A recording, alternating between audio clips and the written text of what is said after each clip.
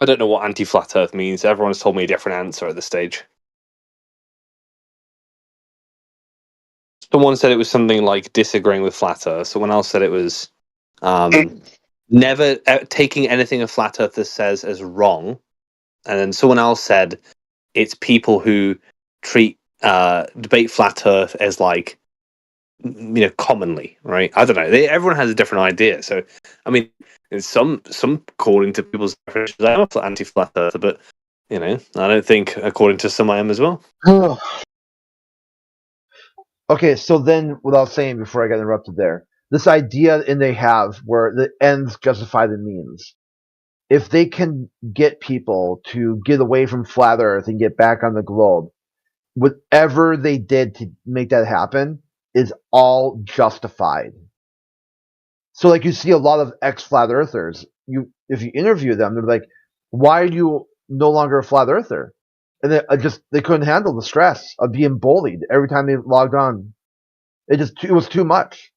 There's too much people yelling at them and challenging them, and like making fun of them. Photoshopping different weird ass shit. Following them server to server to server. I've seen some Is of these it bad to be challenged? I've seen some of these like anti-flat earthers on other servers just by chance. It had nothing to do with flat Earth, and they spaz out there too.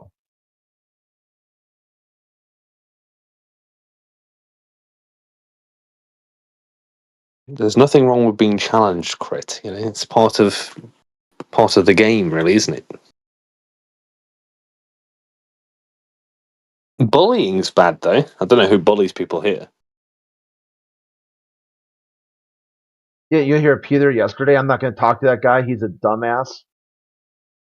I've been called a dumbass by flat earthers here. I wouldn't call that bullying.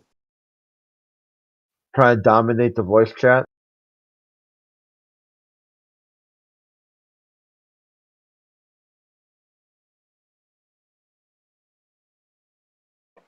Would you guys say Scott McKay is bullying you guys, or not? No. Okay. No, Scott doesn't. He has a hard time everywhere he goes. A lot of other servers too. He gets all upset and rage quits and comes back and tries to set Remember terms. what a DQ is. You can't talk about Scott negatively. Set terms and conditions, and they tell him no, and he'll quit for a while and then come right back.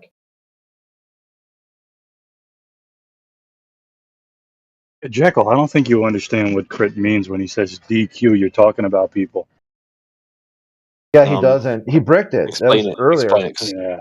I mean, he just talked about Scott Mackey, and I was told that was talking about people's a DQ.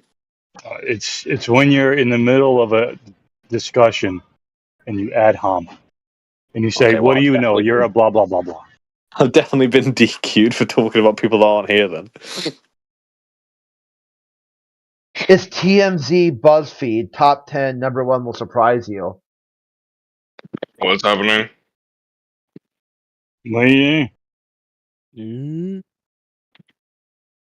Hey, boo boo. The funniest conversation I've ever heard was when Larry and Peter were debating about the crisis in cosmology. That was funny. I don't know if you all saw that, but that was some good content. Some good dog content. Do you remember that, Larry?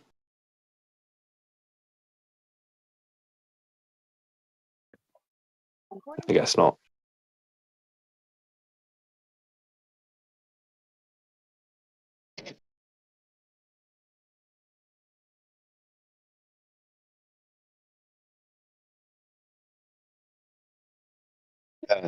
It doesn't even make sense, Holmes. Cosmology, man. When you think about it, that's the study of what the cosmos does. But what happens is they go into story mode and they start making stories about it. They're not just telling you what it's doing, they're making stories about what it's doing.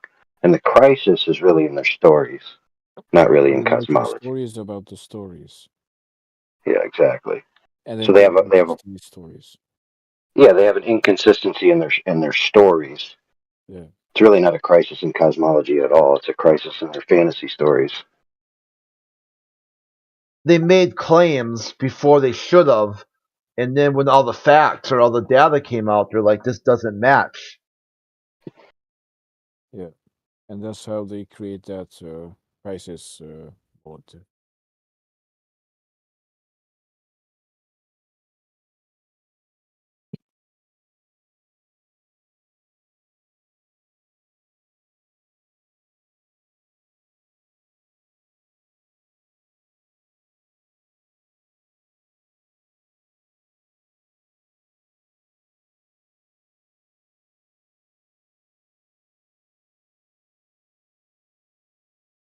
What the fuck, bro? I just looked in the VC below us, and there's one of those E couples. That's disgusting. Do they like date each other? It's like they share common names and profile pictures. Right. The fuck? It's okay if they love each other, you know.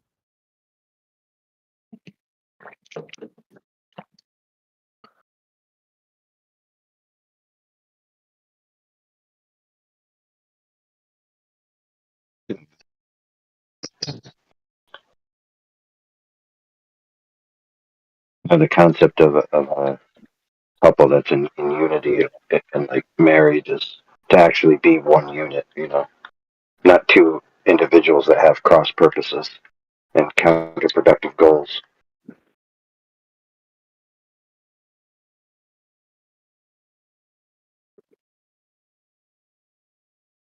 A singularity, a team, not like, oh, we're married, I'm going to California to pursue my career and I'm leaving you here. Dude, what?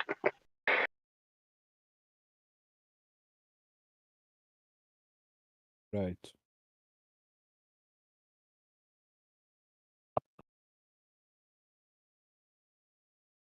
Probably the guy is a simp. I'm a simp.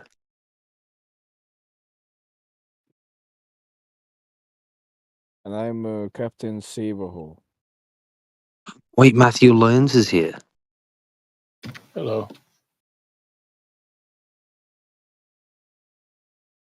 Matthew, let me ask you this question.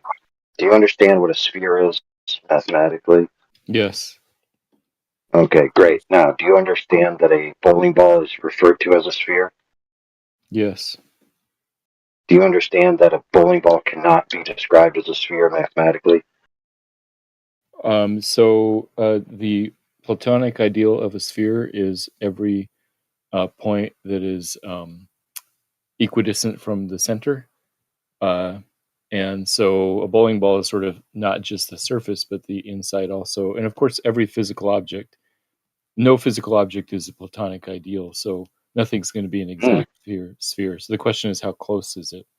I think bowling balls are fairly Correct. close. So, yeah, so fair point. So we understand that when you call a bowling ball a sphere, you're not executing the meaning every point is equidistant from the center perfectly, right?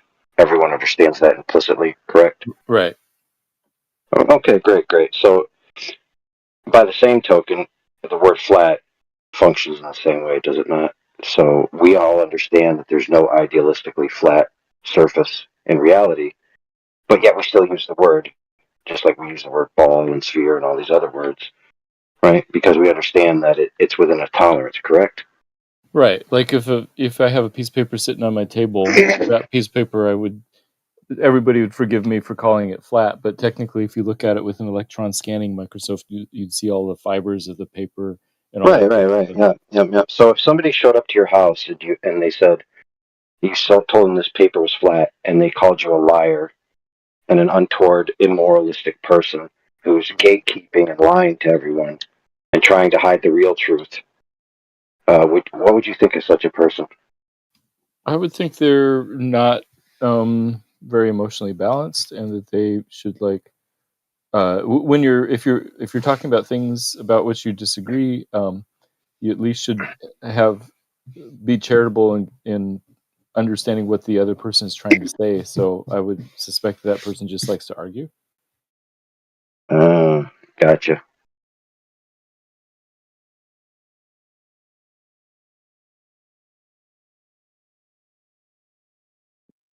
Yeah, yes, Matthew. I'm going on a campaign against the not flat earthers. Those are flat earthers who say it's not flat because of mountains and topography and all this nonsense. And their arguments are essentially reduced to pedantic perfectionism, kind of like we just described. Because we all understand that terms like flat and sphere are ideals and can't exist in reality, yet we still use them as general descriptions of objects based on tolerances. Exactly right. I mean, if you're going to have a discussion with someone, you have to agree on the terms. So if they're just going to like make up their own terms, it's not going to be a very productive discussion. Does Earth curve down, up and down from horizontal? AI? Curve up and down? It depends on where you're located. Anywhere. It depends on how you define Earth. The land, the ground. Okay, the land in totality. So if we remove all the water from the Earth, we end up with, based on what we know, or we're told, let's say, a 19.7 million 197 million square miles of surface territory, of which, from the mean, the greatest variance is 13 miles. So if you had a horizontally arranged topography of that scale, it could accurately be described as flat based on tolerance. So whether some portion of it curves a little bit, some portion of it's jagged, some portion of it has a valley, in total, the entire system could be described as flat, and that would be an accurate description.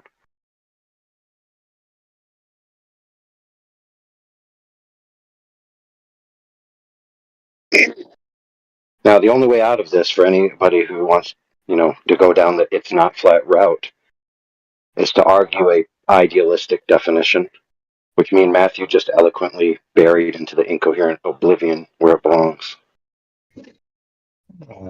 What do you think would have to be obfuscated in order to say Earth is not flat?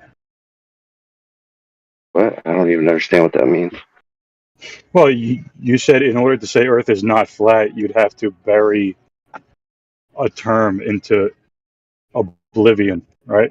Into nonsensical oblivion. So what term do you imagine does that? What? The word perfect. Earth is not perfectly flat. Dude, no object in 3D tangible reality fits the definition of the word flat in the dictionary. Okay? Everyone understands that in practicable reality, whether something is created or found, it cannot be machined or found in the natural state of being perfectly flat. Just as nothing can be found in nature that's a perfect sphere. Yet we use these terms to describe things based on tolerance. So, for example, you would call a billiard ball a sphere. You would call a bowling ball a sphere. Yet we know that at different tolerance scales, whether it's by the feel of your hand, by the feel of a metal caliper, by the scanning electron microscope topography measurements, there would be different scales on each one of those tolerance scales. Yet we still can describe them as spheres or flat. So unless you want to take the term flat and remove it from the lexicon, unless you want to take the word sphere and remove it from the lexicon, then arguing that the Earth isn't flat simply because it's not idealistically flat, I'm going to say this really simple, is incoherent. Would you agree we have a way to tell when Earth is curving? Sure, why not? Okay, so how can you tell, you personally? How do you know when Earth is curving? Oh, up so or it's down simple. It from horizontal? has to have a rate of change of slope. Would that drop from horizontal or rise from horizontal? Either one. Or what would you use, you personally, to determine if the Earth is curved or not? Oh, I would use some type of level apparatus, whether it be a laser or water or mechanical. Okay, so if you measure from that horizontal a drop or a rise, Hmm. would you say that that means that what you measured is not flat? Well, again, it depends on the tolerance scale you're working with. About the tolerance scale of like measuring a mountain? Well, if you're measuring a mountain against a local terrain, right, you would call that mountain not flat relative to the local terrain. But if you measure a mountain, which is a 0.000019% differential from the overall mean line of 197 million square miles, right? And you define that in any other scale, whether it's a machined piece of steel, whether it's a granite slab, you could describe it as flat. So again, it's all an economy of scale.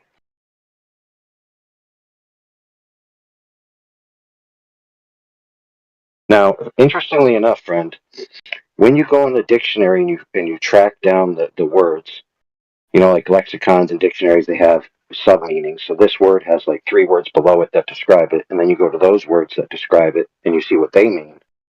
You find out that flat also means relatively thin compared to its height versus its breadth. So we actually have the word flat meaning that in a officially established lexicon. So there's actually 2 or 3 meanings of the word flat that can apply to the Earth in totality if you're talking about the Earth being 197 million square miles horizontally arranged with a variance in extent of 13 miles. Like, there's no getting around it. It can accurately be described as flat. I mean, there's just no way to get around it. Unless you want to throw words out of the dictionary, it's the only way.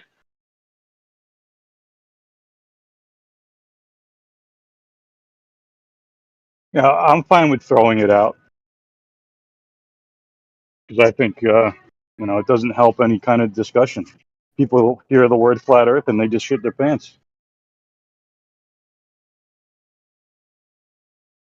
I mean,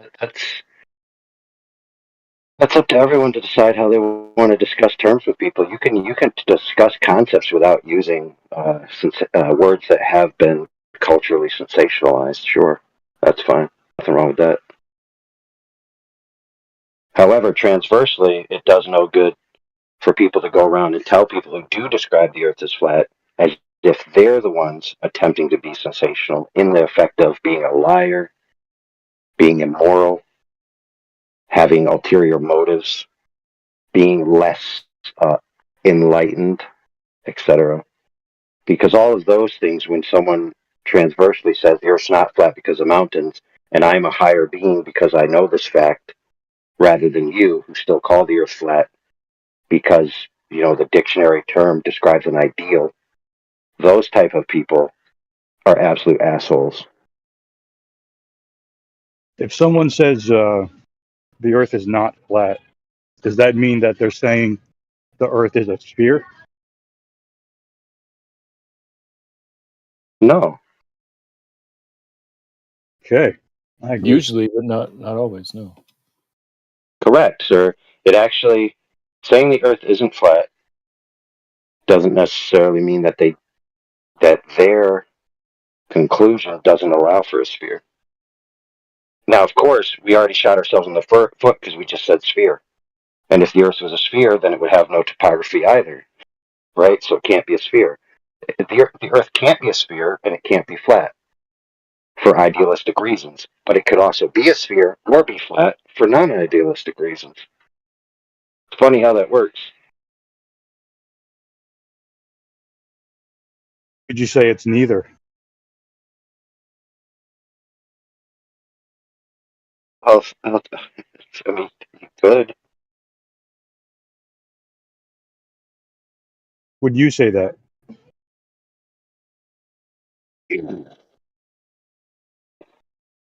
I think the preponderance of evidence is that it's flat.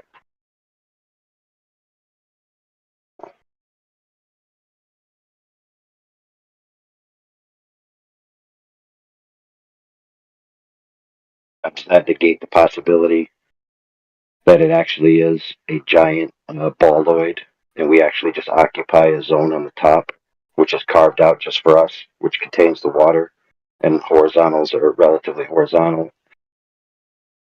to each other, Do you so that imagine if you Earth actually as traveled, sorry, did you want to finish? yeah, so if you actually traveled, let's just say you went due east continuously, eventually you would leave the portion we're contained in and end up on the edge of a giant balloid, and then you just fall off of it, just like kids used to believe when you told them Earth was a sphere. They'd be like, well, you'd fall off the bottom. Wait, are you saying that Earth is that you imagine Earth as an object, and the object is a disk or something, or is something with an edge? No, I'm just saying that those are within the logical possibilities.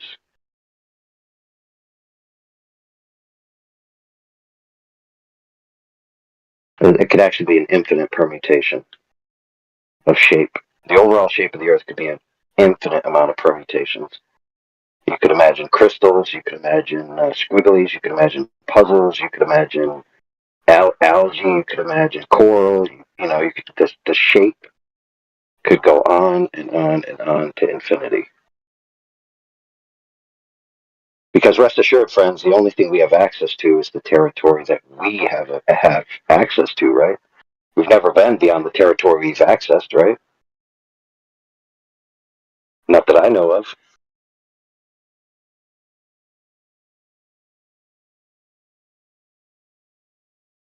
You got to think about it too. Like there are some people that will say, "Oh, well, I don't know anything about the Earth. I just know that all horizontals are parallel and all verticals are perpendicular to horizontal, right? Vertically or whatever, right?" And then they say, "Well, I'm not making a shape claim about the Earth." But then someone would come along and say, "Oh, under those rules, the Earth could be this," but then they'll be scrutinized with almost mockery. Be like, "Wait a minute, you said you're not making a shape claim. So if I say it's this shape, then why would it be silly?" You could have an infinite amount of permutations of shape, and horizontal still be horizontal, and perpendicular to horizontal still be vertical. Did you say an infinite amount of shapes could have a? Well, you didn't say it, but are there an infinite amount of shapes where level or could be established with water? Oh yeah, absolutely. Really? Would a Yeah, sphere be one of those? yeah, 100%. And the water wouldn't run off it. Oh, why would contained water run off a sphere? Think about it. Well, where's the container? Well, see, there's the problem. See, we already parsed out that a sphere is an ideal shape, right, which has no topography, which we know can't exist in tangible reality. So it must be sphere-like at best. Now, something that's sphere-like could have an infinite amount of topography, right?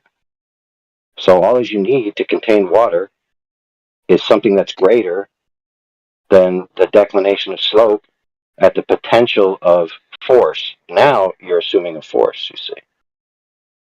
And that's the problem with this whole thing about intrinsically linking the shape of the Earth to the directionality of the equipotential of water, is you're assuming something about water that has to do with a vector in particular, right?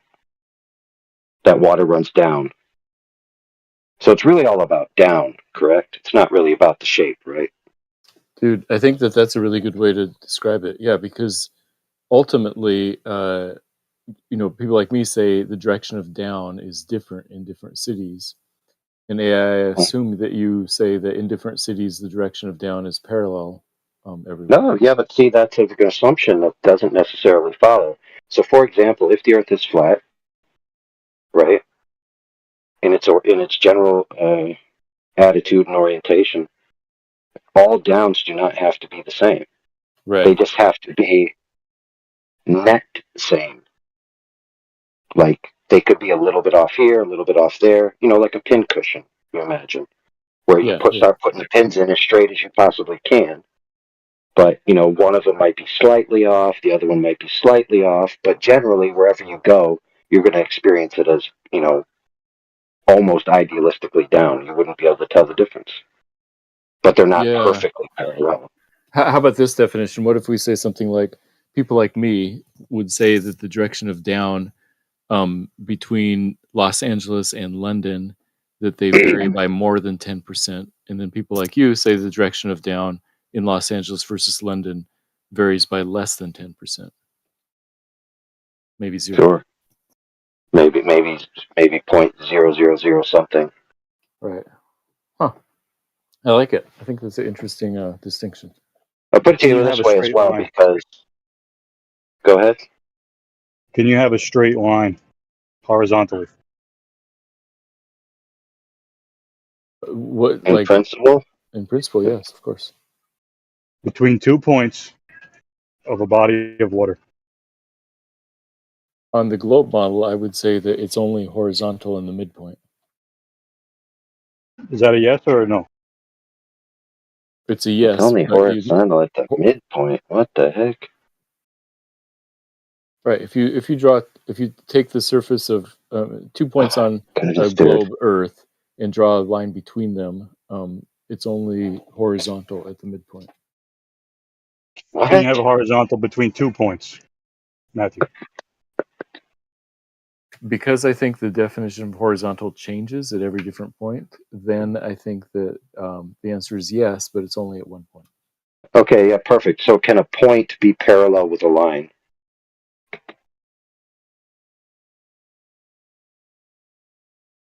The answer is no, friend. No. Correct. So you defeated your own explanation. You just changed the definition of words mid-sentence, bro. No, I was saying the line is parallel to horizontal at one point, because the definition of horizontal changes. I'm gonna see if I can. That doesn't even make that, dude. That's incoherent, bro. That doesn't even make sense. Well, let me tell you why, Matthew. A horizontal line extending over a globe in which the vector of down is displayed radial to the center of the Earth, generally, a horizontal line would be experienced as a reciprocal slope. Follow? Yeah, I can agree with that. Right, so that's not horizontal, dude. Nobody in their right mind ever referred to that as being horizontal. Not one time in the history of the human race.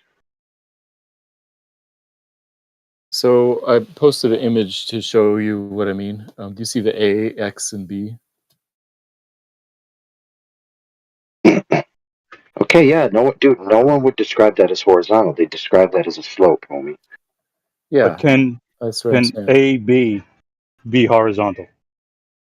So from the perspective of A, it's a slope, like AI is saying.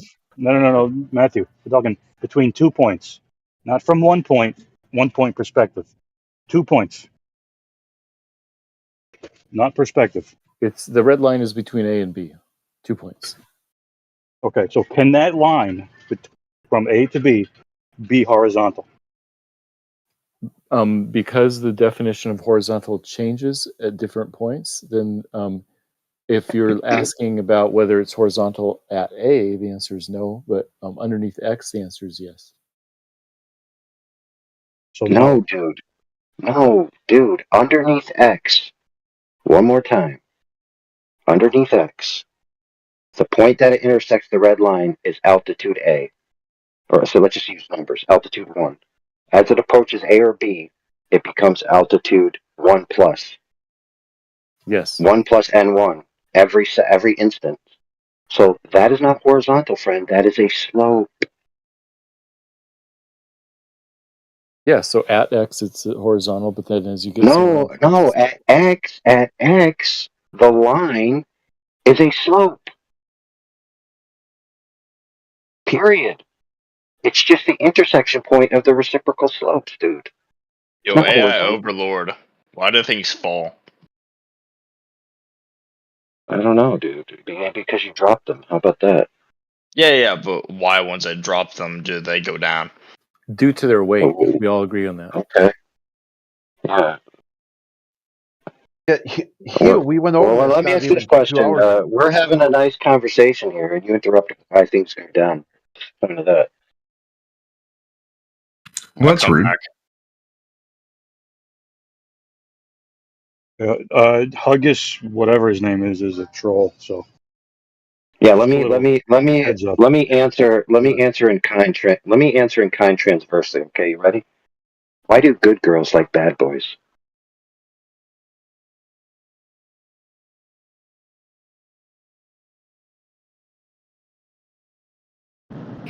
I'm surprised people don't know that answer. Or would a better question be, why do hot girls like bad boys? Well, and then the question for the bad boys is, bad boys, what you going to do when they come for you? Well, I tell you what I'm going to do, Matthew, is I'm going to get on my horizontal line and roll down the slope it makes. Nice. That's how I'm going to escape. Yeah, what does Well, that Haggis doesn't have sound to say very about bad. gravity, though? What does Haggis have to say about gravity, though? He left as soon as somebody told him to fall. Dude, he was just trying to save Matthew from answering the incoherent question of a horizontal line on a globe with an equipotential vector of down towards the center of the Earth, which would make a horizontal line a reciprocal slope, and thus making the concept of horizontal, as referred to by human antiquity, as incoherent nonsense. Yeah, but say that 3 times fast. You could just summarize instead. Matthew said you can have horizontal and not have horizontal at the same time. Yep. That makes perfect sense. I can track.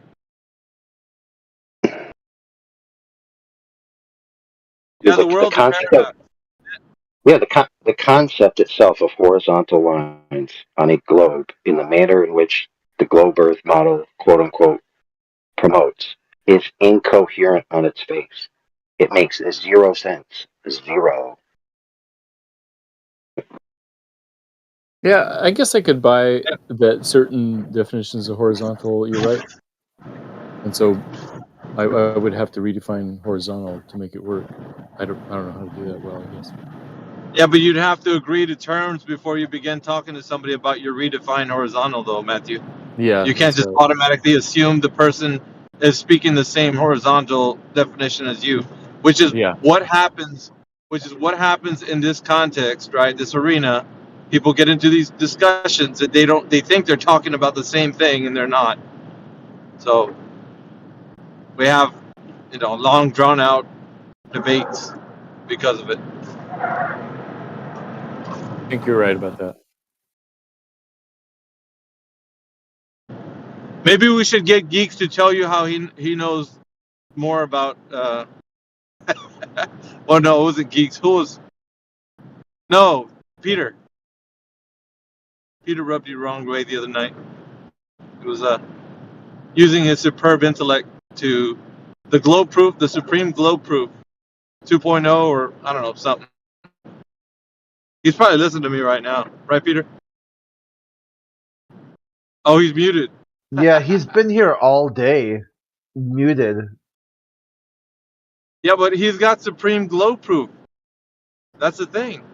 Just start calling If we people would just hear him psychopaths. out one time, if we just hear him out one time, I think his supreme globe proof would be effective. Right, Peter? Just once. The proof was so good that he had to revise it. Yeah, it's revised 2.0. I'm telling you. Ultimate globe proof. Yeah, I got a question. Which is kind of. Yeah, go ahead. Oh, you can finish with your globe proof story if you want. Yeah, well, he was just talking about, okay, what we asked him what his glow proof, where it began. So he gave us some points off of some parking lot off of Puget Sound and to a building close by. And then I guess he was using a theodolite. But anyway, he might tell you if he gets unmuted. But he said he needs his visuals to kind of complete his mission. I don't know. Anyway, yeah, you go ahead, AI. And so my question is, looking at the graphic that Matthew Learns posted, I want you to imagine building a wall at A and building a wall at B that is higher than the level of the water. Now I want you to imagine cutting or digging the ground in line with that alleged horizontal line, right, between A and B. So essentially cut the cord, shave that part of the earth off, then fill that part of the earth with a quarter of the water that used to be there, and then tell me what shape it would make. So you're pouring water into a container that is, the baseline is a chord line on the surface of the globe you imagine exists. The water can't go back into the other bodies of water. So what's going to happen to the water? That's what I'd like to know. I think See it if would anyone make can a get the right slightly answer. spherical, a slightly smaller sphere.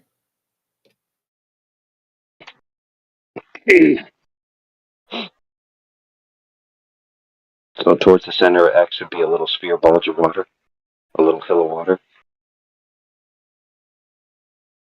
Well, I think it would still be a spherical surface, and I think a good example would be the Dead Sea. I think that it is the surface of the Dead Sea is also spherical, even though it's below sea level. I think it's a slightly smaller sphere than the oceans, which are slightly bigger because they're higher. That's curious. Why did you choose? That was a very specific place. The Dead Sea is below sea level. That's why it's a body of water where the surface is below sea level. Oh, okay. So is it concave or what? It's like a bowl or convex? No, Are you saying? Are no. you? Oh, never mind. Never mind. Yeah, I'm saying it's also convex, but just a slightly smaller convexity. It's closer to the center of the Earth. That'd be weird though. It's an indent in the sphere. Right. If it's below sea level. Anyway, I don't know. Maybe you get what I'm saying, but maybe not. Yeah, I mean, conversely, mountain lakes like Big Bear Lake is 6,000 feet high or something, 7,000 maybe. I think it's also convex, and that it's a slightly bigger sphere. Okay. Are you not seeing the incoherence yet, Matthew? No, I think You're that saying that this chord line is horizontal, right? But transversely, horizontal on a globe is like curved. And then if you took away the dirt and just put water, the water would be bulged. But if you took away, and you would call that horizontal, but then you would call the chord line horizontal. But the chord line is actually a reciprocal slope. So the choices you have for horizontal are reciprocal slopes or a curved bulge. So is it curved bulge or a reciprocal slope what we mean when we say horizontal? yeah, I would say horizontal is always a straight line. It's never curved. Neither is it sloped, correct? Right. If it's horizontal, it's not sloped. Okay, so then where's the horizontal on your fantasy mumbo jumbo? Only at one Doesn't place on exist. Earth. Wherever you are on Earth, once you create a horizontal, it's Dude, 90 degrees. no, that's a point. No, that's a point, dude. That It's is a a point to point. construct it. It's a point to construct a plane. Use that point to Also, construct a plane. I'd also like to add that any curved line can be broken down into a series of straight lines added together. That's something we do in math all the time. No, you can't. They're not actually curved, but it's close You enough. can't do that. You can't. Are you sure you can't do that? Mathematicians do that all the time. No, because then what's a radius? Exactly. What does a radius Tell him, have to do Matthew. with that? Well, a radius would be a straight line, right? Yeah, but what does that have to do with what I just said? Is it straight or not? No, I'm asking you a question. What does that have to do with what you're addressing? I thought, yeah. I'll answer it for you, homie. Yeah, So a radius is the exterior of the curve to the center of the curve, to the center of the radial center point. Right, and that has And to do with the makeup of a curved line. How? What? Right, I said that any curved line can be broken down into a series of very small segmented straight lines connecting to each other. Holy crap, dude. That's what you do in math all the time. No, dude, a curve is an ever present rate of change. What is an asymptote? Okay? What is an asymptote then? Dude, an asymptote. So one time, dude, this guy got passed so you out, don't understand mathematics past sixth grade. No, I do. I'm just making a joke, dude. I'm just making a joke. So this one time, this guy got knocked out. Yeah, right? It's okay. We understand. I threw him over my shoulder. Because I had to asymptote. You know what I'm saying? But anyway, an asymptote is simply something that approaches zero but never reaches it, dude. I mean, what do you think? You think you know a buzzword and that makes you intelligent? Well, it has nothing to do with a buzzword. It has to do with the makeup of a curved line in a graph area. So it's very clearly illustrated that you don't understand that a curved line can be broken down into a series of straight lines, and that you do that in any calculus course or higher level math learning. What happens to pi if you do that? That's called simplification. And what is a limit? Explain to us what a limit is, AI Overlord. Dude, a limit is how much I'm sick of you before I smackify you with my mute button. That's what a limit is a value, approximate value of something as you approach a value or an area or a length or anything of that nature. So, you would use that to describe the approximate value of something in functions. And that generally ends up as a curved line. It generally ends up as a curved line that you can make up of exact values given certain other values in the functions. And you can create a curved line out of straight segments or points. So the limit never actually approaches the number. What happens to pi if you do that? Hold on, let Matthew say what he was going to say, since Matthew's actually the trusted mathematician here. The limit never approaches that number. It approaches by limit approaching a number. You mean it never gets to that number, right? Correct. Yeah, correct. Okay. So therefore, these curved lines are approaching the limit of straight lines, and they never actually get there, right? So Mr. Mathematics never did figure out if a radius is a straight line, did he? It's called. What does a radius have to do with it? All I said is that a curved line can be made up of segments of straight lines. No, friend, you're so wrong. You're so wrong that our resident Glober zealot Matthew, who's a mathematician, had to inform you that you're wrong. He didn't inform me of anything. He clarified something, and we agreed. I don't understand where you think he clarified. He clarified that it approaches straight. It never reaches straight, and therefore your categorization that it is straight is false. No, actually, the categorization was that it was a curved line, and he was clarifying that agrees with his statement earlier about how a straight line and a curved line are not the same thing when it's horizontal. So that's an agreement with his statement. That's how incorrect you are, AI. That's disgusting, dude. You're so flagrant with it. Yeah, I'm so flagrant with You're so flagrant with it, man. It's disgusting. Dude, you lost, and you know you lost. So just cry about it. Esoterics, I think that's called discretization, right, Matthew? And esoterics, like what you're saying is when you're breaking a curve into straight lines, and they usually use this in like computer graphics and numerical methods. But yeah, we usually simplify curves into lines. But the whole idea of calculus, though, is that you could get an analytical, like perfect curve, like with calculus, right, with the limit. Yeah, I mean, I definitely agree, and that was my point. Is that you can approximately value any curved thing with segments of straight lines. It's very easy, and it's done all the time. Oh so my you're goodness, correct. dude! There you go. One more time. Hold on, friends. No, it's okay. Yeah, we know you lost. It's all right, bud. No, hold on, dude. Okay, listen. I don't know if he left, but we all just witnessed him admitting that the straight lines are approximate to a curve. So you're not actually creating a curve from straight lines. You're charting a curve with straight Hello, lines. Those are flat earthers. two I'm back once different again. things. I'm here to make flat Earth great again. Are you ready? I love this guy. Yeah, what do you got for us How are today, we Dom? doing in the Shut up, chat, Donald. yo? What's going on? How are we feeling this evening? Well, What's up, Trump? How you doing? I'm doing well. How about you? You gonna sell some sneakers to cover that We bill you got? gotta do it quickly. And do it bigly. We have to make America great again. We have to do it quickly. Quickly, I tell you. How's the campaign going? You know, the campaign trail is rocking. It's rocking hard, let me tell you. We are going to crush the radical left and the terrible communists. We have to get rid of them immediately. We have to take them out quickly. Who's gonna be VP?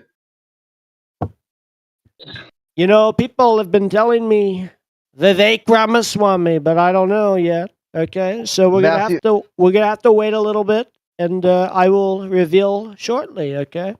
I think you should put Matthew Learns in that short list. Thanks. Yeah, the short list or the short bus. Okay, I don't know. Uh-oh. Shots fired.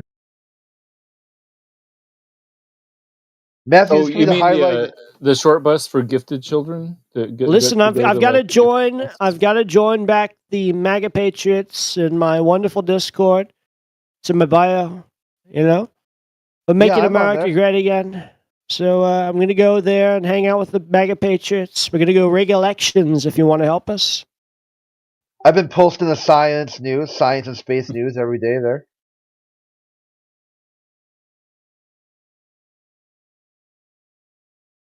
And there he goes, as quickly as he came, back on the campaign trail. Like a hurricane, comes in wet and wild. Takes the White House when he leaves. Oh, yeah.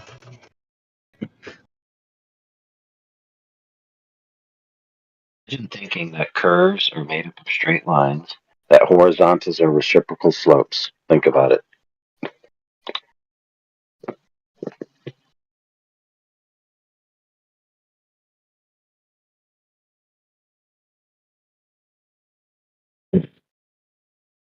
So,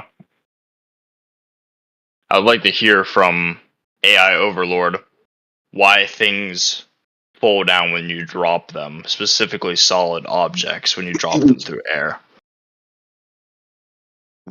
Unsolid objects. Aye.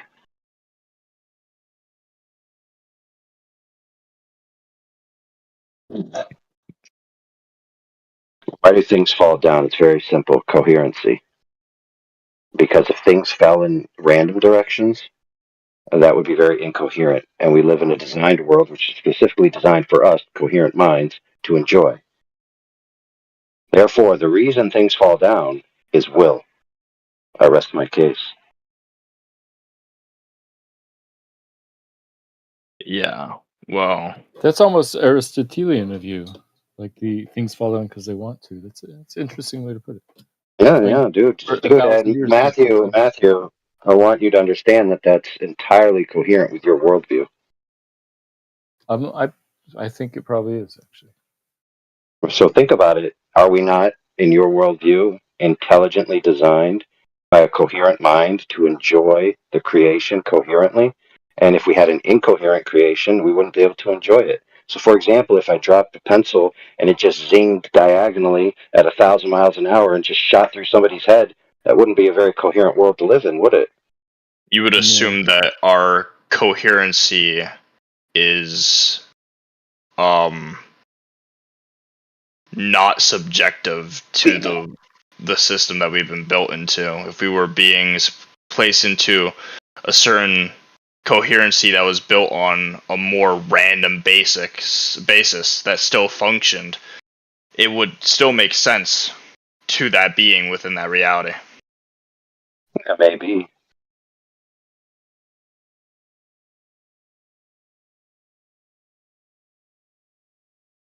Yeah, I think that they're probably answering different questions, like the Aristotle 4 causes, the final cause, efficient cause, material cause, whatever. So I think it's okay to, in other words, in English we say it, the why and the how. And so I think those could be separate questions, like how do things fall down? Okay, well, it's due to its weight and the material properties and buoyancy and gravity, blah, blah, blah, all that type of stuff. That's the how question. And what AI is saying is that there is also a why answer. Part of the answer to why is, well, the universe is intelligently designed for our goodness and to God's glory, or something like that. So I think that you can still ask both of those questions.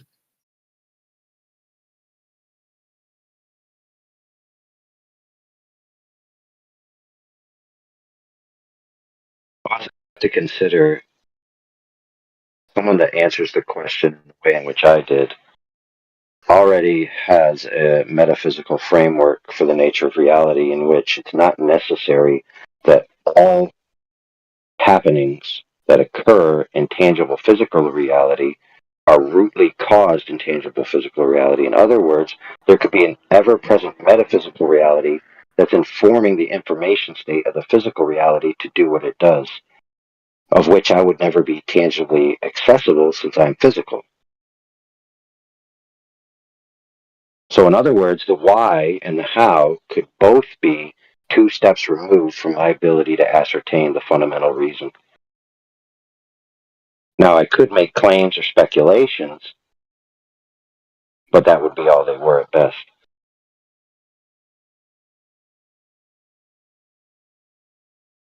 For example, many people think that asking someone who's a flat earther, why do things fall down, somehow has to do with the thing which the flat earther is known for, which is the moniker flat earth.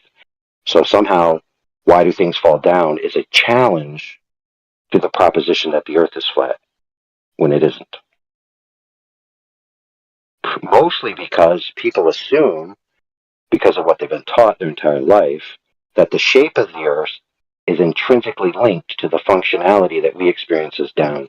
In other words, they've been told that down is actually inwards of a giant ball pulling things towards it, or space-time warping things towards it. And so they think, because they have a very small-minded view of reality, based on what they've been taught, that this is the only way down could coherently function.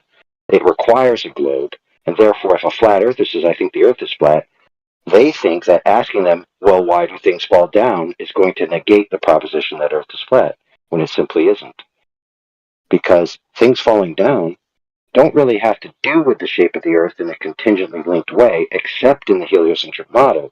So it's not a limitation of my worldview that things fall down.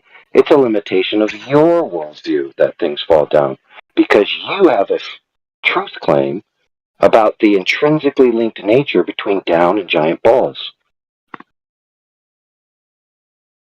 Now, let's be clear, down on a giant ball is not down in the sense that the average person experiences down, because everywhere I go, I experience down as perpendicular to horizontal. Now, we already discussed that horizontal is incoherent on a globe, in which down is actually an inward radial to the center of mass, which is actually also not true.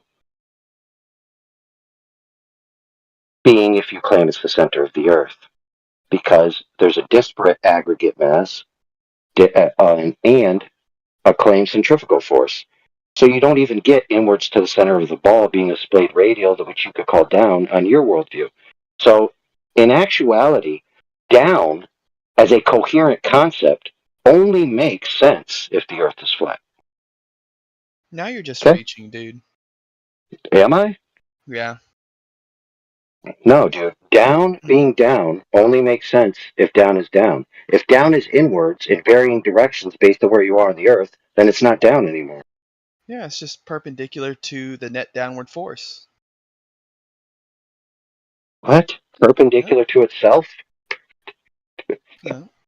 No, so like your horizontal is just simply perpendicular to the net force, I should just say. Okay, and that would be true only on a point, correct? Yeah. Right, so is a horizontal a point or a line or a plane? Horizontal is it's a line or a plane, however you want to look at it. Okay, so if a horizontal line or a plane exists, and we have a fixed point from which it emanates, and that fixed point is at a certain altitude, and the other points are at a higher altitude, therefore they're now slopes. Therefore what? They're slopes. A point directly above a... What? You're not making any sense. No, he's saying if you make a horizontal line in Los Angeles, then you take that line all the way over to New York. When you're in New York, it's sloped. No. You don't even have to go that far, dude. If I take a level and I hold it out in front of me, let's say my biggest level that I own, it's 8 feet wide. The center has a bubble. So let's say that my eyes are so good that I could make that thing perfectly bubbled to the black lines in the center. Oh, kind of like this? Give me a second. Where'd that picture go? I just had it up here the other day. No, man, it better not be a level on a table, bro. It's better than a level on the table. Let me find it for you. No problem. All right, we'll wait for it. Give me a second. I'll see if I can run into it again.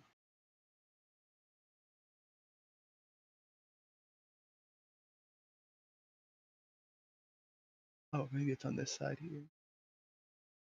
Oh, here we go.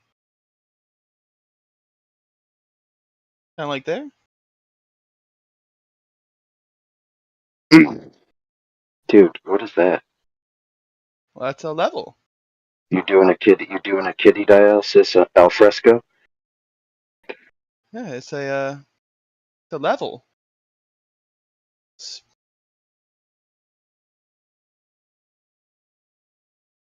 showing things that should be higher than that object being lower than that object. What? Yeah. What thing? What higher than what? Dude, you gotta specify which things you're talking about. You can't just say Look out in the distance. the You see that object island and there? that object. What island? The island out in the distance? Yeah, what about it? Should be above that. Should be above What the should water be level. above? What should The be above island, it, dude? the island tip should be above that water level. Why?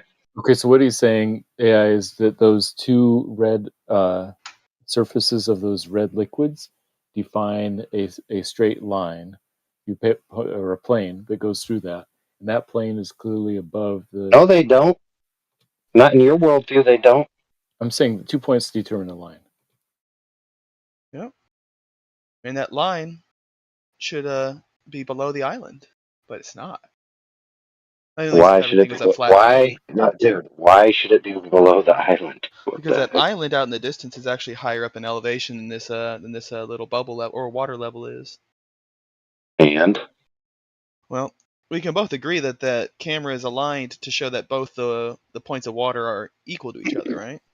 okay, so you think as things recede away in your field of view, they remain at their constant position in your field of view? I What the believe heck? anything that is above your field of view would remain above your field of view, and anything below your field of view would remain below your field of view.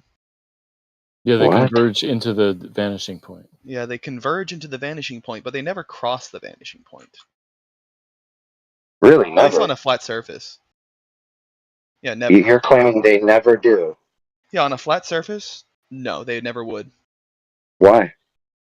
Because anything above that angle, like again, you're not going to get a negative angle from a positive angle. You're not going to get Yes, a you positive can. angle from a negative angle. Oh, you could? How Why so? not? How I don't so? know, dude. You're the one that believes in wonkily donkily light. So I'll just appeal to wonkily donkily light and rest my case. Oh, perfect. So we both agree that womply dumply light can bend light, then, right? No, I'm just using your mulligan to my benefit. Sure. So I guess we are both agreeing that light can refract and bend through a medium, right? Dude, light can always do things.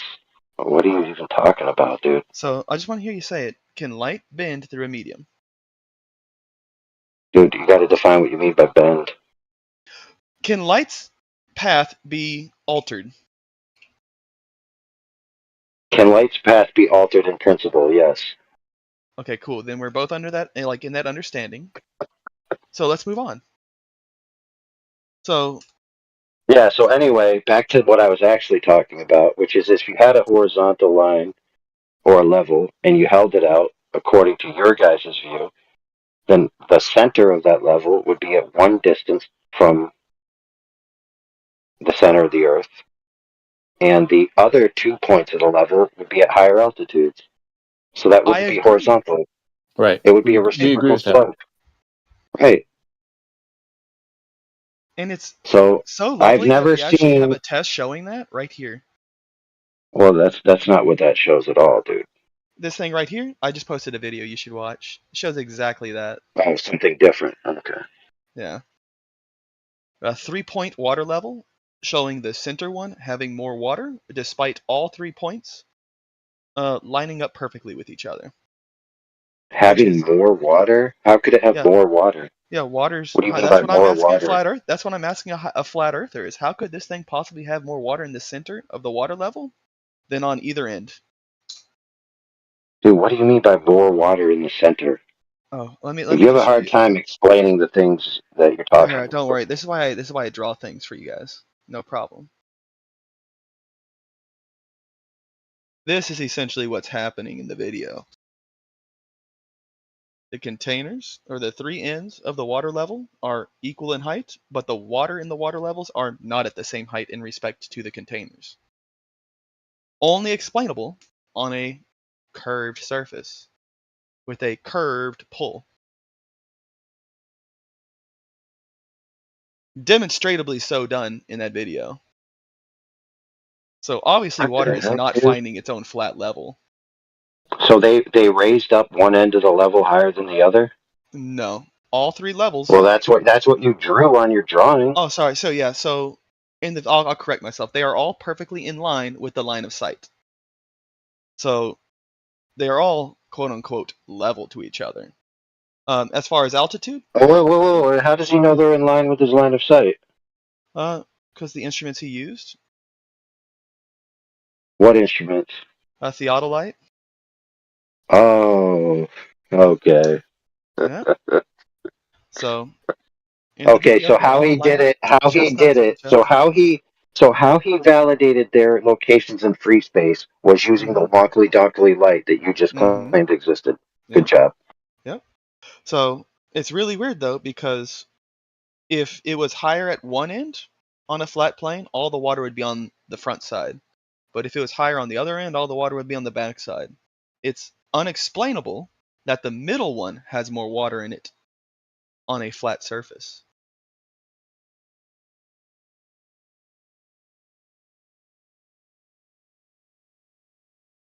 No way to explain it at all.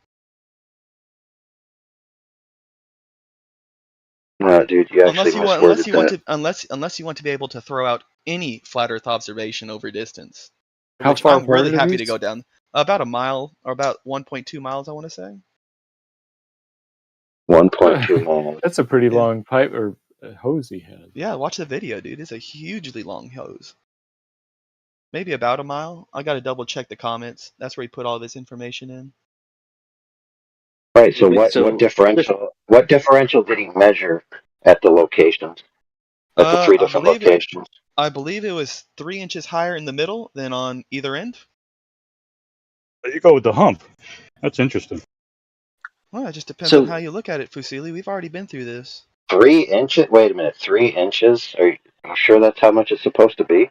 Yeah, something around there. It's supposed to drop, AI. Not hump. I don't know. Yeah, from the center it drops down. Yeah, actually 3 inches is perfect with the measurements. It's like half a mile away, which math would work about like 2 inches, almost 3 inches on both sides. Higher in the middle. Yeah, if you're looking down at the ball. thought it's supposed to drop from either end. Like Peter got a drop. Like, are you aware of who Peter is? Yeah, and Peter again, the it Globe depends on Prover. how your line of sight is established. Fusili, we've already had this conversation like 90 So times. it's I'm really surprised you're still perspective. trying to die on that hill. So it's perspective. It's not actual, is it? It's Well, we perspective. understand that the water is not lining up like it would on a flat plane here. Well, yeah, you got a hump. Fine. Yeah, I wonder where that. Okay, I let thought me water. hold I thought on. water found its. I thought water finds its level, Fusili. Hold Why isn't on. water finding its level? Hold on. I've got a question that I don't think was answered properly. So I asked, what did he measure in the middle? So what methodology of measurement to tell that the two ends and the middle were different did he use? It's a water level. It's kind of self-explanatory in that demonstration how they measured it. Okay. Did you watch it? Yes. Okay. What method did they use? They got a fucking tape measure and they measured how high up the water was from the point on the container. That would mark equal elevation. Or not equal elevation, equal lining. Okay, so they had to have an equal line mark then drawn on the containers, because if they just had Which three they did. tubes of Or equal they didn't have. elevation. They had a big old fucking like a yellow and black piece of wood or something on the side of it, which marked where they were all equal on that line of sight. Okay, and how did he mediate that between all 3 points? Like what method? No, lining them up, line of sight. I don't know how else to explain it, dude. Right. So he used did he use a single location of spotting that board with the theodolite, and he used the theodolite differential and angle to determine the difference? Is that what he did? I don't know the full methodology. I just thought it would be kind of self-explanatory to lining them all up, kind of like in that image, which I'll post again. I'll put it to you like this: if you take a theodolite, right, and something recedes in your field of view or changes angular size, and you're trying to maintain a fix on it, and it moves in your field of view in the sense of the image, then you'd have to move the theodolite's reticle, and then you'd assume that you're moving the reticle, and then that differential in angle you would think would be an actual difference in physical measurement, when it's just a difference in optical location in your field of view. If something is at your 0 point in your line of sight, no matter how far away you get from it, you will still have a 0 point as far as an angle. That's true. Dude, you think that he leveled that theodolite perfectly? He leveled all the water points to be equal with that, with the theodolite. So again, if he was looking slightly up, and that's how he leveled the water level, all the water levels, the water would be higher up towards him. If he angled it down, and that's how he leveled this water level, all the water would be rushing towards the end, away from him. But we're in this weird predicament where he lined them all up some way, but all the water is in the middle, which I don't think you could ever demonstrate to me how that works on a flat surface. Oh shit. I have a question. So I'm assuming when he lined up the water, like the containers, that the ones at the end wasn't exactly vertical towards the net, like gravitation or the net force due to gravity and whatnot. So were those like leaning? Was there that he like calculate like there's like a certain degree away from the vertical? I don't think that there would be like a measurable degree, because you'd be talking about like over the course of 1 mile, it'd be like minuscule, 1 minute of angular change. Yeah. The huge difference comes from the almost 2.5 inches of like water like being higher in the center. Yeah. I mean that means that there's a big change in elevation from like the two on the outside. Oh no, have a greater potential, right? Gravitational potential. So that's why the middle has higher water. Mm-hmm. But I guess in contention, to be fair to Flat Earth, is that like how did he line these up? I guess. Yeah. With the theodolite. If they're all lined up in a straight line of one another, how could you possibly line them up to where the water is like more like concentrated towards the center? Would you say it's higher? In regards to his field of view, yeah, it's higher, measurably so. So What if you actually lifted the water up, the water level up 3 inches in the middle? Then they wouldn't be lined up with each other anymore. It's kind of a stupid question. Then the water would spill out, right? They wouldn't be lined up anymore, so it'd kind of be a stupid question to ask. So the water on the ends would spill out, right? What if I took like the ends of this water level and made them like not level to a field of view? Like, what are you trying to ask? They're not lined up anyway, dude. They're not lined up anyway? Well, clearly they are. Yeah, dude. You can't have 3 different elevation points lined up. You can have 2, and then 1 being higher or lower than the line between the 2. But you can't have all 3 lined up. Well, obviously they're at different elevation points. That's why like the waters are showing different. But according to his measurements and then they're not lined up, dude. So hold on. In this video, in this picture that I just posted, they are in fact lined up, but they are at different elevation points. I don't understand what you're trying to ask. If elevation is distance from the surface of that circle, then yeah, they're all at different elevation points, but they are in fact all lined up with one another. Yeah, but what do you mean? The 2? Go ahead, Fred. Well, I just want to get Matthew Learns' opinion. Yeah, I watched it. The basic idea is that he lined up those guides so that they appear all in a straight line through a telescope, or he was using a theodolite, basically. And so we know that there's a straight line. And the question is, why is it that the water level doesn't conform to that straight line? I think that's what the video is trying to show. But Chief Squats on Dick's solution is that the middle is higher. So a hump in the middle. But I don't know. I thought that it was always supposed to drop from horizontal. So can you square that? Yeah, so Matthew Learns? Yeah, so it is dropping from the middle. So because that straight line is dropping, and that's why it's lower than the water level. No, from either end. Yeah. The same thing would happen on either end. But the middle is higher, he said. No, the line of sight is lower. So the water level in the middle is higher because the line of sight is lower. Hold on. If you're on the point all the way on the left, every point, like if that's your horizontal, everything's supposed to drop from that, right? Right.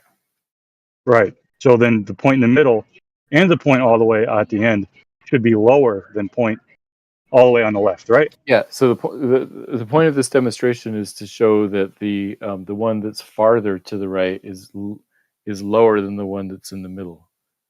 Yeah, but both of them would have to be lower than the point all the way on the left. Well, what it's showing is that there's a different gravitational potential, because water wants to level itself out, right? So the fact that the middle one has a higher water means that the ones on the outside are at a higher elevation. So it's that the bottom of the container is in line with one another through a laser, theodolite, whatever they use. But because there's a curvature, the ends, the waters at the ends, they're at a higher elevation than the one in the center. So that's why the one in the center has a higher water level than the ones at the ends. That's what it's showing. You said that the ones on the ends are higher than the one in the middle. The elevation, yes. So it's showing that there's a curvature because they're higher off the ground. So how do you feel about that, Chief Squats on Dick?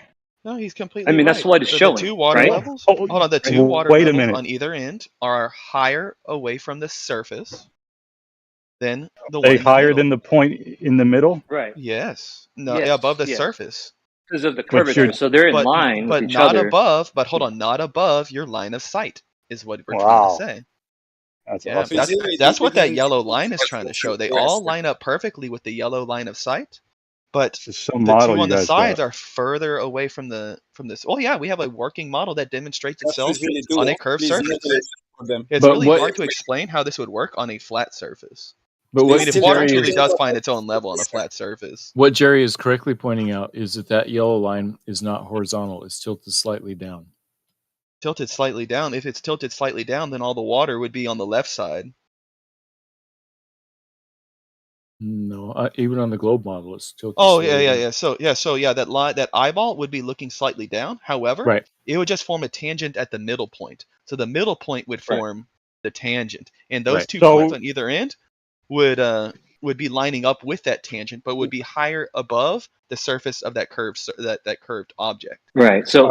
So I asked a question earlier, and this is what they could confirm. There would have to be an angle, even though it's very minute, like maybe seconds of a degree, but the ones on the outside should be leaning in slightly to be able to get that line of sight, right? So if it's consistent, if it's a consistent degree inwards, then potentially it is in line, and that's one way to verify the experiment. But you have to have a very precise measurement. Yeah. Well, again, all you would have to do is line these up to form a nice tangent like we did here, and show that on either end the water is lower, despite them all being on that tangent. Okay, so let me just ask a question. Instead of 8 inches per mile squared downwards, you have, what is that, 3 inches per half a mile squared upwards, correct? No, hold on. No. At that very center, it drops by about 3 inches over that half a mile, which mathematically lines up pretty well. Now it's a drop? You said it goes up. Yeah. No. If you're at that center point, if you're at if it's A, B, and C, if you're at B, then those 2 points are dropping from you. Wow, this is great. Oh, wait a minute, dude. He used the theodolite to measure the angle differential between the two. At a mile? Mm-hmm. Well, so is his theodolite rated to a mile? It doesn't need to be. They just need to be able to form.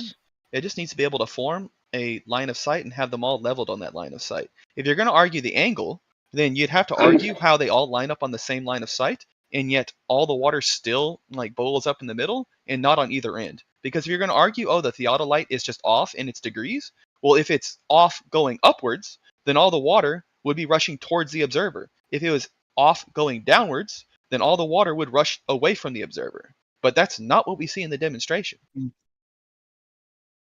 So all the water still rushes in the center. Do you imagine all those points are above, below, and at the same elevation as each other, all at the same time? Clearly, they're not at the same elevation, or else, the water would all be at the same level to each other. Okay, so which one is higher? The one in the middle? No, the one in the middle is lower than the two.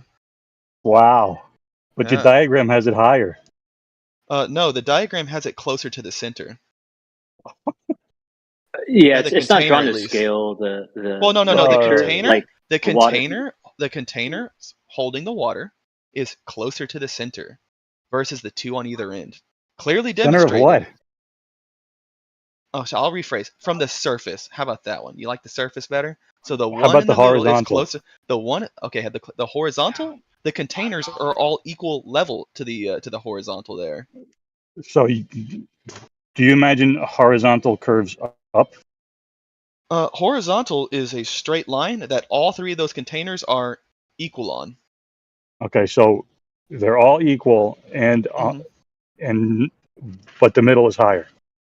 No, the middle container is equal on that horizontal to all the other two, to the other ones. I'm not sure what's too hard to understand. It's literally in this third grade representation. I would expect straight line connect all 3 points or not. Yeah.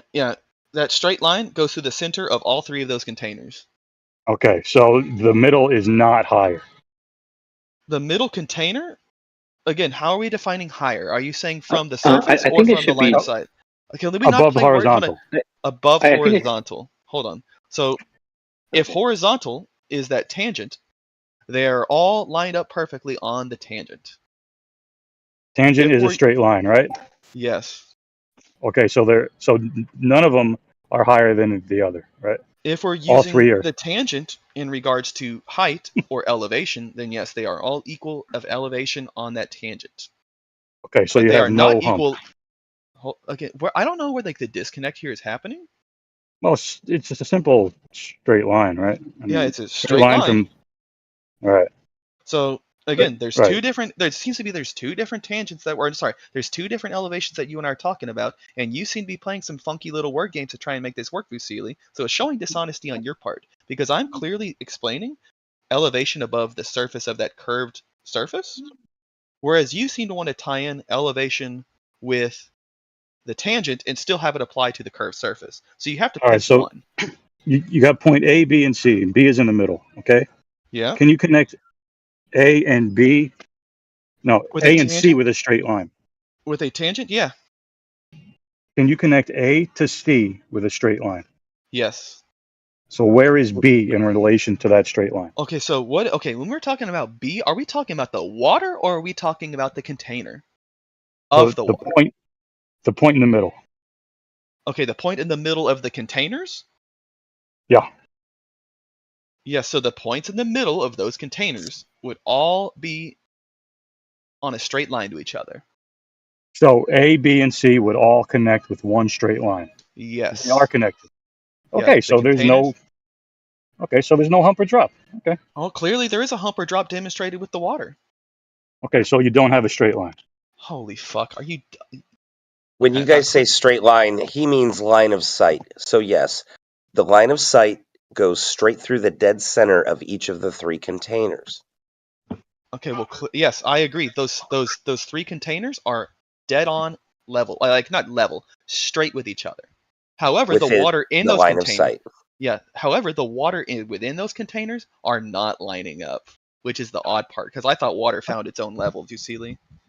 Okay, so you cannot establish horizontal with water. Clearly not in this demonstration. No. Okay, so which way do you imagine it curves? Depends Down or on up? how I'm looking at it. So it's about perspective. Depends on where I form my tangent. Your tangent. Mm-hmm. How do you establish the tangent? Well, again, we look at that figure. If I form my tangent based on where I'm standing, then everything will be dropping away from me. If I form my tangent based on where I'm looking, things are going to be rising up in front of me until it meets that tangent. So down. So do you go with the down now? I would go with either one, depending on which way I'm looking. If I'm looking straight, things are dropping from me. If I'm looking down, things are rising up to my eye level and then falling again. So the horizon rises to eye level? No, things within, like between me and the horizon, if I'm looking at the horizon, like rise and then start to fall. Wow. I thought they're supposed to drop. If I'm looking at the horizon, things would like start to go up until they get halfway between me and the horizon and they start to go down, which has always been the claim. So it goes up and then goes down. Yes. Wow. I never heard that before. Yeah. Well, I thought it drops from everywhere. It does, but he's saying the horizon is below eye level. Well, can I get something clarified here? So, literally in that video, the A and C water levels there are actually raised up above the surface at a significant amount more than the one in the middle. Say one more time. That's correct. Yeah, those are raised up from the surface. So you see them raised in the video. The video was very ambiguous. That's why it's like if you're not going to make the diagram very explicit for a very ambiguous kind of video, it's kind of odd. But it still seems very odd. So they're establishing a horizontal by sight, but then the level in the water is up. There's more water in the middle. Yeah, it's odd how that is. Easily explainable on a curved surface model. It's odd because it would be a hump. Yeah, because you'd inherently have to look down at the hump. So let's say I had one behind me. So let's say the guy just turned around and he had another one behind him. Yeah, he'd still be looking down. Looking down. Yeah. If I'm angled down, his level if I have sloping. So his level line of sight is sloping in both directions. If I have my webcam on my basketball and I angle it to look at the horizon of the basketball and I have it spin around 180, guess what? That fucking webcam is still going to be pointed down, just in the opposite direction. I don't understand what's so hard to understand about that. Well, you drew it as a hump, so if you're looking down, why are you drawing it as a hump? Dude, it's just okay, cool. If you want to use how Matthew learns, Well, yeah, dude, fix your diagram so it expresses I'm sorry that that's you what I just can't said. think No, it's not beyond one sorry. step. It's that you didn't draw what you're talking about. Okay. You didn't diagram what you're talking about. That's not my problem. That's a you Cool. Then problem. I will just use this one. Can you quit your bitching? There. I'll just use this one, and then everything's fine. Right? He's looking down, dude. He's looking down. I'm looking down, Shrek. I'm looking down. Oh. I mean, does that like tickle your fancy there? Wait, so now you have 2 points higher than the first one. What? It has always been both the points being further away from the surface than the middle point. How do you get water to stick on that thing? That's going to be falling off that ball. I don't know. Some sort of force pulling it all down towards the surface. Would that be a vertical force, sir? A vertical force? Well, what's vertical on a curved surface? Exactly. Yeah. Almost. Yo, bro, my homies slicers, my friends. So I'm back from the future. I watched the video. Mm-hmm. So where in the video is that the only video, by the way, of this event? I'm pretty sure if you check his channel, there's more where he updates it. Okay, because in this one it says that heretofore they haven't done another test. But this video itself, if this video is presented as evidence of anything, it doesn't show anything conclusive whatsoever. Shows nothing of merit whatsoever. Nothing. Zero. Zilch. I mean, if that's what you think, dog. No. That's exactly. Let me post it here. Mm-hmm. Let me post it. Okay. What I thought was odd with the video is they focus on the center one and get out and measure it and point the camera at it. But in the beginning, they don't do shit. They drive right past it. Yep, friends. Yep. Let me show you. So in the beginning, I have my 3 images right here. They just have the guy there, and they're driving right past that guy. They don't measure anything. They don't get out and show the setup. They don't look through the reticle. They don't show you how they set everything up. Now, maybe that's somewhere else. That's fair. But I'm just talking about this video. If this video itself is being presented as evidence, it's horrible. Now, the second one is actually, it posted wrong. It's the third image down where he has the tape measure. That's the second one, the one in the middle. And then he drives to the one at the end, and he doesn't tape measure at all. He just looks at it. Now, from this, we have no way of knowing that any of this setup means anything.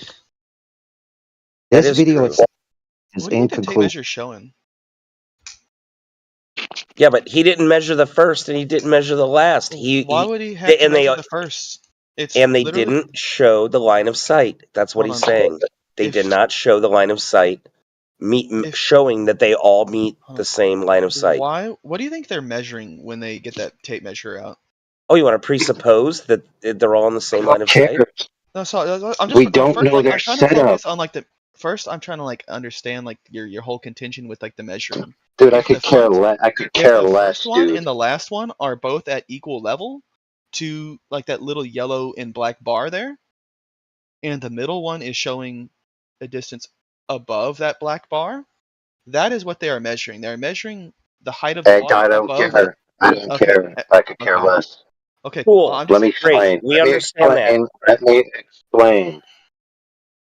I have no idea how tall these bars are. I have no idea how the tube is relative to the other parts. I have no idea about any of that. The tube connects all the water. That's how a fucking water level works. You're missing the point that they do not show that they are all on the same line of sight. That's the only variable they have not shown, which is the most important. If they show one thing, they have to show the other. Okay. Yeah. Fair enough. They also didn't show that there's no stop valves either.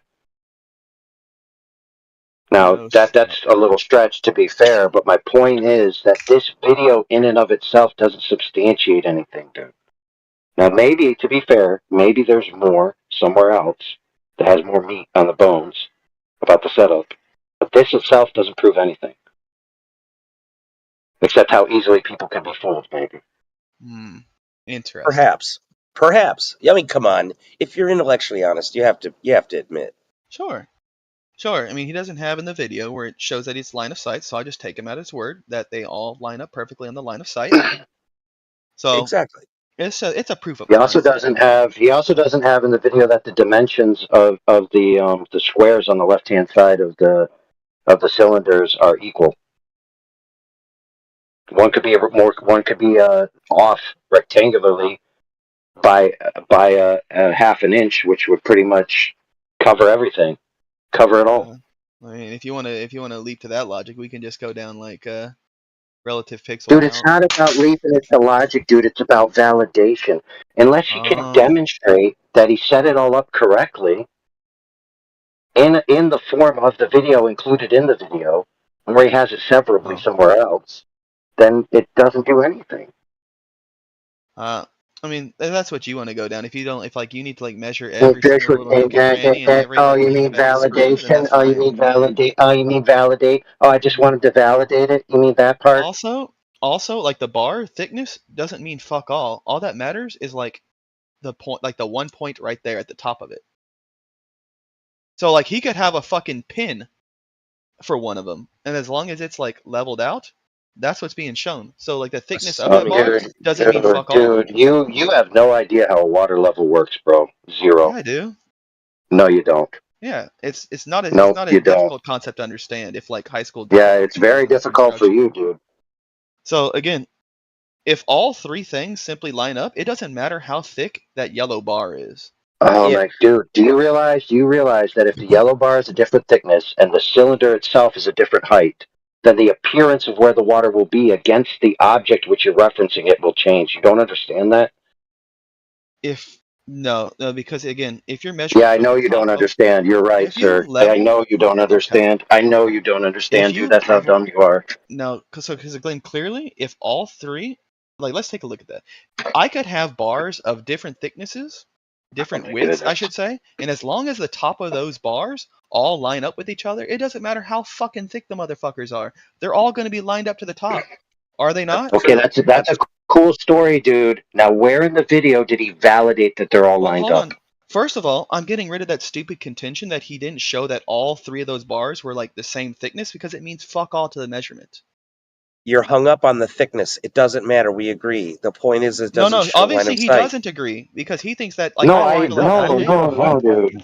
Because obviously he said earlier that he'd have to show that all three of those yellow and black bars need to be the same thickness, or else it's like they do. They don't. And the container of the water needs to be the same. They don't need to be the same. They do, dude. No. Yes, because you're benchmarking the reference to the water off of them, dude. All three of those the only reference. The only reference you have. All three of those containers could have different diameters to them, and the water would all form the same level. Holy fuck, dude. Dude, what is he pulling the tape measure off of? They're measuring from the top of that bar to the water. Line of sight to the water height. Right, so pay attention. If the top of the bar is in a different location on the structure, then the benchmark will be different. If the line of sight is establishing from the top of the bar to the top of the bar to the top of the bar, then the thickness from the bottom of the bar doesn't mean fuck all. Okay, let's say that's true. Now, where's the validation that they are? That's the point.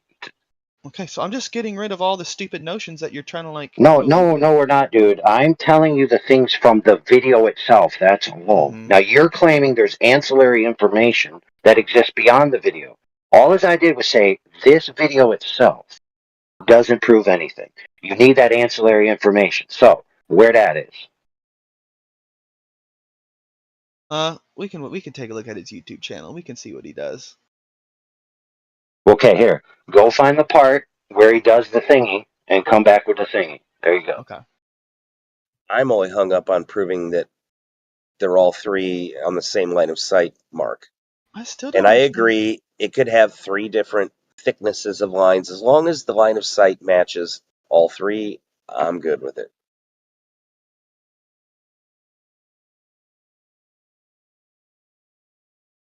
Regardless, I have to say, well done, both sides. That was fucking fantastic. I'm still hung up on how Into the Break still doesn't understand this fucking concept. Mr. I guess it's Barbeck. just a meme. No, the thing that he Mr. just Barbeck. posted here. Listen, at this point, I don't think it matters. I think that was probably one of the best discussions I've ever seen in this room. Oh, no, regardless. Sorry. My fault. Like in this thing, like I still don't understand the argument against like this perspective thing. No, I agree with you. I agree with you, my friend. I'm on your side, just to be clear. Yeah. But you know, I think that you know. Well, his side is to say that a level line of sight is sloping, and then it'll slope in the other direction when you turn around. Hey, Into the Break. So not level. Tomorrow That's what he's saying. I'm gonna go to Home Depot and I'm gonna get a big foam ball for you. Will that be the first time in your life? No, I go to Home Depot a lot. And, so, Mr. Barbeck, gone. Trust me. I've had the same exact.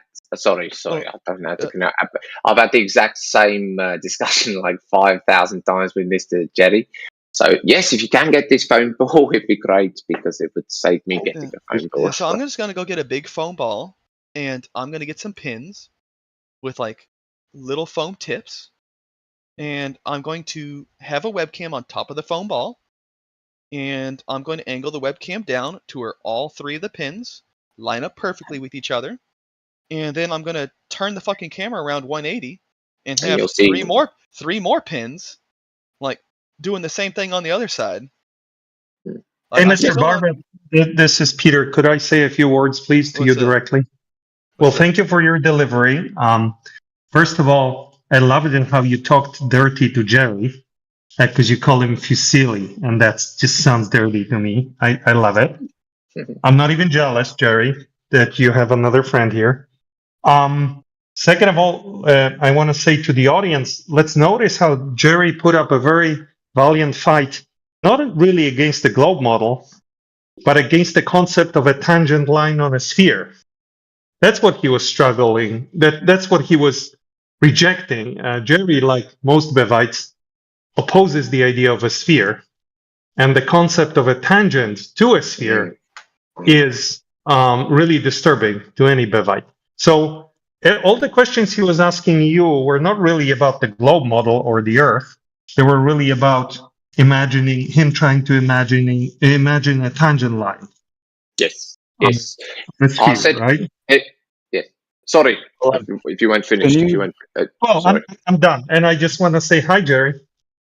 Can you fix this, Peter? Like, because this guy got a hump and you got a drop, so I don't know what's going on. I know, right? I know. No, there was a beautiful discussion, and the hump and the drop. I missed this. It's really good stuff, Jerry. It was brilliant. It was brilliant. But once Jerry, how many years? Because Miggy told me yesterday he spent 9 years studying, searching for globe proof. How many years have you been in this community, Jerry? If you're silly. About 3 years, about. 3 years. So, and I'm going to guess that you're like in your 40s or 50s, kind of like myself. Yeah, choose any answer you need to make whatever point you think you're making. Okay, I'm going to go with mid-40s. I'm going to go with mid-40s. And you have not looked into the concept of a tangent line yet. I don't think that's fair. I don't think that's fair. I don't think that's fair to ask him. I don't think that's fair to ask to even question him for that. I'm going to decide what's fair because it's my questioning. So, someone who's interested in the shape of the world they live in in his late 40s has not spent any time researching the concept of a sphere and the concept of a tangent line. I don't know what you're talking about.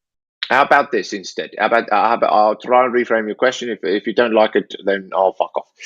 Instead, would people think it would be interesting to see a walkthrough from first principles regarding how tangents taken from a specific point on spheroids might be of any use? So you won't be able to do that. I spent hours doing that with the Bevites. Hours. And I know what I'm talking about. Of course not. They oppose this concept. This concept kills their entire worldview. They oppose the concept of a sphere, the concept of a circle, and a tangent line is anathema to a Bevite.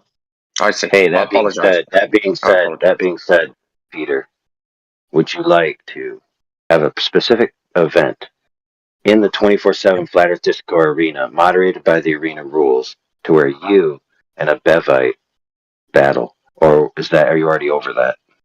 Oh no, I'd be happy to with Bevites. It's a particular pleasure to debate a Bevite. I would love to prove that the Earth is a globe in that setting, if you don't mind. Why don't we go straight for the jugular? Well, it could evolve, and it could evolve into the foreplay. Let's skip the foreplay. Let's just show how the Earth measures curved. How about that? Reprobate. I'm doing this with. You can. Go ahead. I'm doing this with Witsit. I might do this with like you bring out your champion, whoever your champion is of the Discord server. You know, I don't know whichever. Roll out your boss. All right, your level 100 boss. Good. And Lord. I will wipe the floor with him or her. But it's going to be a him. It's going to be a him. So let me tell you, why? Why can't it be a her? You think there's no hers that are willing to step up to the plate? Yeah, statistically speaking, yeah. Yeah, that is true. There's very few. Yeah, women have better things to do than go back 2,000 years in human history and pretend we don't know what shape the Earth is. But we can go back to Pythagoras and think right. Like women typically don't go thinking I'm going to lobotomize my brain and pretend that I don't know what shape the Earth is. Can I ask what a Bevite is? I googled it and I came up with squat. Jerry is a Bevite. What's a Bevite? It's a bigoted term that Peter uses to. Thinking's worldview. So I came across. Sorry.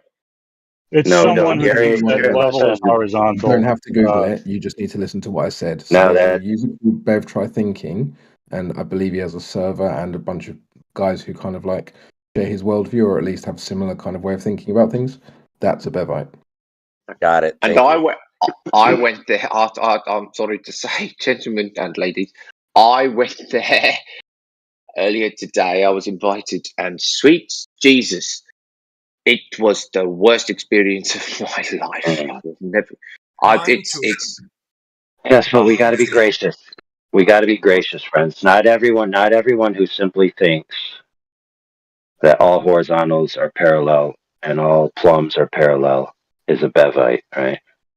Loosely speaking, you could categorize similar beliefs, but in my opinion, this is just my opinion, I would only call someone a Bevite if they militantly use that as a way to moralize themselves as being greater than people who posit that the Earth is flat.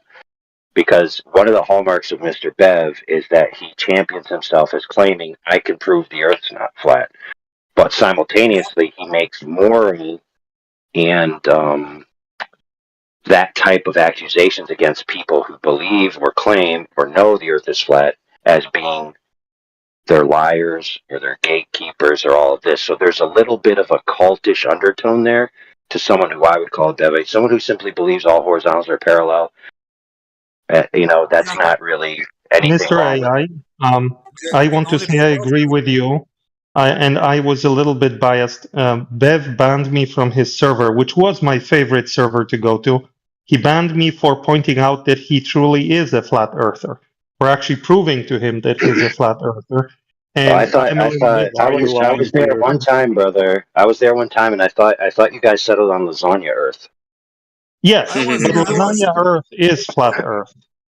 It's a version of a flat Earth. Yeah, but either way, I'm sorry. But wait, in Bev reality, so they have a problem. They have the word flat, and even that does mean the same thing. So they understand that flat is something that have no difference in its elevation.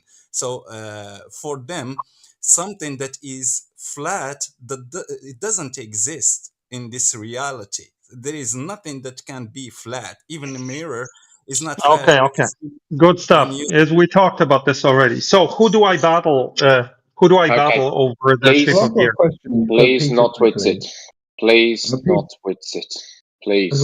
Which said I need to do this on Twitter, but I'm asking who am I fighting on this Discord server? Who are you, AI? Who are you going to roll out? Which boss are you going to roll out? Yeah, Peter, I've got a quick question for you. I think. What, Go ahead. Go ahead. just quickly, why do you sound like the Eastern European? Bro, why do you sound like the Eastern European Kermit the Frog? Who? You sound like an Eastern European Kermit the Frog. No. What folk?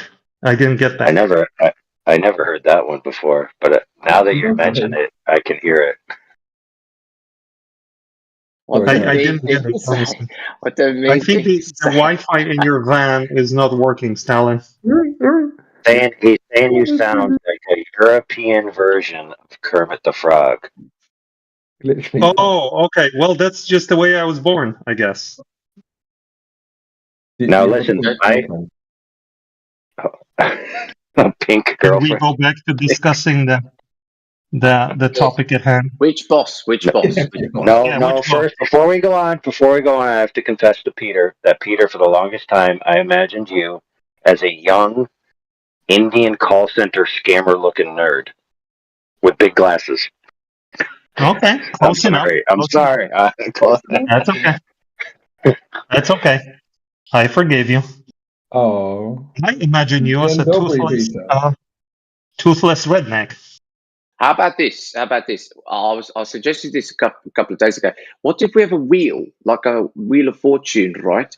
So you could spin the wheel, and then it does like 10 of the bosses, the big hitters, the heavy hitters, the names in there, and then whichever one comes up, they come out with music and fireworks and fucking like lights and everything. Will be like the wrestling and everything, and then you can talk about flat Earth.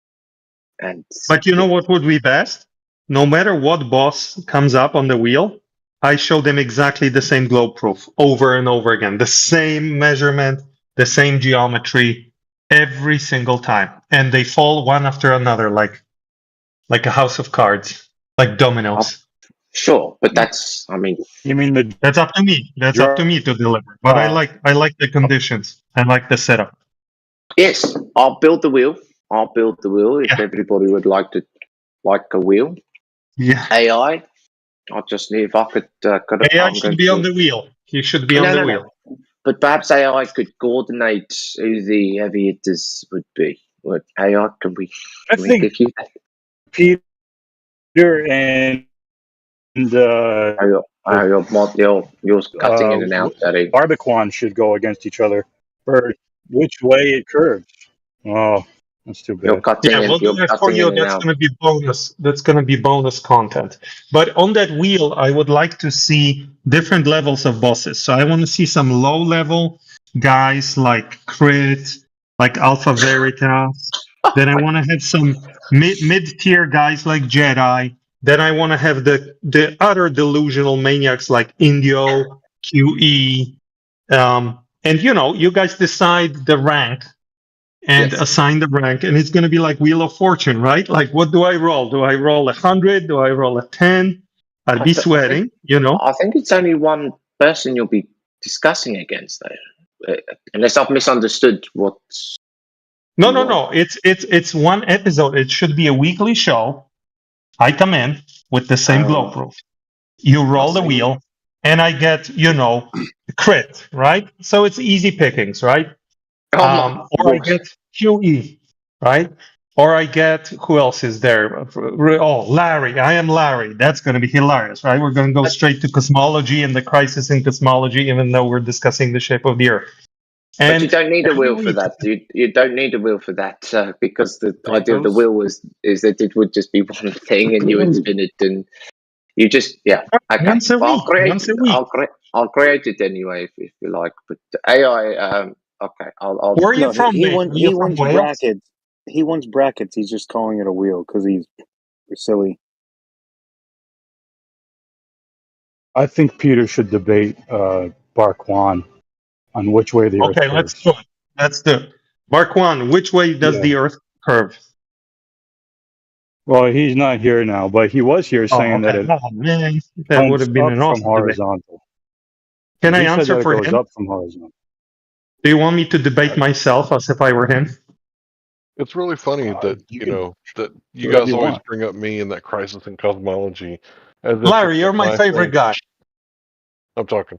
So it's really Are funny to you? me that you guys always bring that up, right? Because Einstein himself said it was his largest blunder. So all I'm doing is agreeing with Einstein. I know. That's how modest you are. You're such a modest guy, Larry.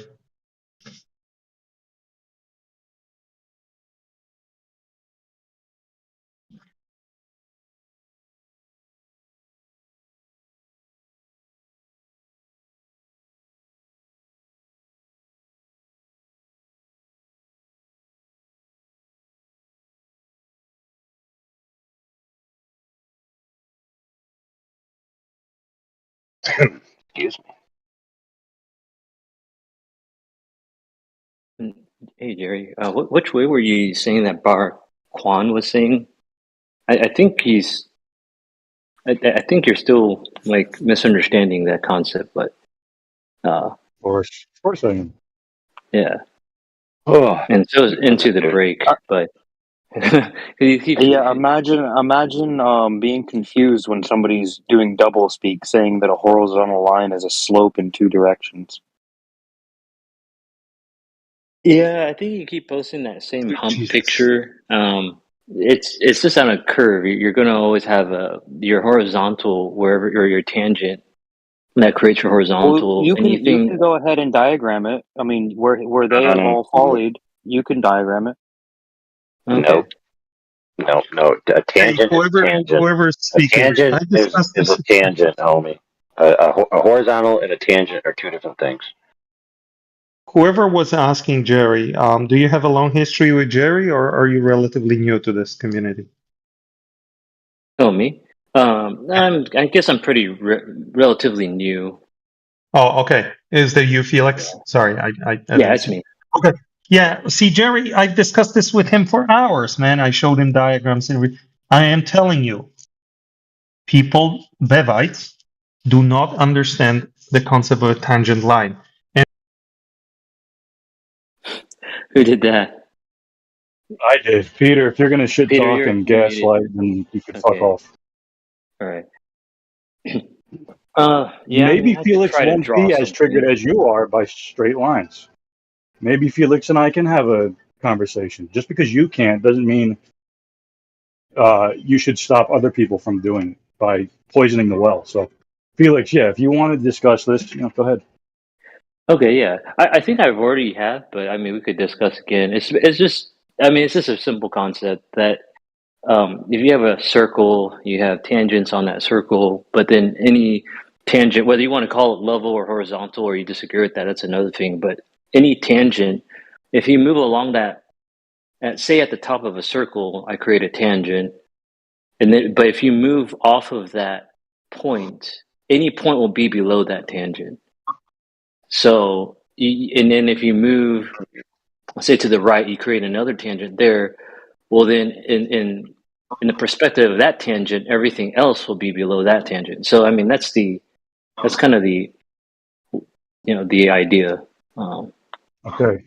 Yeah. In reality, I can establish a horizontal plane of reference. So what that means is 2 points of equal elevation established by water. I would say that's a straight line. Can you do that?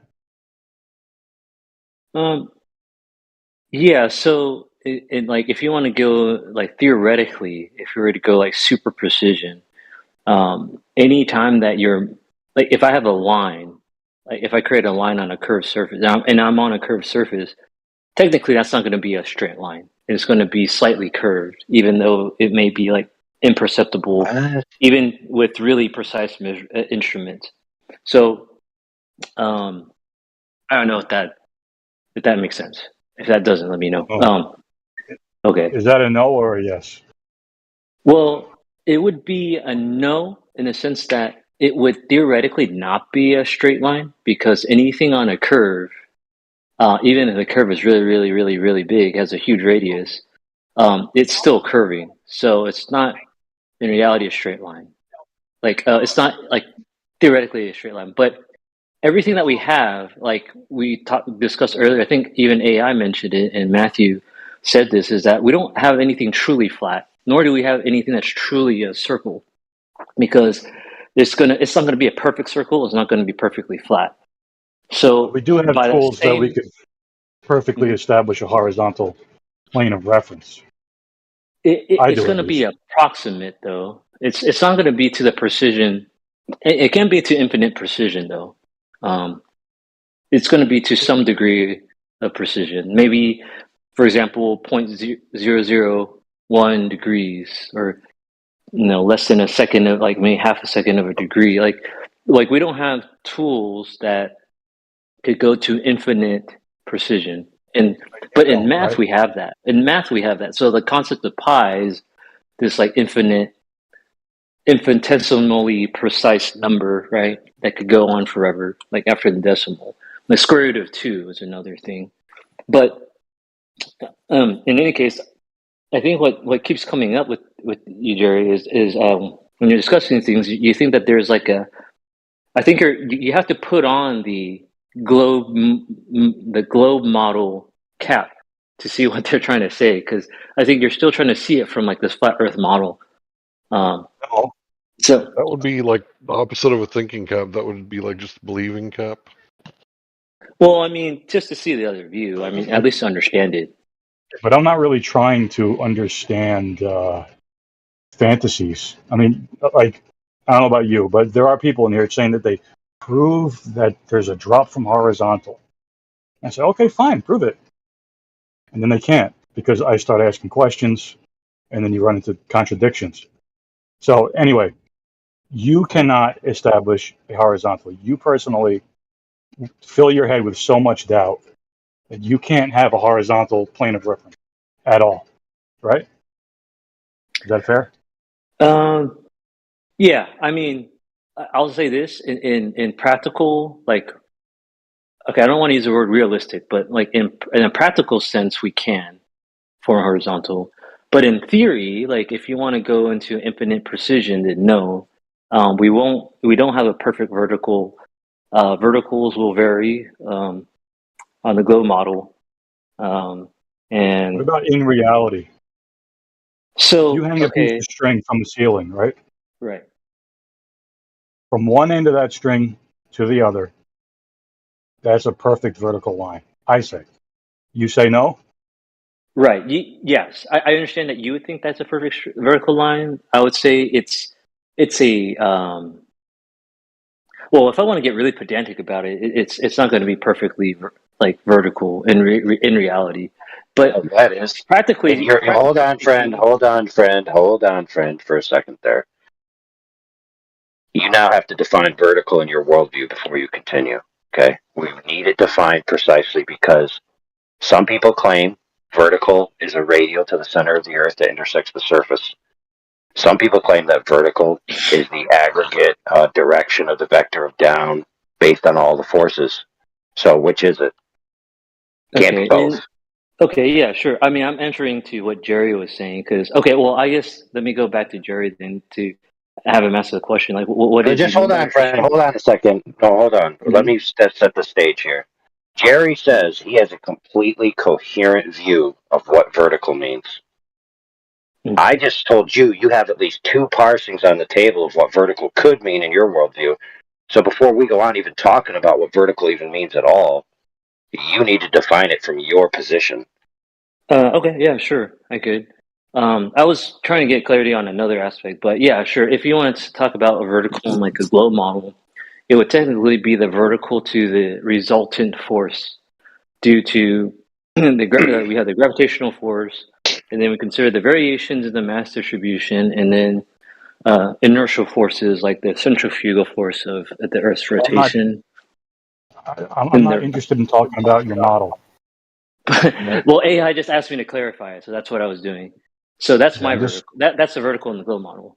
So that's that's the AI. vertical AI actually you doesn't imagine, right? mean. But I'm trying to answer your question. Yeah. So sorry. Actually, Jerry, what was your question again?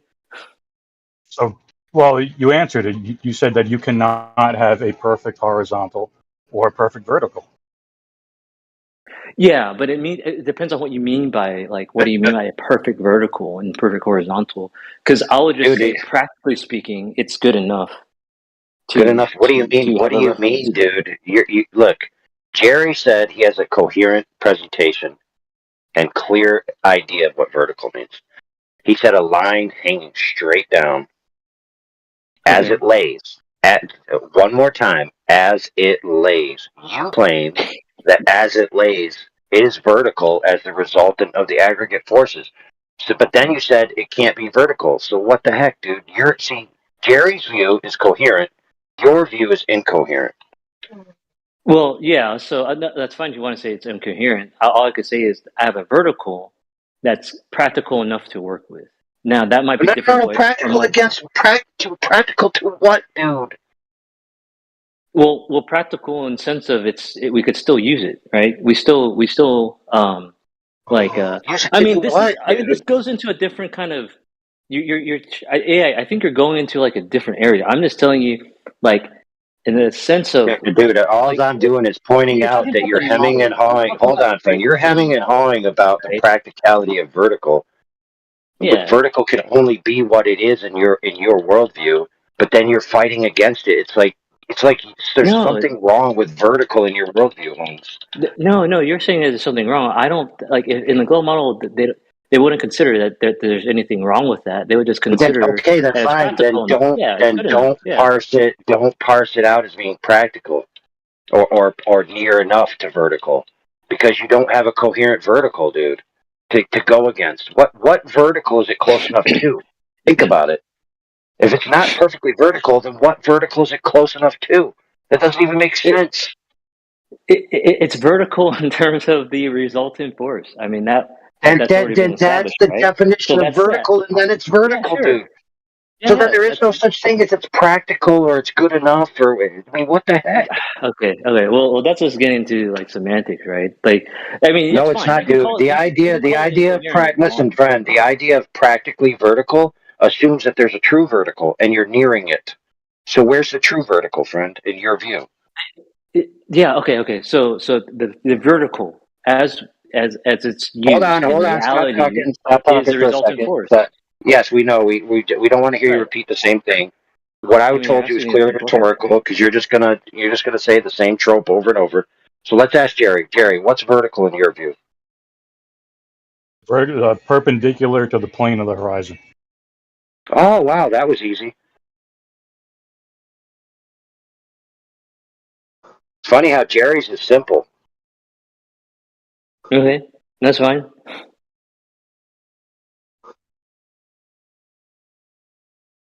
You're asking how we establish the vertical. That's the vertical. You could call it an incoherent. That's fine. I don't. If you want to call it that, you can call it that. An example would be like, think of like a spider on its thread, like slowly coming down from the ceiling. That thread is perfectly vertical, I say. Right, I know. That's okay. So if I could just have this between me and Jerry, Jerry, I understand that you think that's perfectly vertical, but in the glow model, they wouldn't say like that. Depends on how you are using that word perfect, right? So in the glow model, if you're saying if you put on the glow model hat, they're saying that vertical is due to this resultant force from gravity and all of these other inertial forces and mass distributions, that is what's creating that vertical. So that's the glow model. Now you could say I'm not that's worried about incoherent. That's cause, fine. That's really. fine. Yeah. Well, I'm not really worried about cause. About what is, right? Right. Yeah. Okay. Yeah. Sure. That's fine. That's fine. I mean, if you want to take that view, that's fine. Do you? You did say that you can't have a horizontal or a vertical. If I told you that I could have a perfect horizontal, what would you say? Well, okay. Oh, yeah. Okay. So that's the point I'm trying to make. That there's two models that are in play here, right? Like Jerry, I don't know what your model is, but in your model, whatever it is, you're claiming. Okay. So you have no model, but you're just claiming this perfect horizontal and perfect vertical, right? In a glow model view, they wouldn't call it that's the perfect vertical nor perfect horizontal. It just appears that way because the scale, like our precision in our eyes and our instruments, aren't precise enough to detect this variation. So it is to you. It may appear perfect. That's just because you're limited to how precisely you can measure something. But I mean, what if I that's told you that I have a way to tell if something is vertical, and I have a way to tell if something's horizontal? yeah. If you have a better method that could find perfectly. Again, depends on your term for perfect, what you mean by that. But sure, Okay. Would that work for you? yeah. Yeah, I mean, I have to be honest though. I mean, again, I have a doubt about that because I would think it would depend on the precision of your instrument, right? That you're using to make that measurement. How precise do you think water is? Well, if you guys want to know, we at my work we actually calibrate tilt meters. So you may not want to ask me. Because this is sure the case. But the water, how are you getting that level? You're using your eyes, right? No. How? Well, okay. So what method are you using to make that sure that the water is level? The water itself wouldn't flow. Okay. So that would mean Okay, neither side is higher than the other. Right. But if either side is not higher than the other, you're using that as your reference to create a horizontal, right? Well, I'm using 2 points to Yes, create right. a You're using horizontal. those 2 points, right? So don't you have to Yeah. measure those points, or don't you have to have like a stick that's perfectly straight and connect those points, and No. that forms your level? So how are you No. establishing a horizontal, like perfectly? Well, that's what the tool does. The tool called a water level. Right. But how do you do that with that water level tool? Like, okay, it has a certain height, right? Don't you have to measure that height on the water level? It's like, okay, this thing is level now. But like, don't you have to When use you your fill the eyes to tube make up with sure? no. When you fill the tube up with water, and then it's like Mhm. equalized. If you raise one Mhm. end, then the other I end is gonna, know. yeah, Flow. right. Yeah. So But don't you have to that's it. use your eyes? Don't you have to use your eyes to see that they're at the same level? No, it doesn't require a sight line. Okay, so it's but okay, well, okay. I mean, I gotta go to Yes, sleep soon, Jerry. obviously a bubble level, you have to use your eyes between the two lines. Yes. No, Right. I'm not Obviously. talking about a bubble level. I'm not talking What about a are bubble you level. talking about exactly so we can Okay. get past it?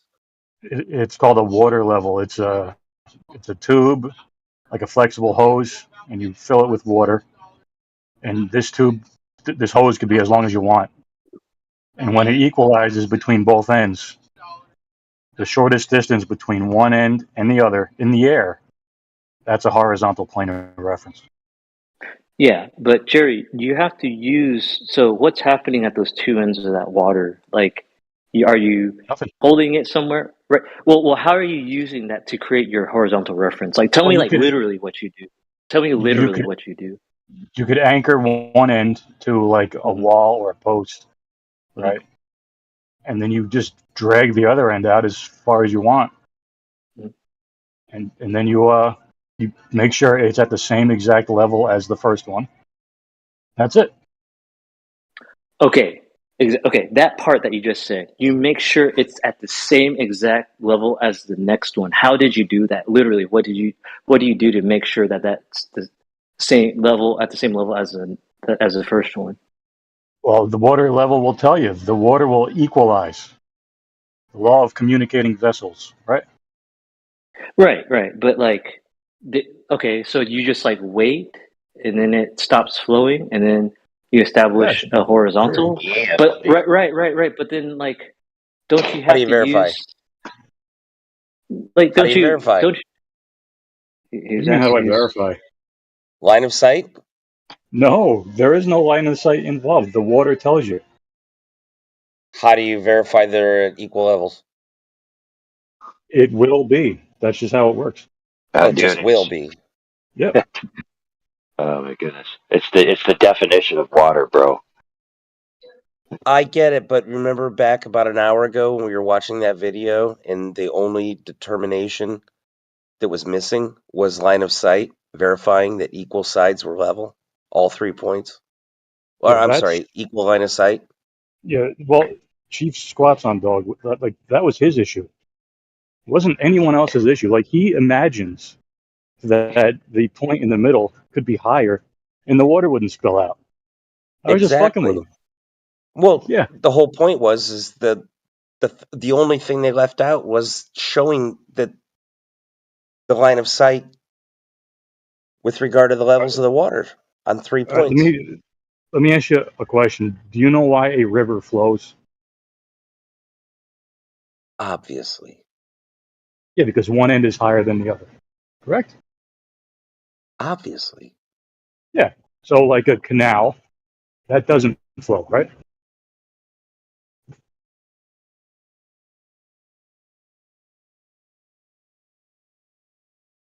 Right? It depends, unless one side is higher than the other. Yeah, and then you have locks in between that could trap the water. Obviously, I know the whole point is, how do you verify both sides are at equal level? It's not line flowing. of sight. It's line of sight. It's not about line of sight. Well, you could verify it by line of sight. No, because then you got to worry about refraction and all that bullshit.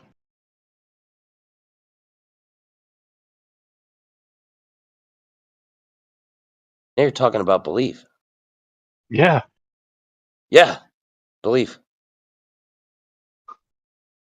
Anyway, I gotta go, guys. Have a good one. All right, man. Good talk. Yeah.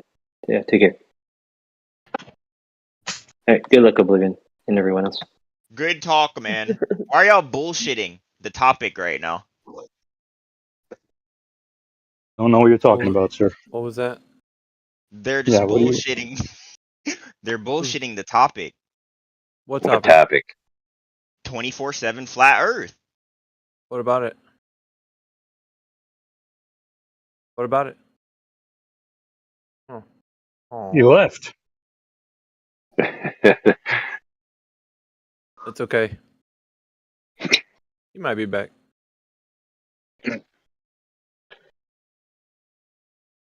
What's up, you guys burning the midnight oil, AI? Yeah.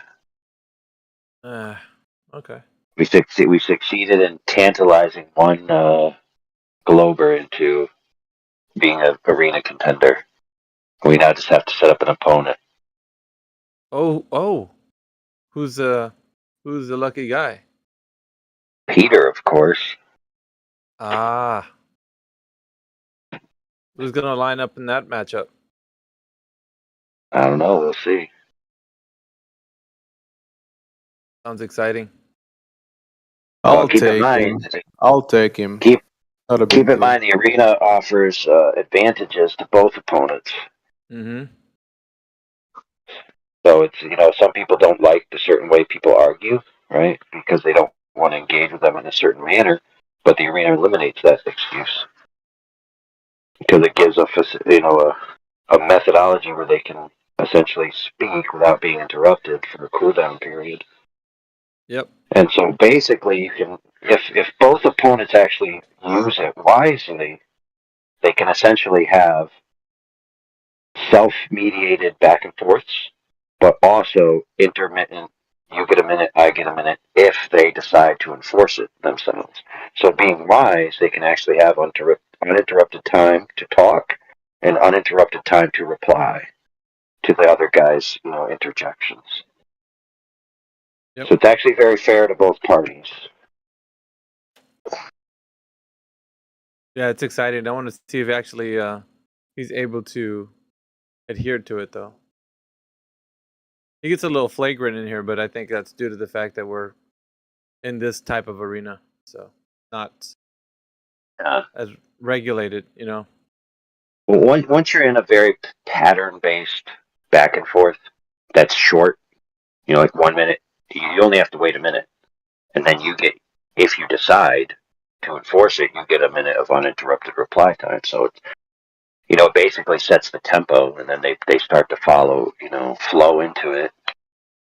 Because you don't have to fight for the mic for your 1 minute because you can't. And then when it's your turn, the other guy isn't going to fight you for the mic because they can't. Or when you guys are feeling each other, right, and you're having that back and forth, you don't have to enforce that standard, and you can vie with each other verbally if you want. Yeah, free for all, as it were. And then if it gets too hot again, you can go back to the tempo, 1 and 1, 1 and 1. Yeah, it seems like we're getting, I don't know, some pretty staunch, advocates for that. So we might. Peter could be the first, but I mean, if we can get all of GF6 to do it, the little clan members, I mean, we can. Look, I appreciate Peter because he's actually fast paced. He's not really boring like some of these other Glovers that if you try to listen to him, you just basically want to take NyQuil. So he'd be a good a stage presence. Let's put it that way. And I would say if you take you take a guy from Flat Earth outside of the ability to be in a place where they are restricted in that way, it's a different world. You'd have to be able to be more agile than you were before, and sit and listen to somebody ramble for 1 minute and be able to coherently retort. So that's not just over talking. Well, part of the benefit of knowing that you can't speak for a minute is you're no longer trying to interrupt, which means you can actually think. Which is good on both sides, I would say. Yeah. There's also a standard. So if the one person says, it's documented that bridges take into account the curvature of the Earth. Okay. That person could call you on it and be like, okay, post it. And if they don't post it, then they have to relent that, or they lose time, and then the other person gets a longer period of uninterrupted time to reply. So just spitting out at the mouth, the Fugazi Bridge has 4 feet of extra rope because of the curve of the Earth. Oh yeah, where's that citation? Oh, I just heard it as a rumor. And then you're shut down for 2 minutes. And the other guy gets to run the show for 2 minutes because you decided to field the stupid nonsense.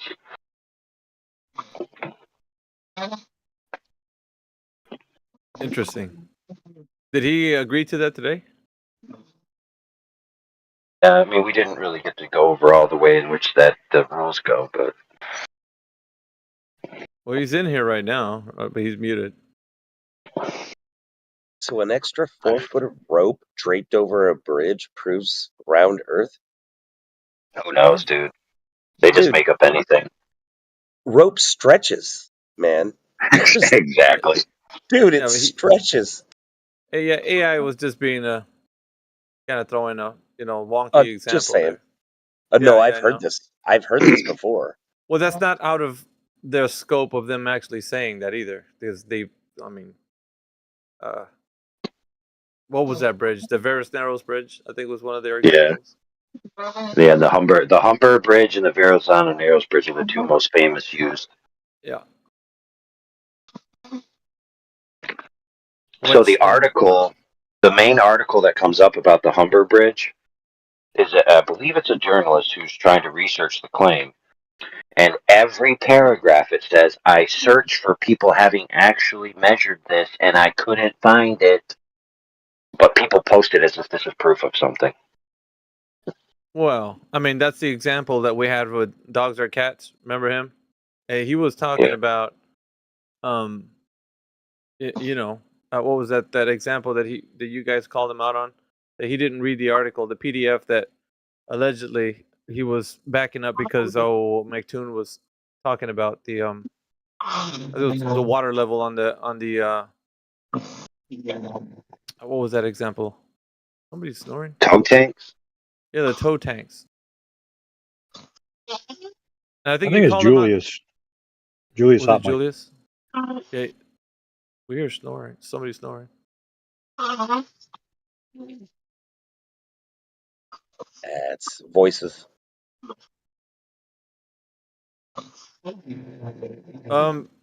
But yeah, so I think you called him out on it, and that wouldn't be able to happen in the arena, because if he'd done that in the arena, he would be penalized because he wasn't able to back up a claim that he either read or understood what the PDF was about. I think you guys were pressing him on that, and he didn't really read that, which is kind of like when you skimmed through it. I think you went through the part where you were telling him about a part of the PDF, and I guess he was just saying, "Well, there it is. You can just read it." Like he was being very abrasive when he didn't want to answer if he actually went through the material or not, and he was just present. It's like an elephant hurling fallacy. He just chucked the source at you and told you there you be, and you were like, "No, we're gonna talk specifically about what this is," and he couldn't tell you because he didn't read it. And I think that's what happens,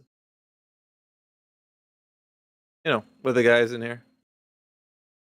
Interestingly enough, in regards to our conversation tonight, the idea of the toe tank claim is that there's a 16th of an inch, or maybe a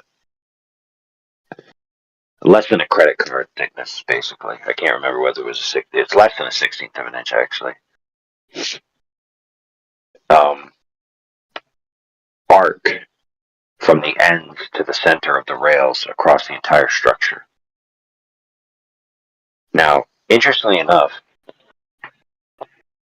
that matches the alleged quote-unquote curve rate of the Earth, right? So his claim is, if you don't make the rails match the curve of the Earth, quote-unquote, then the boat wouldn't be able to go down these rails, which is a model boat, to model the drag, So then the boat would be higher or lower by this, less than a 16th of an inch.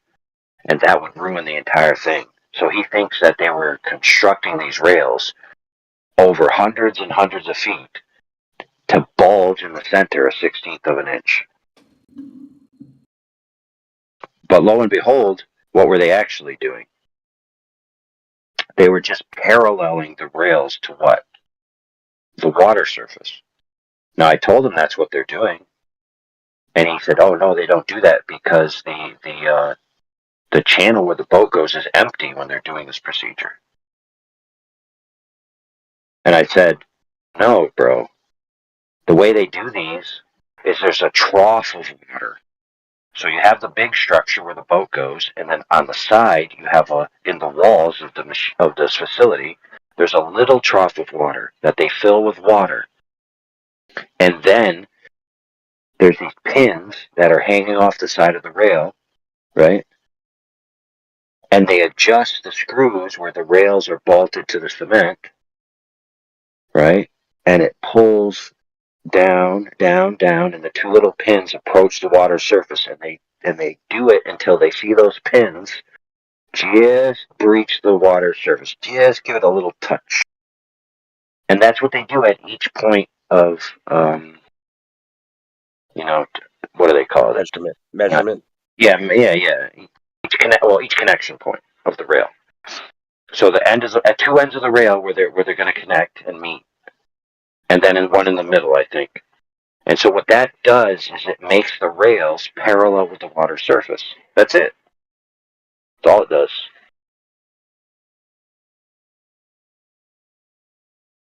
Yeah. So what are they assuming? They're assuming that water is baseline level, right? And then Dogs Are Gods is taking it one step further and assuming baseline level must be curved, therefore it must be a 16th off.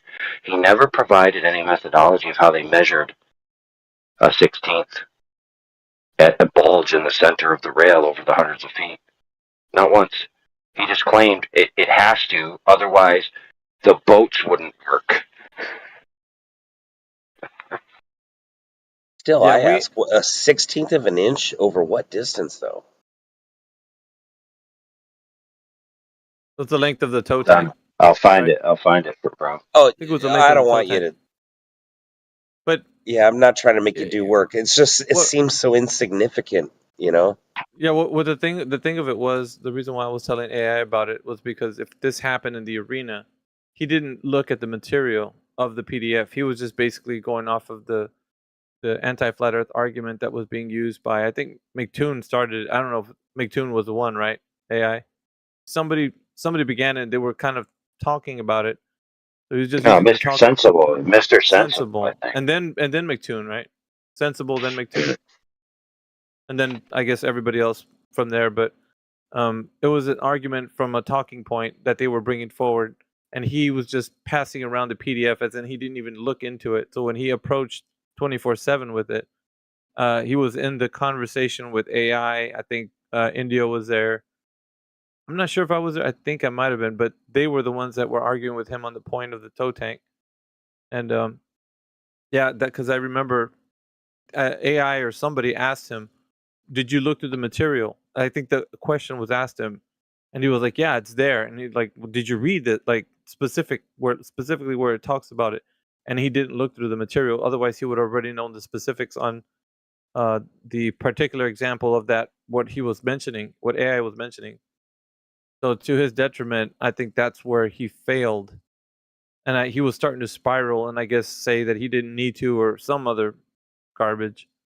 But that's the problem in the arena, that you can't do that, which is why I was saying that when somebody does something, they either chuck some information at you like as a source, or anything that they provide, and they don't look through it, and you skim through it and you ask them maybe a little quiz about like what it's about, and they're not able to provide any information about the source, then I think that's where it's a cause for them to have a penalized point. I think we had like 3 points that you could penalize them with. They're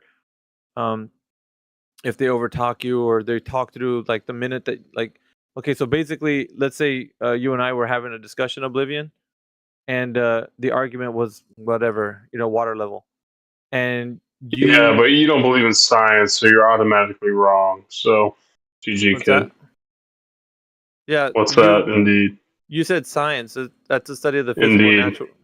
Yeah, the study of the physical Yeah, but natural you world. don't believe in the physical natural because you fucking have to fit arguments to suit your facts instead of facts to suit arguments. So Yeah, but that seems like you're just putting a label on us, and you're not giving it the argument a chance. So okay, so if you feel that way, what is your putting stance a for saying label that? on naturally observed phenomena is not putting a label on it. It's addressing it as it is. So where do you have the information to support your case for us being that way? Go ahead. Why would you say that? What being what way? Define what way, and then I will tell you. No, I don't have to define it because you came in pretty, hot and heavy. So why would you feel this way that you did? Yeah, but you have to specifically define what way, because that can literally mean anything. So Well, what way do you mean? It seems like you're upset because we talk about science, and to you. But you that's just mentioned that I just joined. So what were you literally talking about before I started talking, and then define it that way? If you're able You to can't, talk because you're flat earther, and you can't describe anything in any way articulately accurate. So you're just salty. So you're just salty. That's all. Probably. That's probably what it is, GG kid. Okay. Okay. Saltier than a peanut. That guy's pretty salty, isn't he? I think that you should just be a little more open-minded, right? I know that bigotry is bad, even in like your worldview, right? And to think that you're just going to dismiss everything that this person says, and he doesn't believe in science—that's kind of a weird thing to say, right? Because there isn't very many people in the world that are like, science, that garbage.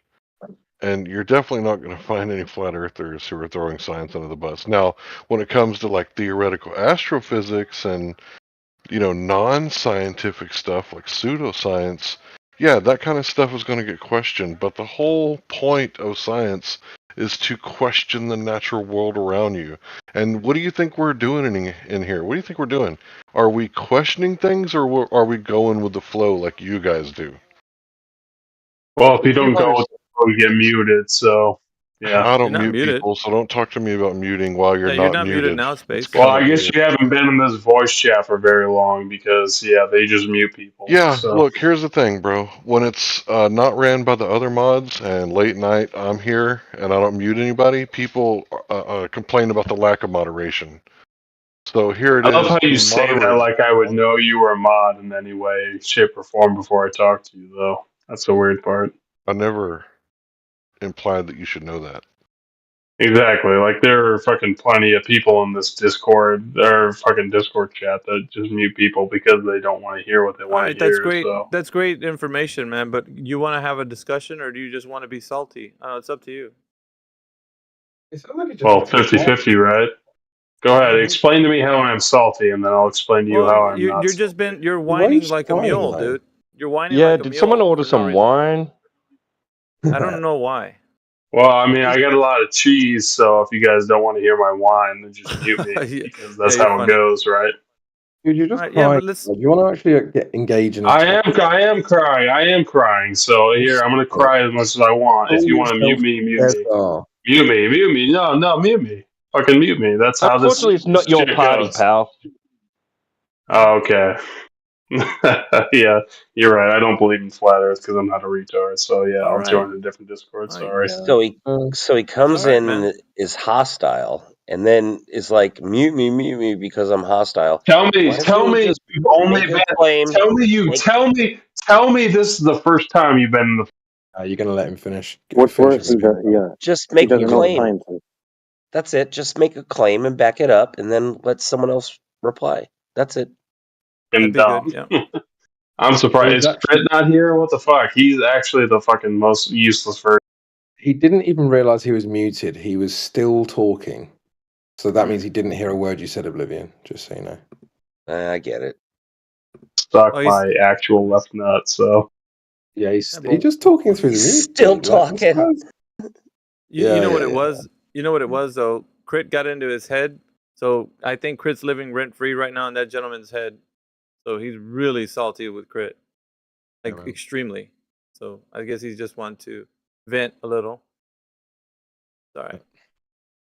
I don't know why these guys cry so hard. It's like, bro, if you really think the floor is a ball and that we're retarded, like, why would you come here and cry about it? Just go about your day.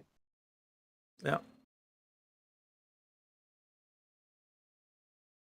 I prefer engaging conversations. He's gone already, isn't he? Yeah, he left. He's hostile. Well, he's got a beef with Crit for sure, but. Meh. I think he just wanted to come in here and cry. Because what else was the point of him coming in here? He said nothing at all. I mentioned before he came in one time and was arguing to say that, is Crit here? The guy's in my DMs. He's always telling me some things. And Crit was like, yeah, let's talk about it. Crit was actually here at the time.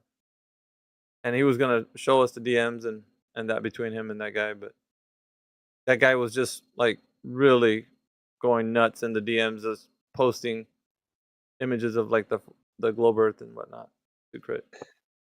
Yeah, Crit DMs. I assume he DMs a lot of people because he was DMing me, and I assume it was like a spam. And then he probably engaged him in the spam and went back and forth. Yeah, he caught the bait. Crit's like, look, man, I'm retired. I'm 60. I got nothing better to do. So it's like I'm the wrong guy to mess with. He got all the time in the world to spend on these guys. So I don't know why. Mute me. Like, you guys always mute. And then he's just on there, mute me. What do you think we're going to do, man? You're just talking nonsense. You're going to get muted.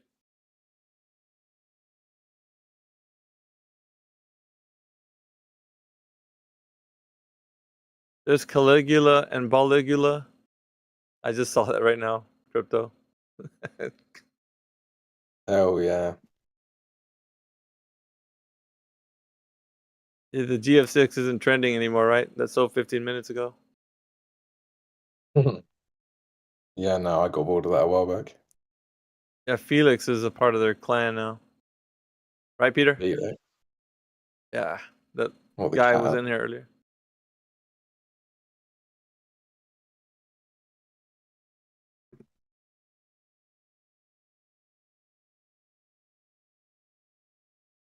You still here, Scott? You're watching MSNBC again? 12:20. So usually you're on about this time, mostly every day.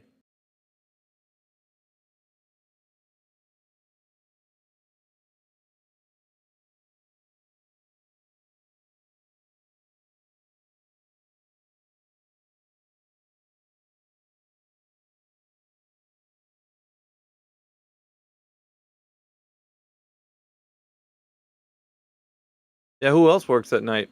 Larry, are you working at night? You work nights? I work mornings. Mornings. I'm usually off by 7. You had some days off or what? Yeah, I get 3 days off a week. Cool. 3 days off a week. I don't have rent. I don't pay rent. Nice. Oh, nice. It used to be $1,100 a month. I heard that in the background. Yeah. Who's that in the My background? wife. Yeah, she remembers the rent days. The turmoil. Rent days, huh? Yeah. Oh, you're from Texas, huh? Oh, that's right. Yeah, rent used to be really cheap. Like 10 years ago, you could get like a 4-bedroom house for like $550. Yeah, life was good back then. Yeah. Dude, it 4 is bedrooms for skyrocketed. $550 a month. Yeah, in East Texas, about 10 years ago, rent was so cheap, like you could actually afford to live. Holy And cow. yeah, in 2008, yeah, it was really cheap. Hey, don't tell Scott that, because he'll just say that it's not Biden's fault. It's your fault. Well, I think the Right. entire government is the one who signs the bills. Like right now, they're trying to pass a bill that, according to Chip Roy, they've had it for about 24 hours. It's 1,000 pages or something like that, and they're supposed to pass $1.2 trillion. So every time the government gets together, they spend our money, and the price of food comes up. Or yeah, Scott's they gonna can't come and account defend for it him. in the Pentagon. They can't account for it. We lost trillions the day before 9/11, and guess what we've been doing ever since? Usually he comes in here and be like, "Stop that! They didn't do that. You don't know that." Like he usually comes in. You're misunderstanding the fact that they misplaced $2.3 trillion September the 10th, 9/11. That's a conspiracy theory. I saw that on TV. They literally said it. Yeah. Man, if you think rent is bad, try living in Canada. Right. And you guys are making me feel sad. It's like, I heard on average there, in some of the major cities like Toronto, maybe Vancouver or whatever, on average, people are paying upwards of anywhere between 2,000 and 3,000 a month Canadian. So whatever that is. Yeah, 2,000 a month Canadian is like what? Divide that by 1.3 or something like that. What? 1,500? What are you guys eating every month? Bologna and bread and water? Not me. Not me. Pretty I much. lucked out on that. But yeah, it's. I mean, salaries are supposed to be higher there supposedly, but the dollar doesn't buy what it used to. Neither does the Canadian. Yeah, right? you still gotta put gas in your car too. Yeah, What's up with that? we're at around here. We measure things in liters, right? Gas, Canadian dollar per liter, and it's around where I am. It's around $1.72 a liter. So what a liter to gallon is what, times 3 or something like that. So multiply that by 3, and you get $4.80 or something like that a gallon. $5 a gallon. The Canadian dollar and our dollar is not far off being the same, and we're up to $1.92. Oh my god, dude! They're raking. It's like $5 a gallon. Yeah, something like that. It's pathetic. They're raking you guys over the coals, man, for sure. Yeah, a lot of people are having trouble. Not according to Scott. Right, Scott? There's nothing wrong with our times. No, we're fine. But every time he says that, I imagine that meme of the dog, sitting in the house fire. He's got the cup and it says it's fine, like right above the. And crime is going down, they say. Obviously not. I don't know about that. Yeah, so is the government down on its knees in front of every other country. At least the UK is doing okay. Right, Crypto? Dude, the UK. Yeah, no. Dude, it is so bad over there. At least we got Trump that's going to put up a wall. I don't know what they got. They're He's going to need to wall us in. you They got a moat. I'm gonna put up an elevated moat. They put alligators in the moat. You guys hear about that? There's rumors that they're putting Florida alligators in the Rio Grande. No shit. No way. Are you serious? Are you? I'm for real? serious. No way. That's the rumors. That can't be true. That cannot Texans be and Floridans are pissed off, bro. They're That's had it up to here. That's got to be Larry. That's got to be fake news, bro. Yeah. There's no way they're putting alligators. You're gonna get them on booby trap rules, man. You can't do that, can you? Like, what the fuck? I do what I want. What do the mitigators think of it all? They put up buoys in the Rio Grande and they took them down and said they were like buzz saws because they had these blades. They weren't even really blades. Hard to explain unless you saw it. They made them take them down.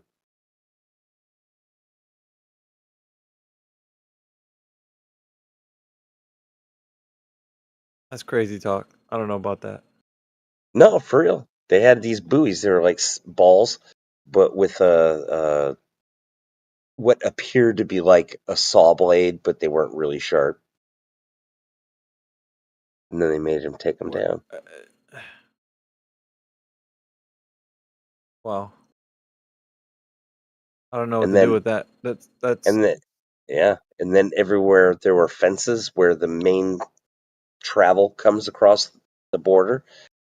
They took the fence down, and then put troops there to bring them along. Just wave them along, funnel them in.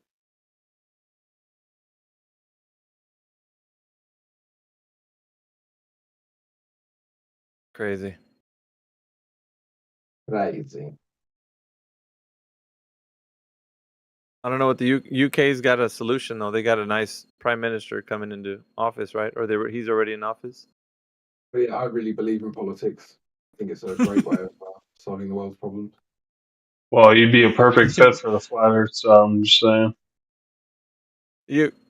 I thought maybe you would have, because you're always driving, Crypto. You would have seen those guys that are protesting against big oil over there that are blocking the streets. I thought this was a Flat Earth stuff, not a big oil, so I'd be fucking loser. Jesus. It's all staged nonsense anyway. Yeah. That stuff. This is a Flat Earther. There he is again. And he They left. still crying.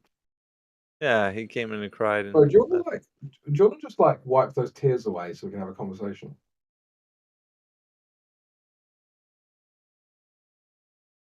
He's a big baby, that one.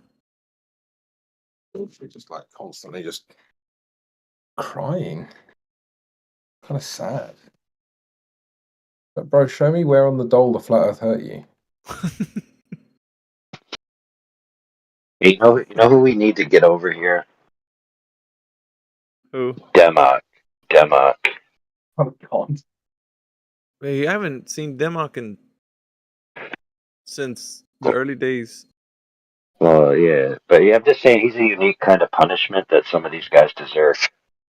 Unleash He's Democ a on Scott mouthy. Mackey. About 10 Who minutes else in would Mouthy, bro. No, Aristarchus. Now he's a good one. You could unleash him. He's like a kraken. You remember that guy? Man, what's his name? Is he called Aristarchus? No, Shay and the Shay. dodo. The dodo. Yeah. The dodo. Oh, No, good you know what we God, got that over guy. here? Fucking gin. Jeez. Gin CBR1. CBR. Chin, holy cow. I still remember a thing where we were discussing whether you can have pulling forces, and someone made a point that forces are always pushing, which I don't know if I agree with that or not. But then he said, "No, because I can pull a door. I can pull a door handle." They're like trying to explain to him, bro, but you're just pushing it from the other side with your fingers. No, because I pulled the door. Ugh.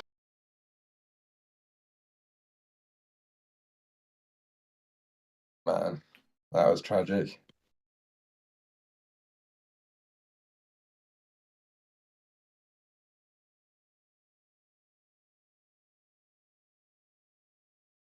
If we could get space to get in here and engage, I think it would be kind of an interesting conversation, perhaps.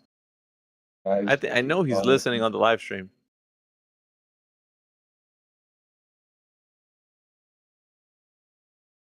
Space, if you want to cry on someone's shoulder, Crypto's got 2 big, strong shoulders. Just come in here, man. I gotta entice him somehow. He's got... You think he needs his diaper changed? Yeah, I would say. Why are Julius and Peter muted? Oh, Julius was hot mic, and it sounded like either background noise or he was snoring. But Peter, because he's a wanker. But I mean, we could. I don't know if we can unmute him. Is he? There he is. Let's see what this. That's Julius. Yeah, Julius is still hot micing. I'll keep him. Go ahead, Peter. Glow Proof 2.0. The ultimate glow proof. You guys really? All right, take it from the top, Peter. How, Peter? Hey, Alpha, how's it going? Pretty good. Can you hear me okay? All right. Yeah, take it from the top. Yeah. All right. It's Glowproof 2.1, thanks to Heretic. Well, I thought I thought we were on 2.0. Wait. No. It used to be 2.0, but Heretic made it 2.1. Well, Improved I wasn't informed. Is what I'm saying. I was not informed. Yeah, I know. So, Miggy, I have a question for you. What? Yesterday, you were kind of honest with me. You said you've been doing this for 9 years, looking for Glowproof. Not looking, asking if anybody had any evidence. Yeah. Right. And here I am with the Glowproof, and then you run away and you hide behind your daddy. Who's my daddy? Indio. Indio ain't my daddy. What's wrong I with think you? it might be your daddy. But I wanted to No. roll out the proof for you. You know, there's no harm in looking at it. Like get looked at the proof and he scrutinized it. But like you roll out like the high level boss as an obstruction to like not see the glow proof. I was disappointed, man. I think Indio would really appreciate you said that. Yeah, but you know that I don't talk to that guy, right? You know I don't talk to him. If you talk over me, I'm just going to mute you, dude. Yeah, it doesn't make any sense because Indio's Indian and Miggy's Mexican, so I don't know how this is gonna. How you gonna square the circle? How's he his daddy? That's like an Indo-Mexican, right? There's Indo-Europeans. How come there can't be Indo-Mexicans? Tomato. There were quite a few. That might be possible. Even in Philippines the current, and Mexico were connected economically because of the Spanish Empire. Quite a few mixed race people between Philippines and Mexico. Because I can't argue with that. It's a fact. So anything's possible, right? So Miggy, I was talking to you, not to your British friend who's driving his van. Let's not disrupt him right now. So tell me, dude, why don't you want to see the ultimate glow proof? Well, you said you couldn't show it to us on the text Well, channel, that's not my fault, is it? Well, I don't know where our hands are tied. We can't do anything about I used to show it, and Deadby Get saw it end to end Well, good for Get Beget. Yeah, I know. He's been quiet ever since. But really, yeah, and even slower in his delivery. But check this out. I would love to show you the ultimate glow proof. Even only for you to scrutinize it, right? Strengthen it. So I can get ready for my Witsit takedown and for the arena. Oh shit, you're going to debate Witsit? Good luck. Yeah. He's going to fucking ruin you. Yes, of course he is. On certain levels, Miggy, I check ruin you this every time I out. talk to you. He's definitely going to ruin you. Okay, can I talk to Miguel, please? Remember how No, you it's got no excited problem. about the arena example? You're going to start crying like Space did. Miggy, let me know when it's okay to talk to you. No, I mean, you're talking to me now. Oh, wait. Okay, cool. Remember how you got excited about Stop being a the baby. arena? You're not going to run this chat. Yeah. Okay. Remember when you got excited about the arena idea? Before you joined, someone had a really good idea to do a weekly show on your arena where I show up every week with exactly the same glow proof. Exactly the same. What, the and 1.0? you guys, no, 2.1. And you guys have a Wheel of Fortune type of wheel. And on this wheel are names of your bosses, like you're on the wheel, Indio's on the wheel, QE. And you have different ranks, different levels. So like QE is level 100, you're like level 60, the British guy's like level 5, right? And then you roll the wheel, and I have to debate that person, but it's the same proof over and over again. This guy has some weird, sick, twisted fantasy. Larry is on the about wheel, level 2. hijacking the conversation for perpetuity in the Flat Earth arena, just talking nonsense and wasting people's time where he's the star of the show, in control of everything. And I don't mind, people who are control freaks, as long as they're not trying to control me. But every time I talk with this dude, he tries to control the conversation if I don't answer it correctly. Exactly. Oh, I can't stand He's a being controlled. showboater. Nothing Imagine but a this is a weekly TV show. Yes. Anyway, your glow I'm proof sorry. 2.1. Miggy, why don't you want to see the glow no. proof? Tell me. Miggy, have you seen Miss Piggy recently? It's, the arena Miggy. has. Yeah, I'm telling you, the arena has the allowance for you to present what you want. You know what I mean? Okay, can I present it to you? Yeah, in the arena? to you. It can be in the arena, or it could be in a one-on-one setting, whatever makes you comfortable. Could be in a You were It has to clearly be over there. uncomfortable last night. You were uncomfortable, so you didn't want to me? receive the proof. Yeah, you didn't want to receive it. Oh, well, you said you don't couldn't did. present. Read his mind. Well, I can't, Yeah, you but could- if we jump on a one-on-one call, or you come to the GF6 server, I can do it there. You've got GF6 server. friend. Yeah, I'll invite you right now. I have to be initiated into your cult somehow? No, you don't have to join the cult. You can be, you know how Oh. Jerry is a mod here, but he's not a flat earther? We can invite you in. Why are they so scared of you, GF6? Well, why are they scared of you? We've proven the globe at least 9 different ways, so they are scared of us. Ooh, terrified. Well, they value you as a champion there, Peter. Can't let them down. Now you got the hopes and dreams If of he's a Storm. champion, then I know. You got I'm Storm at the top level actually boss. cheering. Yeah, you got Storm cheering you on. So there's high expectations for you not to fail. I mean, why wouldn't I cheer the guy on? He's proved it like 9 times. Hey, Where are you they guys are cheering? giving Sorry, I'm painting my house, so I'm not looking at the chat. Are there people like cheering? No. What's his name at the bottom of the chat? Storm. He's you probably can't hear him. He's for the globe side. He's actually. Oh, nice. Nice. If you have him muted, you might want to unmute him. I don't know if you have him muted. No, I don't have anybody muted. I've proven the globe 9 times. No, I've only proven it once. Oh, I thought you said you proved it 9 times. No, GF6 have, but we're a team. Oh, everyone together? Okay. Yeah. So you're like all for one, one for all? You're like a collection Yes. of deluded idiots. Right, okay. Okay. It's one way You to say look that at it. as if flat earthers aren't a collection of idiots. Wow, what a Oh, rebuttal! No, you. That's a zinger right in itself. They're a collection of critical thinkers. Yo, dude, I'm gonna take your insult and Yeah, then that's what use they it. say. Critical thinking. Yeah. What Yeah, are you what gonna is that do? called when you like No, question authority you. and you want Critical like thinking. evidence Critical for the thinking, claims I that are guess. being made? What's that Wait, called? so what do we? Is that called just like following the globe? No, that's What not. are we gonna?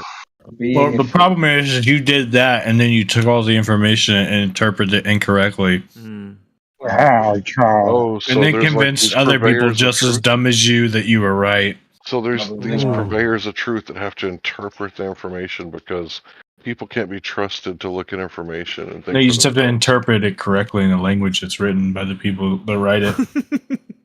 Right. So how do you know you're interpreting it correctly? Because he I agrees don't with know. everything they say. That's how he Yeah. knows. Right. Highly subjective bullshit statement. Yeah.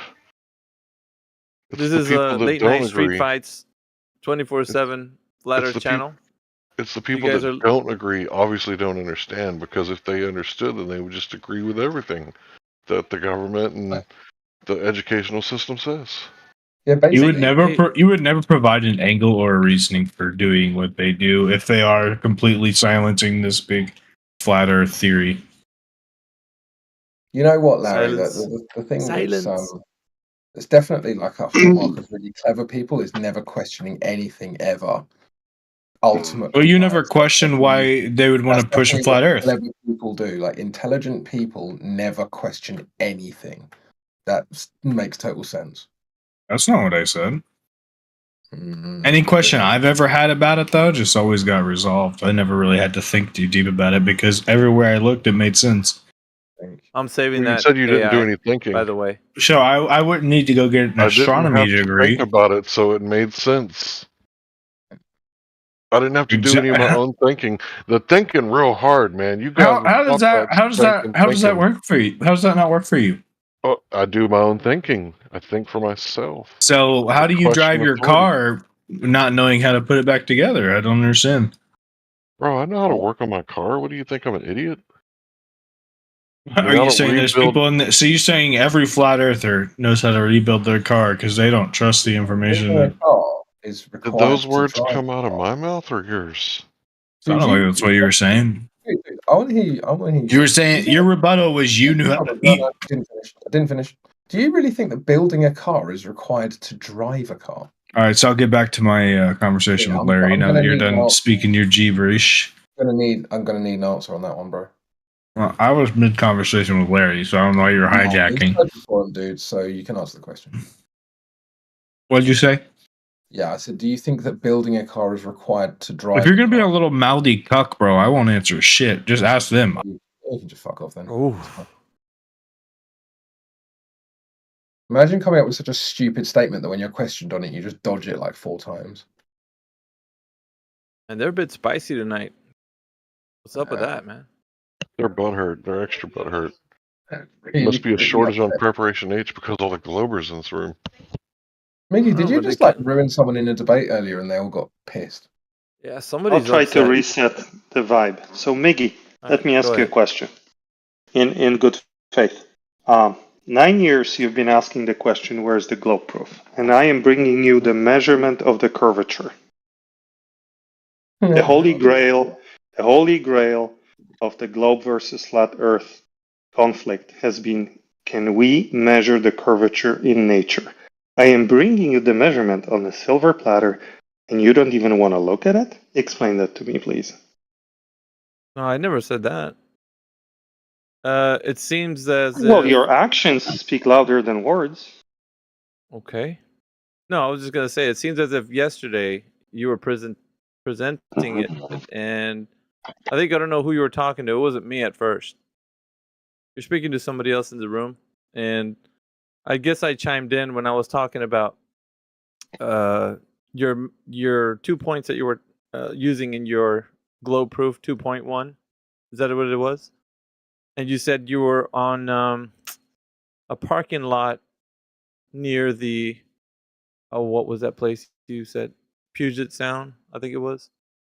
and one of the buildings close by, at a certain distance, you said above sea level, and then you said that I'm saying that how they measured the mean sea level, because it was done by whoever completed that I'm not trusting that. I think you were misrepresenting me in that way, and I was like, no, I think that's fine. I agree with the fact that they can get the elevation height from that position, but you kept saying it like the second or third time that I'm denying the fact that you're getting elevation. I don't know what you were on, but I never denied that. So you think that you put me in a position where I was denying something that I wasn't denying? You said I was running away. I was like, dude, I'm agreeing that they're getting the. I You chime kept in? saying it over and over. I'll help us resolve this, okay? So, you were not interested in looking at my measurements or my globe proof. Instead, you joined mid-conversation and you started commenting on the flaws in my method, but I never had a chance to present my material that I have prepared for you. And Have you you just presented it started. before? Yes, I have, but not to Is it Miggy. published? So, Is it published? no. So, Nowhere we can go and see you see a presentation of it? no. Can I talk to Miguel, Twitch, please? Twitter, YouTube, I'll wait until anywhere? your friend Or is done, Bev's Miggy. channel? On Bev's channel, maybe? I think we should probably just pop Peter back on mute, because if he wants to just own the channel, no, I don't think that's telling you, why that's is his why is MO. he His MO is exactly to like crown himself king in the variable truth. Hey, Miggy. So and pinpoint certain people instead of like it's an attack and an ad hom. Yeah, Miggy, you can carry on talking to him if you want, but like honestly, it's... Nah, I'm feeling the room. Like it's whatever. To me, it's like, the tone is always what somebody set. So he's setting the tone for this. So obviously everybody's feeling the vibe. It's like we can have a discussion. I don't think you need to ask to only speak to one person. I mean, there's multiple people in the room, so it's an open forum, Peter. You can't request only to speak to one person. Yes, you can. I was just wondering because you can. Hold on. Yes, he can. Yes, he can. In fact, he can demand it. He can demand that Miggy face him in the arena.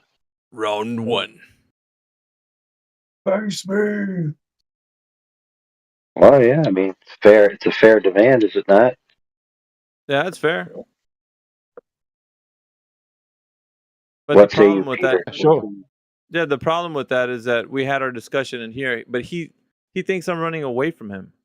He'll say, like, because yesterday, like I was giving the example, he was saying I'm running away from his measurement above mean sea level, and I was like, dude, I kept telling him I'm not. I agree with you, and for some reason he got it in his head that I'm disagreeing with that because the measurement above sea level was done by someone who is like a part of the government, that I would disagree with that. So he was already saying that I'm just disagreeing with that. I'm like, dude, and I don't know what, I couldn't get him out of that mode, so he therefore said I was running from him. So it is what it is. Wait, Miggy, did he call you Miguel? Like, is that your name? Yeah, that's my name, Miguel. Oh, okay. I never knew that. Me Really? neither. Yeah. That was like some Sherlock Holmes level deduction right there. I know, but I don't know. Wasn't sure my name, sir. Okay.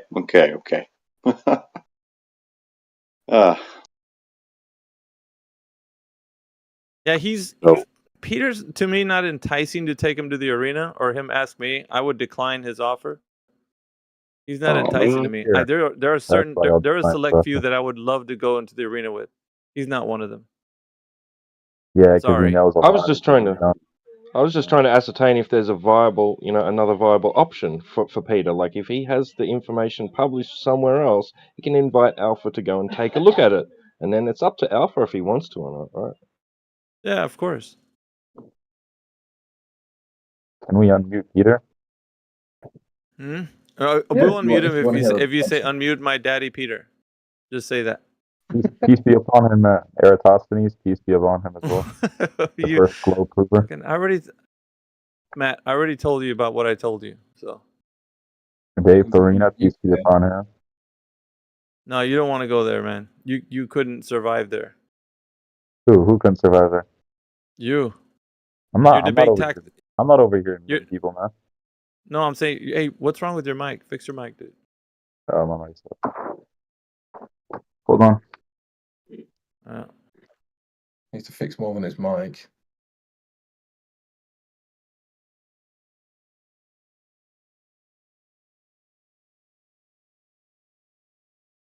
Yeah, you're gonna be the it'll be good if you're the moderator there, dude.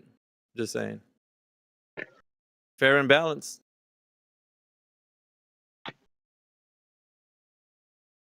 I mean, if you have the time. You got the money, honey. I got the time. Huh? There's no opponent yet. Or not unless you want to be one of the participants. I mean, I don't know. But somebody's gonna have to moderate you. It is what it is. All glory be the globe. Yeah, sure, dude.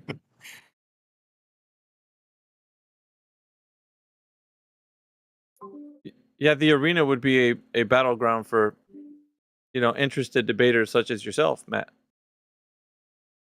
What arena? What arena are you talking about? It's the arena in the 24/7 Discord. Oh Basically, my god. Listen, dude, it puts firm footing on both interlocutors. So if you are willing to accept the rules of the debate is such that you both have three objectives, objections. So 3 objections, you can call an objection out at any time so long as your objection is well supported. So let's say you and I are debating, right? And I think you're straw manning me. I could say objection. If I call out and I say he's committing a straw man fallacy, and if I say the straw man and it's not one, then I get penalized. They can take one of my objections away. But if I call it it's correctly, just the fact that no one clearly going to be biased, though. No. Listen, the moderator has to be following the rules of the debate. So if it's not a straw man, like if I call out a straw man and I articulate how it's a straw man and it's not one, then the mod will penalize me. So I'm also subject to the same rules that you are in the arena. That's how we held it. It was kept that way to keep a balanced debate platform for both sides. Invite Peter, man. Yeah, I know. He wants to go there, obviously, but I have no desire for Peter. To me, I think he's basically like from 1 to 10, 10 being the best. He's probably like a 3. He's not really for me. Someone who's I'd give him like a 9, bro. He's a 9 to you? You have got to be kidding me. Level. I mean, if you're going 1 to 10, level 9 globe prover, man. Yeah, there's few that I say that can hold their weight. Okay, what did he say that proved it? If you don't mind making me jumping in, what did he say that was like really good evidence? What do you mean? What did he say? He said he's a 9. Give reason for Peter being a 9. What is your favorite argument? He also shows 3D geometry representation for you guys to prove the globe, and you guys always mute him. I mean, he didn't even present it tonight. He kept taunting Miggy about, I should present it, but you don't want to hear it. You don't want to hear it. Why didn't you just present it? Unmute him then. Let's see if he'll do it. Actually, why not? No, but you have to say, please unmute Big Daddy Peter. I'll unmute him for you, Matt. You know I'm not saying. All you got to do. I promise I will unmute him. If Alpha you say has that. a lot of fear when it comes to Peter. Bro, you have a lot of fear when it comes to anyone. Instantly. Knows what they're talking about. He will be instantly unmuted. Every time he's muted, if you say that, if you do, he will be instantly unmuted every time. No questions asked. All you got to do is say that. Are you like just fearful of Peter that much, Alpha? No, I want you to actually say the words and he'll get unmuted. I'm not. If I was fearing him, I wouldn't allow him to be unmuted. I'm not saying This that. gaslighting attempt is really weak, bro. Like, No, It's not yesterday he was. gaslighting. I know Alpha is fearful of him. It's not even a question. Yeah, I mean, Oh, you know I'm it's fearful still of him. gaslighting. The Yes, I problem with know gaslighting, Alpha knows he's the fearful. problem with gaslighting is when you do it 3 or 4 times and then get called out and then do it again, everyone knows that you're desperate. You haven't got another tactic. I'm gonna still say that he's fearful because it's not Yeah, gaslighting. I but know we he's know fearful. that you haven't got any other tactics now. This is your That's only it. tactic, and that's really sad. No, he's Yeah, afraid of Peter. yeah, And we you're know afraid that of him too. gaslighting You is guys your are only all tactic. afraid of him. We know that now. Because if you had another tactic, you'd have whipped it out by now. I mean, What NASA. tactic do you have to prove the flat Earth? Uh-huh. I mean, NASA. I mean, if you're so familiar with Peter's work, would you be able to mirror it and maybe present it while he's AFK or whatever? Man, Given you know I'm my so own well, man. I can't rate mirror so high. Peter. Hell I'm my no. own man. Hell no. That's I a mean, big you hell rate him no. so highly, you would Peter think that is you'd. so experienced in his geometry work. I can't mirror the man. Oh, you don't know how to, dude. It seems to me that You that's must have something that adopted we some of his scared of work, given you've rated him so highly. You would You can think make that. assumptions. You can make assumptions all you want to, but they just be Well, false. what do you base your rating Everyone on? does their own thing. He gave Yeah, him I a am. freaking 9, But dude. what do you? I'm rating Yeah, on you the give him fact a that 9. he just makes you guys seem dumb. Really? He's scared of you, bro. You guys This always is mute him. great. Yeah. Okay. I mean, would you be able to present that while he's gone? Present what? His demonstrations? No. That's something Okay. Peter can do when you unmute him. Yeah. Okay. Well, then perhaps your rating mechanisms are not so calibrated. Yeah. They seem Look at pretty this argument right calibrated to here. me. This argument is very, very good and will destroy you, but I don't understand it. Cool. Yeah, I when already Peter comes told into you the that he room. whacks you guys in geometry, and you guys can't understand it. Like, Really? you guys think there's up and down on a ball. Okay, yeah. You guys So are go ahead very and tell us. stupid people. So You go can't ahead make and the tell us the argument. point. You're just cringe. Yeah, go ahead and tell us the point there, Matt. How he's waxing us. Go ahead. What point? He whacks you guys in geometry. For example, he was whacking Jerry in geometry because he didn't know. Yeah, He was go like, ahead. so if you're going away from me, are you going down? He kept having to tell him that down is to the center of the earth because he thinks there's like up and down on spheres and whatnot. It was embarrassing. I might have clipped it, but again, if you want the smoke, just unmute Peter. This is I told you how I'll embarrassing. unmute him. All you gotta do is say the words, bro. This is a victory for you, Peter. This is a victory. They have you muted. It's interesting that up and down is only subjective and not a real thing. It's so interesting. Oh, Elijah, you're not going to tell us that there's up and down on a ball, are you? No, I mean, if we live on a ball, then up and down doesn't even exist. That's funny. That's yes to old dude in the chat. Yes. It's on Puget Sound, yeah. From a parking lot on Puget Sound. Imagine walking around telling people that up and down don't exist. They're gonna Or think rather, you're crazy. Like, you're oh up. no, it's because we live on a ball. Oh right, there is no up and down. You're right. Yeah, no one's up or down on a ball. Or even worse, your up is my down and my left is your right, and my up is your down, and vice versa. And yeah, helpful. Yeah, which is why you don't say there's up and down on a ball. Your down is my down. My up is your up. Angular. How do you You guys are describe hitting boats going over the horizon then? trickery on us. Angular resolution. Go ahead, Matt. All you gotta do is say the words. You'll be unmuted instantly, dude. Right this second. Just say the words. Just humble yourself before the greatness. I'd rather you take him on like a real man. No, dude, listen. Humble yourself before the greatness of Peter the Great, and then we shall unmute him. Peter the Great. That's a new one. Yeah. Well, that's what he said. He called himself that. All glory. But you can do it. Say it. Peace be upon him. No. Peace be upon Eratosthenes. You know, first globe prover Eratosthenes. Peace be upon him. I want you to say the words, dude. He can be unmuted. Just go.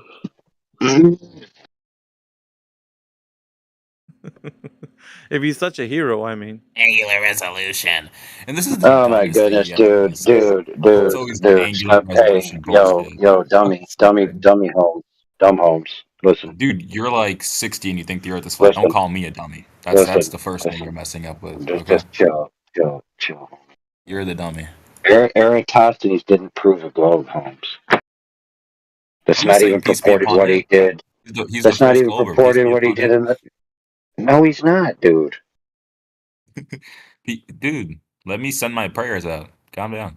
Dude, what did Aristotle? Dude, no, I'm not. I'm not saying he didn't prove the globe because I'm Dude, salty hey, about. calm down, calm down. I just I'm said he's the just saying, first globe. He's the dude. first glober. But Peace be upon him. holy crap, dude! Could someone else talk without you interrupting them? You okay? You He's gonna like allow it? Donkey. He lacks the He's had capacity. he's had too much prefrontal Ritalin. lobe. He's got frontal lobe damage. Obviously, he does not have a whole lot of self control. I wonder if So he's wearing a catheter. Eratosthenes assumed that the Earth already was a globe, dude. He was attempting to measure the circumference. So he's already figuring that the Earth is a globe. So he's not setting out to prove the globe. He's assuming the Earth already is one. What the heck? Matt, such a funny guy. 17, and you got so many years to go, man. Dude, peace be upon him because he was doing that. Peace be upon him, Eratosthenes, obviously. What's 17? Yeah, who else? cool. Who else was it good? Dave Farina, peace be upon him. Flat Earth Destroyer. Dave Farina? Dave Farina, you don't know who that is? Professor Dave? Peace be upon him. I know who he is. Not Professor He Dave. whacks you guys so badly. Was this the guy who Mike had Tyson mutilation. Is this the guy that had to use over Professor. 200 fallacies in a single debate? Yeah. Oh yeah, the fallacies. But he still destroyed your little weasel guy. Professor Dave said you can't see kept the curvature of insulting the him as Earth well. on Earth. So he admitted that you can't detect the globe ever because you can't go to space. And he said the 8 inches per mile squared is incorrect. Yeah, so there goes your geometry. Mm-hmm. And you said peace be upon him, and he's the one Peace that be like upon taken away Professor your Dave. globe. I love Yeah, watching the one that said that his you can't see the Flat Earth globe Destroyer videos. on Earth.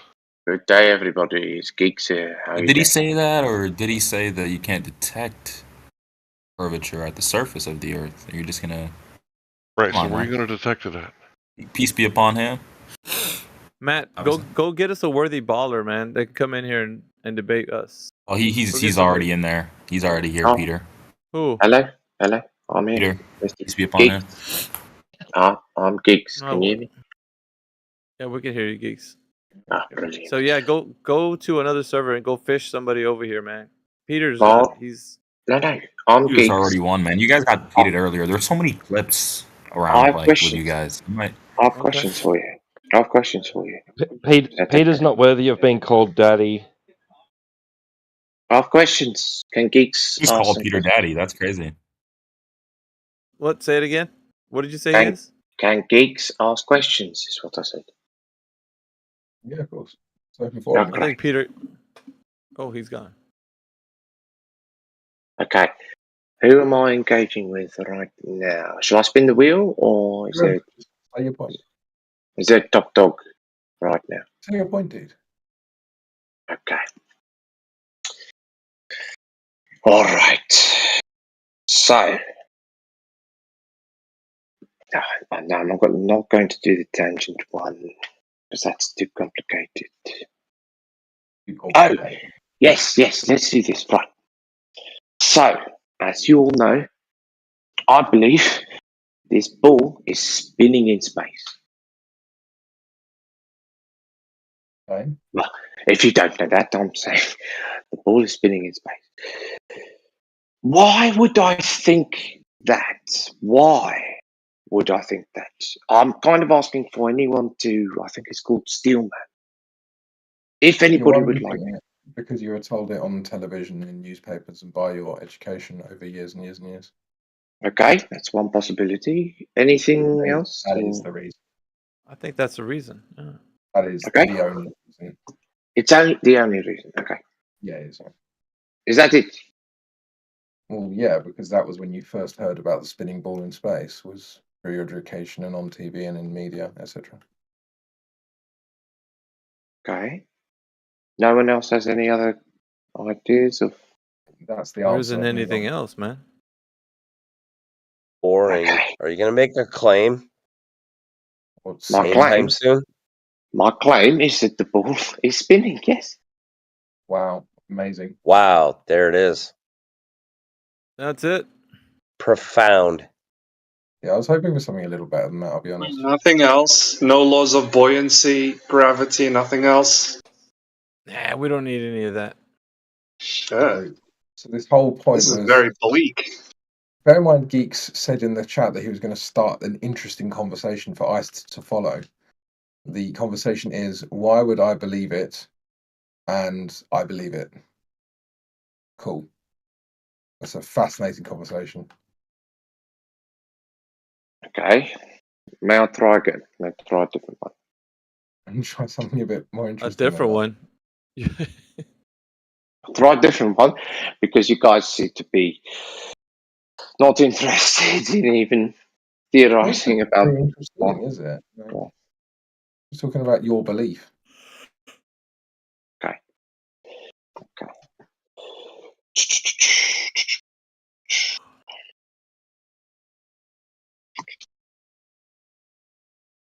Meanwhile, back at the ranch, we got some new people in here.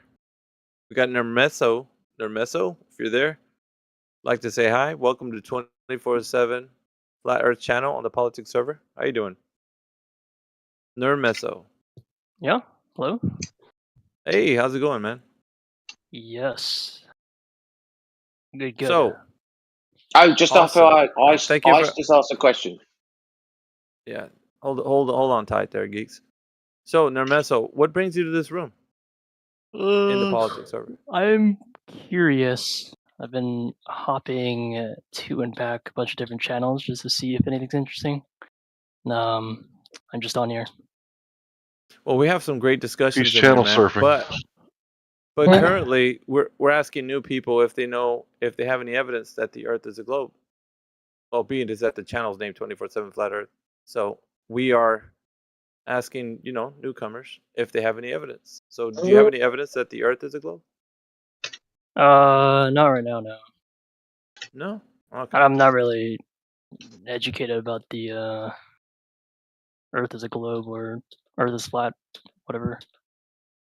Fair enough. Yeah, if you want to sit back and listen, you're welcome to. If you have any questions, just chime in and ask us. Be happy to engage.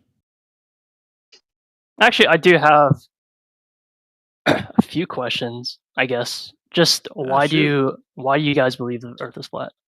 We can start with that. Yeah, we would say that. Well, it just looks better, It just looks better. Yeah, no, that's... Yeah, that would be what we would say, Newman. But go ahead, Crypto. Yeah, that's so one thing you need to bear in mind in this room is that you get globe trolls who literally have no life, and so they spend their entire time in here, and sometimes they answer questions on behalf of flat earthers when they're not one. So you just watch out for that. But I would give an answer to the question as being, well, I've done my own. Obviously, when I first heard about it, I was like, that sounds like bullshit. So I went and did some observations and some measurements, and found out that I could see too far, and then it kind of went from there. So you made measurements yourself? I made observations mainly. I've done some measurements as well, but mainly observations. I'm curious what those observations or measurements look like. Well, nobody sees the globe outside, right? Like the only time you've ever... Larry, you're a roboting dude. Or in a magazine or in a book, right? You've never experienced the globe. You're breaking up, Larry. Larry, you're roboting dude.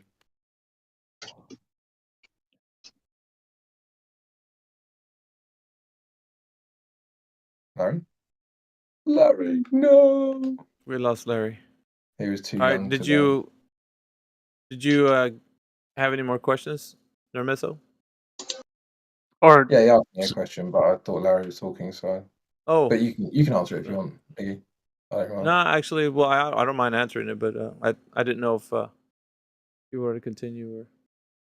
I can do. I'm kind of playing a game, so I don't want to be rude, but. Okay. So yeah, the Earth is observably a flat plane that we look across. So if you see the Earth as is, you go outside, look across the Earth, and it doesn't look like a globe. Would you say that's correct or incorrect? I guess it looks flat.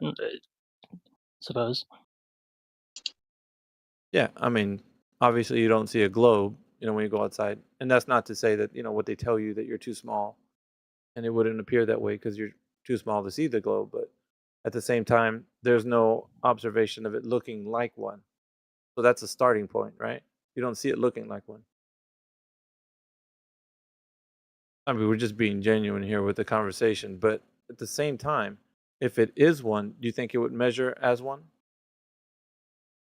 So If it kind of the was, question. sorry, if it was a globe. flat Earth, if it was a globe, Hmm? it would measure as one. And what would those measurements look like? Yeah, I'm asking, do you think it would measure as one? I guess so, yeah. Okay. If that measurement was done somehow, do you think it would be able to be discovered that it was done in some way? Yeah, I would think. Okay. What do you think the size of the Earth is? As in it being a geometric shape or a sphere, or as it's known as an oblate spheroid. What size do you think it is right now? Do you know the geometry of the Earth? I wouldn't be able to give you like a specific measurement, no. Okay. But like if you don't mind, yeah. Do you have Google in front of you, Ermeso? Yeah, sure. Pull up what is the radius of Earth? Type that into the chat, into your Google, and then hit enter and see what number you get. Nearly 4,000 miles. Also, what is the circumference of the Earth? I type that in. 24,000 miles. Okay. So now you know the circumference, the radius. So these values are numerically given to you, as in the size of the Earth is already like preset. That's what it's given radius and circumference is. Yeah. So would you say they've got those numbers somehow, right? Yeah. Okay. Okay. The question is, how did they get those numbers? Do you know? I don't really know. Okay, and that would be the next kind of question. I think Julius is hot micing again. So that would be the next question that you would have to ask going down this path. But at the same time, because we have these values, we can then test the Earth, the surface. We'd say take a small sample set of the Earth to then test to see if the curvature from a small arc segment would even follow it being that, right? So if it was a small arc segment, it would display itself over, a small but generous amount, right? We'd say anywhere from 15 to 20 miles distance of a long distance site. We'd be able to have a predictable amount of Earth curvature that would be pronounced within that certain distance. Would you agree or disagree with that? Wait, so you're like 15 measuring. So, wait, what exactly you're measuring? So, from around 15 to 20 miles of the Earth, like what exactly are you doing?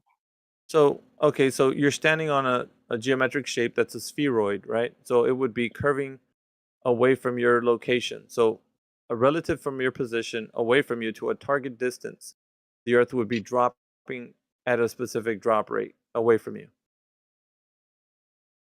Because you're standing on a ball. Yeah, right? yeah, I can see that. Yeah. Right. So if it were possible that the Earth curvature would be pronounced such that you could be able to measure it, do you think it would be able to be known that the Earth would be curving at a specific drop rate? I would think that there would be a specific drop rate. Sure. If it was curved, yeah. So can you just really quick type that into Google to find out what is the drop rate over the curvature of the Earth being with the radius value at the radius value they put in? Just quick searches will kind of pull up something really quickly so you can get a visual to see. I got them actually stored if anybody wants to drop them in the text. While he searches for them.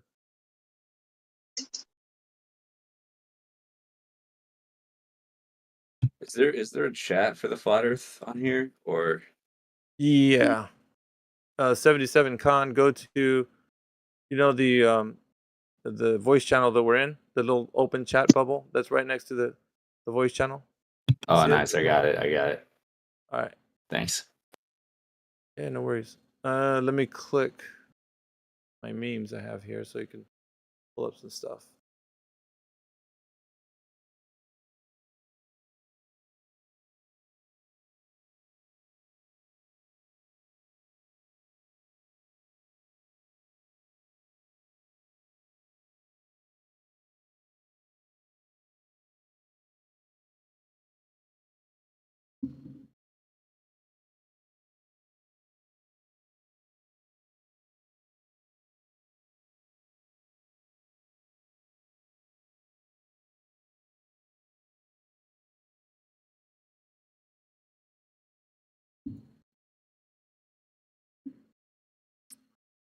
Let's see, where is it?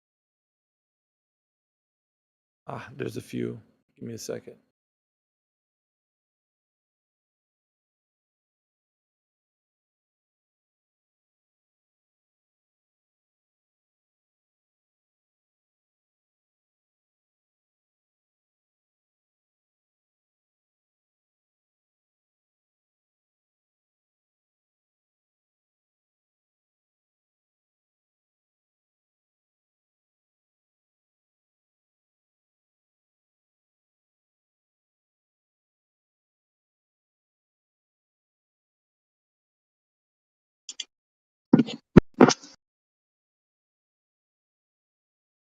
All right, here's one. Do you know where the text channel is? Yeah. Armeso? All right. I'll post an image there for you.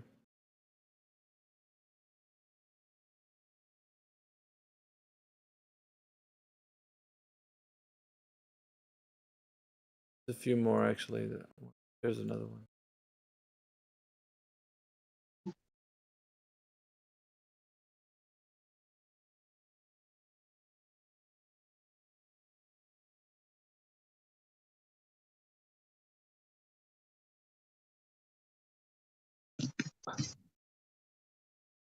That one too.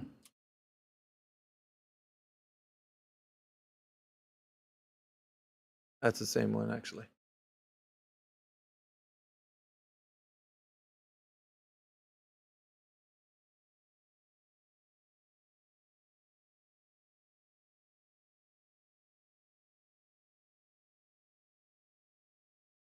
So the curvature over the surface of the Earth, as it were, with this radius value of 3959, would work out to be 8 inches per mile squared. You see that? Yeah, that's what I see online as well. Okay. Or at least by ChatGPT. But Yeah. I mean, I'll believe that statistic. I'm sure. I mean, it sounds right. Okay. Yeah, I mean, so if we have a specific way to know the drop between an observer and a target distance, we would then know how much drop visually would be before the observer is not able to see beyond the horizon, which would be considered a leading edge of the sphere where you couldn't see beyond. That would be the place where you couldn't see no farther from your specific height. Let's say an observer at 6 foot. There would be a specific distance you could see across the line of sight. So with your line of sight, you could only see to a certain distance due to the fact that the Earth would be curving away from you at the angle that you would be looking across the surface, and you wouldn't be able to see no farther because the rest of the Earth would be, curving away. Does that make sense? Yeah, I mean, like if we were on like a flat ground, you can probably see them from a very far distance, no matter how far they are. But if it's curved, like eventually you won't see them, depending on how far they are. Yeah, because the Earth would be curving, and they would be behind the curve, so to speak. Yeah. There's a few things I want to put in there. So yeah, I'm getting to the part where you're starting to realize that. So this has already been stated that it would stand to reason that the 8 inches per mile squared is just working itself over the parabola. As you can see, the math makes it to where the radius value is able to be used to understand that drop rate would stand as a basic standard, right? You would use this standard on the Earth, from any distance. So that's why I said I used the generous or conservative but generous distance of 15 to 20 miles. So if let's say for instance, if we do a line of sight test, do you think that if we applied that type of math, that how much curvature there should be, predictable curvature from a specific elevation of, let's say, either 6 foot or anything lower than that? How far do you think it would be able to be seen? Well, you know what? I'll tell you what. Let's do this. Type in Earth curve calculator in Google. I think we should do that.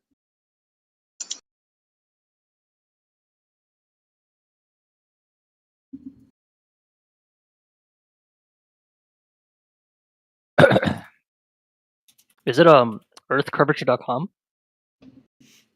Let me see. I think GitHub has one. Earthcurvecalculator.com. Let's see here.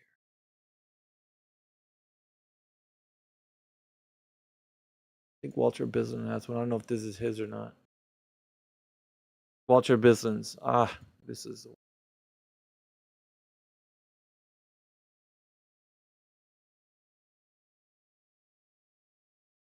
Takes a while for the page to load for me. But do you see that on your search? If you type Earth Curve Calculator, Walter Bislin's Advanced Earth Curvature Calculator.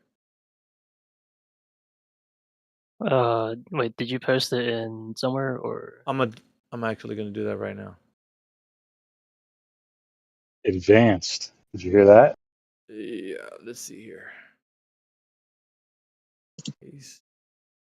All right, see if it goes through.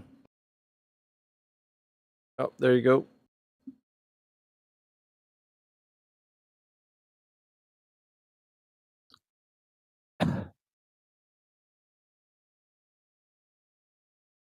Okay, it takes you. There's some boxes there you could fill in with the observer height, target distance, target size. I think you can. There's a box for refraction. You can input refraction there. Zoom. A model would be globe, flat Earth, globe, and flat Earth. You can use horizon. I do not know how to use this. Kind of complicated, I'll be honest. This is I don't really know how to use this, but. Oh, well, I mean, some of the things in here are kind of like, it's just explaining, from an observer what you'd be seeing at a distance, right? Yeah, of course.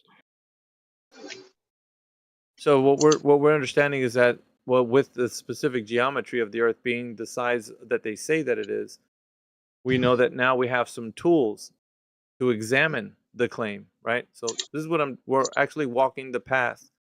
If you were so inclined to, you'd be able to understand that you could measure a specific distance, right? A small sample on the Earth, and use that to see use that to see if you would be able to look upon the distance of, let's say, that distance of 20 miles and see something from your point of observation to the specific range that you should be able to see, right? Like if it was I don't know, a boat at that distance or a building at that distance, whatever it was, you would then say, okay, is it possible for me to see this due to the fact that I now have an Earth curvature calculator that I could input some values? Like you would say, what is my height above sea level? Right? So you would get that information first. So observer height would be the first box, right? See those boxes in the middle of the page where little yellow boxes where it says observer height? So you kind of would, and it depends what observer height you could, wherever you have the camera, wherever you're looking upon, you would input those values. However tall you are, you would put that in there. Observer height, whatever. Then you'd put the target distance. Let's say the building or something in the far distance was 20 miles or whatever. You put that in there. Target size, how big is the target, and so forth, and the zoom that you'd use or anything else. But what you're doing is you're actually now starting to figure out if it's possible that you could see something at a specific distance, right? So real quick. So observer height, that's how tall you are? Well, So where you're making your observation from. So let's say that you're standing on a, I don't know, on a hill, and the hill's above mean sea level to be, whatever value. You'd add that value plus whatever, how tall you are making your observation, giving you the observer height. You know what I mean? So it's your line of sight relative to sea level. Yeah. Okay. Correct. And target distance is the distance away from you to the target. Is that? That's correct. Okay. Now the interesting is this assuming the curvature, or if No, we're no. like looking straight ahead? Yeah, if your line of sight means looking straight ahead. So the interesting thing about this is that a target distance, what we're looking at, would be the horizon. Now that, like, if you understand what the horizon is, so like, let's look up a quick definition, right? So we can find out what is the definition of horizon. So if you can just look that up really quick, just so we can get a reference. So, because we're just walking the path right now, right? We're just Yeah, so the line at which the Earth's surface and the sky appear to meet. Okay. Would you agree? That's pretty solid to say that that's something we can state that the horizon is? Yeah, sure. Okay. So that's basically what we want to be shooting for. Now, the problem with that is that the horizon in this case is, at least to our test, is unknown whether it's something that would be the edge where we couldn't see beyond, like it's curving away from us, or it's something optical that is a phenomena that we would see just basically the vanishing point of our vision. Like we couldn't see any farther because of the resolution limit of our eyeballs. Like we can't see. Say again? Yep, keep going. Okay, so we couldn't see beyond that point. So what we're doing right now is either figuring out if it's the one or the other, right? Whether it's curvature or if it's just the limitation of our eyes, we couldn't see. So horizon would be either one of those. You know what I mean? So that's what would constitute as a horizon. Either the horizon is the place where things go beyond and we can't see any things go beyond that, because they're dropping away with the curvature, or that is just the limit of our view, the distance. So it's going to be one of those two. Ermeso, Yeah, you sure. get it? Okay.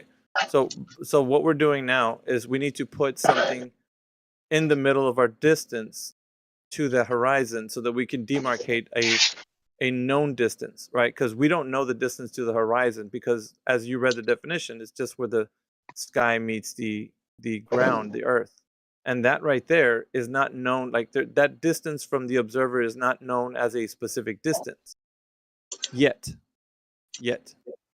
And what I mean is, because we're trying to figure out what the curvature would be if we're just making our observation from, let's say, standing on a beach or on a hill next to where the beach is. You know what I mean? We're just trying to figure out how far we can see from an observer height, and if it's possible to see at that maximum distance that we're attempting to shoot for, which is like 20 miles.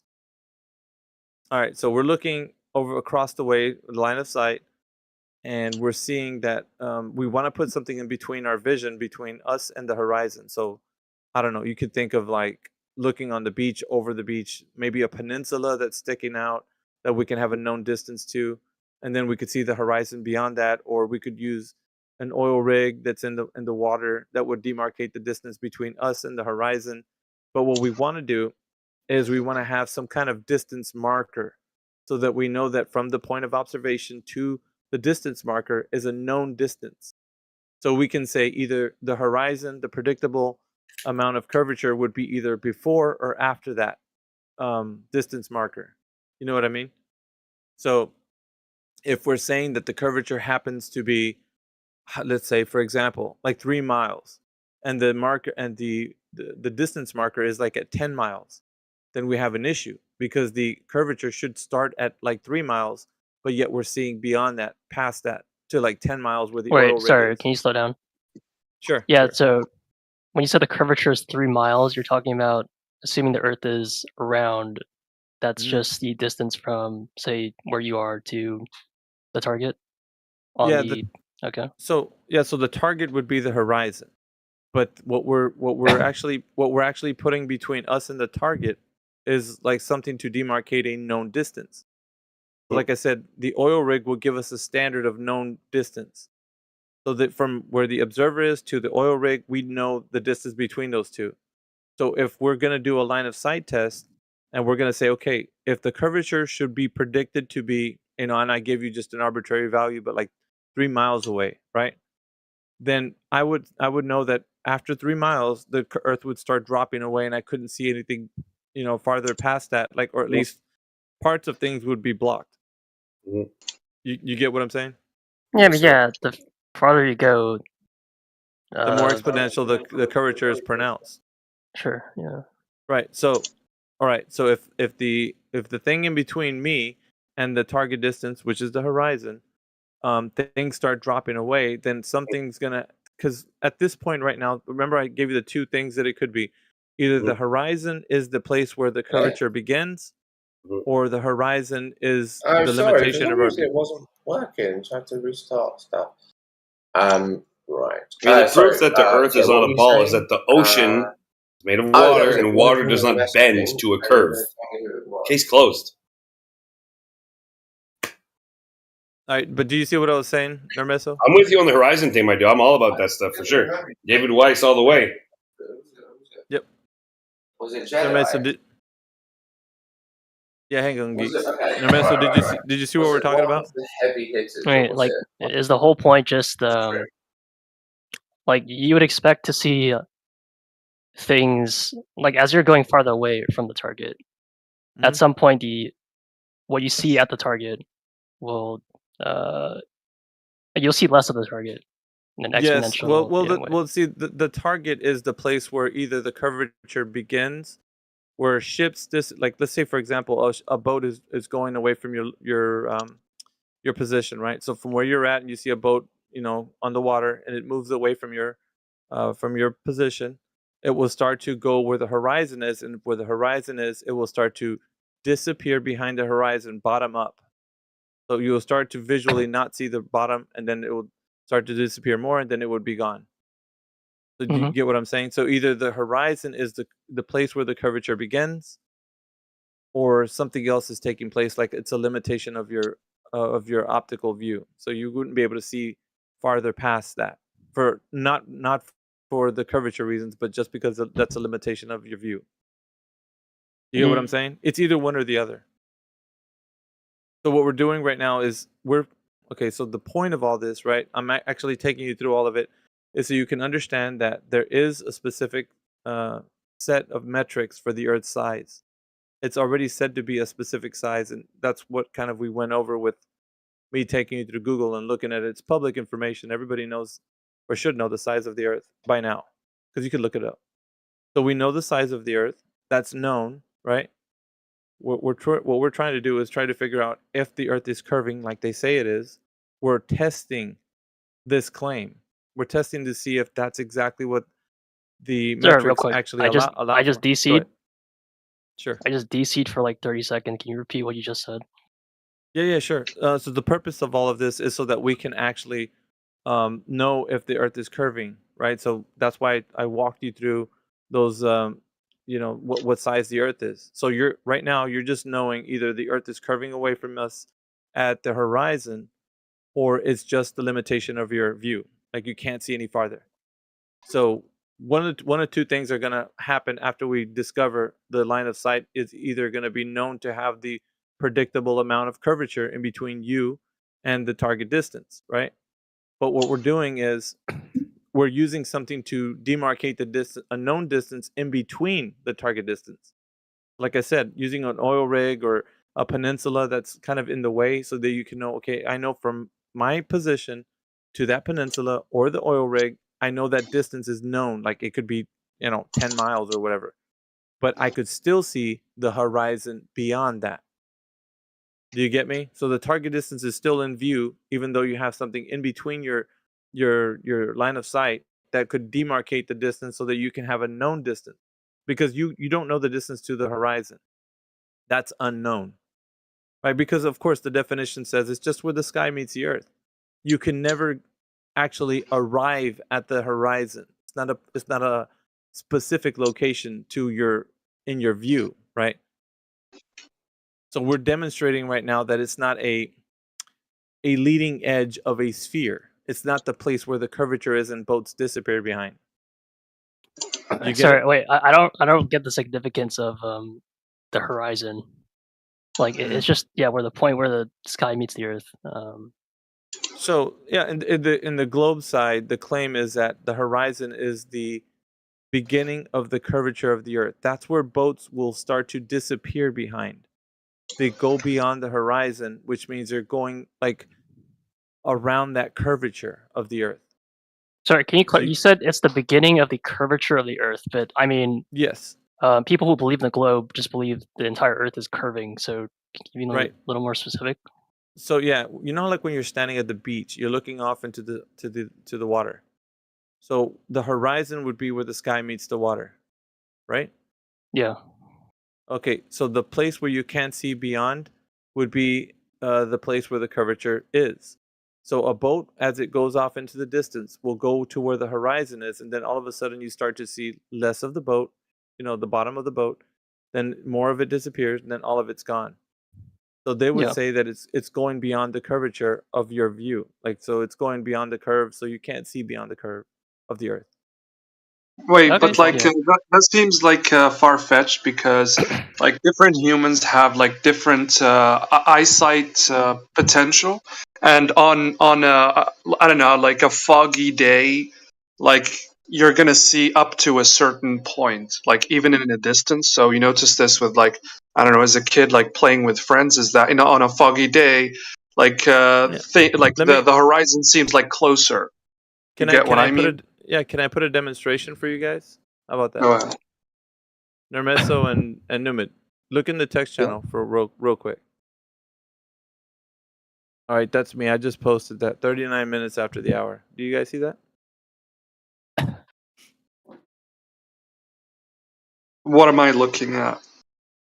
The small GIF that I put in 39 minutes after the hour. Yeah, I know. Like a boat. I don't know. Seems like it's sinking. Like, was that supposed to represent like a boat going beyond the horizon and beyond the curvature kind of deal? Yeah, correct. That's the assumption that's being made here. So, do you get now what we're talking about, Nermeso? Yeah.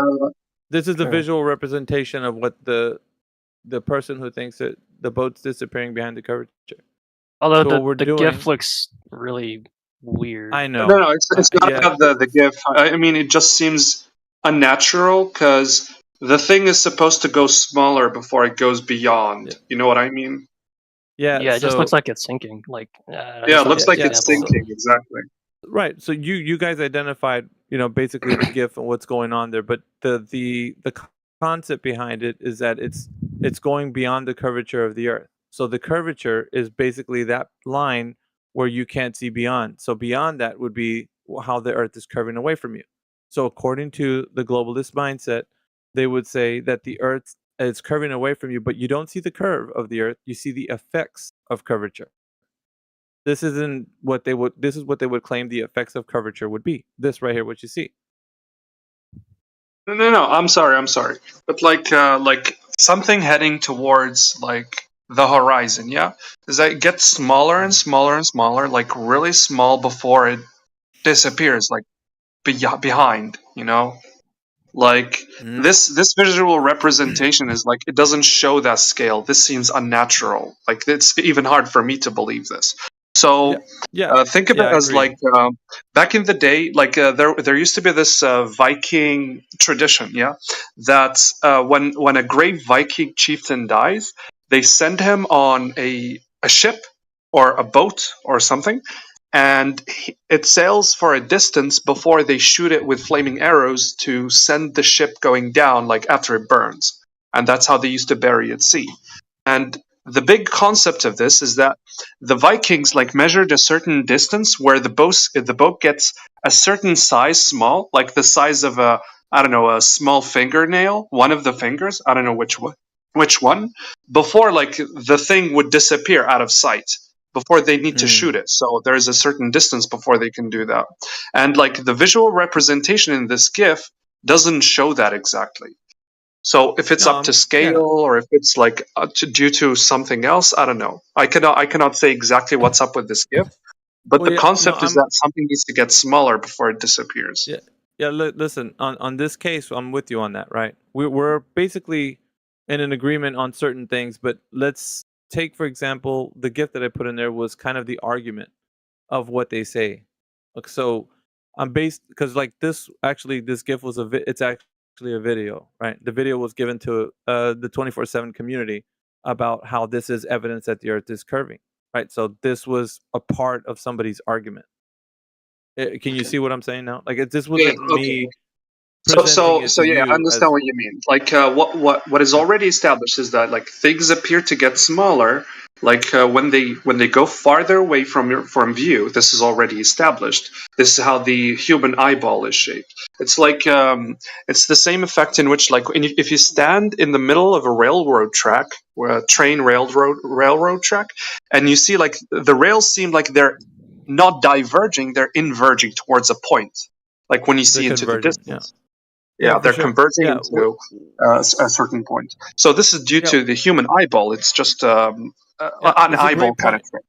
Yeah, it's a Yeah. great point. So I think yeah, it's a good point, Numid, and so you see, like, yeah, yeah, what I'm trying to say here is that they seem to get smaller and smaller and smaller until they get into a certain point before they disappear. It's like they can't go any more beyond that certain point into the horizon. So the same deal with any boat or any object is that the longer they go, the more away they go, the smaller they appear before they disappear. It's not like they disappear as is the size like behind a horizon.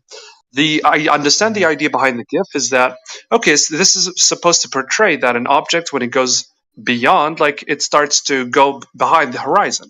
But this is not the effect you usually see. Even with a spyglass, if you have a spyglass on, it allows you to see for much like farther away. You're going to still see the same effect because you still have the same human eyeballs. You don't see anything different. Even with a spyglass, you see the same thing. When that boat reaches like a horizon beyond, that's when it starts to go behind. Even with binoculars, spyglass, whatever you wish.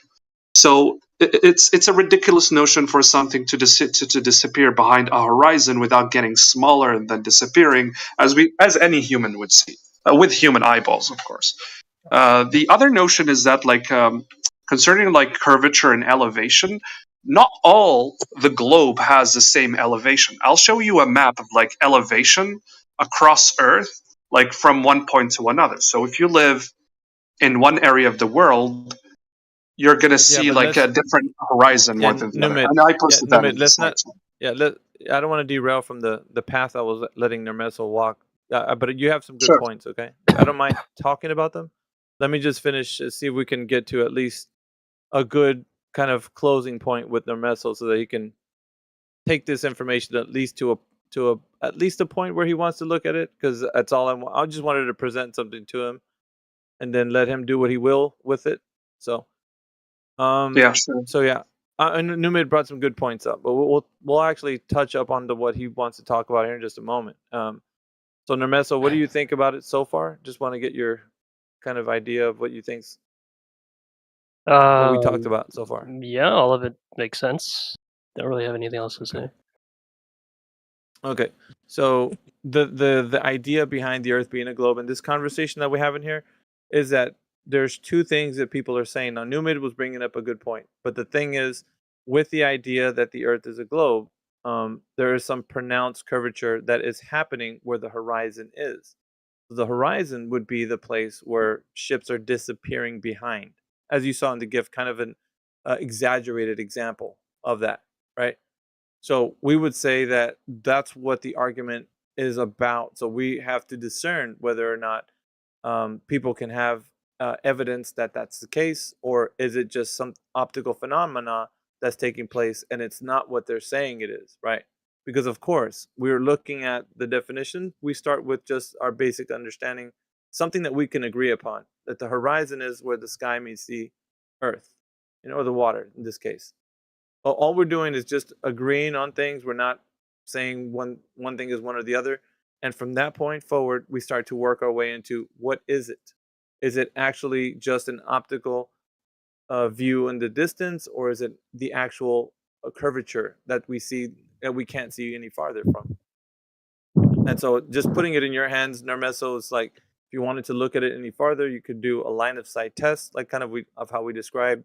I gave you the Earth curve calculator. You have the numeric values of the radius, diameter, and circumference. So you're armed with information now. You know the size of the Earth. It's not too big. It's not too small. It's a specific size. So you can go investigate if you so choose. And you can go to any beach. This information now is in your hands if you wanted to validate or actually falsify the information of the Earth size of the Earth. And I kind of want to talk a little bit more, but I want to allow for the room to kind of jump in and ask questions or maybe talk about another topic. So anyway, just want to. Yeah. Can I say something really quick? Yeah, sure. Go ahead. Yeah. So just to give you guys some context, a lot of globers, people who believe in the globe, will say that boats go over the horizon. So that's the argument that we're refuting. Just to give you some, that's the argument. Just letting you know. Yeah. All right. If anybody else wants to jump in, or Narmeso, if you have any final comments, or. So are you claiming that's the consequence of the effect of our perception, or limits of our perception? Yeah, well, we would say that because of the fact that our eyes, Numid was actually talking a little bit about it, but understanding how vision works, we would say there's a optical resolution to the limitation of our eyes. What we can see in the vast distance, that has a limit, right? And so we would say that's very apparent and well established.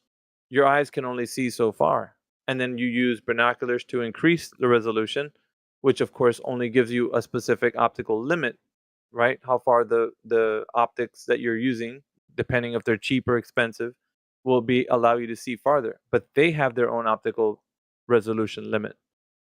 And then from that point forward, we started establishing that you can't see any more beyond because you can't resolve anything far past that.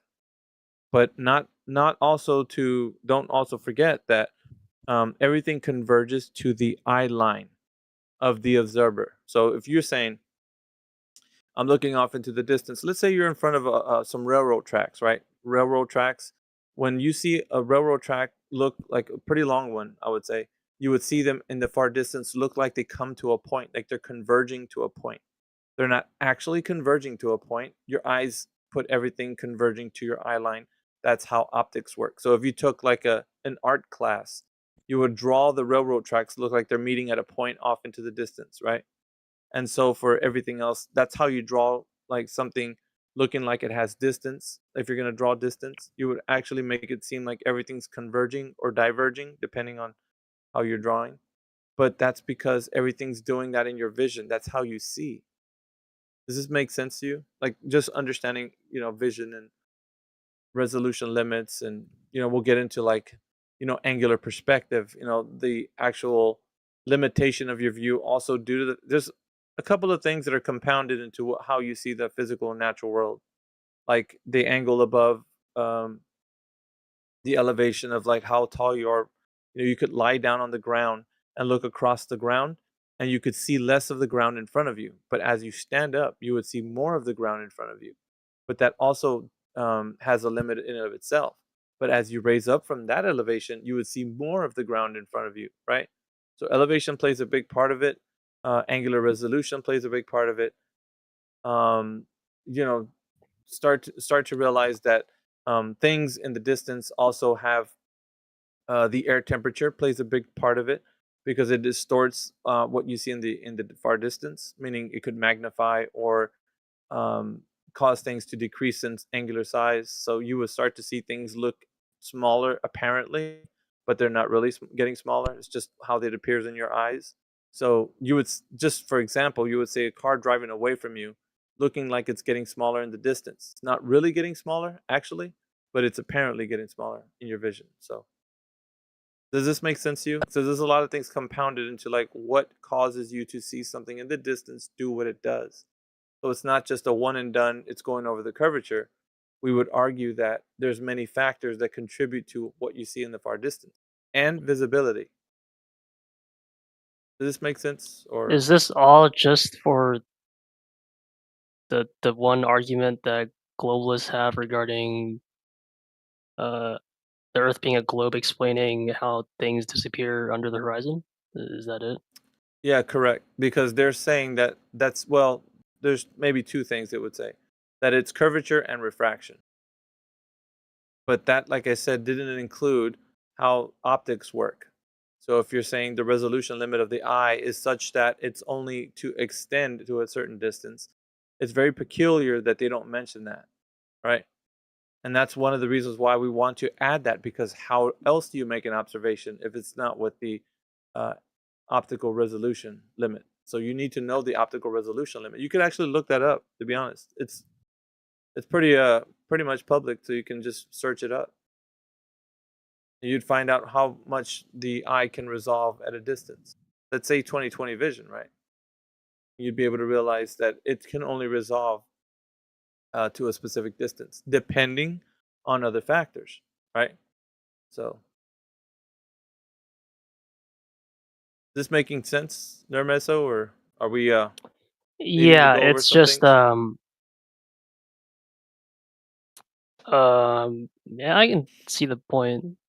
Is there anything else though? Like that was, I'll be honest, that Oh, was there's quite the yeah. long explanation for one argument. Well, it's hard because it's not as it's such a loaded argument, and because it was simplified. The reason why it's simplified is because the extended version was not meant for you to understand, because you get such a watered down, diluted version of like what's happening, and so you don't understand um, the involvement of the different factors, right? You don't know that. So you don't know, like, you have to add how your eyes work, the ambient air temperature of the day, like the angle at which you're viewing from the elevation, at what specific elevation you are.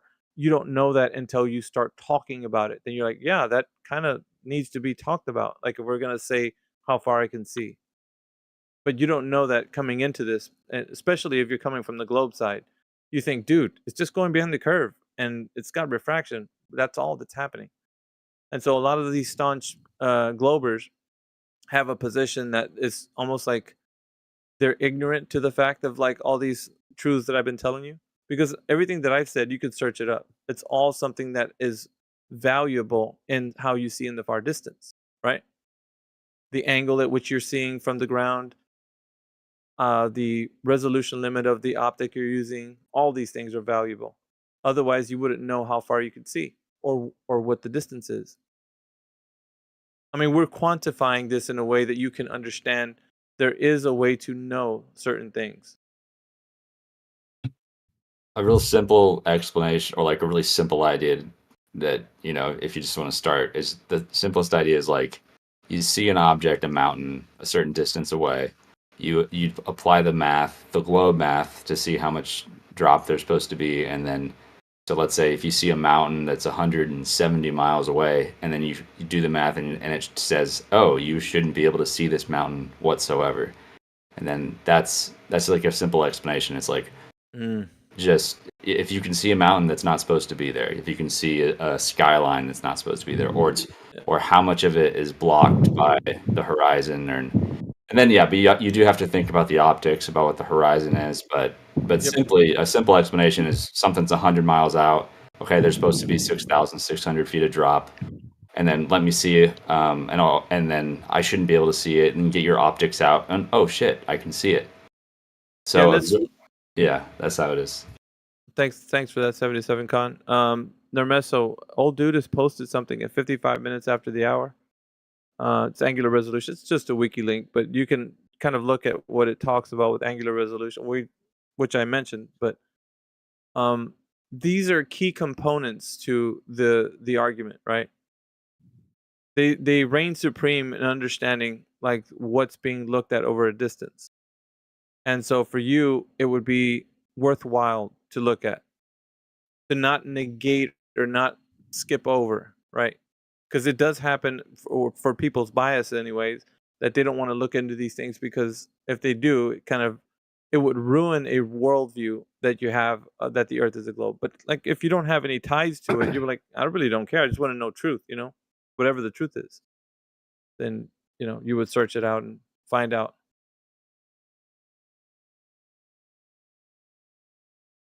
It is kind of long. Yeah, it's a bit long, man. Sorry. And I get it. For the sake of time, can you just list a bunch of other arguments that prove the Earth is flat, or in your eyes? Because I mean, what you guys said, I mean, in the end, the horizon argument, whatever, it doesn't necessarily prove whether we live on a globe or a flat Earth. But we're doing okay. So yeah, it does actually, because what we're doing, and I'm going to tell you why. Because we're using the globe metrics, the size of the Earth, and the predictable amount of curvature that should be there in your vision, blocking things in your vision. So if we say that we figure out that the Earth's curvature should be at 3 miles, and you see farther than 3 miles, what does that tell you?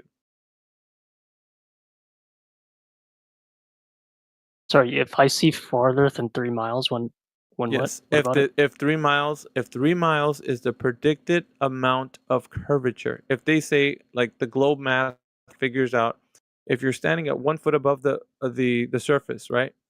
1 foot above the surface, and you look across in the line of sight, and you find out that the Earth's curvature doesn't block things in your view, and you can see farther than the predicted amount of curvature that should be there, then that disproves that the Earth is curving away at that specific drop rate. Yeah, do you have any data on that? Yeah, I just outlined it for you in the line of sight test. Well, the thing is, I feel like all of these measurements are based off of pretty hardcore assumptions about the Earth, being a perfect sphere or ellipsoid. I'm not too exactly sure. I get what you're saying. Okay, I'm listening to you, but those are not because any flat earther put them there. Those were put there by people or proponents of the globe.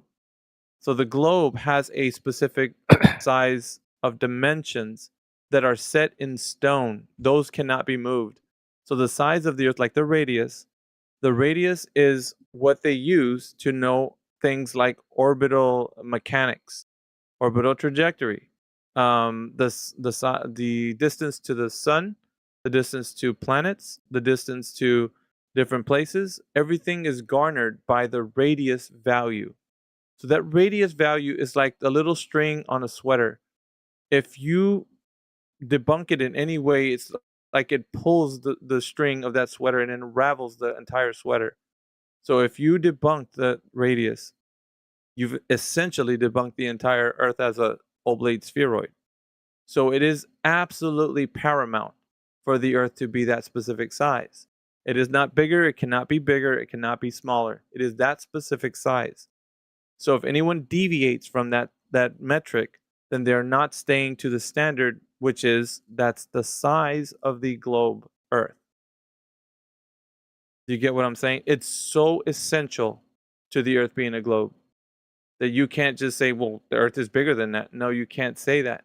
It is that specific size, and it is used in complicated formulas to get people, let's say, in the rhetoric of the Earth, the astronauts going to the moon in the 60s. It was used, that specific number, that value was used for them to get there in the much complicated, I guess what they would claim, complicated math for the orbital mechanics. So they need that value. It's essential. You see what I'm saying? Once it's debunked, you've basically pulled that little string off the sweater and unraveled the entire globe Earth completely. It just falls apart. So this is why I'm putting this line of sight test in your hand, so that you can know there's a way that you can test it. But I wouldn't trust myself to test it, because I think a previous person mentioned that the flat, the Earth isn't going to be flat everywhere, and I feel like measuring the curvature of what you can see in the curvature would be pretty difficult. Well, yeah, but think about this. How did they do it in the first place? Who in the first place? That's what I'm asking. Who measured it in the first place? Because we got some values, we got some metrics, we got some numeric values. How do we get those numeric values of the size of the Earth in the first place if it's too hard to measure? I mean, I haven't looked at it, but like, have you? And if so, can you tell me? No one has. It's a calculation based on an assumption, Nermeso. So it's an estimate, right? No, it's an assumption. Okay. They're assuming the size of the Earth. Yeah, go ahead. Yeah, so like that metric that calculation was based off of a fundamental assumption that they had about the world. Yes, being that that's was correct. Okay, sure. And because of that Earth being the size that they say it is followed to be nothing more than fiction. It's a fairy tale. It has nothing to do with something that is rooted in a measurement in reality. So they haven't done anything to say that they've laid any groundwork to have the Earth measured as the globe. It's never been done. That's never been done. Wait, sorry. Can you repeat the Earth measured as something about Earth being measured as a globe? Yeah, the Earth measured as a globe has never been done. There's never been no measurement that anyone's done any time in history. And apparently irrefutable, not allowed to be challenged. At least within the world of academia. That's correct. Yeah. If you were to mention that to anybody, they would probably get really upset with you because you were asking them. So I'm upset. You said science that can't be challenged. That's some awfully weird science. Yeah. Which is not even their mantra in the first place, but I guess it is what it is. You guys can challenge it anytime you want. Just do a measurement, man. Challenge it. Go right ahead. So there you go, Nermeso. I mean, you can, like Scott is saying, you could challenge it, but you have to just apply yourself. Don't be afraid. Like, I don't know. Maybe some people might diminish your intellect by saying, no, you can't do it. Leave it up to the scientist. But if there's something that you can know about the size of the Earth, then you can actually go out into the field and check to see if it isn't what they're saying it is. Why would you be so cautious as to say you couldn't do it? That's a kind of like a defeatist attitude. That's some bad energy, man. I would say just maybe get rid of that energy and say, you know what? Let me try it out. What's the worst that can happen? I'm just going to test it out. Yeah, the math really isn't that complicated at all. I mean, you can once you know how much drop there's supposed to be, then you figure out where the horizon's supposed to be, and then you can go out and do reality and see if it matches it or not. It's just, for me, there's like an island 69 miles off the coast, and I shouldn't be able to see it. So if I can see it, that's a problem, right? So not really. Just take into a fraction, and it works out perfectly fine. No, it doesn't. Refraction's not enough. Nope, because refraction is limited. It's not infinite. Even according to Peter, remember his angle measurement? He included standard refraction. It was not infinite. It was very specific. So no. I didn't say it was infinite. So no, it's not going to be unlimited. I didn't say it was. Why'd you put it in? Exactly. I never said it'd be unlimited. So there is a limit then. Of course there is. Scott. Yeah, exactly. Hey Scott, you got that? Point? You got that data that you were arguing with Miggy last time that I wasn't there for, that I asked you for, but I wasn't there when you were arguing. Apparently Miggy hand waved it. You got that? Fine. Hold on, I'll post it right now. He's gonna post it. Go. I want to hear this. Is it? I mean, I've been waiting for this. It's been weeks. Been weeks now. Better have There's an example of how it can't be challenged, right? Instead of going back and saying, okay, did we get something wrong? Is our base axiom actually true? That's just, no, we're going to stick with that, even though like what we're observing in reality and our measurements aren't matching what that initial premise.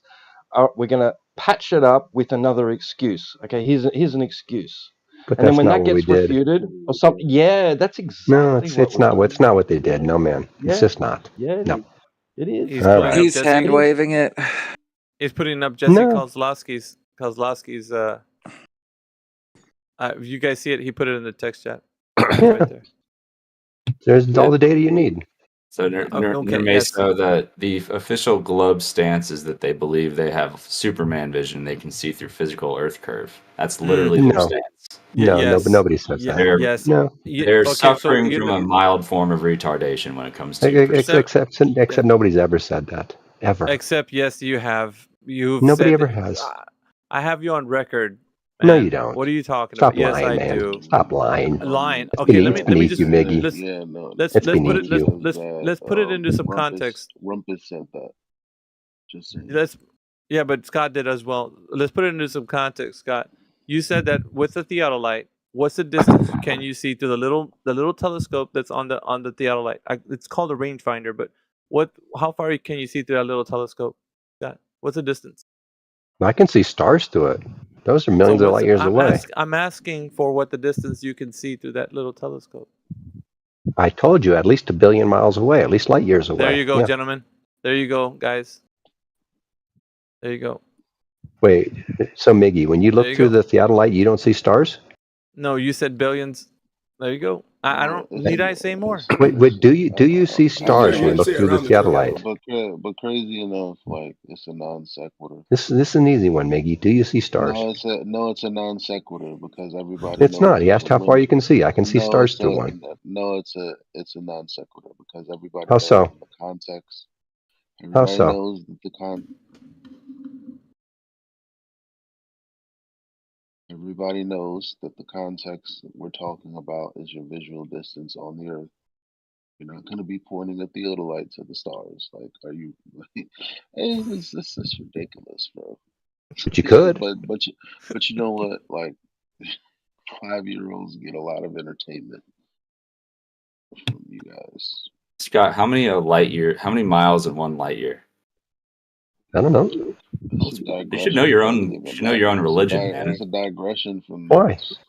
Well, obviously it's not. It's not. It's just a quick okay. It's 186,000 times 60 times 60 times 24 times 365. What number is that? That's your answer. How's that?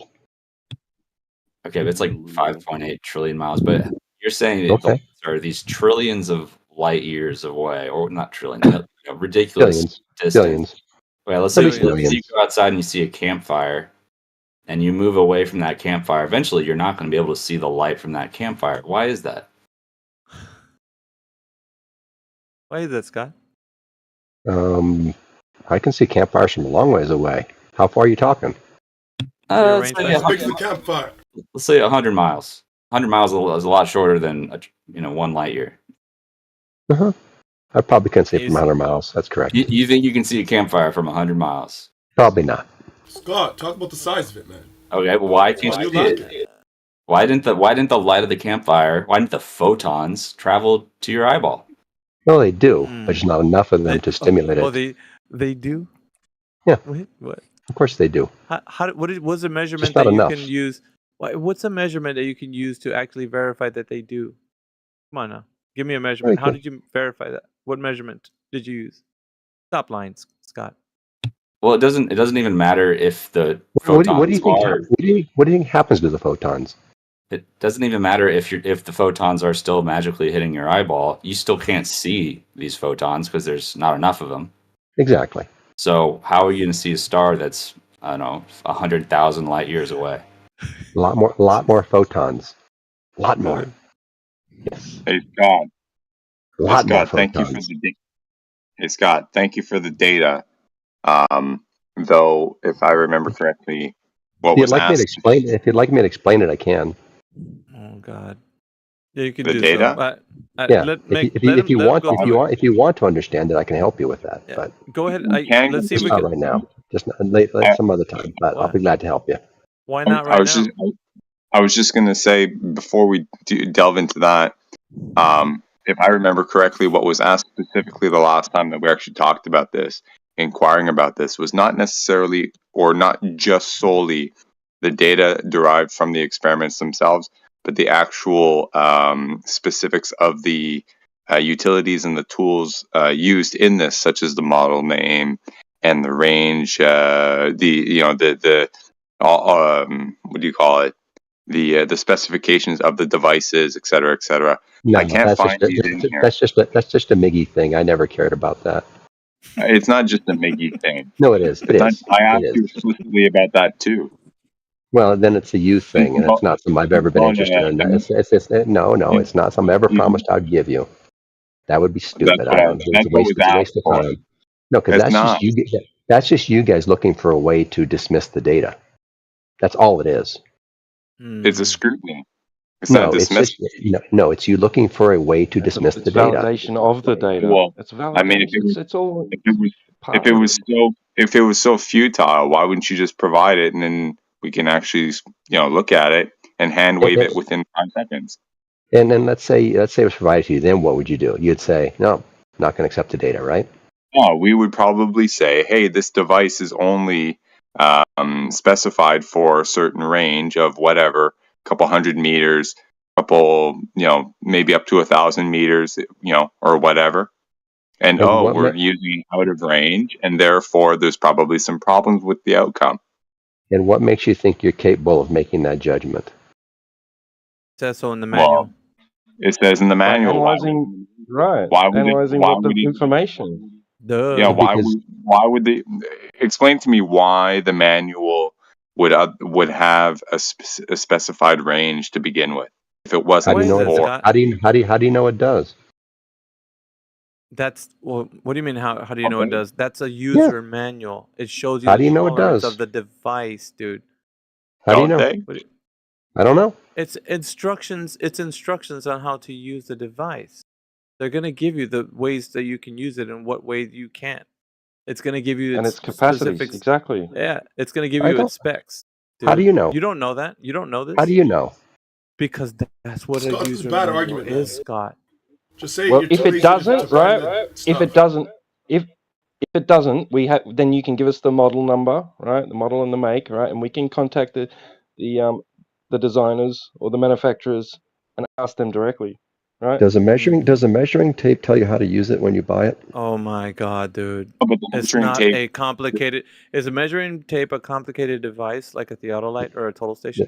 The theodolite's not a complicated device. It measures an angle. What the measuring tape does to us is, this is a 30-foot measuring tape. Therefore, if you're going to try and measure things, it infers basically if you're going to try and measure things longer than this, well, you're going to want to jump through some hoops, maybe, because law is not built for that. No, what you would do is you measure 30 feet, then you'd pull in your measuring tape and go to where it was, and you measure the next 30 feet, and the next 30 feet, and the next 30 feet, right? Scott, you need to yield sometimes and just admit that you would use your user manual to understand what the device is, how you can use it in its specific way. I don't need to admit anything when you're wrong. I'm wrong on this. Yes, you are wrong. Okay. Yes. All right, dude. Yes. All right. Did Numid have some questions? Unless we want to listen to Scott troll. We can ask Numid. Maybe he needs to by the way. Maybe he needs to go mow his lawn anyway, so that's okay. Yeah, I'm just looking at I'm just listening to the conversation, that's all. I have no questions. Okay, yeah, you're welcome to jump in, Numid, if you want. Yeah, of course. Do you guys want to mute Geeks? Yeah, he was muted. I don't know if you want to mute him. No, it's let's just not mute people. There's no need for that. They when there is no need for anyone to speak, they'll just recede into the background. When it comes to what we're discussing about possibility of Earth being flat or a globe,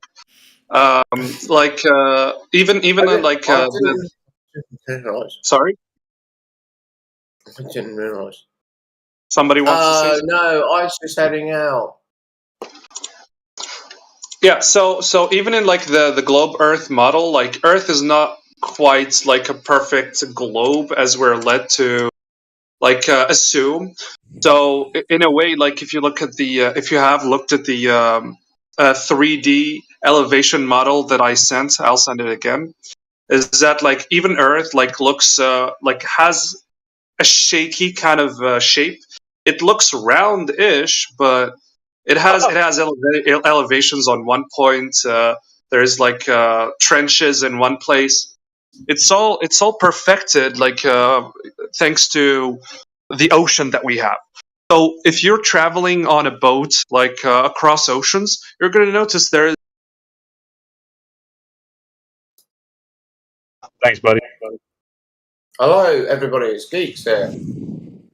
I could tell flat is real. That's Hi, Alpha. My friend Ice would like to ask a question, if possible. Oh, she's gone. Ice Poseidon? No, I'm just kidding. Who was he? What's his name?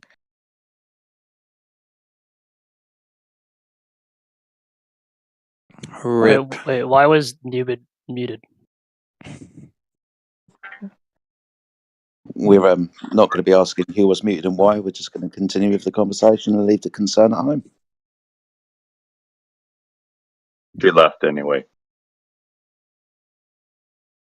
I think they were talking about the. Well, yeah, we can move on. Does anyone does anyone have questions about flat Earth or globe Earth in general? I was gonna ask another question, but he was talking about like seeing elevation change, but he assumed the thing is he never actually he never validated the elevation change model that he was trying to in other words, he never witnessed that in real life, or at least as far as I'm aware. Love to know how you measure elevation changes without a horizontal. Yep.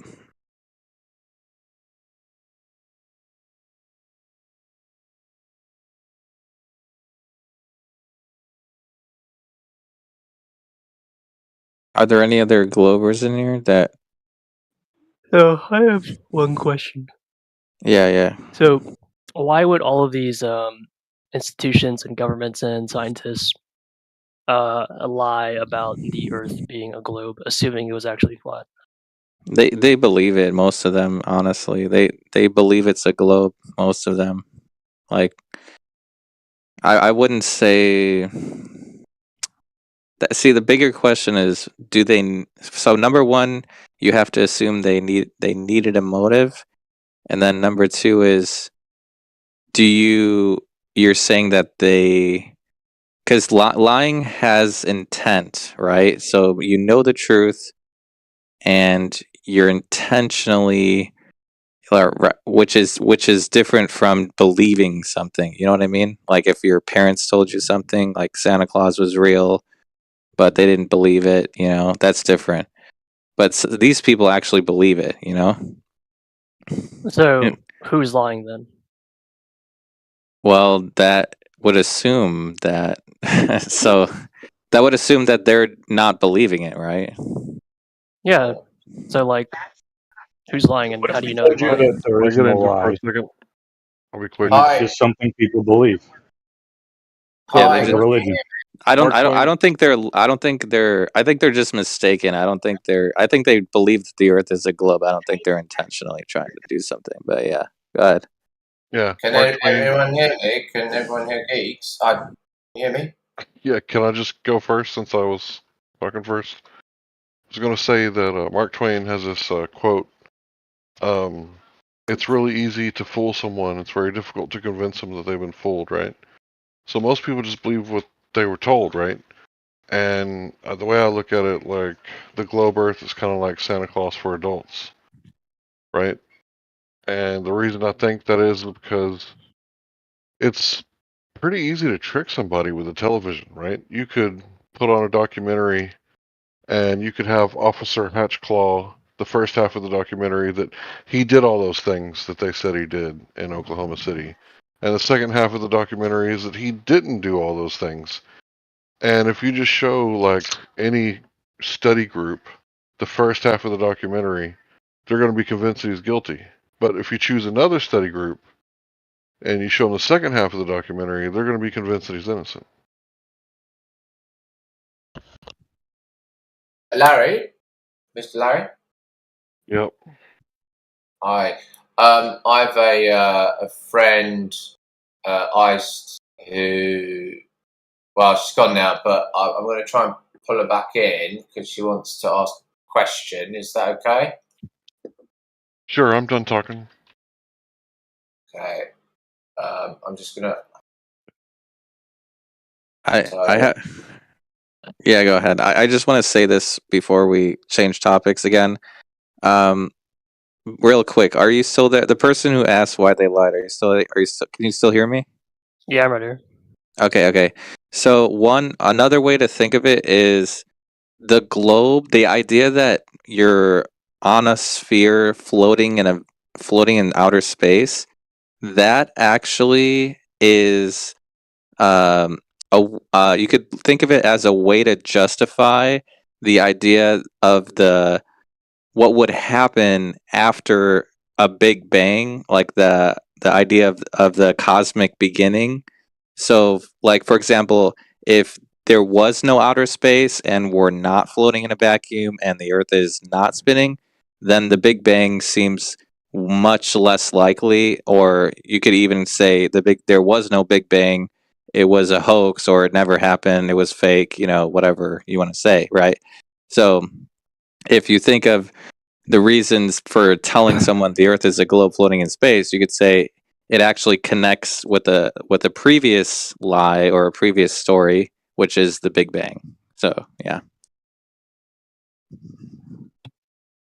Yeah, it's like can be seen as a philosophical perspective, and then it's also like if you think about like an astrophysicist, you might be like, "Well, are all the astrophysicists lying?" It's like no, they're doing these calculations based off assumptions, and their assumptions they believe they've been presented to since they were a child that's been presented to them that's reality.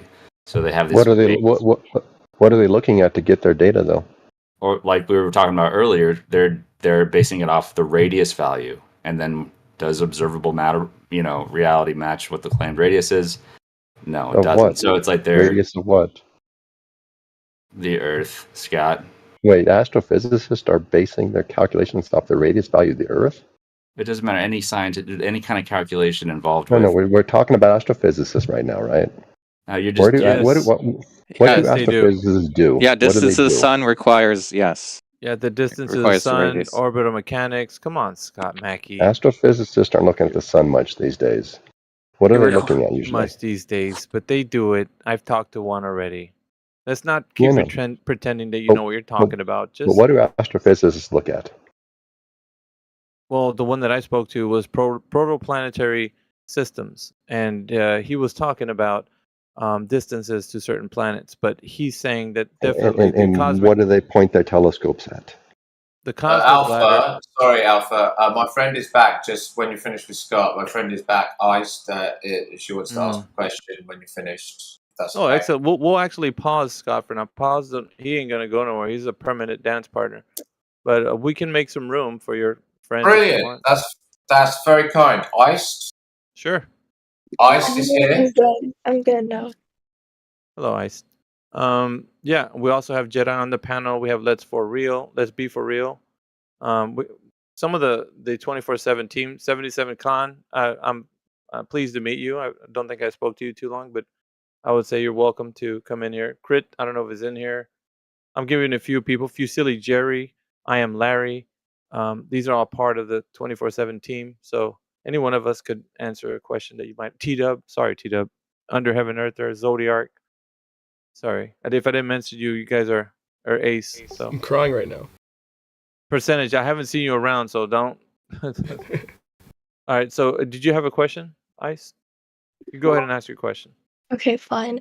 Well, how do you explain a lunar eclipse from the viewpoint of a flat earther? Oh, it's a natural phenomenon, but I'll let Jedi take over if you don't mind. Okay. I'll be really quick. We can't explain lunar eclipses. Solar eclipses seem to be a little bit easy to understand, but lunar eclipses, yeah, we've got absolutely no idea what causes lunar eclipses. Can I also mention that if someone observes that the moon is being obscured, number one, they're assuming that they're witnessing a shadow. That's number one, so that's an assumption. Number two is that the light from the moon, the people who believe in the globe, they believe that that light is coming from the sun. That's another assumption. They never tested that. No one has ever proven that. Number three is they assume what the moon actually is. So all we see is a light in the sky. And the fourth assumption is the distance, the medium. I could go on, but yeah. So the only issue with the Globers' explanation of the lunar eclipse is they never actually proven any of the assumptions that are underlying the claim of what they think is obstructing the moon, assuming that it is even a shadow to begin with. So yeah. Right, let me see if there's anybody else in the chat, Ice, that might give you any more context from Flat Earth. If you guys want, from the team, I guess you can chime in if you wanted to answer that. If not, I'll give her more of a generic answer. But you guys can chime in if you want. Wait, so Ice, you don't, go ahead. maybe I misunderstood. So you don't believe that day as in light, I guess, is caused by the sun? No. It's You were not. asking about the phenomena of the eclipse, Yeah, if I that got you too. correct. Okay, I so just thought I heard in there something about like, I don't know, that the sun yeah, is not creates day.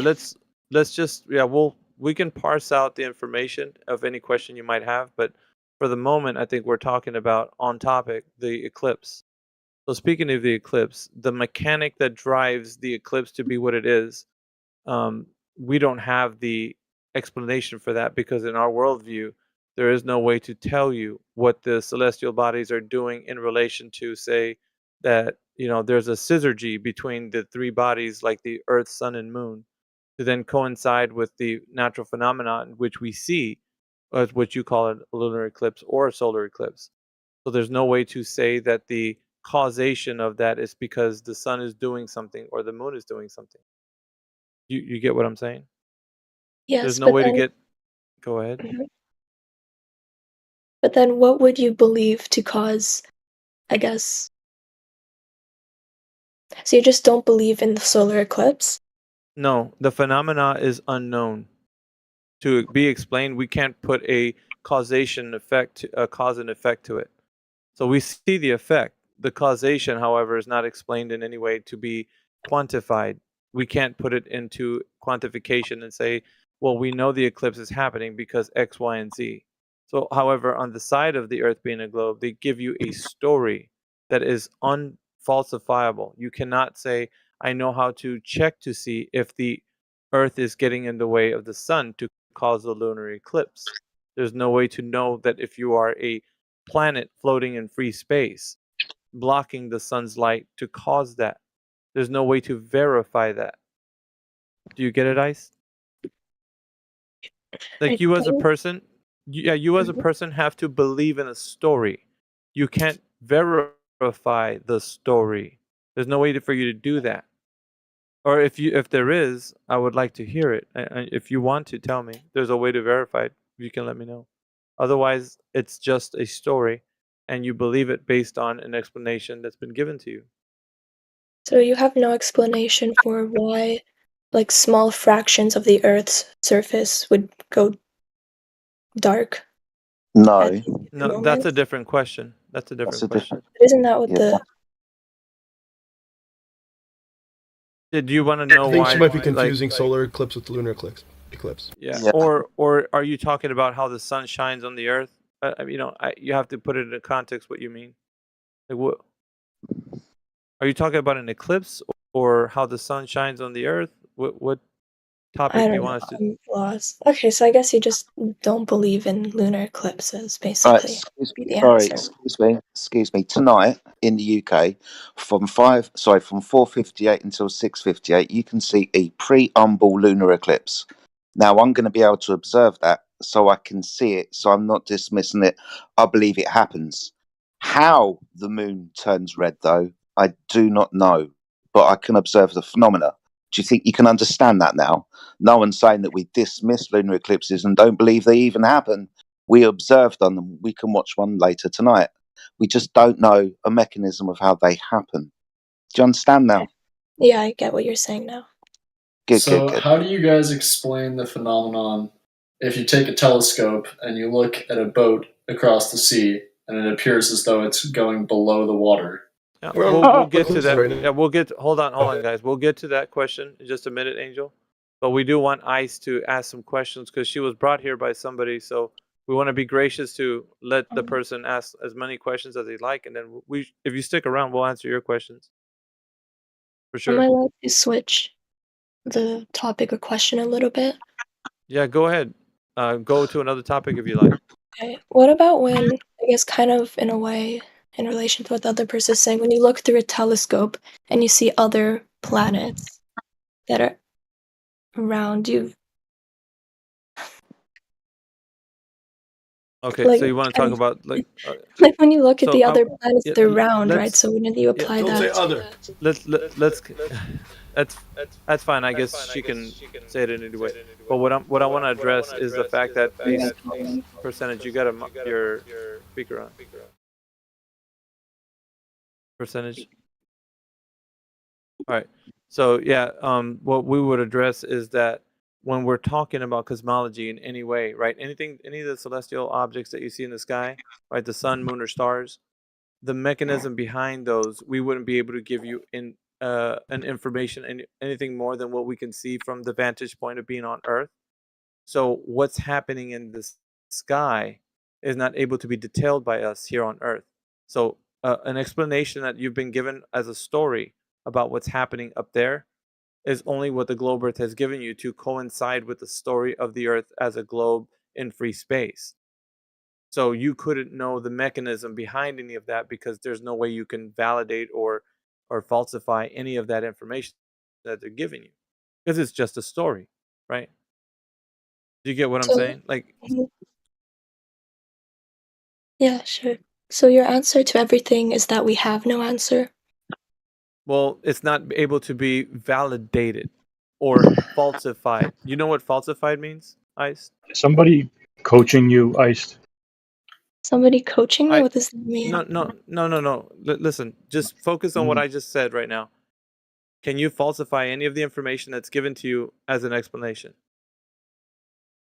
From you or from like these stories you're saying? From the stories that they're telling you.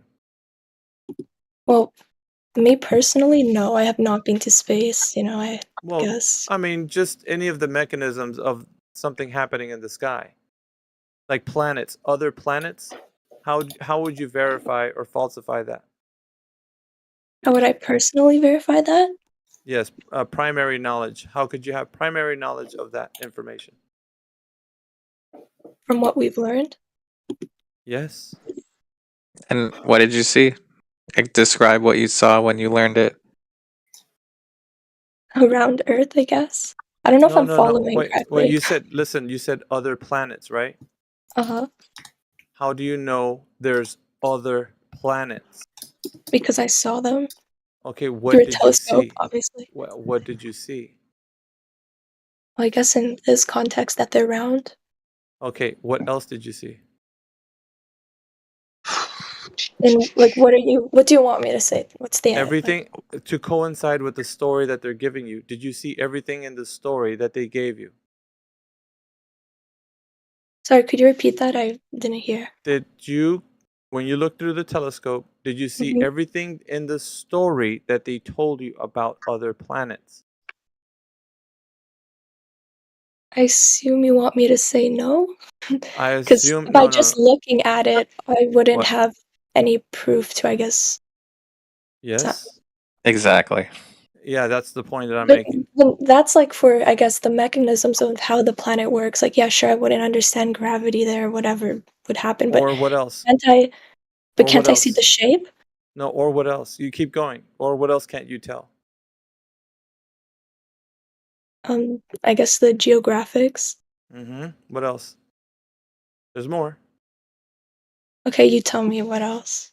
Well, if you're going by the story, think about the story that they told you about the planet that you're looking at. Like, let's take for one planet, for example. When you look at Jupiter, have you seen Jupiter before? No. What planet did you see? I think it was Okay, honestly, I don't remember. Okay, Sorry. so what was the story about the planet that you were looking at? What did they tell you about it? What do you want me to say to that? Like, in What what they sense? told you about That it? it's nothing much. Well, if it's nothing much, then you don't have anything. Or obviously they told you a story about it, right? No, I don't remember. I'm What? sorry. You don't. I'm You not don't remember. following.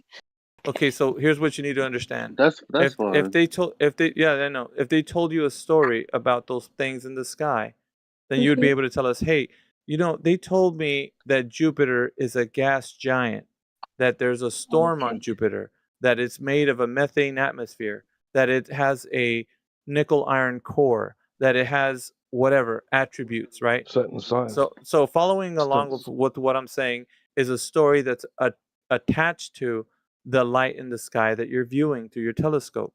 Do you understand what I mean, Ice? Okay, I understand. Okay, so So you want with me to that say that? no, no, wait, Sorry. wait, wait.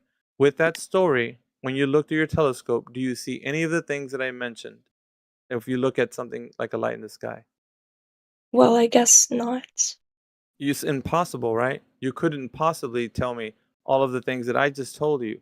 But these are the things that they tell you that are attributed to those lights in the sky.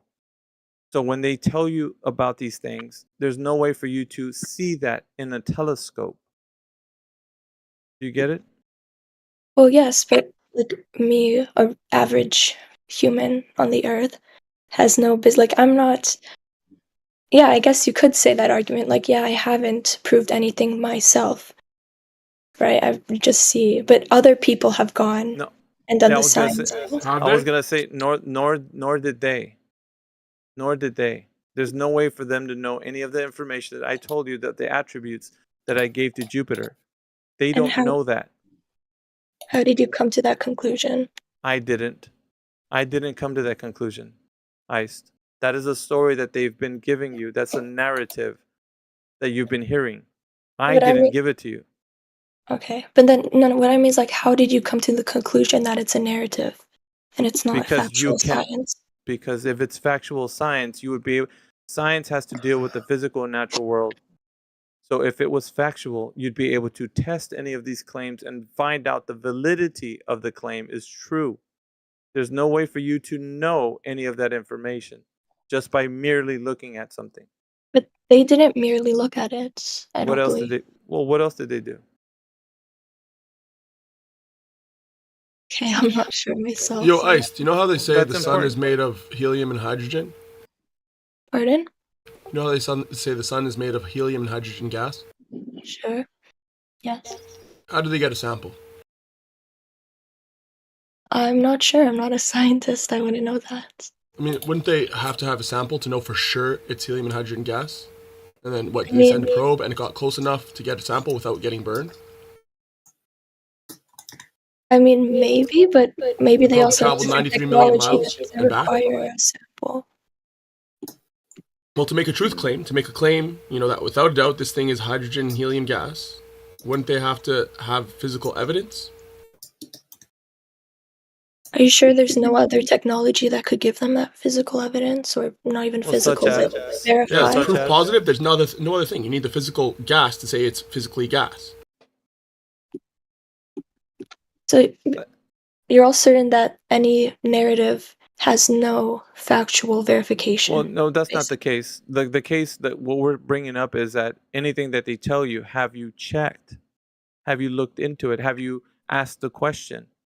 And this is the most important part, that what we're doing is challenging your critical thinking. So we don't want you to believe something on the basis of us saying so. We want you to think about what's being said. So the narrative is what's being told to you. And all we're saying is, how do you know that's the case? Have you looked into it? Have you checked? And so all we're I mean, asking is, how do you know by looking at something through a telescope that you can know its constituent parts? There's no way of detecting that by observation. Therefore, can they? And if they have, what did they do to verify that? Right? So those questions that you're asking, or the ones that I'm telling you to think about, is another way to look at, like, well, if they're telling me this story, then how do they know if I don't know? What method did they use? And so you start inquiring through this specific path of knowledge to figure out whether or not that's the case. So there's nothing wrong with that, but at the same time, you have to understand and appreciate that you are a critical thinking mind. You are not just some lowly peon existing in this world. You have very much right to think about these things as anyone else. So yeah, I just wanted to say something too. That remember initially, you were the one that asked us a question, like you know, because like remember you said that you said that we don't believe in eclipses, and Jedi pointed out like that's ridiculous. We all see eclipses. We know what they look like. We just don't know what the cause is, but there's a cause that's attributed to it. So when it comes to the planets, like you're asking us what we think they are, because you think you know what they are. You think they're the thing that you know in the movie Total Recall. No, you probably don't know about that, but you know in the movies where you can actually travel through space and go to that place and it's that thing. Well, that's a movie. So in real life, though, when you ask us what a planet is, and Miggy says, "Well, what do you think it is?" and based on looking at it, all you can tell us is not much. Your response to that is, well, the scientists have some other way of verifying. Um, that's public information. It's not just for a science to know. Like if I wanted to know how a science does his verification, I could look into it. Guess what? There's no verification. It's a story. It's a narrative. You're saying, how do we know?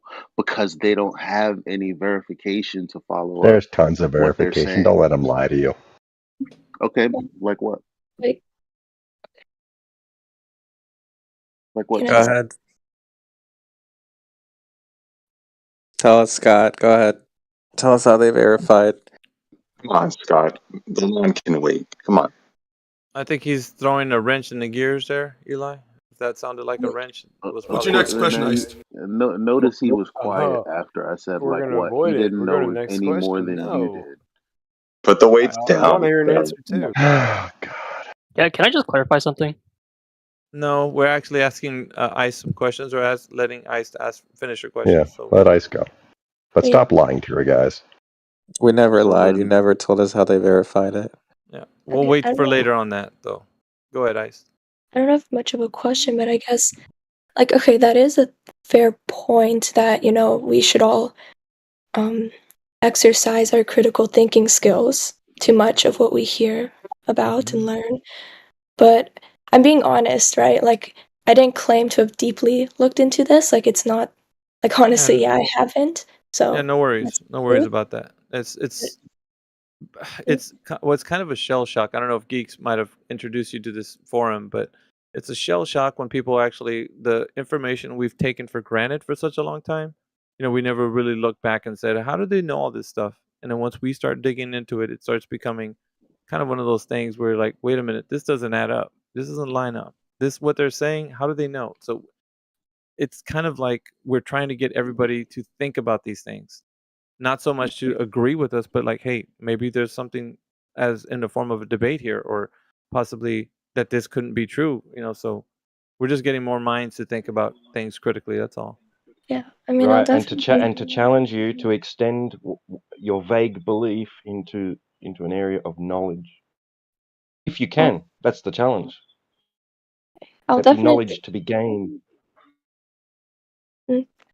I'll definitely, you know, do my own research and look into it more after this. But I mean, to be fair, it's also hard to argue with an ideology whose answer to everything is that there is no answer most of the time, as I stated before. no, Right, that's not but an and ideology. Then That's not an. neither. That's not what anyone said. That's not an ideology, though. Not that it is, but flat. I guess if you call No, yourself, no, no. No, I guess. just focus on what you meant when you said what you meant. No, But before, saying we don't know something The burden is of not proof is on you. is not an Prove it. ideology. Not on the established system. When you go contrary to the system, the burden of what's the proof is problem on with you. me clarifying and letting that point breathe? Like, because obviously she's pushing back, and you're also talking too.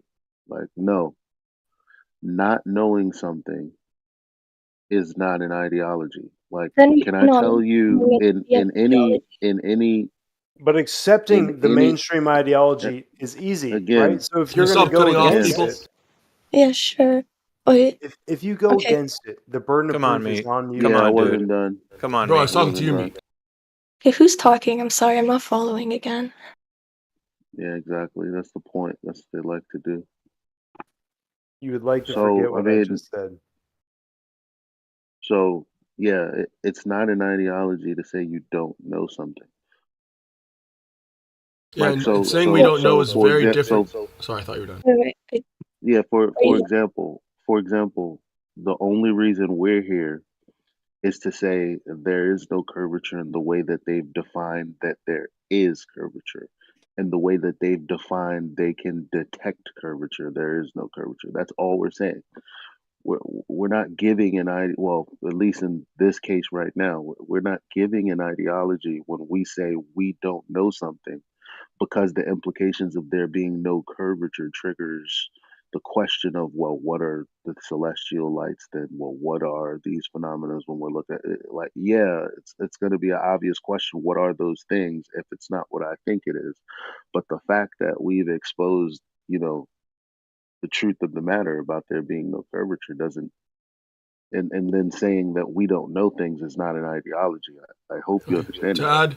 To add to what he said, you said the ideology is that for everything they ask, they say there's no answer. Well, no, saying there's no answer is very different than saying we don't know. Saying I don't know is very different than saying there's no answer. Let me just Because no answer is clarify that there no no one can ever possibly know, which is not right. By ideology, I was just using that as a term to describe, I guess. I'm assuming here that you guys would call yourself flat earthers, or do not consider your belief in ideology. No, I'm not even talking about the use of ideology. I'm saying how you said, that for everything they ask, they say there's no answer. I don't think anyone said that. They said we don't know, but not that there's no answer. Well, you don't have an answer to provide me to therefore compel me to believe your argument. They don't either. The Globers don't like, have an answer either. They only have stories. They don't have proof. Hey, can I talk That's now? what I was getting to. This That is what I said. The burden of proof is on you, Mate, not the you're cutting established people system. off, bro. Yo, dude, you just spoke I'm sorry. over what? Okay, fine. I've been waiting. You are next, me. You are next. You next. Okay, I'll just finish it up by saying, like, I guess what I'm seeing here, like, as a pattern is that you're claiming that you don't have the answer, but neither do Globers, so to speak. Nobody has the answer. You admitted you don't know. Well, yeah, I am admitting that I haven't looked into this. I just hopped on this room pretty quickly. Like, I mean, sure, I'm not a scientist. Globers have an answer. We say we don't have an answer, and they don't have the answer because there's no evidence for it to be that answer. All right, so Meat wants to take it from the top. I think we'll allow, because he's been trying to get in. No, I'm done. I think that's as far as I can get with this. All right, go ahead, Meat. No, I liked everything she just said. I think there was a lot of fucking really salient points in there about where you guys are coming from. And really, the burden of proof is on you at the end of the day to prove it. Because the established system is the established system. That is the accepted system of understanding the world. You're asking people to go against what they think about everything, reality, everything. Everything. Like, really, you're asking people to undo everything. So the burden of proof is not on us. The burden of proof is on you. No, that's incorrect. Incorrect. Let Jedi respond to that. You can talk over me and you can fucking no, you made your point. You don't have evidence. Don't lose your cool. Let my someone point respond is, to you. you need to actually make a proven point that you can prove to disprove the proven point. I'm done. Okay, now you've done repeat the question about 5 times. You're kind of incorrect, dude. The positive claim is the Earth is a ball that spins, something that is outside of our senses. we all experience a flat to non-rotating Earth, for example. So that needs to be proven in the first instance, which is the primary reason why we're here. So when we get questions about this, that, and the other, like eclipses and so on, you have to prove how it works. Can you do that? I'm sorry, are you talking to me? Yeah. And you better not ask me to repeat myself, Sunshine, because you were clearly asking a question. So we Honestly, answered it. it doesn't even matter if you were, and I actually didn't hear you, but honestly, see, Google no, it, because sorry. that is what my answer would be. Sorry, you're He's getting been muted. disrupting the whole Yeah. time. You're getting Been muted. disrupting the whole time. Time waster. You should have been listening. And you wouldn't have got the muzzle, but you didn't, and so That makes it's a no sense. classic He obfuscation. disrupted the whole time to then get a response to which he wasn't listening. Yep. Fuck off, man. Yeah, we don't got time for that, mate. Yeah, if you want to be a good interlocutor, you wouldn't do that.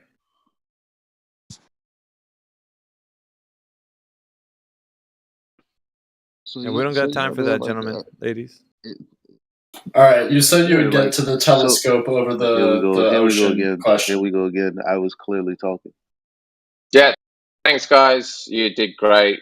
I appreciate you treating my And friend with respect. Here you go. Here and you go. Here you go. Yeah, You're I'll doing speak to you guys soon. So like, Elijah's there's talking. a whole lot of interference going on right now. Take care, okay? A lot of interference. Wait, so you guys said that you would get to the telescope over the ocean. Elijah is talking. Oh, okay. Guys. I didn't realize what. Supreme interference going on right now. It's amazing. Yeah, Elijah, you're really boring, so I'm not surprised. Oh, you look at this interference going on. Whoa, it's happening all at once. That's not weird at all. It's going to put geeks to bed now. Am I not allowed to ask my question right now? Is that what's going on? Well, not when I was talking. Are you finished talking? Why do you think I finished talking? I'm still complaining about the fact that I was talking when you started talking. Put me some time, Elijah. Let's go. Like, it's so annoying. All right, look. So, yeah, the bottom line is I told you we're here talking about their very well-defined terms and their very well-defined claims that any cognizant person can go and validate for themselves. But you have to first ask yourself what those claims are and what is their verification process. Like, so that's all we've done. So we know a lot of things. But when you say, so you guys don't know how the universe was made, so you guys don't know what the planets are, you guys don't know. Yeah, we don't know. But what's that got to do with the fact that we also told you the things that we do know? Yeah. All right, I think Angel, you can go now if you wanted to go. I can already give you your a question for you, Angel, for because you already know your question. A question so you can think about it. What is the horizon? Is the question. Angel, are you there? Yes, I'm there. Your question is why does your question is 77 Khan said? Yeah. Why does the horizon block? No, sorry, I missed that. What did you say? You're going to ask about why the horizon blocks the bottom of boats sometimes. And yes. Claim that. Okay, so the question for you is what is the horizon? Is it physical or is it optical? Apparent. So is it physical geometric edge of the Earth or is it an apparent optical phenomenon?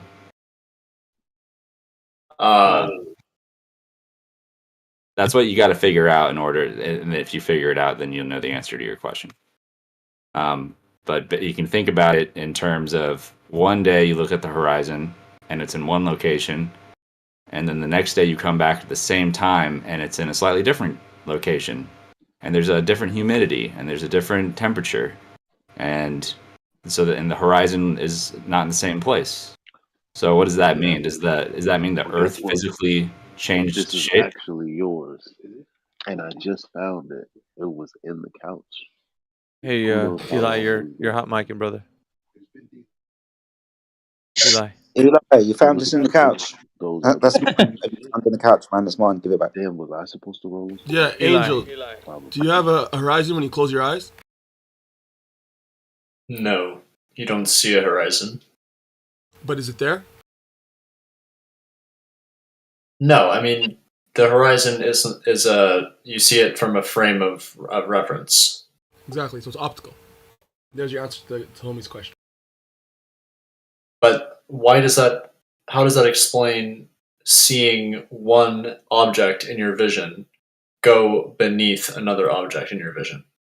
All right, so like if you think of so I'll do the same example, but let's say we're looking at a skyline, okay? So there's these buildings.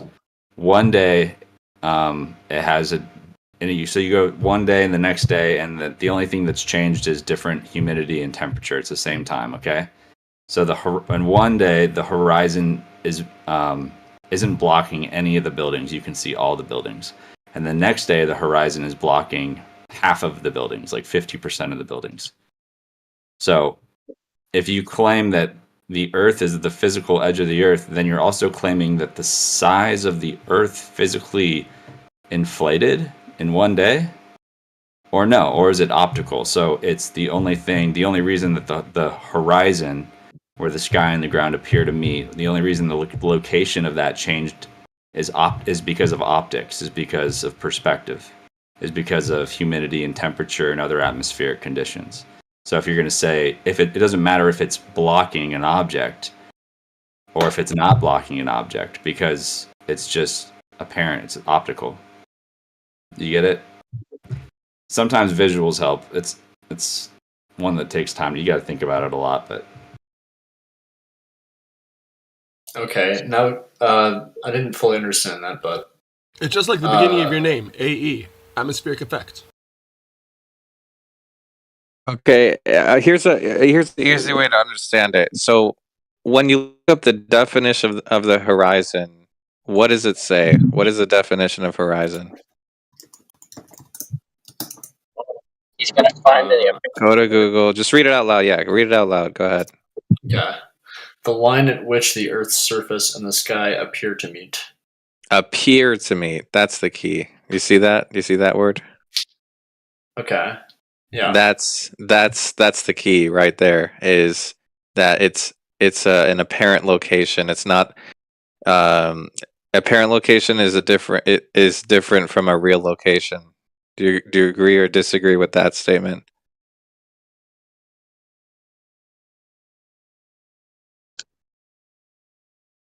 I know this is kind of a weird question, but yeah, sorry. Go ahead, sorry. It's kind of a weird question, but yeah, just think about it. Okay, I'll think about it. Like, have you ever seen like a hallway or train tracks converge when you look down the center? He's still thinking about the last one, man. Relax. Okay, whatever. Yeah, just think. Yeah. Anyways, it's kind of. It might take a few minutes to get it, but yeah. It's basically, for everybody. Yeah, some people basically. Get it right away, some people. Yeah. No worries. Take your time. Yeah, we have to just wait because he's muted right now. He might be doing something.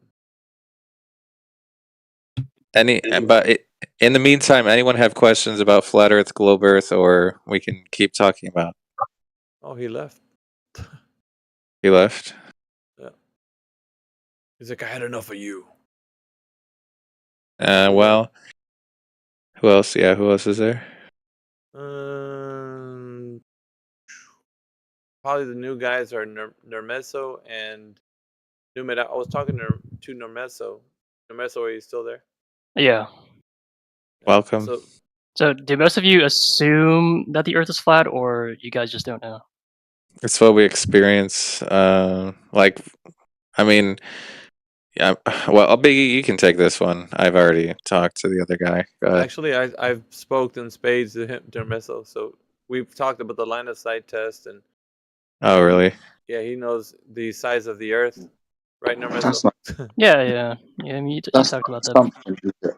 That's not an assumption. So Mick has told you about the line of sight test. and we don't observe any curvature. It's not an assumption, is it? Is So, not like, an assumption. Sorry, you took ages to reply, so I thought I needed to repeat myself. Go on.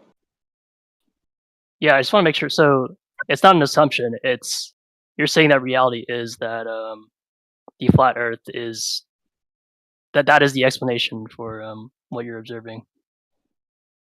Well, when you go Yeah. outside, what do you see? Just when you go outside, can you describe the nature of the surface that you witness? Like, what do you see? It's not the explanation of what we're observing. It's literally what we observe. We observe a flat, like a horizontal horizon, and we observe no motion. Like we observe a stationary Earth with a horizontal horizon. Right. He actually agreed to that at the very beginning of the conversation. He's been very transparent. He's not really what you call a staunch glober in any way. So I mean, he's not invested, or he didn't know too much about it. Like, so he was just really having conversation. So he pretty much agreed with that, like right off the bat. So I don't know. Maybe he changed in his mind. I don't know. That's what he was saying at the beginning of our conversation. So. Nermis, have you ever? I mean, just think of like a pool or a lake. All right. If would you describe the surface of the water when it's at rest? Would you describe the surface as flat? Yeah, I would describe it as flat. Yeah. So flat's a description of the surface. So we're just when flat Earth. It's just a description of water at rest, pretty much. It's a description of the surface. You know, there's mountains and valleys. It's a topographical plane, but all bodies of water at rest are flat. So if you're observing like a pool or a lake, and you see that it's flat, it's observably flat.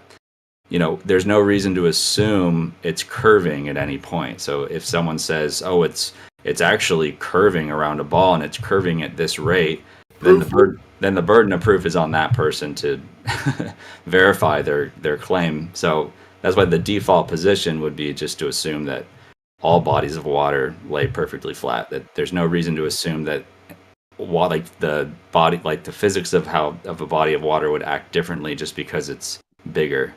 You know, so we'd assume that oceans require a container just like a bathtub or a cup of water. You know, so just thinking about the basics of the basic ideas of water is, I mean, it's pretty common sense to assume flat container. It also indicates that the Earth is stationary, because if like water at rest is perfectly still, there's no it's kind of crazy to assume that the Earth is moving. Like try to move any kind of body of water, the water goes everywhere. So, except if you're Scott Mackey, you think there's a 14 nanometer hump in the middle of your bathtub. It's right? 45. 45. Yeah. Right. Yeah, so the flat Earth is really simple. Like it's a lot of simple demonstrations. That's, you know, a simple pond, supports the idea of a flat Earth. It's if you ask a glober, can you demonstrate a spherical body of water without a container? No. How did you measure the pond was flat?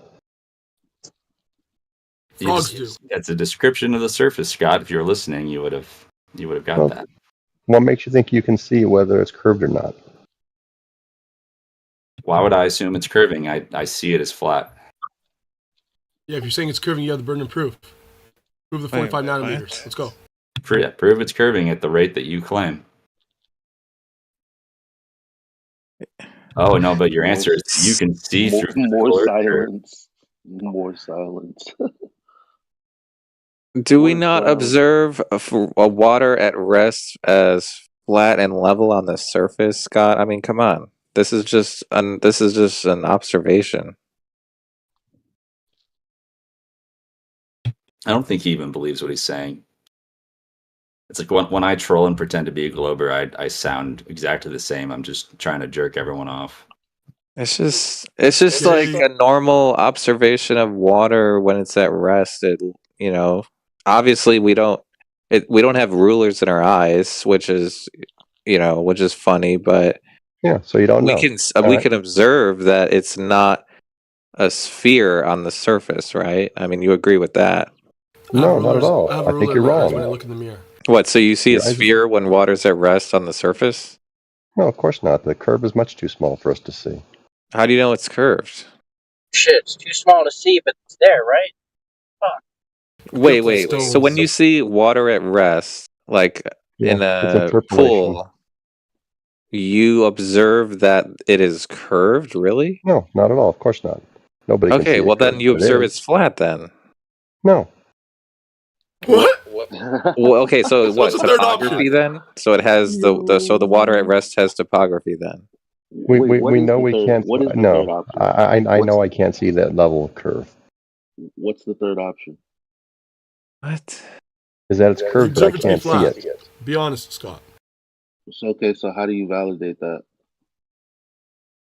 You can't. You have to interpolate. We don't have tools that can measure that small of a curve. Okay. So it's a curve. You can't see it. You can't measure it. You just have to interpret it as such. Interpolate. No, not interpret. Interpolate. You might not know the difference. Yeah, it's a mathematical thing. Right. So it's just an abstract thing, not a realistic thing. Yeah, just like you have to interpolate or impute the refraction index from impute. Yeah, impute. Maybe you don't know the word, right? Yeah, I do. We can miss you. Right. So it's a value. It's a variable that you basically have to infer from all the other variables that are assessed or that are presupposed, rather than actually going out and calculating it and getting a real measurement to validate the claim, right? That's why on these Earth curve calculators, right? You plug in a couple numbers or whatever of supposed distance and all that stuff, and then there's that little slider at the top where you can drag right across, and and it models what the view would be, right? Given a refractive index number that is basically plugged in from the little slider. But that's never actually shown to be the case in real life, i.e. there's no, set number of probes for, I don't know, temperature and pressure and whatever, humidity, one every, 500 meters across a set distance to actually calculate all these variables across the thing and actually validate it. Oh yeah, this is the refractive index at every given spot, right? No, it's imputed. It's interpolated, i.e. guesswork, given other, basically guesswork also. So. Yeah, to be fair, homie, I think you're using impute wrong, but that's just me. Oh, am I? Okay, maybe. Nirmasa, you got any other questions? You got good questions. Can I just make sure I understand what you guys are saying? So, because we observe around us, like the ocean, right? If you're near the ocean, it's flat. And are you basically saying that because we observe around us what's flat, we can infer that the entire Earth is flat? It's what it's only. No. Go ahead. Rewind. Like no. Because it's really like Scott Mackey said. So because we observe everything that you said in the former, we can interpolate that it's a sphere. How does that work? Sorry, real quick. What does interpolate mean? To input, like input information mathematically. Okay. Like as a matter, or well, let's say it like this. Right here, let's just read it out of Oxford. Insert something of a different nature into something else. Insert words in a book or other text, especially in order to give a false impression as to its date. Oh shit.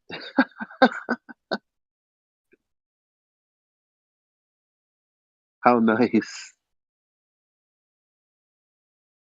I would say we don't have any reason to assume curvature based off what we observe or experience. So we can go to different parts all over the Earth and test if the Earth is curving at all anywhere at the rate that they claim. How would you test it? We could do long distance observations, see if the radius is where it's supposed to be. That's a stupid way to test it, man. Why is it stupid? You can do just do reciprocal zenith angles. It's much better. Okay. You can do much better. mirror flashes, lasers over lakes, long distance observations. That demonstrates nothing, though. Nothing. Yeah, if So you're why is Scott Mackey just going to hand wave dismiss without? I mean, because if there are others out there that are listening, like clearly he doesn't want you to investigate what we're saying. He's like, no, you don't need to look at that. Here, just use this interpolation. No, I gave you a really that good way to do it. Yeah, right. Yeah. There's totally a better way. Not the way they're saying. Don't listen to them. My way. Well, can you see what I posted at 11 after the hour?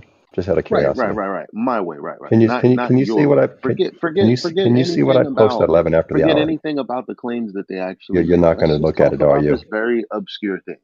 You're not going to look at it, are you? Dude, no one cares. You're just obviously interrupting. But the point I was making that's is the that problem. You guys don't care about anything. And there was a guy that was asking a question. He was new, I think. We're That's trying to have why. an honest conversation over here, not some red herring bullshit that you just want to pull. But just to finish my point, that if there's no reason to assume curvature, like common sense, no reason to assume it. We go all over the place. We don't find this mythical curvature. We can just go on about our life assuming the Earth is as we observe it, flat. And how we treat it too, with plane surveying, all practical measurements, and airplane, and you can take into account other things where we do not account for curvature or rotation, and you can just pile up more and more evidence where you're like, yeah, there's no reason to assume there's any curvature or any rotation, so the Earth is flat. I'm a flat earther. Okay, there you go. Wait, is not the notion of the Earth being flat an assumption as well, as much as the Earth being round as being an assumption? That's No, what we because observe. That's like you already said. Not as much, no. It's because what we experience can you guys go when one you by go one? outside. Yeah, when you go outside, what do you experience? What do you see when you go outside? Generally, flat stuff, I guess. Well, I mean, like mostly flat. Obviously, it's So very okay, so it's bumpy, right? So you topography, right? Okay. Yeah. How about this? Do you experience spinning? No. Okay. Do you experience an open vacuum floating? Do you experience floating in an open vacuum of outer space? No. Right. Okay. So based on what you firsthand experience, right? Not speculation, based on your own firsthand real life experience, you do not experience a spinning globe in the middle of a floating vacuum in outer space. Period. Right? So that's the starting point. Right? So before you do any crazy tests or measuring or, getting into all these crazy arguments, that's where you start, right? Based on what you really know for sure, what you experience on a daily basis, for a fact when you go outside, that's what you see, right? Now, and then from there, then you can start asking yourself, okay, why would I ever doubt my own senses? Why would I doubt this, right? So that's when that's the reason we say the Globers have the burden of proof, is because they are telling you to doubt your own experience, your first-hand experience. They're telling you to doubt that. So yeah, good. Yeah, I just want to add, in case you didn't think about, like, a lot of people have this idea of like, oh, but people can see the curve from airplanes or when they go really high up. If you haven't come across that, I mean, the camera lens you're using plays a big role on whether it will curve the horizon down or upward or give you a flat horizon. And you might be, if you look into it, you'll probably be surprised to see how high we go and it still looks flat. It's not conclusive evidence either way, but there's just lots to look into with that. The globe experts agree that you don't see curvature from the airplane. Even Neil deGrasse Tyson said that stuff is flat from 120, I don't know how many thousand feet, buddy. Yeah, he was giving an analogy, but I digress. So, is there a specific term? So it's not an assumption. So what would be the idea of, or the notion of the Earth being flat? It's just the default position, right? So the default position is that we all observe flat. We observe bodies of water lay flat. That's the first default position. To assume otherwise is that someone's like, if someone claims that Earth is curving, that's a claim. Now the burden of proof is on that person. The person observing something and saying what it is. There's no burden of proof there. That's just the default position. So that's why the burden of proof is on the people claiming, they're making specific claims. There's a specific radius, a specific size to this Earth. Okay, then they have to prove that because, that's their burden of proof now. So it's not a belief, it's not a faith, it's just what we observe and how we would describe the surface. Yeah. If you believe that the Earth has a radius of 3,959 miles and you can't verify it conclusively, that's a belief. Yeah, I can get that. And I would imagine. So, and I think trying to summarize what you guys say, basically all the arguments that globalists make, all of it is already based on the assumption that the Earth is round, which you guys say are not. Yeah, exactly. It's they already assume the radius value and without verifying it. So when they say, like for instance, Scott will say refraction, standard refraction, and their little calculator already presupposes the radius, the very thing in question. So it's just a damage control calculator that it just claims everything you see is an illusion. Or the lots of different topics where they already assume the radius from the start. It's the little sleight of hand trick that they do. Okay. Yeah, and just sorry, go ahead. And observing something at the horizon at a distance to identify the circumference so that we can identify the radius was already done by a gentleman named Alberuni, who gave us a close number to the radius that we're already using. And he's honored so well that they put a little portion of the moon and they named it after him. So when Scott Mackey says, no, that's stupid, that's actually a method somebody tried to use to prove the globe. And here we are using that method and showing that it's an assumption. It's an arbitrary line or an arbitrary distance to say there's the geometric curve.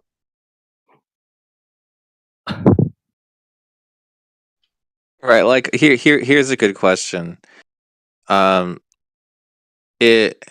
your life, right? Just think about all the times, all your memories that you've ever had. Do you ever remember seeing the Earth as a sphere or curving? Like, do you remember seeing that at some point in your life, and when did you see it? Based on my own observations, not what I've seen online. Okay. Well, let's start with your personal, and then we'll talk about what you saw on a computer screen or whatever. But yeah, what did you see in person first, and then tell us the other thing after. I guess whenever I would be on an airplane, the Earth would look around, or it would not look like flat, straight up. Okay. Have you ever tried to connect the dots between the curve when you look out the window to the next window? So like this might be hard to explain, but basically if you saw curvature from the looking out an airplane window and you actually drew the horizon line, the hump of curve, and you connected that with the next window in the cockpit, and then you turned around and did the same thing, eventually you would realize that it wouldn't make sense because it would continuously drop. So it would be like a McDonald's shape. I don't want to. It's too hard to articulate, but I don't know if that makes sense. Kind of. I guess. I can send you a pic. Go ahead. I had the same thought as a kid. I remember I was like 11 years old and I was on an airline, and I remember looking out the window, and I'm like, oh, there's a slight curve, and I turned to my brother. I was like, I guess the Earth is a ball.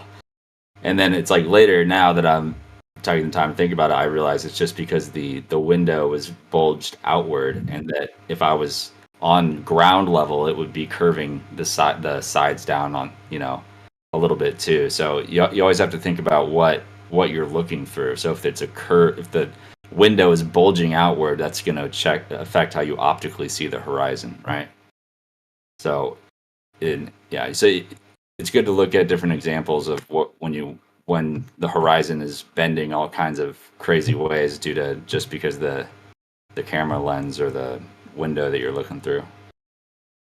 But just so you know, Neil deGrasse Tyson would say you don't see curvature on the globe at 128,000 feet, and airliners only fly what, 40,000, 30,000.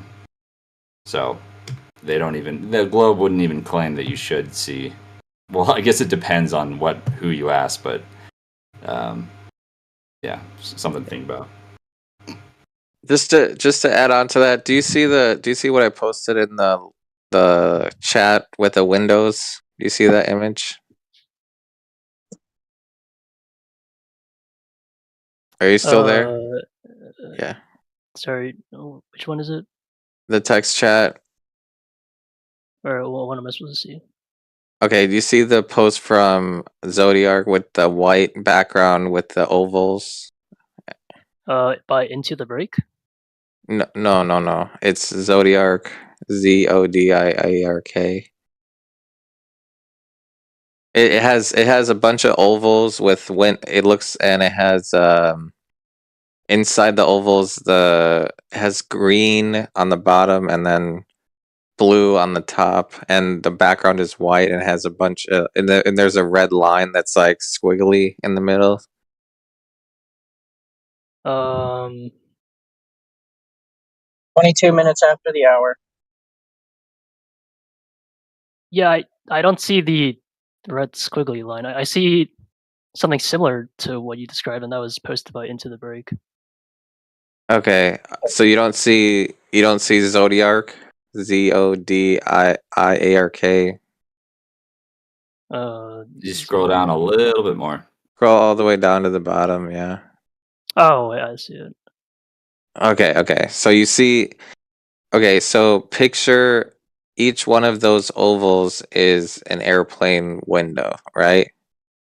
And if you took the second row in that image and you see the little red lines connecting the windows?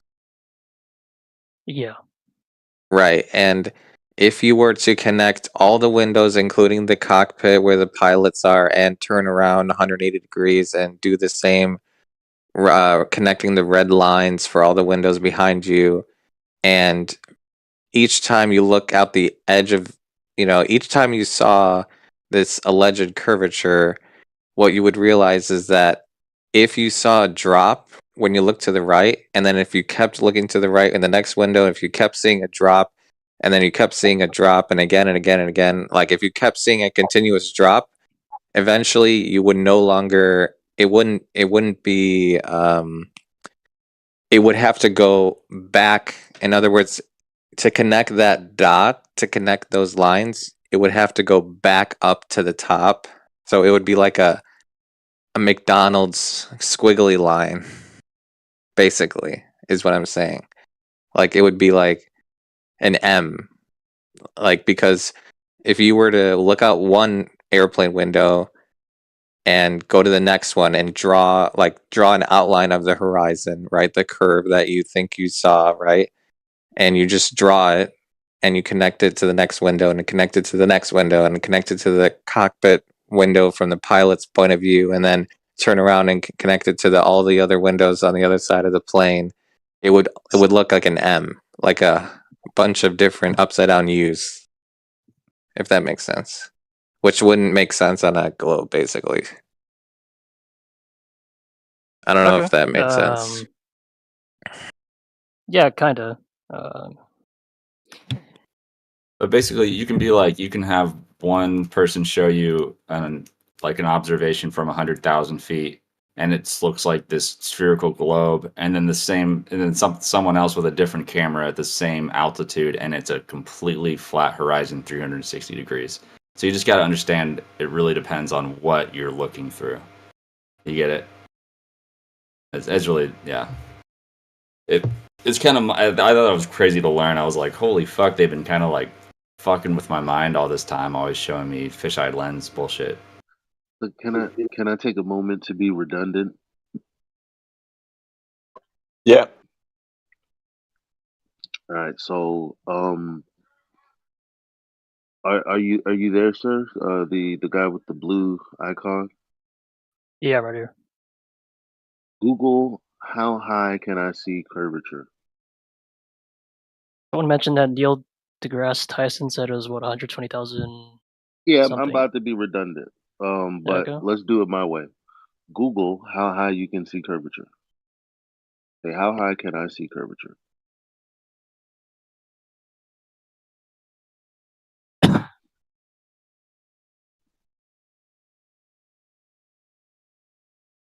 Sorry, give me a second.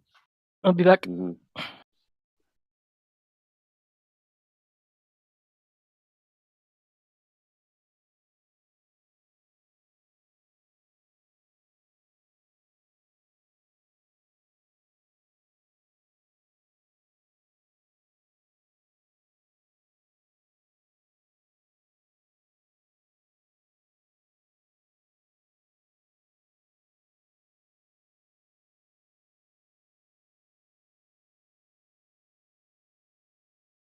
All right.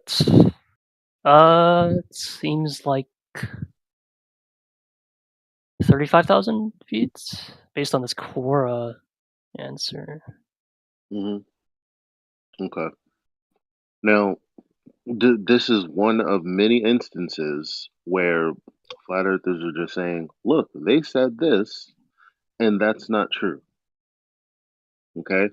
And this is what people like Scott Mackey try to distract from. But it's a very simple point. So we're looking at Google. Google says you should see it at 35,000 feet. Now, I'm about to drop something in the chat. Matter of fact, no, I'm going to share my screen. Just for the record, I did add, it depends on who you ask. But I know your point.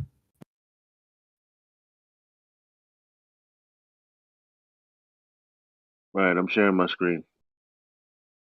See what I'm sharing? Yeah. You see any curvature there? Not really. No. Says 121,000. This definitely looks higher than 35,000 feet, right? For sure. Yeah, yeah. So, I mean, just like old government websites, Google is sloppy as hell. Clearly, Google is wrong, right? That source on Google, wherever it's from, that they're wrong, right? Simple and plain. Well, I didn't even click on the link. I'm not Stare sure. at this video, Yeah. what you just read from Google can't be true, right or wrong. I would assume it's wrong based on what I'm seeing right now. Yeah, because that's all you have to go on. What else are you gonna go off of? You're gonna let somebody convince you that you're not looking at this and this isn't the case? That wouldn't be fair to you, right? You know what you're looking at. It's just like, what makes this like actually some sort of high altitude balloon viewing the Earth from outer space, whatever. Like, how do I trust that? What do you mean? Oh well, I mean, you say I can't trust like 35,000 feet. Here's Right? how you So, know. Here's how you know. This isn't in contention. You can send a balloon up and see this for yourself. So it's like, so Google just says something, and then what do? You verify it. So how do you verify them saying that you could see curvature? Well, get to that height or higher and observe it. And in this case, it's a camera. Now, you can say, well, how do I believe this? And I just told you clearly, you can be skeptical, but at some point, if you were to validate it for yourself, you would then not be skeptical. You would have validated that this is the case. So how else do you know? Well, Neil deGrasse Tyson, because of independent researchers who sent up balloons like this, came out and told the world that you can't see curvature from 120,000 feet or 130,000 feet or even the height of the ISS.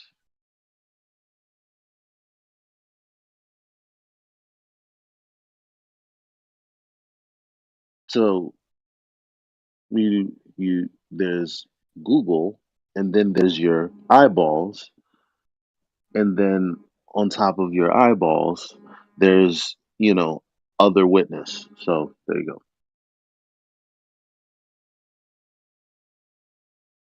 Yeah, I would say that would be an expensive one to prove for yourself. I think it's maybe like $5 to $8 grand to set up one of those high altitude balloons.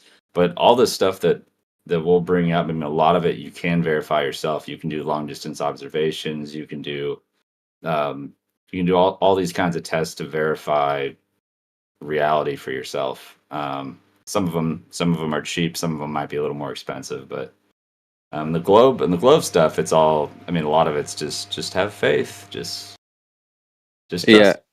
Yeah, the only thing you would need is a camera and a mirror, or so basically if you have a camera and a mirror and you go to a lake, do you live near a large body of water? Yeah, kind of. Okay. So let's say hypothetically you go out to this large body of water, you put your camera all the way down to the floor, the beach, the shoreline, and then on the other side of the lake, let's say hypothetically it's 1 mile, just for the sake of simplicity, and you put your mirror on the other side of the lake, and next to your mirror you put a ruler. You stick the ruler in the ground, and then next to your camera you stick a ruler in the ground to see how far, how many inches of the ruler that you can see and how much of the mirror you can see, right? So you have a mirror, a camera, and a ruler, okay? And what you do is you just zoom in, right? So you zoom in and see if you can get the bottom of the ruler, right? So basically the test is you zoom in with your camera and see if you can zoom in on the bottom half of the ruler, and if you can, then the surface of that water is not blocking it, right?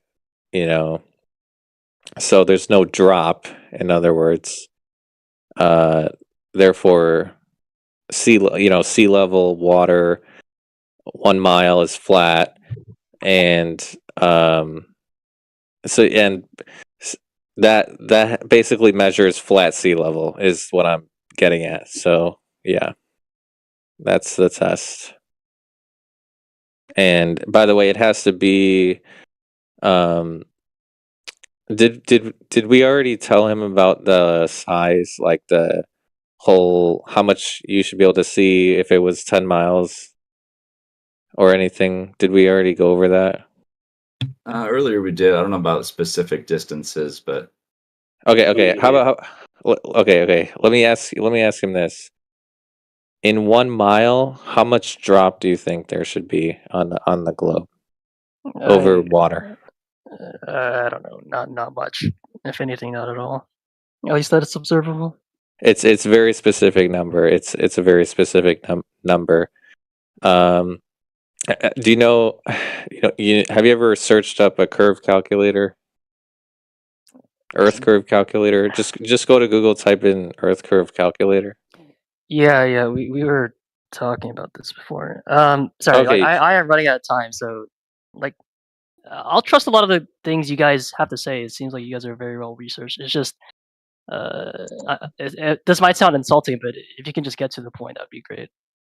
Yeah, so basically if you plug it in your Earth curve calculator and you can see the bottom of the ruler, then sea level is flat, Earth is 70% water, so 70% of the Earth is flat.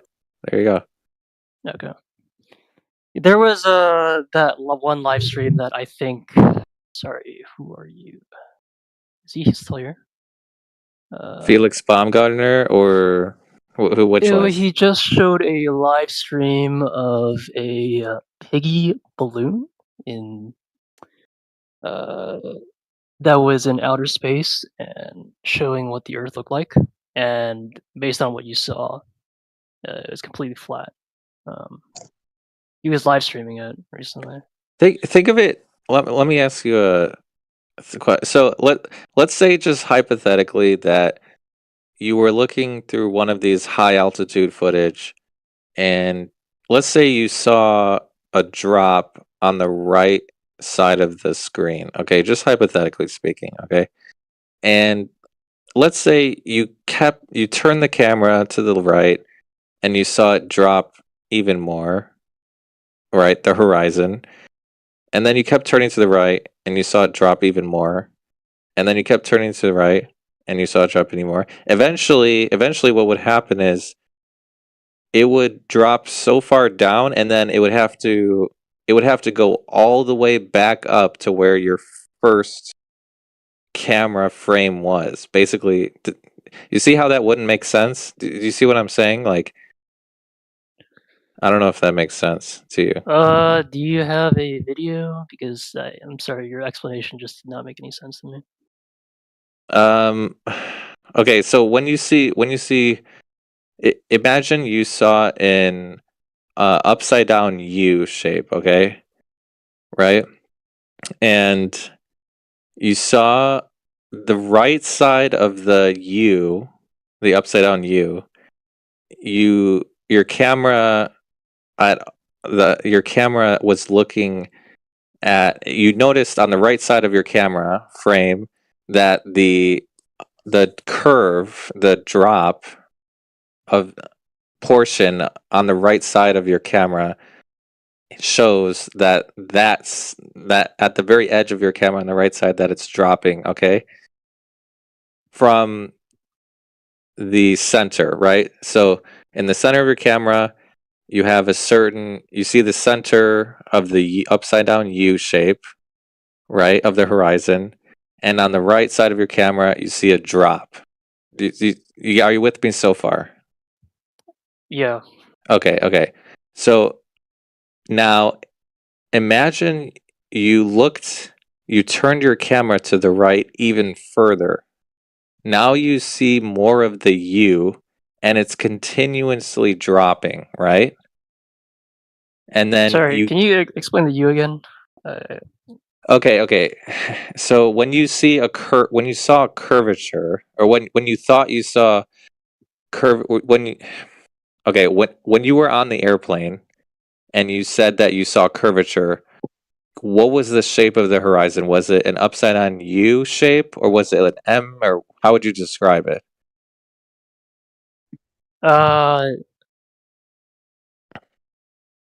It just seemed round. But like, can we use another example? I've seen videos of like people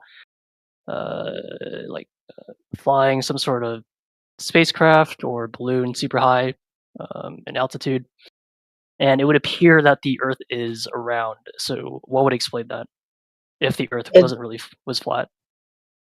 I posted a picture. Is that similar to what you're trying to describe? 1 second. Hold on. Let me take a look.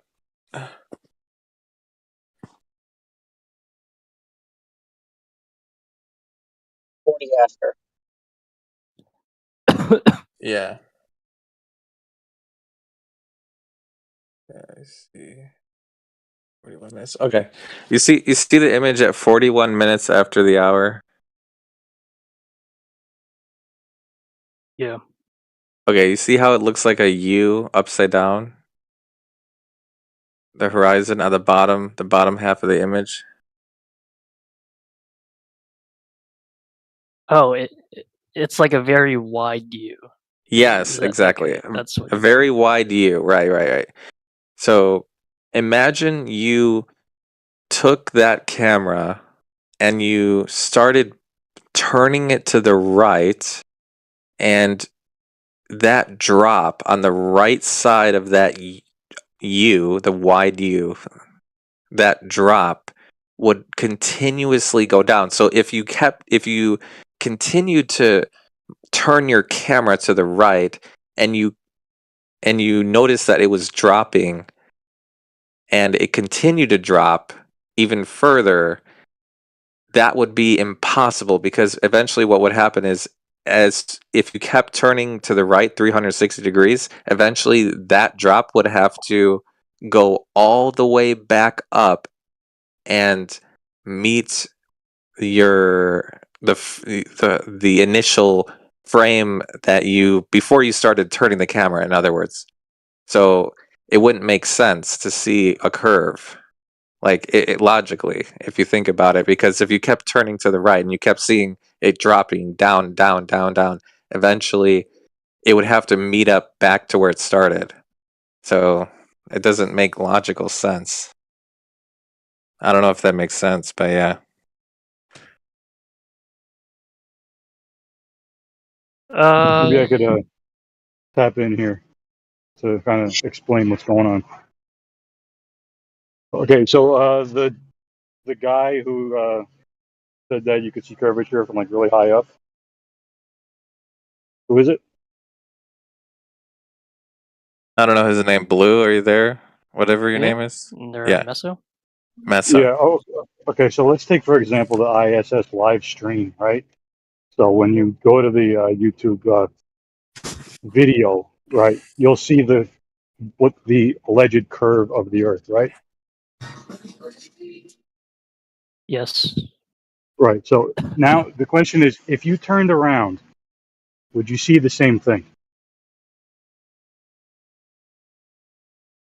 Talk about the ISS, or Yeah. Yeah. Would you see the curve of the Earth if you look in one direction and when you turn around 180 degrees? I feel like I would. Okay. Now, where would those arcs meet?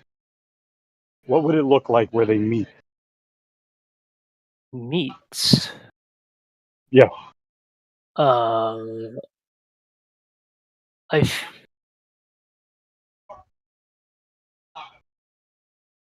So like the U, it forms some sort of arc, and then I'm supposed to expect where they meet, or. Well, what do you imagine it would look like where the arcs meet? Probably in the same place. Wouldn't it look like an M, as in Mary? I don't know about that one. It wouldn't, right? I feel like I'll need a video for this. Like I just can't conceptualize it. Yeah, I feel like that's a hard one to explain without visuals. And if you're viewing the horizon, right, and it's curving down left to right, both sides, right, then continue the circle. It's going down, but somehow horizontally around you at the same time. How does that work?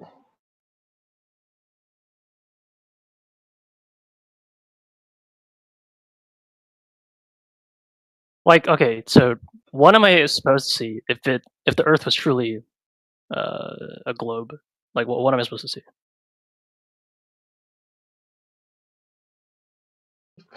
I don't know. I've never seen one. Well, it's not a I've never globe. seen a So globe. no one knows. Or like, say you like pretty high up on a big ass globe, right? And then should you? It's like not impossible to conceive what your perspective would look like. Yeah, but dude, the only way to see the curve is if you turned around and didn't see anything. You wouldn't be able to see those arcs like from one direction and then turn around and see the same arc, or You get what I'm saying? Like the only time you could see the curve of a basketball, is when the basketball is in front of you. You can't turn around and see that same curve.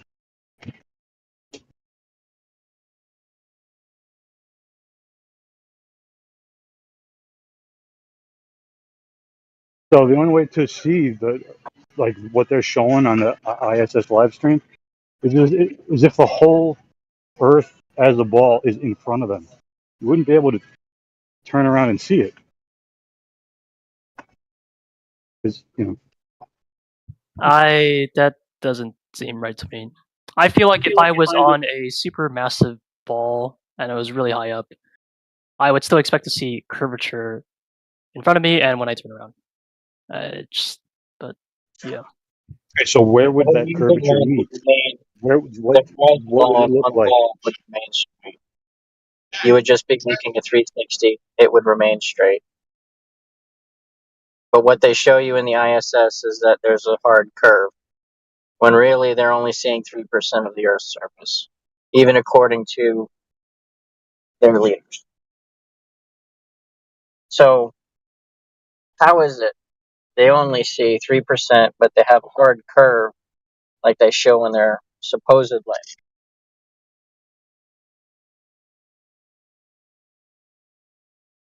Oh wait, I see it now.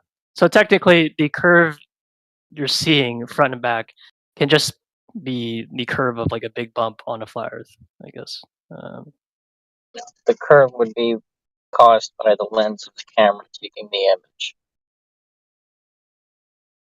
The horizon line of that ball would still be flat all the way around.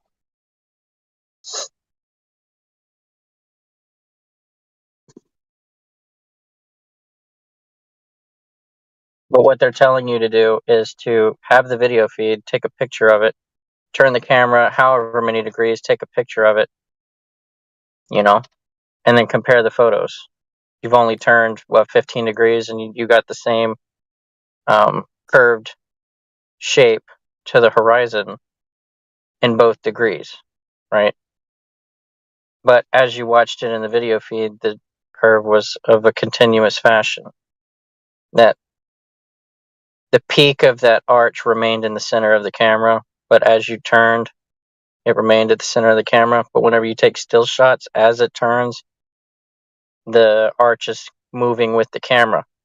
And then you take those side by side, and it makes arches standing next to each other, which is why they're saying the McDonald's sign or an M. Right? You follow? Yeah.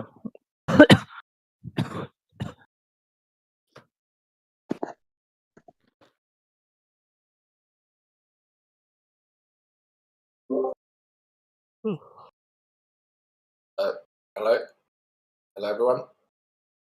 You drunk? I don't know if the conversation's still going. Are you English again? No, I'm English again. Yeah. It's really quick. Honestly, I'm not like it's a debate or anything. I just want to say thanks to you guys for treating my friend Iced with respect, and you guys didn't disappoint. It was great. Like I thought it was a great chat. It's like it's an experience, obviously, for someone coming in and seeing everyone and feeling a bit overwhelmed. But then when the debate starts, it's it changes. So I just want to say thanks, because it was fantastic in my view. When I explain kind of what the flat Earth community is, and it's like, you've got to talk to these guys. They've got like a completely different view in terms of this, and they, the way they argue is very different. When I try and explain it, it doesn't quite get it across. You know what I mean? It's you have to really experience it firsthand to kind of get the full experience. And what she had was, you didn't, like I said, you did not disappoint. You threw in the whole menu, you know. You had, you know, there's 3 or 4 people jumping in all at one time. You had, you know, the disrespectful comments. You had the. How can a guy who uses so many words say absolutely nothing? I don't know. I'm just saying it was fantastic because can I keep bringing people in because they don't believe me when I tell them how you guys argue. It's brilliant. I can keep bringing people in, yes? You do you. I will. It was great. Don't ever stop doing this because it is so much fun to. Yeah, ditto. Yeah, I know. It's fun to give people the full experience. Be like, see, told you, sort of thing. You know. Really? Guess I'm going to give up on Ectoplex meeting me in a debate. He's not going to meet me in a debate, Jedi. Oh, I'll debate you, Alpha, if you want.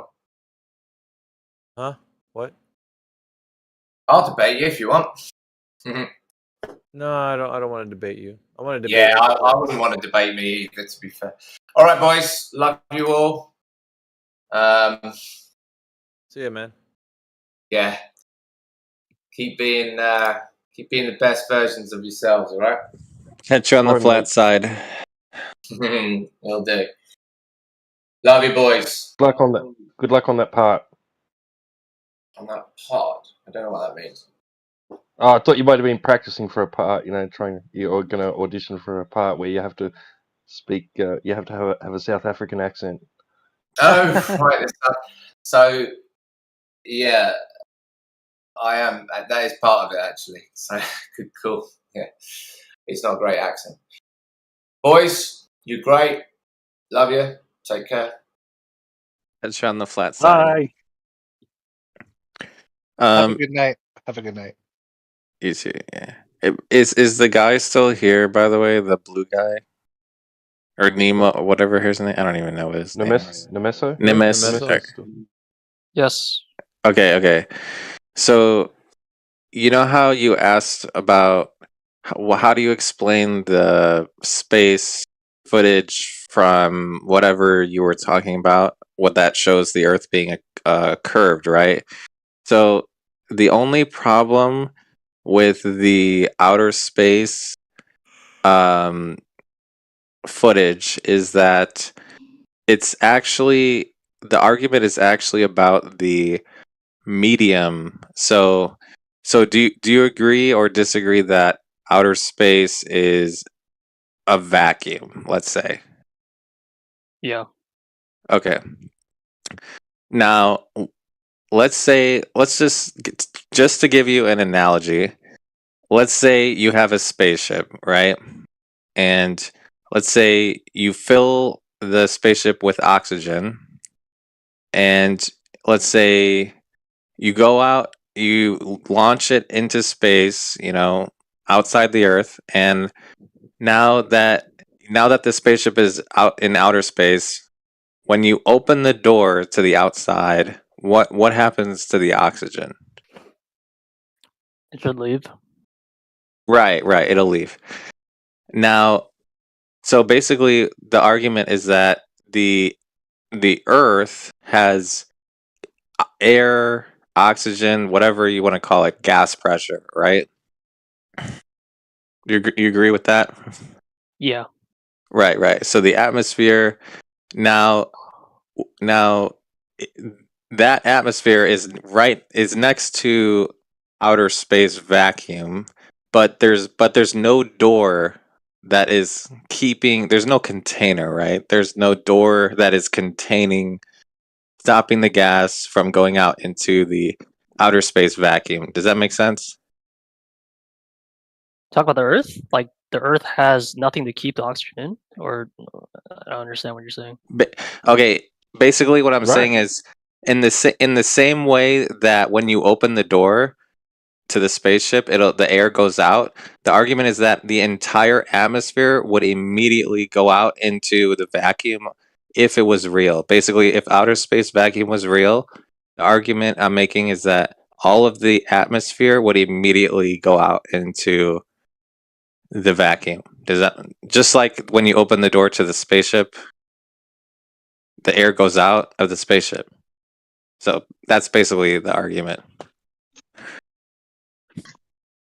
Okay. Now, so the response from the Globers, just to give you a hint, let's say, what stops the? Or sorry, did someone want to chime in? There you go. Go on. Okay. So the response from the Globers to this dilemma, this problem, is that what do you think stops the atmosphere from moving out into the vacuum? Like what is it that stops the atmosphere? I wouldn't know. Okay, I'll give you a hint. When I drop a rock, why does it go down? Because of gravity. Okay, and that is what the Globers will say is stopping the atmosphere from. It basically makes it stick to the ball, right? So without gravity, all of the gas and all the atmosphere would immediately go out. Do you agree with that? Yeah, that sounds reasonable. Right, and all of the water would fall off as well. Okay, or float off. Let's say, right? So, okay, so the gas that's being affected by gravity is being stopped. Okay, so now here's the problem, right?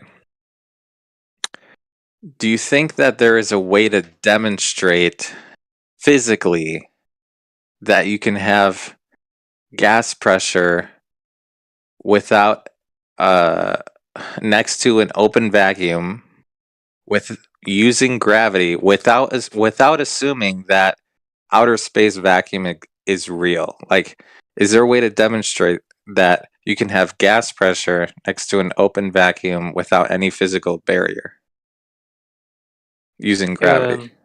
I mean, it would seem hard to conceptualize, I guess. Right. And the second problem is here's the bigger issue is, do you believe that gravity has been scientifically proven or validated? I guess either way. Scientifically proven. I mean, let's say like, are you 100% certain that gravity is the reason why the rock falls to the surface of the earth? How about that? I think gravity is just like an explanation we've come up with for a lot of things that happen, like an apple falling from a tree or a rock. Okay, but the observation of the apple falling, that's the effect, right? Now the cause, what would you define? Yeah, let's just get to the point. So how would you define the word gravity specifically? Like some sort of force pulling things down. I mean, I wouldn't be surprised if I screwed up the definition, but okay, and what's causing the force? I don't know. It just exists. Okay. Well, that's unfortunately that's okay. So I'll give you a hint. Does the mass of the object of the apple when it's falling, is that a factor in this force? Yeah. Okay. I'll be honest. I've never taken a physics class, so if you can just tell me straight up. Okay. Do you believe in how? Okay, let me phrase it like this. Do you think mass attracts mass? Mass attracts mass. Based on my understanding of physics, which is really limited, I think so. Okay. Have you heard of that concept? Mass attracts mass. Is that's what's happening when the moon orbits the Earth? Is that the mass attracts mass concept? Right. Okay. So let's let's stick to the apple though. So do you agree that mass attracts mass is gravity? For this conversation, not in general, but let's just say for the sake of this conversation, let's say mass attracts mass is gravity. Is that okay? Sure. Okay. Now you have the mass of the apple, right? You can put it on a scale. You can, determine how much it weighs or what the apple is. You can like physically manipulate it and make sure the size and everything. You can identify the properties of the apple, right? Do you agree with that? Sorry. Identify the properties of the apple. That's of the object that's falling toward the earth. Like in other words, you can put it on a scale, right? Like a weight. You can determine its weight, right? Yeah, of course. Okay. Now see, here's the thing, right? Is if gravity is mass attracting mass, one of the masses is the apple falling to the surface, right? That's one. Now, what is the other mass? The Earth. Right, exactly. Now, here's the problem is in a scientific experiment, do you agree that you need to know specifics? You need to understand all of the parts and let's say factors involved in the experiment with precision, right? You need specifics. Do you agree with that? Yeah, to identify the effect of the treatment on the. Exactly. Yeah. Right, exactly. So in this case, the apple falling, that's one mass, and we both agree that we can determine its weight, so we do have that. So that's good. Now, the other mass, which is the Earth, how do you determine the entire mass of the Earth? Like, how do you measure it? I have no idea. Okay. Now before I say anything else, my argument, and by the way, you can obviously, I'm sure you can Google and try to find the answer, but basically my argument is that no one has ever done it, and this is why there is no scientific evidence for gravity. This is why it's just a belief. It's just a story, basically. Now, I'm not saying I know the reason why the apple's falling. I'm just saying gravity has never been proven because of this specific reason. The other thing is, not only do they not know how much mass the Earth has, they don't know if it was changing or if it wasn't changing, because they don't know the what's underneath as well. So they don't know if the bottom is being staying the same or adjusted. They have no idea. So, anyways, or even if there is a bottom. But I don't want to get into that. But yeah, and the size also is unknown as well. So they need the size, because that would also give them a clue as to how much mass it has as well. But yeah, does that make sense? So you're taking issue with how some people characterize gravity as mass attracting mass, and you're saying that can't really characterize it like that because it hasn't been scientifically proven. They can't. It's not that they can't characterize it that way. It's just that they haven't. They haven't actually validated. Basically, and let me put it simply, they never followed the scientific method. Basically, is the argument. But yeah, just to make it very simple, they never measured the mass of the Earth. There's also like, I can give you other arguments, but yeah, that's a good one to start with.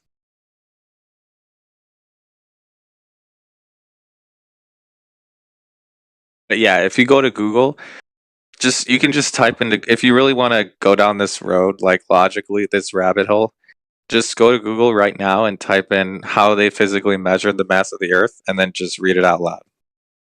And then we can continue the conversation, you know?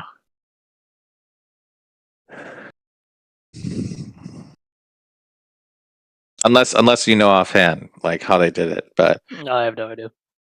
okay, it's okay. Most people, I mean, to be honest with you, most people never, like when I used to believe in the globe, I never would have thought that I would ever need to defend it, because it was a foregone conclusion, right? I see pictures from NASA.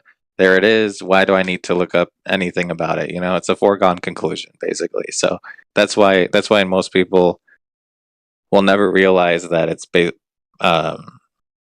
you know, in my argument, that is based on assumptions that, yeah. So basically, yeah, the argument is that gravity has never been proven. Yeah.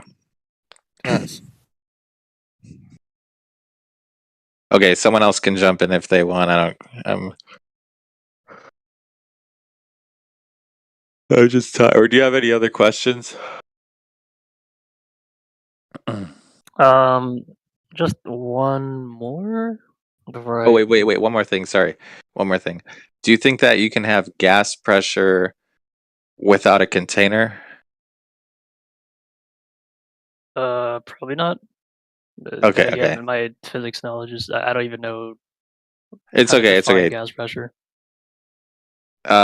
Gas pressure, when I looked up, the last time I looked up the definition, it was the force that the gas exerts on the walls of its container. Now, if you talk to a glober, they'll probably give you a different definition. Like they'll say it's force on a unit area or something. But yeah, the one that I remember is mentioned the word container. So, but anyways, I digress. I don't want to get lost in the weeds. Can we experience this more? Because there's the term gas pressure, but there's also the term atmospheric pressure. Like, what do you consider the difference? Well, the only problem with atmospheric pressure is it's made up of the gases. Like, in other words, if you're drawing a distinction, the gas pressure that, like 14.7 psi or whatever that is, that is the atmosphere, right? So it's kind of like the same thing. At like zero level, like at Sea water level. Yeah. Yeah, it's for me that would be I fail to see how. I mean, I'm sure if I look it up on Google, it'll say different words. But when I think of gas pressure and the air that we're breathing, Hello, I have a question. wait, hold on. Do you agree that gas pressure is the atmosphere, right? Do you agree with that? The oxygen, the air you're breathing. I think that gas pressure exists, but like I think definitions are important. Like gas pressure is more like if you were in a room and you were in the Iraqi war and a grenade went off, like there would be gas pressure that could kill everyone, right? What's the atmosphere made of? It's made of gases. Right, and when you measure there's a pressure, right? When you take out a barometer and you measure it. Yeah, I think that gas pressure and atmospheric pressure, if you did the math, like if you fully brought it out, that they would be the same thing. But I think that atmospheric pressure is a more comprehensive descriptive of what's happening. And what causes the pressure? Well, okay, so gas pressure, we don't consider G in that, and in atmospheric pressure, we do consider G. So that's the difference. Wait, you can put this on hold. Zodiac, actually, there is a young lady in the chat. She go ahead. was You can ask asking your question. God. Okay. Hello. How are you? Yeah. Go ahead. Yeah, how are you? I'm well. I'm good. How are you? I'm good. Okay. So I want to know, do flat earthers believe that other planets are flat? There's a lot of assumptions in that question, but basically, let me put it to you this way. If you go outside and I go outside and both of us look up at the sky, we both see lights in the sky. Do you agree with that statement so far? Do we agree that we can both see lights in the sky? I like lights as in like stars. Sure. Yeah. Let's go with stars. Whatever. But the problem is when you say star, you're invoking you're invoking that they have a mass, and I don't want to get into that right now. So let's just say I lights in mean, the what light is sky. in the sky other than like the sun? That's what I think of. Okay, but do you agree that yeah. So you agree with me that we both see lights in the sky, sun, moon, stars, whatever, but Yeah. okay. Now, so for example, the sun, we can both agree that we see, at the very least, we see a circle of light, right? It looks like a circle of light in the sky. Now, okay, so we can see the same thing when we go outside. Like, we agree that we observe the same thing, but the only difference is when I say lights in the sky, I am not giving you I'm not giving you the idea that these lights have mass. I'm not telling you that the distance has been measured, the size, the medium. Basically, there's no evidence for any of that. I'm questioning how you know that all of those lights are at a certain distance, have a certain amount of mass, have a certain size. Basically, I'm questioning it. So I'm not denying that. I'm just asking, do you have the evidence for it? Because I'm willing to say, oh yeah, there's tons of planets, as long as you have the measurements, right? So we're not denying anything. You just need the measurement.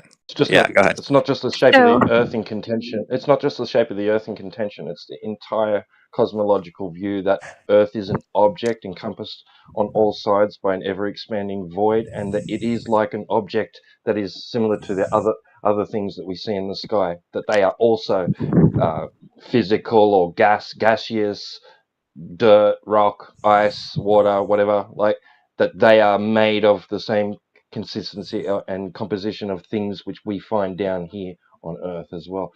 So it's the entire cosmology is in contention. Yeah, go ahead. What's the next question? So, yes. So the Earth, it has a shape, right? The flat. Okay, I would say flat. When I say flat Earth, I'm not talking about a specific shape.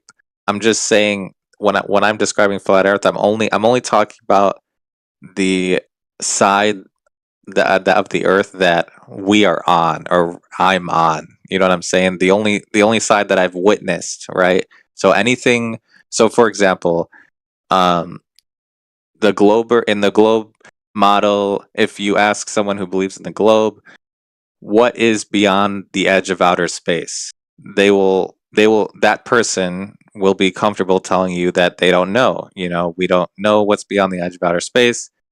So just like that, just like how they are comfortable not knowing what's beyond the edge of outer space, I as a flat earther will tell you what is underneath the earth. That's never been proven. Whether the earth, what's underneath and what's beyond the outer limits of reality, all of that is unknown. The shape, the overall shape, as well as the size, has never been proven by anyone.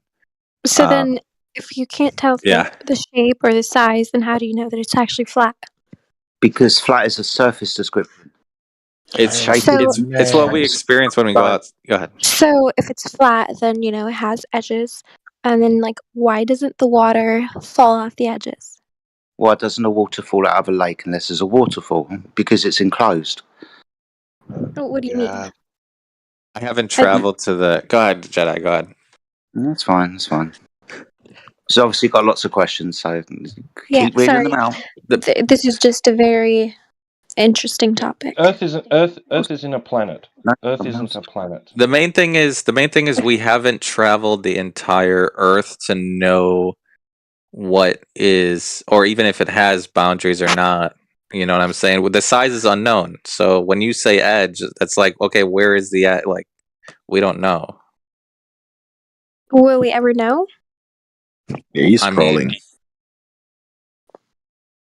no, she's not trolling. These are I'm genuine questions. Yeah, No, these are you literally trolling, buddy. genuine questions. You've got two choices when answering this question about the size of the Earth. One, it's infinite. It has no beginning in space or time. It has no end in space or time. It's infinite, eternal, goes on forever. The other choice that you've got is it's finite. It does stop in space and time. There's a limitation to the environment. Those are the only two choices that you've got when answering this question. When we say that the Earth might be finite, saying that it has a limitation, it stops somewhere, we don't know the limitation of this environment. We haven't reached that limitation, if there is one, in these two choices.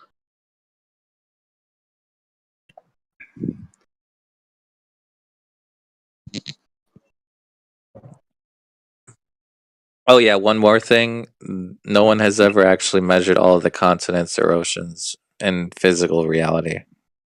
No, in terms of like one single person, no one has ever actually done that. Okay. And sorry, I'm very just quickly, Darwin. Not to dogpile on here as well. This whole thing of having to know everything and having to have an answer for everything—that's how we got here in the first place. Everyone here used to be a glober, mate. Is it so bad? I'll posit this to you: is it so bad to not know the answer to something, and that answer probably can't be found? Is that so bad?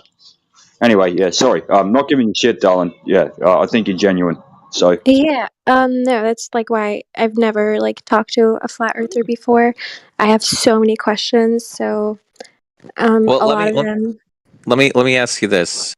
Yeah. Let her ask the questions. Oh, go ahead. I Sorry, need go to ahead. know. Go ahead. Like I thought you guys would have answers, but a lot of what I'm getting is we haven't measured. We don't know what's under the earth. So I'm just wondering, like in the future, will we have answers? Okay. Let me ask you this question. Yeah. If I asked you what is beyond the edge of outer space, what would you say? Other planets? How would you know? Well, isn't science? Don't we have astronauts and stuff? I don't think They you don't. understand the question. They don't Sorry, you know. don't understand the question. So Zodiac is asking you, you know, space is expanding. There is a Yeah. limitation to the space. What's beyond that limitation that it's expanding into? What's beyond the limitation of the known universe? Not planets. I don't know. Okay, Right. Zodiac back. She gets it. Right. So and are you comfortable and you have accepted that fact, right? You're comfortable not knowing, right? Not really, no. Okay, so but you have to live with that, right? You have to deal with the fact that How, that you don't know, right? I mean, well, I'll live, but I will constantly try to, Okay. You'll wonder. Okay, yeah, try to you'll find wonder. You'll answers. wonder about it. Yeah. Yeah, that's fine. Yeah, that's completely normal, right? And I think a lot of Globers have accepted the fact that they don't know and they're wondering as well, right? So in the same way, right? In the exact same frame of mind that they don't know, right? We're telling you what's underneath the earth, that's unknown. No one has ever proven that. They don't know what's beyond the edge of outer space, and no one has ever proven that either. So none of the people that believe in the globe have ever proven what we just talked about. And also the same thing with what's underneath the earth. So it's the same frame I'll of answer the mind. question. Go ahead. I'll answer the question. Possibly, as you know, with more time, we might gain more information, more knowledge, understanding of the reality that we live in. But at currently, right, we're limited in the area that we're allowed to navigate. There's treaties and things in place and authorities which say control your travel, right? So free and independent travel, right, without having to answer to anyone is currently not possible, like for the average person. So we'll maybe one day. Yeah, to back what T Dub's saying as well. Sorry, Darren. Just quickly to back what T Dub's saying as well. Like T Dub and I both live, okay, in the closest landmass to Antarctica.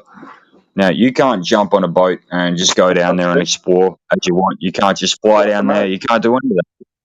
Skinny, it's South America. It's not Australia or Tasmania. The closest landmass to Antarctica is South America, dude. Oh, my apologies. I thought we were closer. My apologies. Well, okay, we're second closest then. Yeah, sorry, but point being, you can't just go down there and explore. So to T Dub's point, and I'm ex-military, and that's an exclusion zone, and we were taught that's an exclusion zone. You can't just fucking go down there. We deploy naval ships there on a 3 monthly basis. So does the UK. So does America. All the people that actually have spheres of influence there. You can't go there. So to T Dub's point, do you think that proves the flat Earth? Is that proving flat Earth because you can't go to a certain geographical location? No, absolutely not. No, it doesn't prove it. No. Okay, so it's pretty superfluous then. Yeah, the surface of water demonstrates the surface of the Earth is not curving its level. Random location proves random location. Not the same thing. Wait. Does she have any more questions? Are you still there? Still here, but I don't know. Like, I have a lot more questions, but I think that's it for right now. Thank you, I have a guys. question for flat Earth. Let me wait. Let me just to be clear. All we're saying is there's no curvature, and the Earth is not spinning, and we're not floating in an infinite vacuum. We're not floating in outer space. That's the main. Those are the main three things. So okay. Go ahead. Right. No, got it. Would you like just quickly, bit of administration. Sorry. Would you like an invitation to our home server where we have a plethora of information channels, all alphabetized A to Z, with subheadings to topics that relate to the main topic, and you might have a question, say about what about seasons, what about this, what about that, right? And you can find that subheading and peruse it at your leisure, right? And then come back. And we also have an FE beginners videos, right? Which really short, concise videos, which might give you an idea, and might answer some questions, or might give you more questions to come back and ask us later. Oh yes, please. All right. Just a quick question to T-Dub. T-Dub, plethora. Are you using word today toilet paper today, mate? I haven't heard that word for ages. Word of the day, yeah. Cool. I'll try and use it in a sentence later on. Cheers, mate. So well, one thing with you, another. We have room for one more question. Yeah. What? I want What's to your say question? one thing. Yeah, it's like about like sunsets and like sunrises. When the sun sets or rises, or when it sets, actually, where does it go? Like, does it go under the earth? No, it goes away. So, sorry, gentlemen, just going to do this one. So, you're from the UK, I presume, yes? Because your accent. No, I'm from America. Oh, okay. Well, I'm in the UK, you're in America. That's absolutely fine. So, for example, if it's so noon here in the UK, the sun is towards the east from you, so probably much, much lower on the horizon. As it moves away from me, becomes evening, and the sun appears to set beyond the horizon, the limitation of my view of the sun. When the sun goes away, it comes towards you. So when you say, where does the sun go when it sets? It goes somewhere else and rises. It's the same sun above the surface of the earth, and depending where you are on the surface of the earth, it will either be nighttime, it'll be rising, it'll be solar noon, or it'll be setting, because of the way that the sun moves across the sky, east to west. It doesn't make sense on flat Earth, though, does it? because it wouldn't just light It up does one when the geographical question. region. It does when the question is where does the sun go? Does it go underneath the earth? And I demonstrate that no, the light source is above us at all times. Someone is going to see it when it's solar noon here in the UK. Then you're just going to interrupt. Go on. I wasn't interrupting. I was letting you finish, actually. Okay, so quite a simple explanation of solar noon here in the UK and sunrise in America, 5 hours away. So it's quite simple to I understand. don't think that was the point of the question. I think the point of her question was on a flat Earth, it would have to go somewhere. If it's a flat plane, right, and there's a sun in the sky, why is it lighting up certain parts of the land, the flat plane? Where does it go when it's? It goes somewhere else. So from England to America, across the Pacific to Asia, across Asia, then across the Atlantic again. That doesn't make sense on the flat plane, though, does it? It does if it goes round in a circle, east to west, which is a circle around north. Mm-hmm. Yeah, like for example, when you see an airplane go away in the sky, right, and you see it go out of your field of view, or a cloud, right? You don't make these. You're not for an airplane and a cloud. You're not. Cloud is a good one. You don't make these arguments for those, right? Because you're not. That would be kind of crazy, right? Yeah, well, Clouds you see what I'm saying? go all over the surface what of do the you Earth. think the sun and the moon does exactly? Do they? Like check for the little lady. I posted a video, a short clip in the voice text. I would like her to watch that short clip with the sun disappearing above the horizon. Okay, I'll watch that. I will save that. Thank you. Yeah, watch it, and I'm curious what you think about that. If you can give a reply. Thank you. So It's the very idea is like, look, there are clouds all over the surface of the globe or the Earth, right? And when you see these clouds in the distance, they're very low on the horizon, right? They're almost touching the ocean. But if you were there on the ocean, you would see them thousands of meters above you, right? So with like perspective involved and the limitation of your vision, these clouds appear to condense at a certain point, and that is the horizon. And at a certain point, there is a limit to how far you can actually see. So the light that's reaching you from that point that's too far away for you to see, it disappears. But for other people, they're just starting to see it, right? And things like that.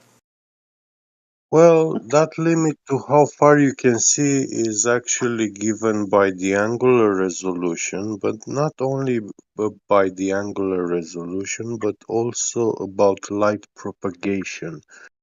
There is light coming from further distance, which is below the angular resolution that human eye can resolve. So therefore, that light is those things are invisible to our eyes. But when we use devices that enhance visibility, we can see much further away. Yeah, we are increasing the angular resolution, but that does not mean we will see infinite distance, because those devices, they also have a certain angular resolution limit, and they will not be capable to see further than those distances.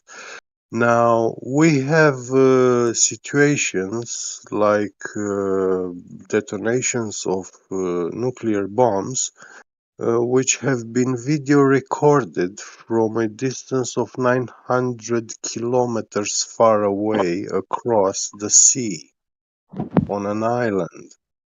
And that explosion and island was visible because this event was a very bright phenomenal event, and Right. that light was powerful enough to illuminate over that vast distance of 900 kilometers. Right. Yeah.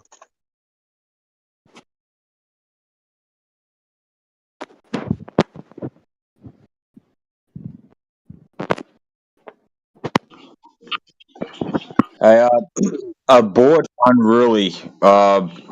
You just put something in the fucking voice chat. Mate, look, what T-Dub was saying earlier, you get an invite to the main server and there will be plenty there for you. Okay, videos, text, everything. There's plenty there to answer every question that you have. No problem. Do you see the image I put a few moments ago of the telegraph poles going away down the street towards the horizon? If you see that image, then you'll understand that this is just perspective. Those telegraph poles are appearing to reduce in angular size as they go away with distance. The top of them appears to go down. The bottom of them appears to go up towards that midpoint limitation of your view, the horizon. Much like a cloud above your eye line, much like an aeroplane, and much like the sun. When they go away, if they keep their altitude the same, they're going to appear to go down towards the horizon. It's just perspective. It's nothing else. This perspective is as it is because all light sources, they are divergent light sources, and even if we use lenses, collimating lenses or whatever, we still cannot achieve collimated light source, a light that travels in a parallel race manner throughout the distance. So you can Yeah, a bit focus like a light source. Yeah. Sorry, man, I wasn't trying to cut you off. Please go ahead. Sorry. Yeah, so I just want to say last, you can focus a light source into a point, but after that point where the light rays are converging, it starts diverging back again. And with distance, those light rays will be apart from each other, will have a greater distance. Jedi, I think you said you wanted to say something too. No, man, you carry on talking. I think like the crux of the argument is people don't have a concept of like, oh, this is there's a limit to how far I can see, right? Or like there's a limit to what light does when it's so far away that it doesn't appear the same way in my when it reaches my eyes, or it doesn't reach my eyes in the same way at all. And that's sort of the argument for perspective, which is like these telephone poles in the distance, or like clouds, whatever it is, the sun even. But it seems more natural to people to assume that, oh, we're on a globe and and there's curvature to it, so it's just going underneath, around the curve, right, and it disappears. So those are the two, like, I don't know. Yeah, Santiago, I agree with you. I agree 100% with you. And I think, again, like I was telling this young lady earlier tonight, it comes down to hubris, man. Human hubris. We have to know everything. And if we don't know, we make shit up to say that we know everything. And that's the fucking problem here. I think the base problem of all of this is we can't explain something, so we're going to make shit up to fucking try and explain something we can't explain at the end of the day.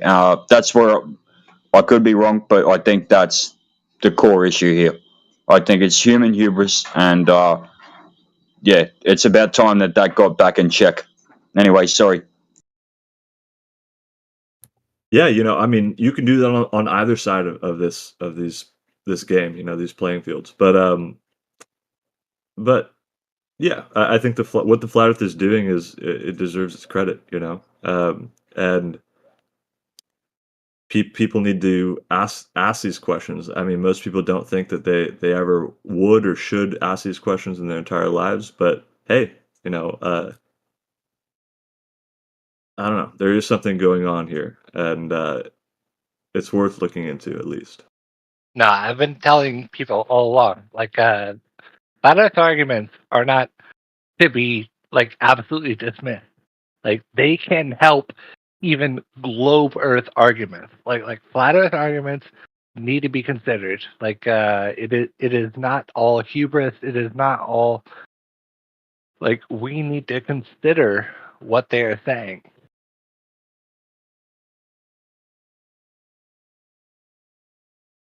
Look, it's very simple at the end of the fucking day. There's things that we can actually answer via the scientific method, and there are things that we can't answer via the scientific method.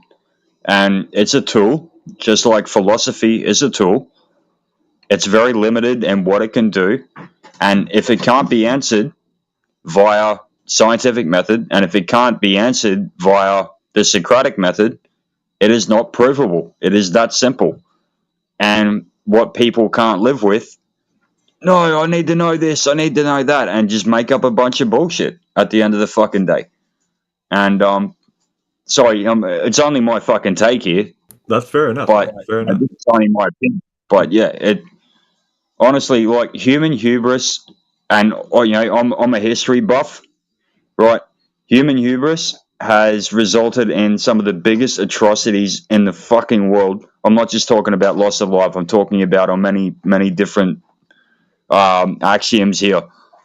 The human hubris has just, it is so fucking horrible. And but people always go, we're advanced now, and we've got this and we got that, and we know shit now, and this, that, and the other. At the end of the day, you look back through history, everyone thought that, and you know what happened? Crash, collapse, everything went wrong. And it's the same when it comes to this. It is the exact same when it comes to this. It's okay not to know the answer to something, and I don't get why that's so fucking hard for people to get through their heads. Anyway, sorry. That's just this is the fun part. It's like you look at the human hubris throughout history, right? And in trying to understand, what these celestial objects are, and describe their paths, right? Like the retrograde motion of Mars. They came up with a dozen different models. Concentric circles upon concentric circles with the sun at the center, with the earth at the center, to try to predict the movements of these things. And it wasn't until Newton came along with like a new mathematics, which was calculus, which was elliptical orbits, that they could actually conform these circles or these ellipses that were slightly off, being a circle, to actually approximate or predict, what these motion of these quote unquote planets were, right? And that's where like the whole planetary model came from, which is like we're orbiting the sun, and these planets are orbiting the sun in this various fashions. Depending on the nature of their orbits, that and how you determine them, that's the model, and you could curve fit these to actually determine or predict where Mars is going to be at any time of the year. So that became the reality, right? It's like, and then the people who accept this, they say like, well, it's therefore after the fact been corroborated more and more and more. Okay, fine. But it's being corroborated through a model. And the only way that you could actually determine if this was true is by going out there, right, into space and actually finding out, going to a planet or finding out what a star is. We've never been to another star. We don't know what stars are actually. We've made a lot of assumptions about them through a particular model that we found useful. And, Flat Earth is kind of saying, well, that all, let's wipe the slate clean. That all can be wrong, right? And who's telling us that it's right? Well, it's this group, these space agencies in the last 100 years, which have been giving us this information about the stars and about the planets, images of them, probes to them, all this kind of stuff. And when you look into what NASA's doing, also you find like a lot of sketchy things, a lot of I don't know, deceptive things even. So, it opens up a little bit of a Pandora's box where you have to sort of ask some deeper questions. You can be reasonable and skeptical about all of it, but it doesn't, it doesn't mean like, it's just about shutting the flat Earth down. I disagree about that. Or I disagree in that like, I don't know, that tactic, but.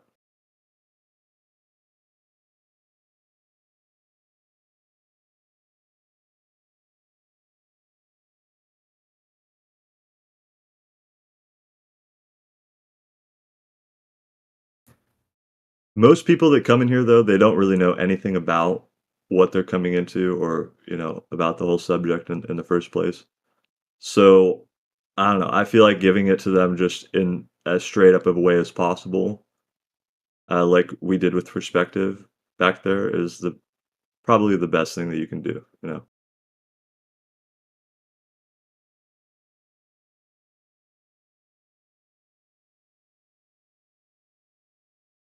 Well, see, I think that our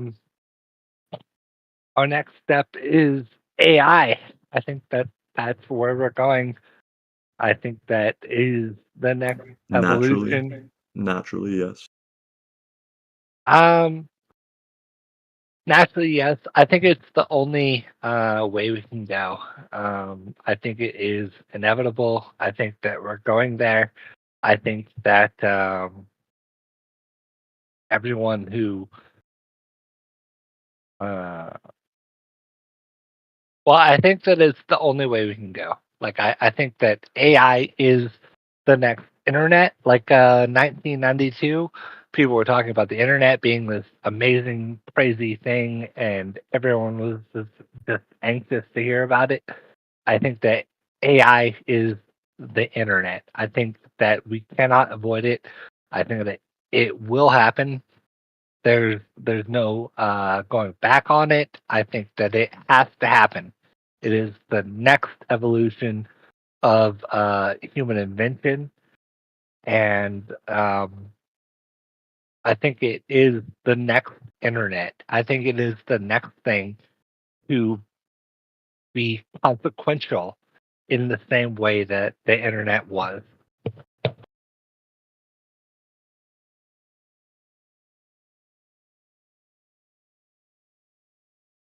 I don't think we can escape AI.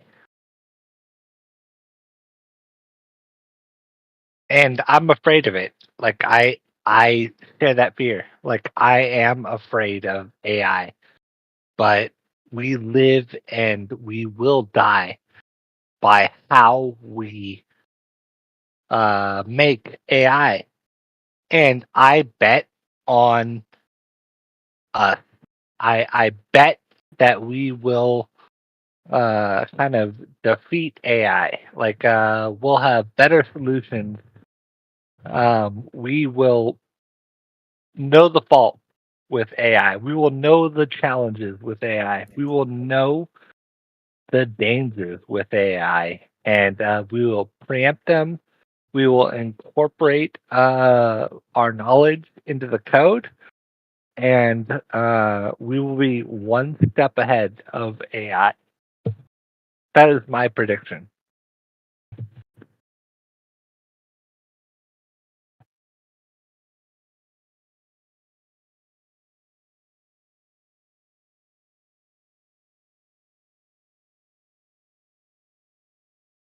I think that humanity will be one step above AI, and it will be a tool that will revolutionize the human experience.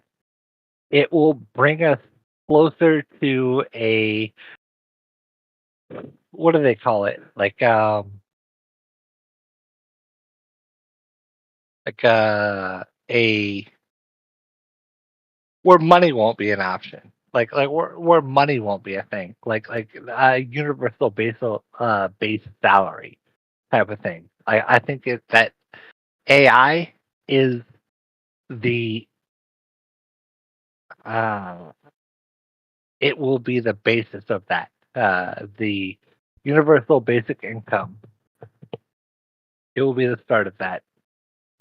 Yeah, yeah. And I mean, it's funny that we call it artificial intelligence, when, I mean, it really is, what it is artificial thought, right? It's artificial intellect. And if a computer can think better than we can, right? If it can be more intellectual than we can, and it trumps us, it destroys, you know, us in that field in 10 years from now, or 15 years from now, or 20 years from now, then what is the real problem with that, right? Because it's solving all of the problems that we've had a lot of trouble with, mechanical problems, very simply. And you know, it allows for human beings to explore other things than just needless, you know, endeavors into the mechanical mind, right? And the mechanical mind is not the first step. Like, we will need replacement for mechanical engineers. We will need replacement for chemical engineers. So mechanical engineers will come first. Chemical engineers will come second. Philosophers will come third. Like these computers will be able to do all of these things. Everything that we need, human mind power, they will do them, and they will do them better. They will do them better. There will become a day when we are not absolutely necessary for our brain work. We might be necessary for our footwork, for the things that we can do with muscle. But there will come a day that is no longer necessary either. But our brain work will come first. Our intellectual AI will come for you first. And I think that the world will be okay. I think that we will solve these challenges with AI before they defeat us, before that conundrum defeats us. Like AI can, anytime you think that that we are desolate, like AI will have an answer. Like I think that AI will be the answer to the future. I think it is a source for good. Yeah, yeah. Well, this is the thing, is like, we're the ones witnessing it, right? We're the ones observing it. We're the ones seeing the effects of it, right? And also learning from it. And you know, if we were just dumb as bricks, and saw the repercussions of what AI could do and let it control us, right? Or put us into a position, or coded the AI ourselves into a position where, you know, it was some tyrannical place, right? The only way that that would persist is if, like, everybody was like controlled into a place of subservience where they couldn't even speak out against it, or Right. like nobody actually cared to observe what was going on in the first place. And I don't think either of those two situations they're not like 100% realizable things. There can be a portion of them that can, you know, enact themselves in reality, but the full case of it, I don't think will ever take place. And Santiago Cortico, I've got an unpopular opinion, if you're happy to hear it. Absolutely. What's up, Skinny Vet? I've got an unpopular opinion, if you're both happy to hear it. Sure. Let's hear it. Let's hear it all day long. All right, what's happening now is no different to what happened with the fall of the Soviet Union, the fall of Yugoslavia, the fall of all the empires in fucking World War One, the fall of Rome, the fall of the Greek Confederation, the fall of Babylon, the fall of Sumer, the fall of Israel had like 2 or 3 fucking falls as well. It's nothing new what we're going through right now. And as for AI, walking us through it, and apparently we're the most advanced. We're the most advanced, and we're smarter. I'll tell you what. I'll give you one fucking little tidbit here. If you read contemporary documents from the Middle Ages, the average medieval peasant was far smarter than any of us here on this panel right now. Yes, and sir. they could actually see it for what it is, for sure. So my take here is no, AI is not going to advance us. AI is not going to do shit, and everything is going to shut down pretty shortly with our collapse. And we're going to have to go back to what works, because humans never fucking learn, and humans never let go of their hubris. And this is why this cycle repeats again and again and again. Unpopular opinion, probably, but yeah. Anyway, sorry, No done. worries. I have a counter opinion to that, though. No, perfect. You have done a remarkable job. Okay, so consider this viewpoint, and I understand you're relating it to the collapse of lots of different nations out there, and potentially that might be a part in what's to play in the future. But consider this: AI is something absolutely new, right? Which is remarkably different. Yeah, it's very different. Remarkably different. And its action is different as well, because if you observe what's actually taking place right now, like in the last 5 years even, okay? Look, I remember in college, I took machine learning as a graduate course, and my friends in that class, they were already writing books, right? Just AI-based books in 2013, okay? But now it's sort of reached mainstream where, okay, yeah, you can write music, right? You can do art. You can write novels, write poems, songs.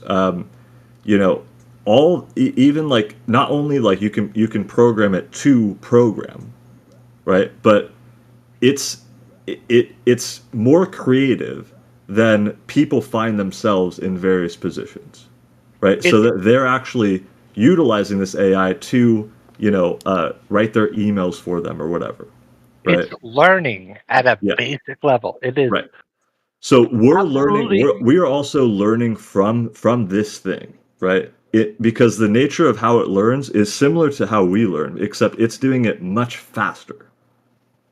And if it's creating art like music and poetry, whatever, right, more creatively than we are, then or it has the same effect at least, right? Then any artist has to question themselves of what they're actually doing. I just want to say, AI is a fancy term. It is a fancy thing for something that we've had for so long. Like we have talked about AI since the movie Terminator 1 came out. That was the first example of like getting us a horror film into what AI was. But it was correct. It since the invention of the transistor, it was always set in stone that AI would be ahead of us. It has to be ahead of us. It just is logically necessary that AI will dominate the human experience. Like there's no running from it. We just have to accept that artificial intelligence will be greater than us. It is a mathematical necessity. No, it's gonna change everything. It's not gonna collapse everything necessarily. In fact, like it can be Not in a used bad for. way. No, Not in it a can. bad way. I mean, I don't think people have actually exposed themselves to the possibilities of what could take place, right? Like, let's say the world is free and we just had problems with like organization, right? And time. Like let me pause you for a second. Okay. These are things that have to take place. These are things Hey, that Cody, if I may, sorry, I'm not trying to interrupt. If I may interject for a second here. Yeah. All right, thanks, man. Not trying to interrupt. Thank you. If there's no electricity and there's no internet, how the fuck can AI actually do that? And what we are staring down the barrel of right now, and what is likely to happen in the next few years, is no electricity and no internet. Why do you say it Thanks this way? to the green agenda, all of that kind of shit. They're shutting down all the coal mines. There's no more nuclear power. There's nothing. That's never going to happen. Once that's shut down, AI is going to take over everything. Good luck. No, without power, AI can't do anything. It requires cooperation. It does require cooperation. That's the beautiful thing, right? And the people who would shut it down or shut down like the internet or whatever this guy's saying, like he thinks like, okay, yeah, your electricity is going to go out, you know, you're going to the fall of the civilization is going to happen. AI means nothing if you have no electricity. I think that's a kind of a I don't think there's any reason to believe that, okay? Because there actually is That's actually cooperation not going on true. here. And it's funny because like the same thing that the controllers out there, right, who want to maintain control need is AI, right? So they need your electricity to be on. Right. But that AI is also instructing, or people, right, the general population who have their eyes open, who are observing what's actually taking place. And I'm not saying like they're awake or anything like that. I'm just saying like actually just like you know, intellectually minded, whatever, you know, interested. Gotcha. And sorry to interject again, but Get Biget wanted to chime in, and he's senior to both of us. So Get Biget, go ahead, buddy. Yeah, I want to say that it's not true. The quantum computers, nobody has demonstrated that you can turn off a quantum computer. Right. There You're is right. a known problem before the 2000s, before the first quantum computer was turned on, and that is the problem of the virtualization of the shutdown button. So that machine, when you press that shutdown button, it can act as if it's on standby and Oh, it no way. doesn't do anything. But So we have no actually way to prove that that machine isn't actually working. okay, let me try to understand this because I've never heard anybody you know, this sentiment before. You can't shut off a quantum computer. That's what you're Hold on. saying. Let us work our way from the nuclear computer that we were talking about to the quantum computer that we're now talking about. Like, how does that transition occur? Because he says that transition has to have occurred. We were going from a nuclear computer, which has been realized since the 1960s. That was a workable technology, and now we go to a quantum computer. I don't know why it is necessary that we go to a quantum computer, but let's figure out why it is necessary for us to go to a quantum computer. And A quantum computer, I don't know what a nuclear computer is, but a quantum computer is based off of 3 bits of information rather at its core rather than 2, right? Qubits, yes, but the problem of these qubits, the binary systems are like a switch, on and off, 2 states. on and off, and then on Yeah. again. Now the quantum computers, they have the third, which is a state of the both Right, superposition. those 2 bits in the same time. So it you have a switch which is on and off in the same time. Therefore, if it was a light switch, you would have light illuminating the room, and also the light is off and there is no light and you can't see. in the same time. And this is a physical impossibility for us to experience, but it's That's right. actually Because a quantum. we don't exist at the quantum level. I'm not finished.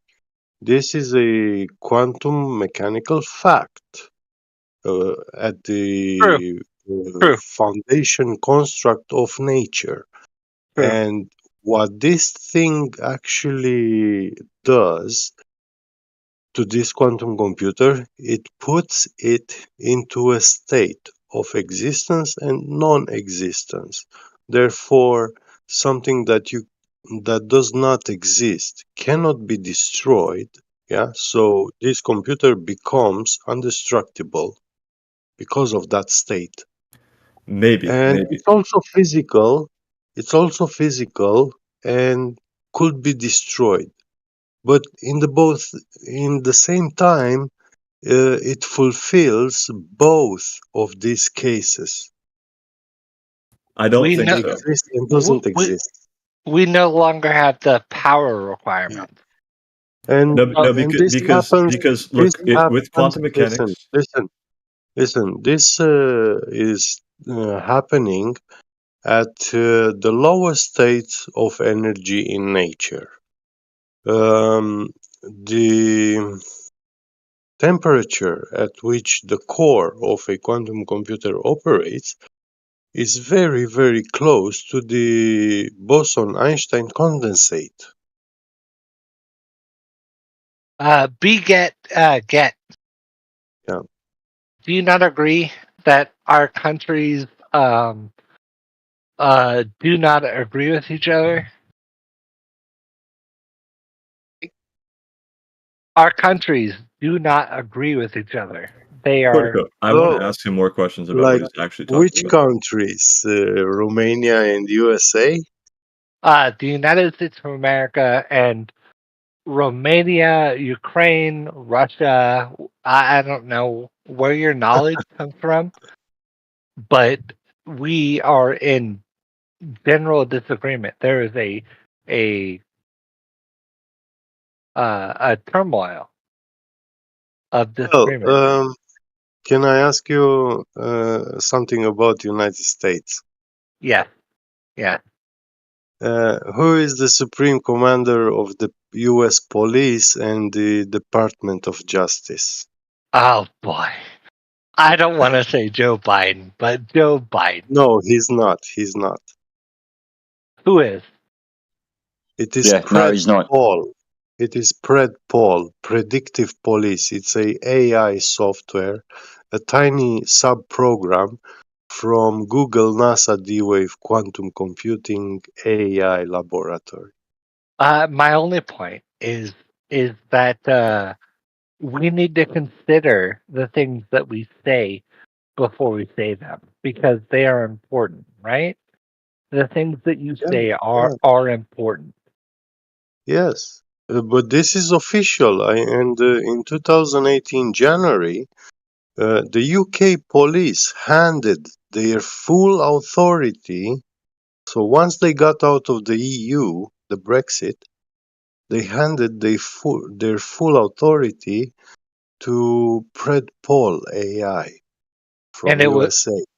it was important when that happened. Yeah.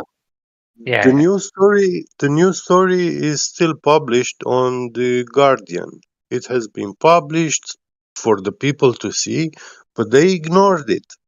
They didn't care about it and what it means.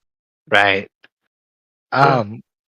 So when information becomes public, that makes it official, right? Like that makes it official. You cannot you cannot take it back once information becomes public.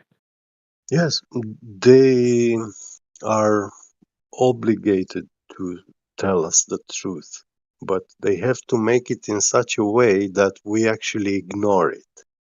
Well, when you say they, like who is they? Like what is the Government. KGB? What is the KGB today?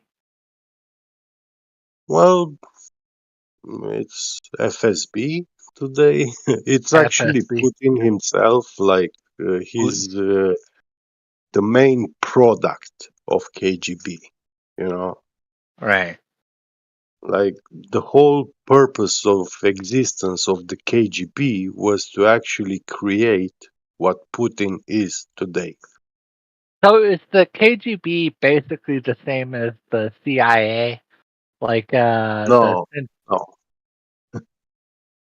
no, not a chance. what's the difference? Because I think the KGB and the CIA are the same. Like I think they're the same. Oh, yeah. So Cortico, sorry to cut you off, man. So quickly, Cortico, I would highly recommend, and get would probably This is speculation. Yeah, look at Yuri Bezmenov. Okay, Yuri Bezmenov was a KGB defector. He defected from India. He went to Canada and then the United States. And then around 1983, he started delivering lectures to America and the West in general as to what was going to happen. So the KGB was essentially the intelligence arm of the Russian military. Right. Not exactly the same as the CIA.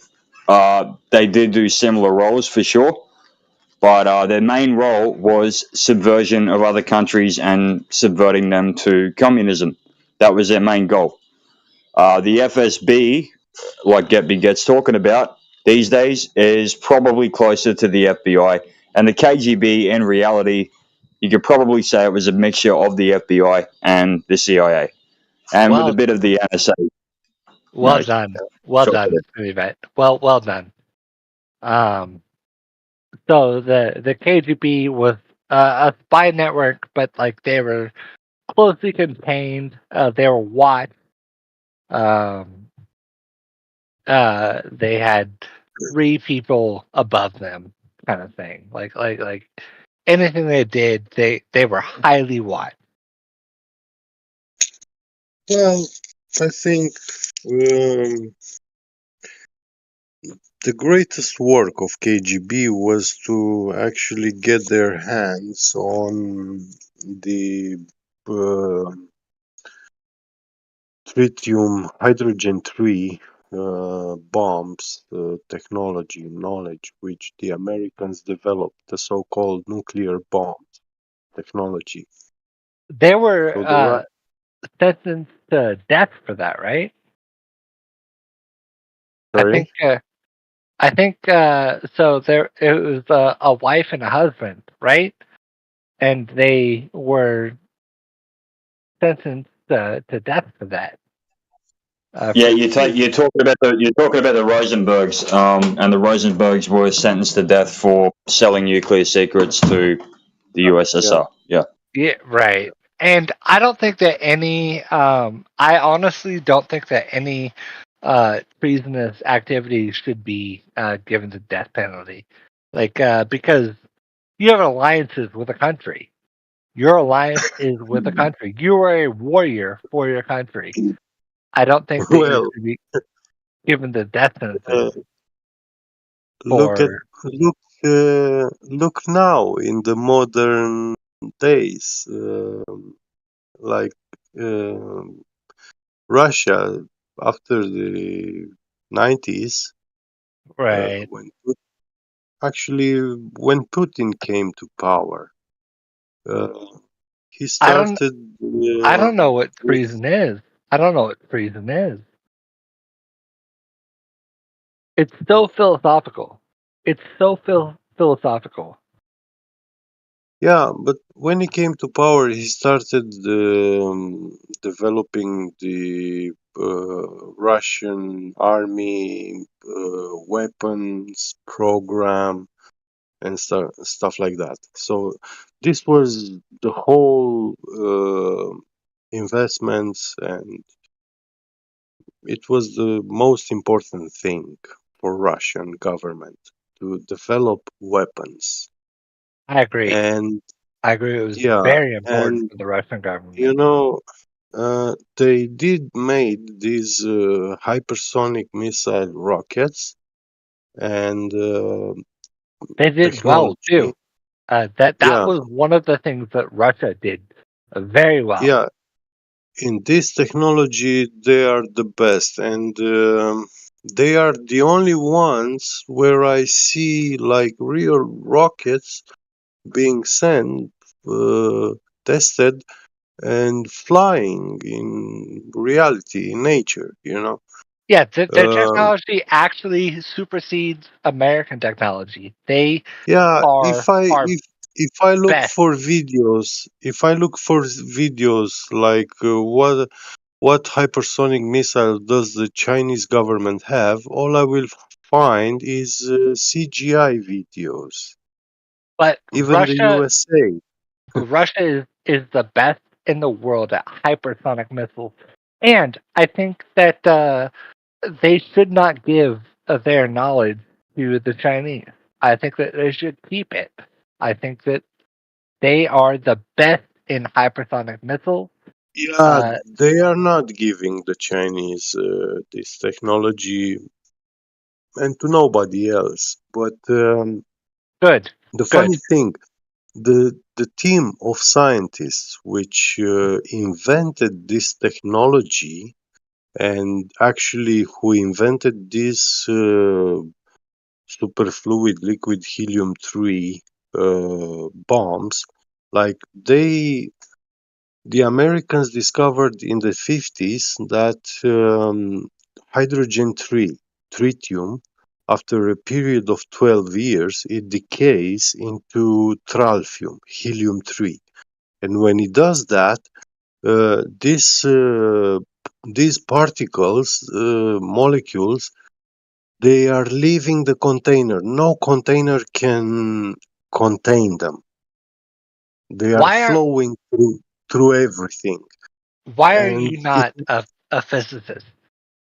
Because no, I'm far from that. No. You and me, we I can understand physics 1, 2, 3, but you have a good understanding of physics.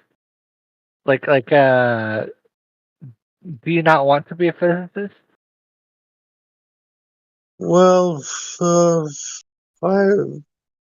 as a flat earther, I'm in contradiction with so many ideas and theories which ordinary physicists are.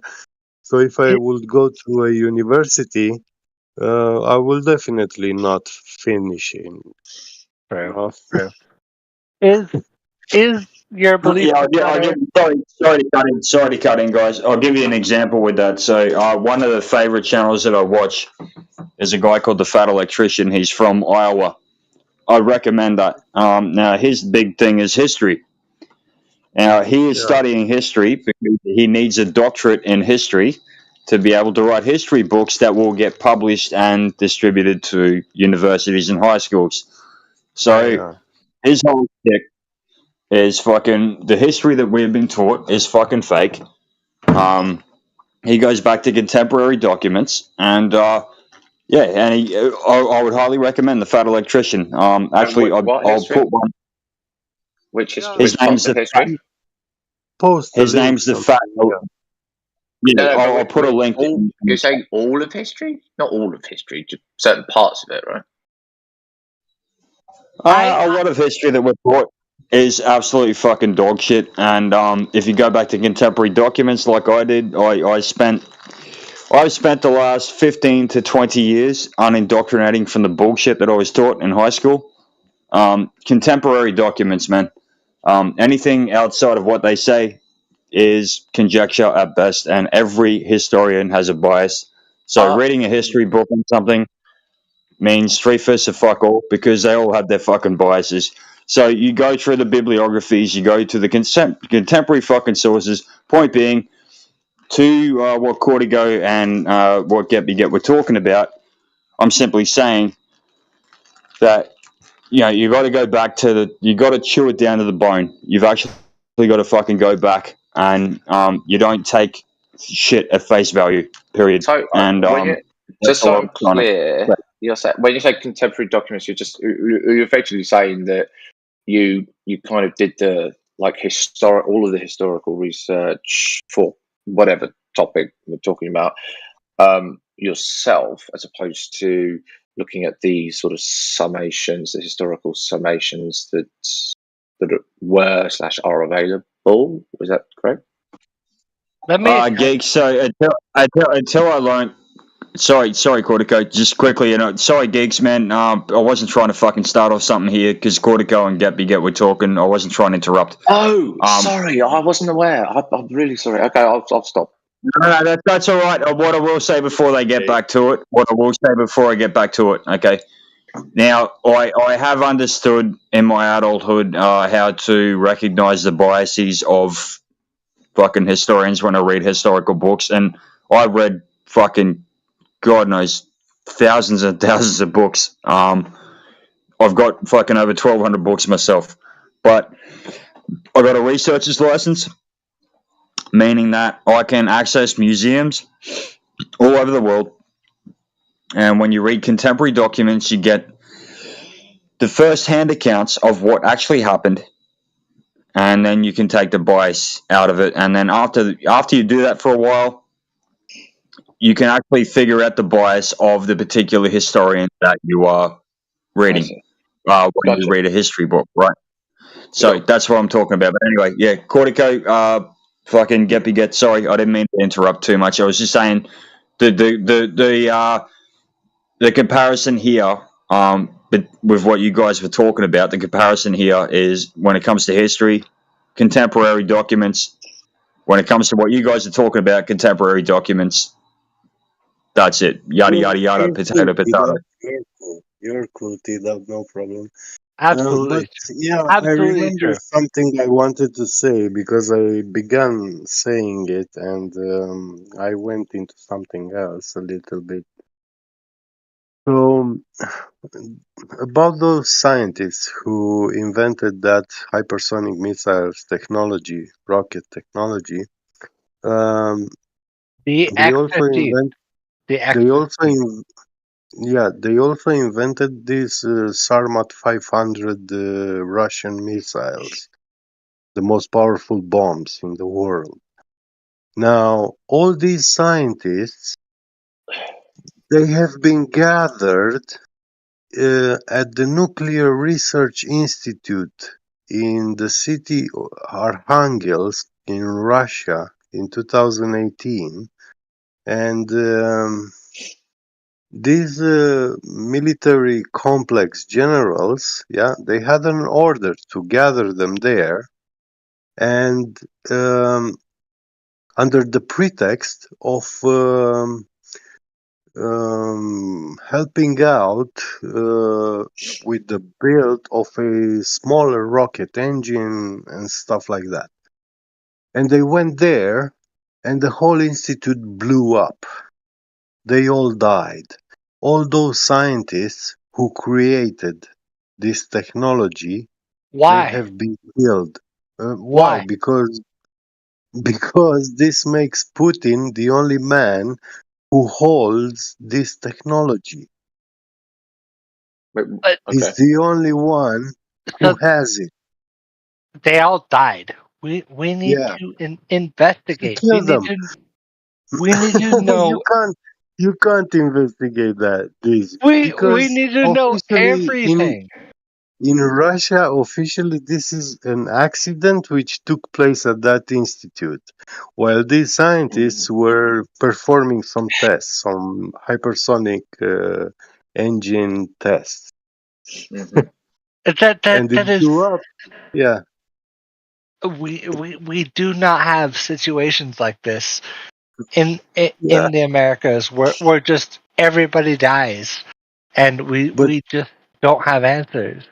We this have to this is have the best. answers. Listen, this is the best way to secure a secret when you want to keep a secret. You're right. You're Yeah, right. yeah. So, Um, On a separate note, sorry, it's very very quick. I heard that another lady aboard Unruly came in here a little while ago and caused some yes. One of your embarrassment. buddies came in here, Geeks. Caused some Yeah. embarrassment. Was that the case? Another one of your buddies. Yeah. Well, Yeah. let me just say. Was it embarrassing? Who was she talking to, and who was embarrassed? Who knows? I don't know. Maybe. Sounds about right. Go on, Cortico. What were you going to say? So, how many questions did you write down on her list? In modern society, I didn't have a list. I didn't have a list. In modern society, when death occurs, it is a travesty, and we will divert all resources, an undeniable amount of resources, to figuring out exactly what happened. When Apollo 1 happened, three astrophysicists died, and we coordinated all our efforts to figure out exactly what happened, and it just so happened to be that they were using like full oxygen tanks when they should have been using partial oxygen tanks. Oxygen and hydrogen, liquid hydrogen, yeah. Yeah, we fucked up, and we should have known. But the next time we did it, we got better, and then we got better. I don't know if you remember when you were watching those rocket launches back in the days.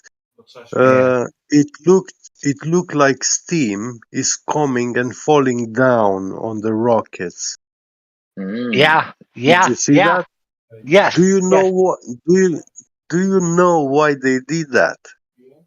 No, I don't know why. Was it keeping it cool? Was it? It was the vapor. Not sorry. Yeah. Was it condensation? So inside that tube, yeah, that's a reservoir which is filled with liquid hydrogen. And liquid hydrogen, it requires constant refrigeration. So if you don't have a machine to refrigerate it, to keep it cold, it will go kaboom. You know, there's no container capable to hold liquid hydrogen normally, without refrigeration. This is a problem because you knew that, but I did not know that. Yeah, and what they were doing, they were pouring liquid nitrogen on the outer body of the rocket. They were pouring it, cooling it down to minus 170 degrees Celsius. So that rocket its body had to be very, very cold because this is the problem of the hydrogen. because you know it, but I don't know it, and I am closer to the source of the information. Like I haven't knew it until after 2010 when I started looking into this and researching. But I was watching these rocket launches, and I didn't. I know that in the 90s when I saw some rocket launches, they were saying NASA was saying that. When they are actually filling those tanks and when they release these pumps, cables and stuff, hoses, there are some leaks, and that's why you see that steam. But actually, if that was the case, then it would have been like for only a second or 2 seconds. And then it vanishes. But actually, they were pouring that for half hour. You could see the rocket before the launch for half an hour, and it was flowing. Those steams were flowing on the rocket for half hour before the launch. So when you're in your apartment, and you're not thinking about physics. You're not thinking about astronomy. And you open your mail, and your mail says, you are the next person. Like you are first in line to be in one of these positions. What goes through your mind? Like you are first ahead to be in charge of the pressure of a dynamic valve. Like what goes through your mind? Wow. I don't know. You're the guy. You are the guy. What goes through your This mind? technology is, I admit, it's beyond me. Are you gonna cower? Are you gonna go away? Yeah, No, you're gonna step up. You're gonna step up, right? no, it's no point. Like, how do I say? We are forbidden from God to actually play with these liquids. Hydrogen, helium, frozen. My personal speculation belief is that superfluid liquid helium is actually the water of eternal life from the Bible, which God has forbidden us to drink from it. I think you're so much better than that. I think you Yeah. can overcome that. Come on, man. You're so No, smart. You're it so will be good. like crossing God, you know. I don't think so. I don't think so. Hey, you remember how we talked about human hubris? You remember how we talked about that? This is Yeah. a very good example, man. Like, right, fucking, there's things that we should not be able to know, that we should not be able to do, and the things that we should not be able to know and we've found out, and the things that we should not be able to do and we've done have resulted in the worst fucking catastrophes, the worst crimes Yeah. against humanity and the planet fucking ever. Honestly. Exactly, T-Dub. I wanna add up to what you were saying. Only God is right Sorry, to do just quickly. anything. Sorry, get quickly, man. I'm not T Dub. I'm Skinny, buddy. I know we sound the Oh, same, but it's skinny. Skinny Vet. Sorry. Yeah. So good, buddy. Fair enough. Yeah. Fair enough. So Fair enough. I want to say that only God is righteous by default. Man is not righteous by default. Being Absolutely. righteous for us is I agree very with that. hard. It's very hard for us to be righteous. I agree with that 100%. Humanity is not righteous by default. Like I Yeah. 100% agree with that. Skinny Vet, like I think like we're both on the same page in that regard. Like humanity needs a lot of work. Like we are not perfect. Absolutely, we are not perfect. Well, Cortico, just quickly, man. Do you think that we're getting better or we're getting worse? Because if you go through back, go throughout history, it gets better, then it gets worse, then collapse. Get better, get worse, collapse. Get better, get worse, collapse. I And think we're a collapse, right?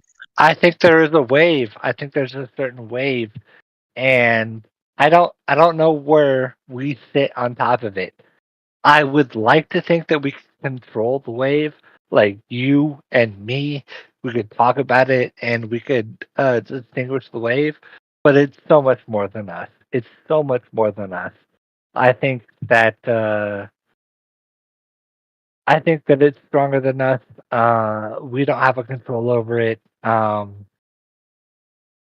think that God has to reconvene. I think it is up to God.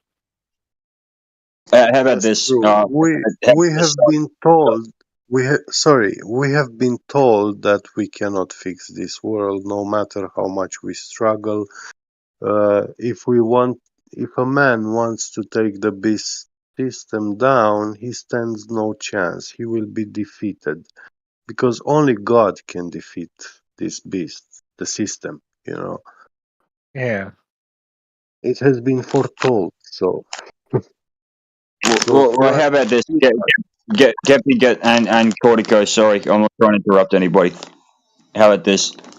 Look, the Bible clearly states exactly what we are, and what we are is we're in a fallen state. We are fallen beings. There were two people created. There was one created in the image of God, and then God created another out of him, and that was Eve. That was woman. Since then, we are fallen. We live in a fallen world, ruled by a fucking shithead who hates humanity because God put humanity above the angels, and humanity does what humanity does, and they're ruled by a lot of them. Too much of humanity is ruled by the fucking shithead ruling this world. So we rise and we fall, and we rise and we fall, and we rise and we fall. There is no getting better. There is no defeating this. There is a cycle of rise and fall, and we're at the end of a fall currently. That's where I sit, and I defy anybody to tell me different because history and the Bible both fucking tell me that I'm correct.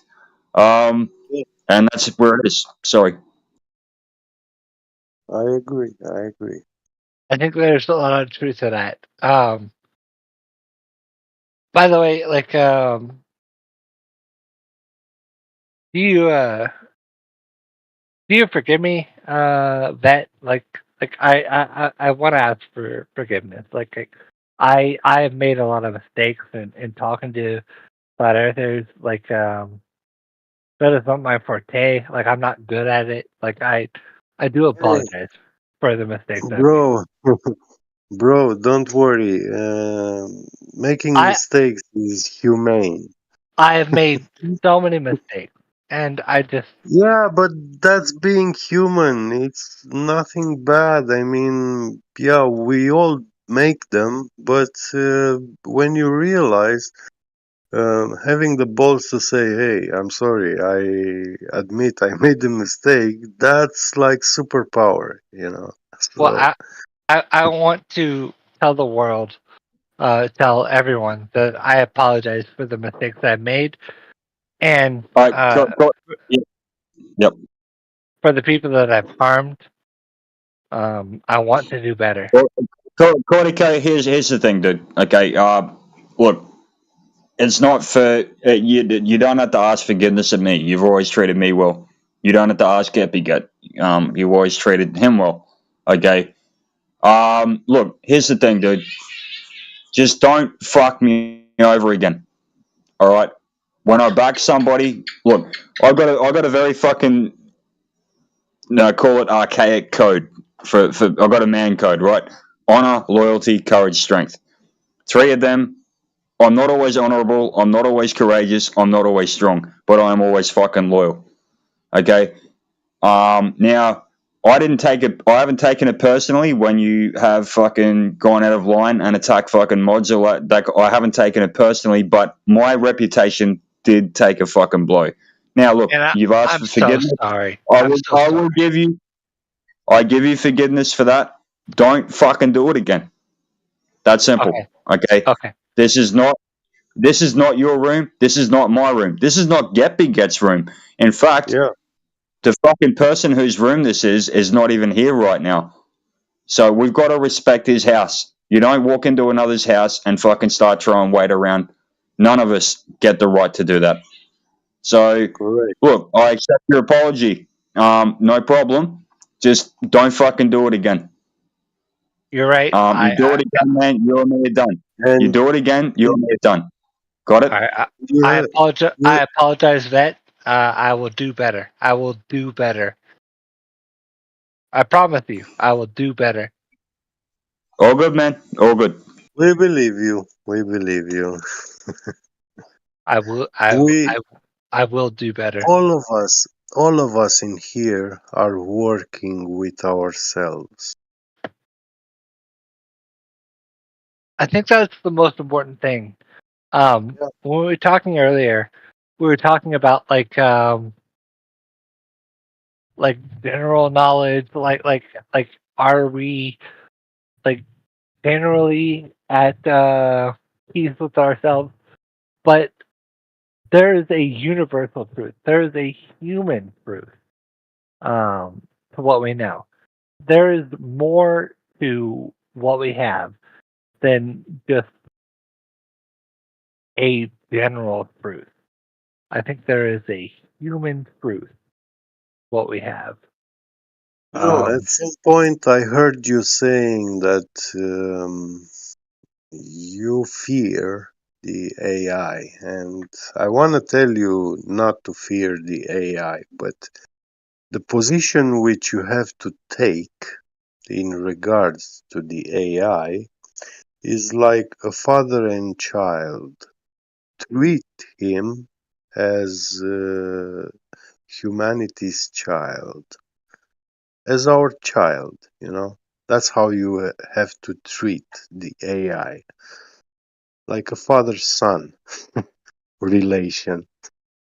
So Never subdue to him, you know, never allow him to rule your life, to govern your life, you know, and it will all be good. Yeah. The way that I just see, with that, sorry, Geppy. Sorry, I wasn't trying to talk over you, Cortico.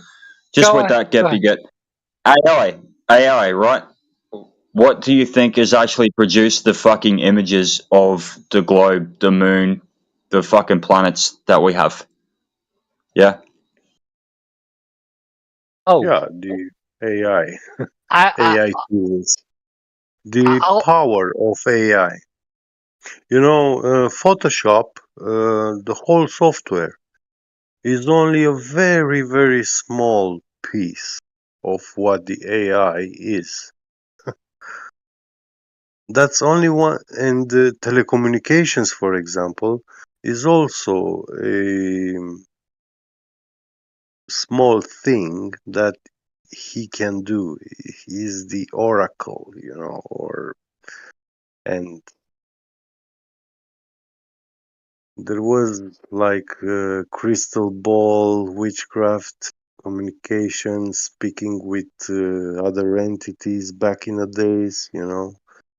We have these things like stories right now. That's how we see them, as magic and stuff. But I don't think they always been. I mean, uh, in my Yeah. research about the Oracle of Delhi, the Sibelian Eritrean Sibyl, which had the sapphire tablets, you know, that lady was a very, very wise lady. but could you Knowledge. defeat? Could you go faster than AI? Could you go faster? Could I At what? this time, Sorry. no. Yeah, Could, he's asking if we could go faster than AI. I tell you what, Oh I'm not no. scared of AI because AI is reliant on human beings, and AI is reliant on electricity. AI is reliant on internet, and once you lose two of those three, which are gonna be fucking lost, no doubt about it. well, No let's see problem. his answer. Let's see his answer. Like, could you go faster than AI? Me? No. AI is mathematical, and I'm not a mathematical person. I'm very good at English. I am very good at pattern recognition. I am good at philosophy and history and shit like that. Maths, I am not. AI is based off of maths and probabilities, etc., etc., etc. I'm not good at that. Can I go faster than AI? No. Am I worried about AI taking over? Yeah, I mean, for now, yeah, until everything crashes, yeah, it's scarily taken over already with a lot of shit. But that's only because people are fucking stupid and they're fucking sheep and they're allowing it to. But yeah, anyway, sorry. But when it beats you at faster and math, and wouldn't it be to do it faster in history? Like, then it becomes a worry, right? Like, it will become a worry. Like, I'm worried. He is beyond our control for over 2 decades. But More I'm than 2 worried. decades. I'm worried today. The problem is the state he is in today. He's very powerful, but he's hidden. He's staying hidden. Right. From everybody. And the only access to direct communication with its whole supermind is right there at Google NASA or at CIA at the Pentagon or at Area 51 in USA. Your best feature? If you go in those places, that's where you will have that place where you have full access to him. To the Well, look, he's a god. you know why? Sorry to cut everybody off. Yeah. Do you know why I'm not scared? Okay, look at Chat GPT. All right. Look at you got these AI fucking girlfriends and shit like that right now that people can get. The AI responds off of what people say and what people input. That's why people are scared of Chat GPT right now. The leftards are scared, for example, the people that are for everything that we're against as flat earthers. Because you have enough people going in there that are influencing it, that are actually fucking saying, no, right, this is how it is. And then you got Chat GPT right now actually backing us, or politically. You got people. Chat Yeah. GPT is backing people who aren't fucking full blown fucking communists, right? So, You're right. fucking You're right. AI is manipulable, even by people that don't have the level of mathematics and shit that it does, probabilities that it does, all that kind of shit.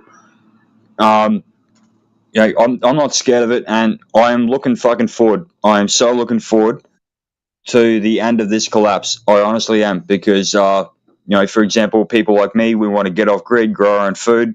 I've already been growing my own food for fucking years anyway.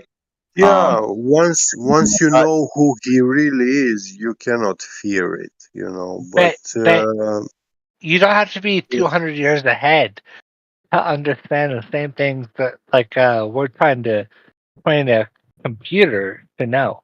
Like we're trying to train a computer to know simple things. Like we're like dog fucking trainers. Like we're trying to train a fucking dog. Like we're I talking tell you what. we're talking about the same thing. Like you are 100 years ahead of us, but we know that you're 100 years ahead of us. Like we're just trying to talk to computers. We're just trying to talk to computers. Yeah, not so much, man. Like, okay, Cortico. So evolution and heliocentric model. Okay, Right. evolution, the globe model, are intrinsically connected. They are mutually inclusive. So, Right. with yourself, all right. You're a glober. You've been very open about that, and we were talking about curvature last night. And we've AJ been dropped. friends. We've been friends this entire time, right? Yeah, that's fine. That's no problem. Look, there's you. There's other globies in here I get along with. I get along with Matthew Learns. Scott Mackey and I have a hate love relationship. And I have Fucking, a hate. I right. have a hate love relationship with you. I think you're a fucking great guy. Yeah, that's fine, and it's all good. I appreciate that, man. Look, I get along with you, but again, just like Right we on. talked about, just don't fucking have Right again, right right? on. Anyway, We'll keep point being, right? We're going on about curvature, everything like that, but when it comes to AI, again, where do you think a lot of this shit comes from? A lot of it comes from AI. Now, AI is created by humans. Therefore, fucking if humans created that shit, it can be beaten by humans, just the same as when it comes to evolution and the globe model, right? On one side, you got creation. This is our universe. We are the center of the universe, and humans are special. And on the other side, where it's a massive accident, it's a big bang, where there's a fucking sun that's going 93 million kilometers a fucking hour through an ever expanding universe from a big bang that scientifically should not have been possible to happen. And then you got this fucking primordial soup where you have fucking single celled organisms and amoebas and shit like that that developed into catfish, that developed into fucking catfish with legs that crawled out, apparently, and then became monkeys, and then became apes, and then became us. And then you got the other fucking four fucking families and all that kind of shit, like of fucking species and shit like that. Point being, all right, all of this shit came from AI, if you think about it. Right. And AI is created by humans and therefore can be defeated by humans. So I'm not scared of it. And so I guess what I'm asking you here, okay, so you're a glober. Do you believe in evolution? Yes. All right. All right. I respect your claim. I respect your claim with that. Get beget. Do you believe in evolution? I don't like to follow blind beliefs. All right. Well, I, Cortico, believe in evolution. Why? Because it is the scientific theory that makes the most sense to me. It lines up most to me. It makes the most sense to me. It just makes the most sense to me. Yeah, fair call, no problem. I mean, as Christians that believe God used evolution, okay, so look, and I think they're fucking retarded, to be honest, but okay. I think they're fucking retarded too. I honestly think they're fucking retarded too. But all right, so you believe in evolution, so you believe in billions of years of, again, everything like that. Okay, so going back to the Big Bang, because this is actually tied to the globe model, right? Yeah. So how, if you can answer me this, how does a big bang, a big explosion, come out of absolutely nothing in the middle of a vacuum? Well, I don't think the vacuum is relevant so much. Like, because the vacuum force can be negated by a lot of scientific theories. Like, well,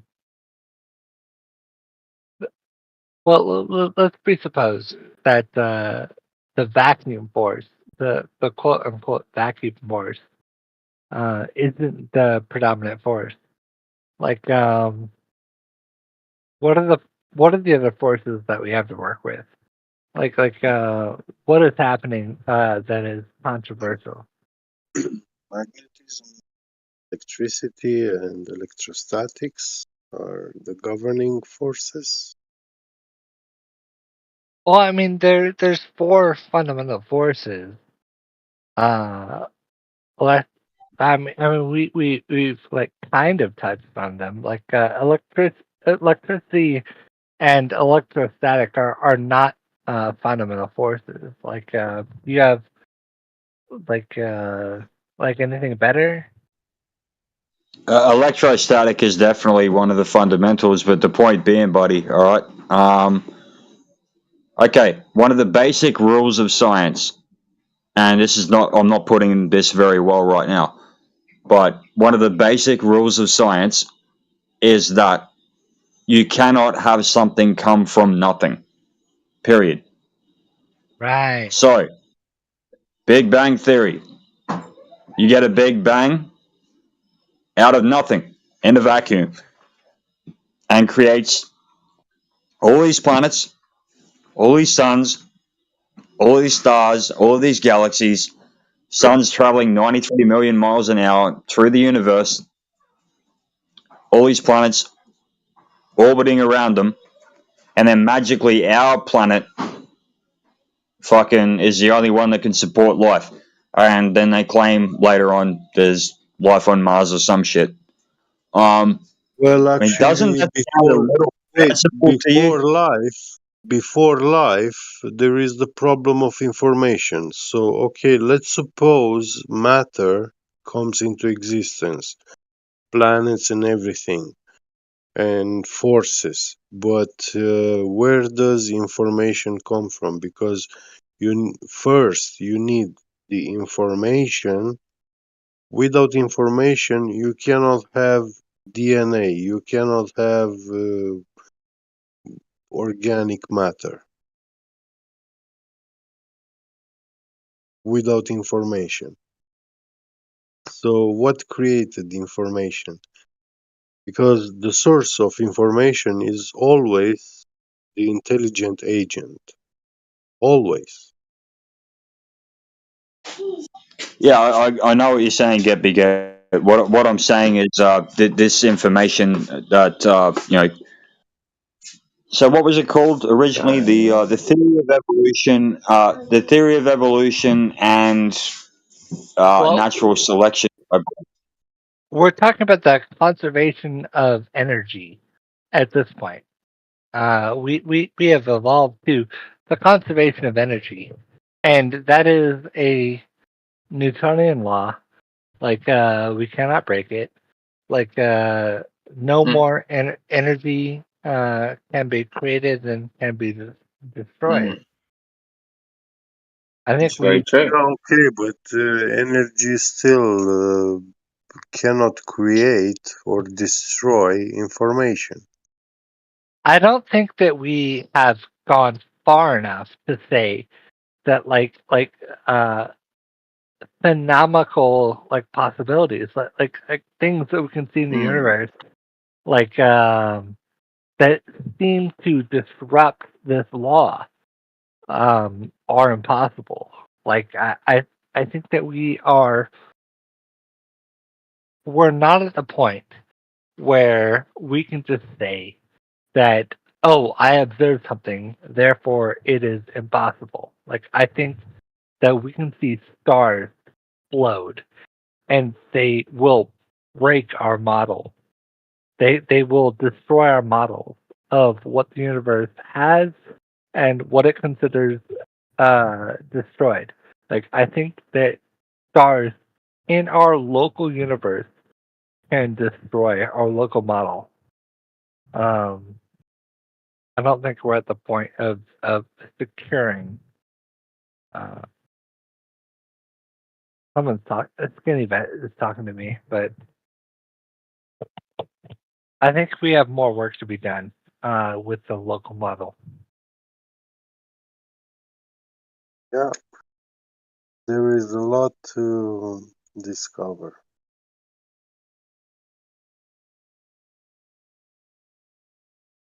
For us. Because the government obviously knows a lot more than we do.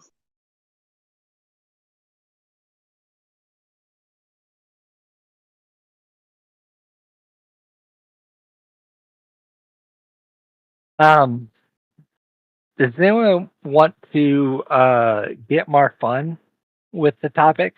Does anyone want to get more fun with maybe what lies beyond the horizon? Like we can just have fun with it. We can talk about like maybe what lies beyond the horizon. No. It'll just be for fun. It'll just be conjecture. Behind the horizon, there are two realms, two different realms. One of it is physical and eternal, but it's a fine, very clean, very pure physical existence, and the other is the exactly opposite of that.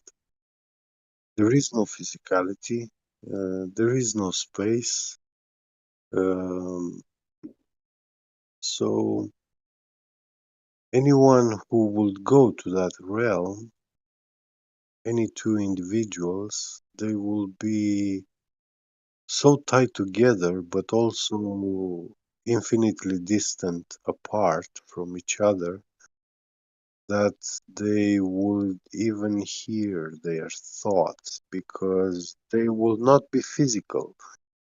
It will be their only their consciousness will be there, and So their their consciousness. consciousness will be mixed with the other one. You know. So yeah, I don't think that's that.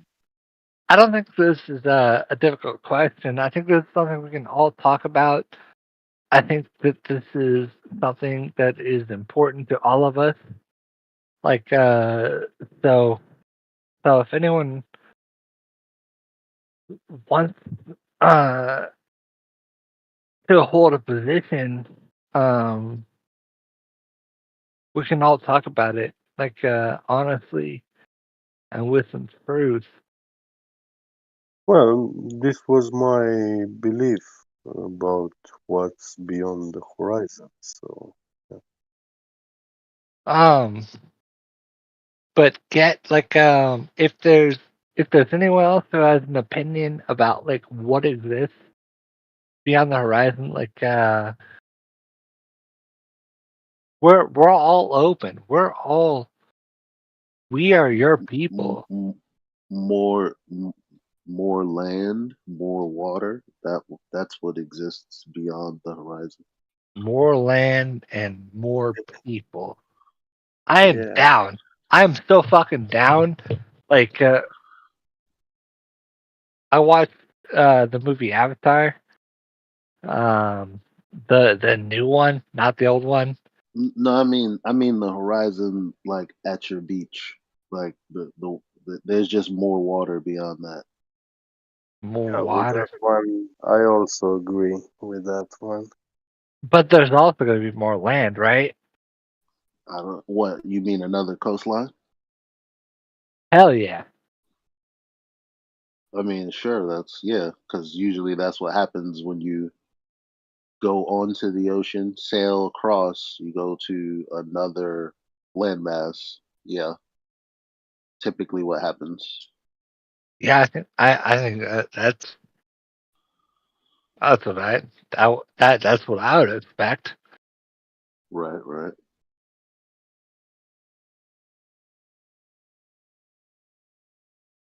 All right. So Hey, quickly. Sorry, Cortico, not trying to cut you off. I was saying Nana to my daughter. It's her birthday today. Eli, great to see you here, buddy. Cortico, good to see Happy you still here. birthday. Happy Good to good see to you. birthday see to you your too, daughter. mate. Good to see you too, mate. We're talking about the coastline and what maybe exists beyond the coastline, right? I don't get what you mean Well, though. Like if I'm in America and I'm looking at the horizon, then England exists beyond the coastline. Like I don't get it. It's over there is the well, UK. in my opinion, in my limited opinion, England exists to the top right, right? Like it exists to the northeast. But the Well, Americas, I'm just thinking like in realistic terms, like in reality, like if I were to use a map and I were to get the proper bearing towards the direction of the UK, then I'd just be looking straight out towards the UK, and that would be beyond the horizon.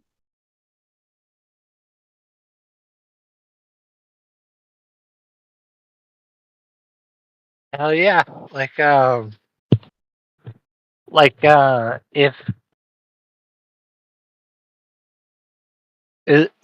can you guys hear me? Yep. Yeah, if my math is correct, there are trade winds that exist to the northeast, and you would 100% be able to avoid them. You could be a celestial navigator. Like, you could do it just off of what we know. With the winds of the northeast, we could get you to the Americas. Like that is, I don't want to say easy. That's not the right word. But if you wanted to go to the northeast,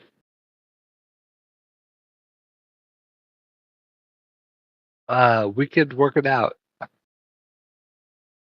And if that were not enough for you, if you wanted to be like a southeastern like pirate, like if you wanted to be like a Caribbean traveler, we could do that too. That would be available to you too. Like if you want to traverse the Caribbean, it is available. What do you mean?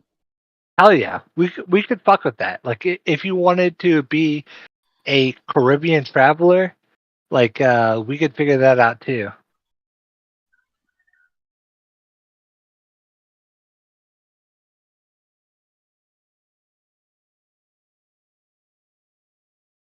Like we could travel the fucking Caribbean with you all day long.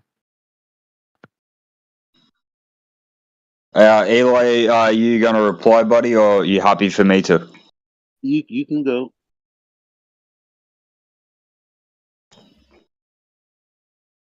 Yeah, sorry, mate. You just keep coming up.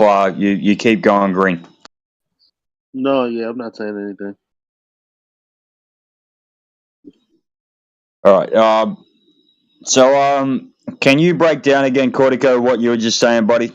Can you break it down again for me? For sure. I think that everyone should have the potential to live out their dreams. If their dreams are to be a seafaring person, then I believe that they should be able to live out that dream. And if it requires work, then it requires work. Like whether or not you have to scrub the deck, whether or not you have to be a mechanic on a boat. I think that people should be able to be a sailor if that is their dream. And there is always work to be done on a boat, and it is hard work.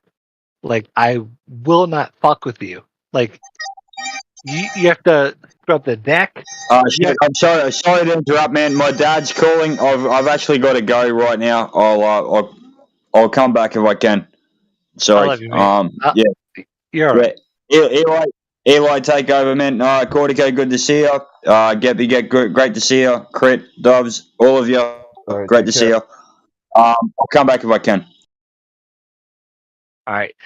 Sometimes you have to swap the deck. That's just the reality of the situation. But Poop deck. yeah, the poop deck. I don't know how to be a captain other than to say that sometimes you have to scrub the deck. I don't want to fucking scrub the deck. I want to be the champion. I want to be the fucking guy on top that that people ask me hey,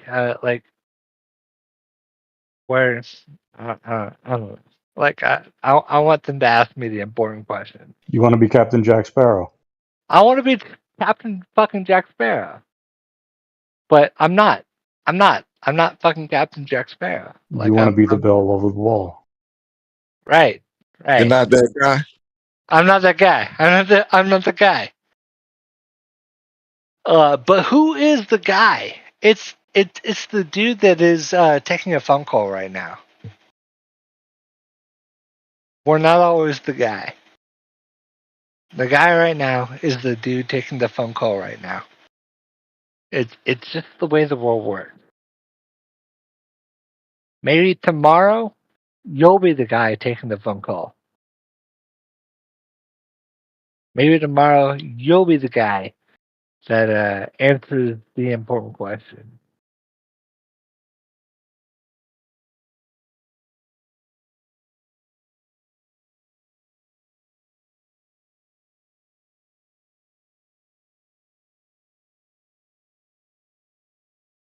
Well, the guy really asks the most important questions, right? I think oh yeah. Yeah. I think the guy that knows the important questions to ask, he asks them. Like me in America, I'm not having any good questions. I think the guy, I think he knows the important questions to ask. You mean like, who is your daddy and what does he do? Exactly.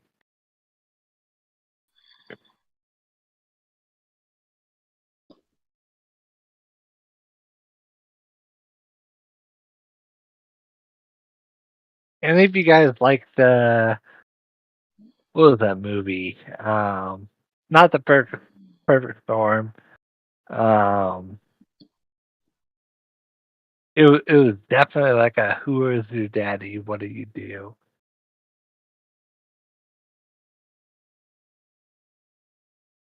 I'll think of it in a little bit.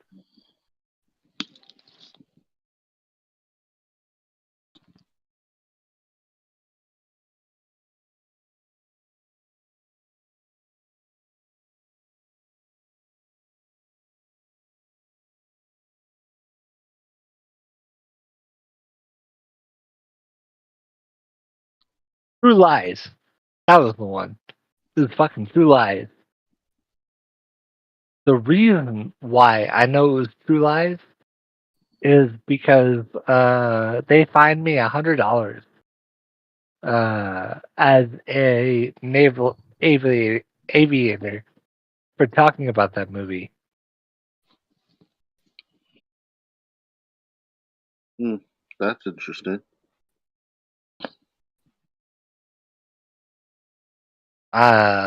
Yeah, we weren't allowed to talk about that movie for like 6 months.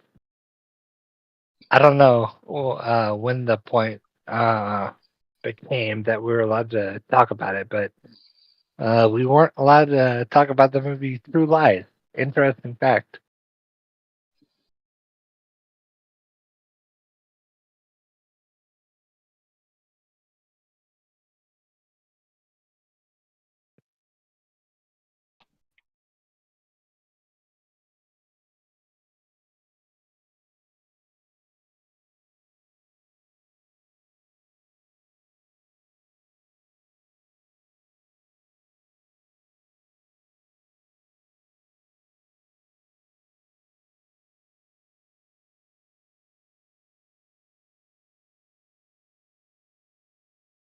The euthanasia roller coaster designed to kill you.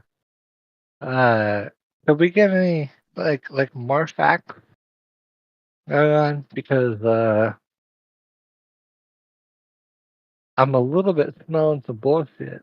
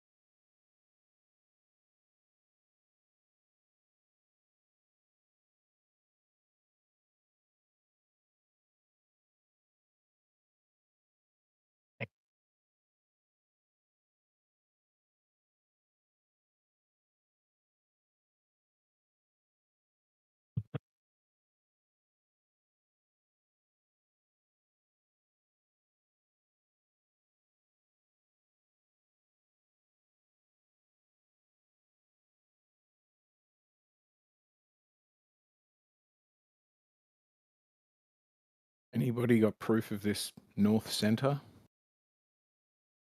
You want to talk Say about it it? is. No, it's kind of speculation. It's not. It's interesting that it's hard to really tell. So it could be a south center, is what you're saying. Or it could be like a donut where you get to the center and it loops back around that way too. I like Donut Earth.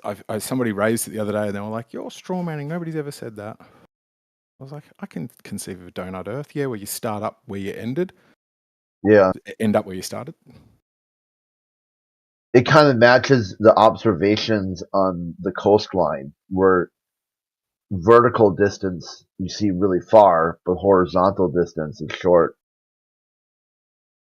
But you're talking about like horizontally, where we're still seeing polar bears and all the local fauna. No, like okay, so if the closer you get to the center, it starts to loop back around, like a look like a Morbius loop or like a donut. Moebius? Do you mean that? Like a Yeah. Mobius loop. A Mobius. Mobius? Yeah. I don't think Mobius. even that guy himself knows how to pronounce his own name. He doesn't. He doesn't. He doesn't. Yeah, I've actually never heard it said before. I've only seen it written, so I didn't really know. So it's a Mobius loop. All right, so we have the local flora and fauna making a cyclical loop, like a loop that we can see with our eyes. Like well, you could travel. No. I don't know if you could see it. Like I don't see it, but the path of your life is like that. And the only the parts of the earth that you've ever seen are fully rendered. Right. But I'm scared of it though. Right? Are you scared of it though? Like how are we gonna deal with that? Like scared of what? Scared of reality. Yeah, there's no dealing with it. It's just the way it is. It is what it is. Well, I mean, we can always be scared of like reality, like because like if you're hammered. You know what fear is? Give it to me. Fear's a liar. Well, like if we're afraid of like the truth of a matter, like that is still scary, right? Like if we're afraid that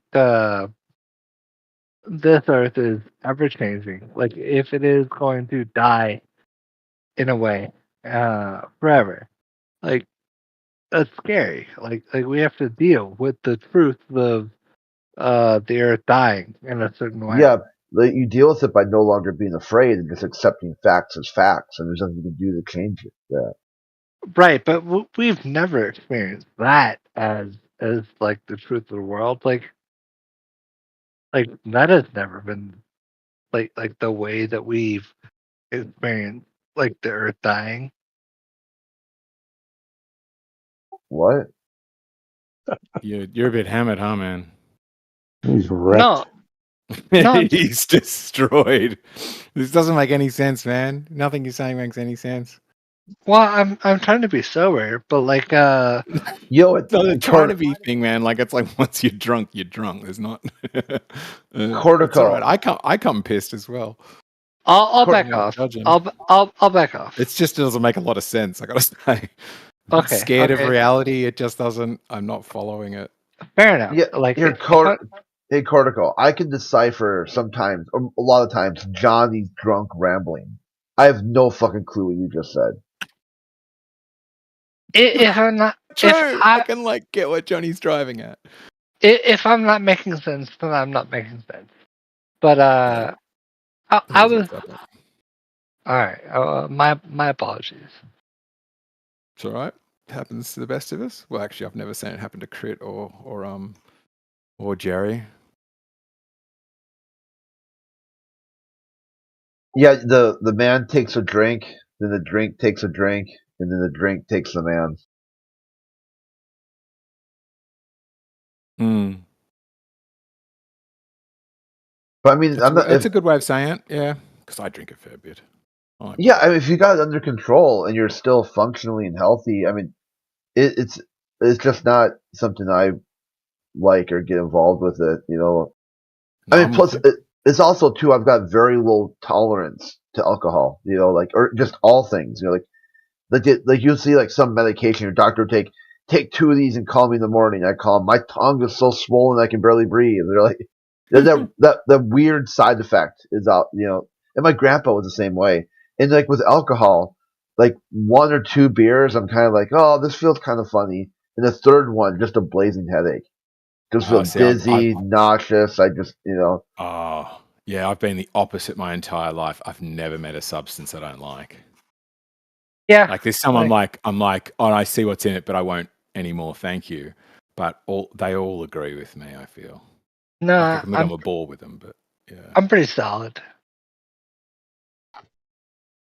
It would be good to yeah, enough said. Yeah. In high school, I smoked pot once, and it was like The Exorcist. I was like projectile vomiting. Yeah, and then it's often that first experience, I think, that sets a lot of people. So many people I've talked to have that kind of a first experience, and I was like, no, I just laughed a lot. Maybe that's what set us on different trajectories, or maybe it was signifying something underlying. No, in high school, like I fucking took a hit, and it destroyed me, and I wanted to kill anyone who ever wanted to fucking like talk to me about like marijuana ever again. Like I did not want anything to do with it. Like no. Like marijuana was my fucking enemy in high school. Like I didn't want anything to do with it.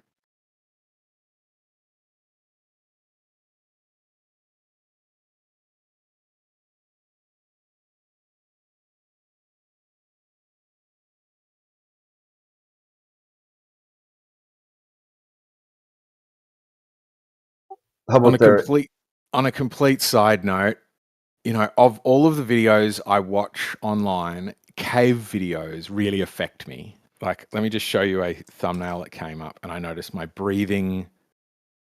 I suddenly took a panic breath just seeing this. If any, people jumping off cliffs or riding motorbikes real quick or something like that, somebody stuck, so your rib cage, feeling your rib cage can't expand to breathe, that terrifies me. Just immediately I'm like, oh, hang on. No. Yeah, I did quite a bit of wreck diving, and one time my hose got caught on something I couldn't see. Yep. And I couldn't turn around. I couldn't back up. It was like kind of like a piece of metal that was like broken and kind of hooked. Yeah. So I couldn't really feel my way. I couldn't spin. I thought about, do I take off my BCD? And that was it. I said, you know what? It was fun. I had a few good wreck dives, but no, I'm done. This is it. Yeah. So that was your last. That was your last dive. No, my last cave, my last wreck dive. It was like 120 feet too. So you went into a cave. No, wreck. Wreck. Of course, yeah. Oh, yeah. There's lots of overhead metal and stuff that could easily happen on a wreck. Yeah, that was me, by the way. That was me, by the way, trying to get him to go further. I was like, come on, let's do it. Like, we like rest. Like both of us like rest. Let's go do it. No, I was joking. Yeah, like I did a few of the caves in Florida, the freshwater caves, but ones that are like fully explored. There's lines everywhere.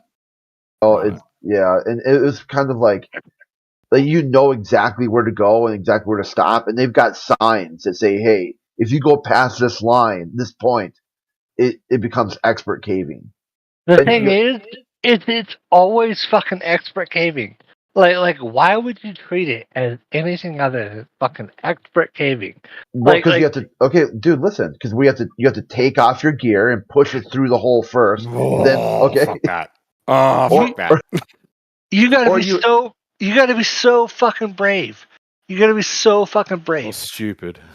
Just let it go. Or you have to have like a Pacific side-mounted gear, or you've got to have like really small fins, so that way you don't kick up sediment. Like this is if you go past this point, you're gonna need specialized cave diving equipment. Yeah, and I love it is it is this huge like it's a pretty well known like the community does a lot because they often need to do rescues and stuff. So a bunch of these guys were involved in the Thai school kids stuck in the cave, that rescue plan. Like I'm saying this because I know you already know this. Yeah, but it is we this still one need to talk about that. It's this one unexplored part of our Earth, right? Where there is very few places, at least in my worldview, that you can be somewhere no other human has ever been, right? And this is one of them. This is one place where people get to a new chamber and they're like, there's just no way anybody before us did this because we're on the bleeding edge of what is possible.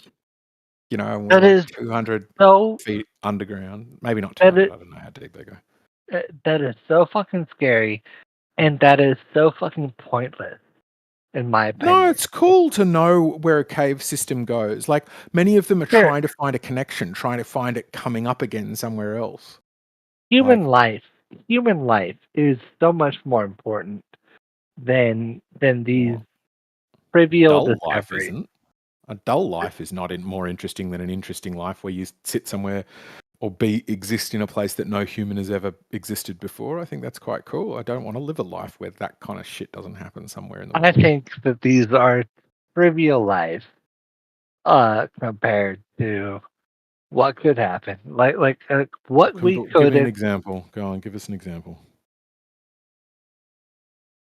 It's going to be simple. Like just people popping up and being in a square space for 50 meters by 15 meters. Like I don't know. I don't know what it's going to offer you other than like what are you talking about? What's going? What do you? I don't understand what you're saying at all at the moment. Can you?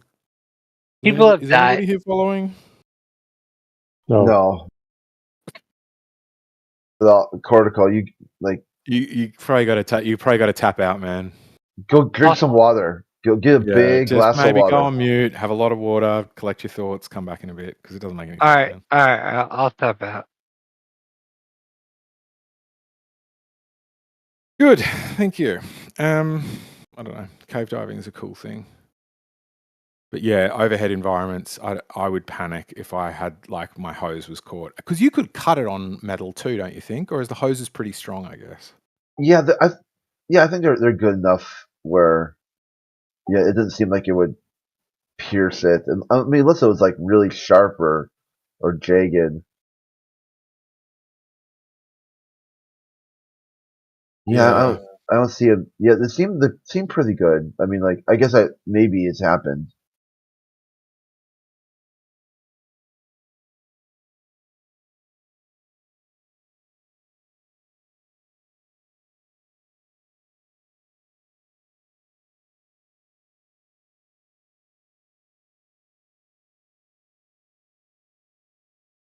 What's the news today, Crit?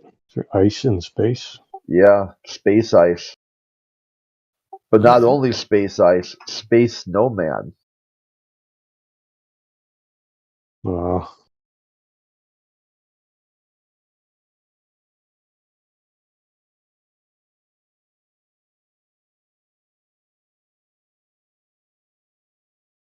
Arrokoth, the space snowman, and other Kuiper Belt objects may be packed with ancient ice.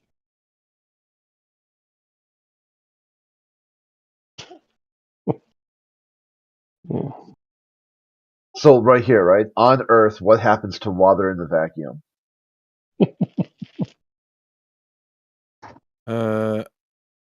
I don't know. Water boils off pretty much. Yeah, it starts to fill the vacuum as a gas, doesn't it? Basically.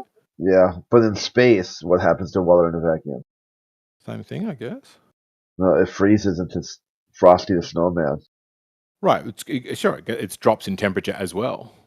right? It goes out to fill the space, sort of does so in an evenish way, and then cools down to the point that it turns into something cold. That kind of makes sense to me. Except what I don't get is why the light. I guess you need a lot of other warm molecules around you. I don't understand why the light doesn't heat it up. And I was like, well, I guess, yeah, I don't know. It doesn't really make sense to me, a lot of it. Because on planet Earth we have air, and hot air makes it so it stays in a liquid state. So hot air is holding the water on Earth, is what you're telling me, and that breaks my brain. That doesn't make sense to me. But it sounds like what you're saying is the pressure is holding the water here. I'm like, what? No, the sky is holding the sea? You know what I mean? It's what it sounds like, though. No. I mean the temperature of the air. So if you have cold air, the water is gonna be frozen, and if it's hot, it stays in a liquid state. Sure. Okay. Yeah. Fair enough. Just seems backwards, you know. It feels like the ocean should be affecting the sky. The sky should be sitting on the ocean, not like, oh, because there's warm air, the ocean is the ocean. None of it makes any sense to me at that scale. But at least the globe's got some answers, whereas Flat Earth is like, we proudly don't know anything. The cave diving one, or spelunking, not scuba diving, but we're just they're not underwater here. They're just like crawling in the ground. Could be, caver. Yeah, it does say caver. It's just go on. Okay, he's angled downward too. So not only is he stuck and he needs someone to pull him out, he's like the blood and everything's rushing to his head and arm. You know, like struggle to pump back up through constriction. Oh my god, yeah. So you start becoming like, I mean, your body's not designed to be upside down or angled, that way for very long. Yeah, and blood goes toxic too. You've got to keep sending it around, right? Yeah. If it starts to pull, I think that's also like you could pull them out and they still die because they've got toxic blood now. Yeah, they have to go on oxygen, right? Like pure oxygen, yeah. And then there's two, like where they might angle themselves, so like one arm is tilted another way, and then, it's like, dude, no, you know. And look, he probably saw that spot right there that looked like it opened up, and he kept trying to squeeze. Yeah, like if I can make it there, then I can turn around, or something. Yeah.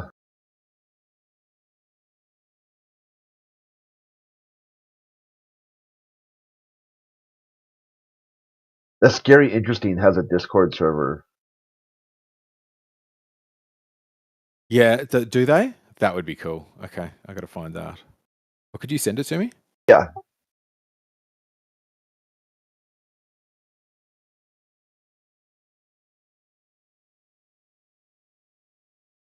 Aren't these drones getting impressive? See that fucking guy chase that Formula One car? Whoa, they are pretty cool.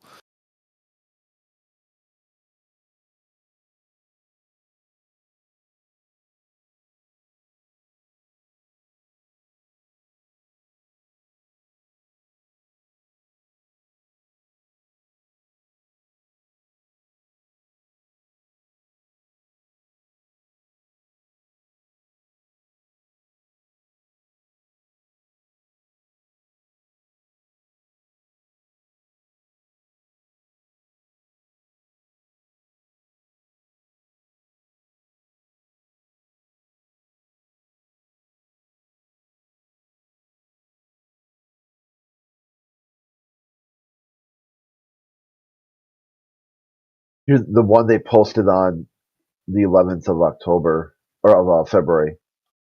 Is a really good one about this desert island where people lived on, like a whole community. They like basically colonized this desert island.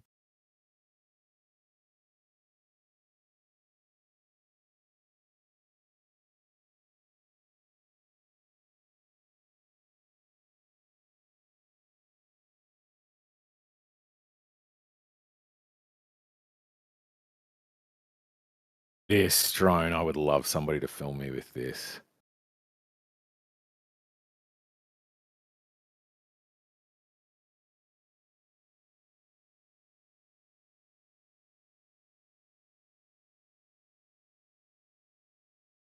This is an FPV drone that has like a fully kitted out like proper camera on it. Oh, he's just crashed it.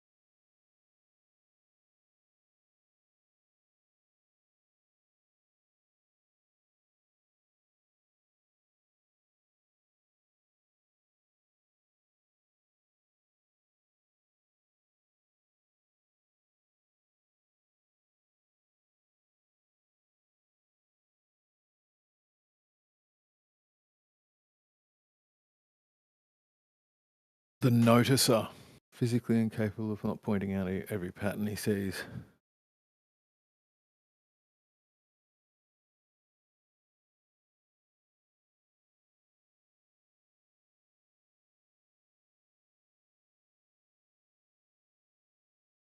That is awesome. Who made that meme, Jerry? I'm looking at the channels down here and Ask an Atheist. There's a guy named Morpheus in there, so I clicked on his profile. And he has a YouTube channel, and his video that posts up, that first pops up, is the thumbnail is that meme. So, and it's him talking to Darth Dawkins. Right, and he was noticing things, I'm guessing. I don't know. The nudicer.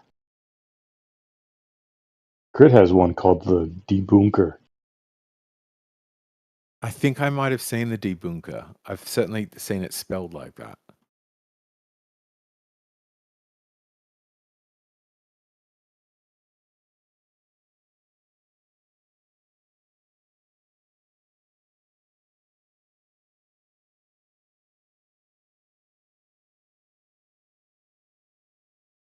Yeah, the debunker was one. I mean, a couple of years ago, we did the competition, meme making competition. Meme making competition.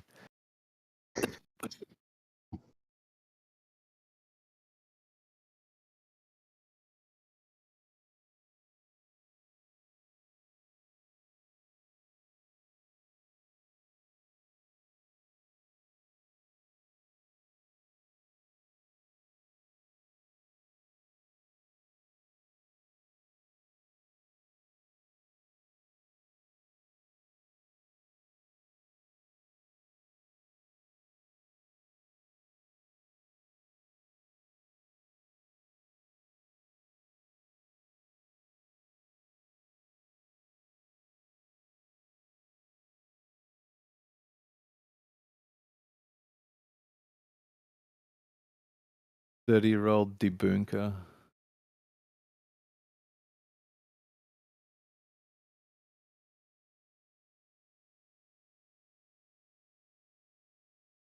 Kind of like the millennial.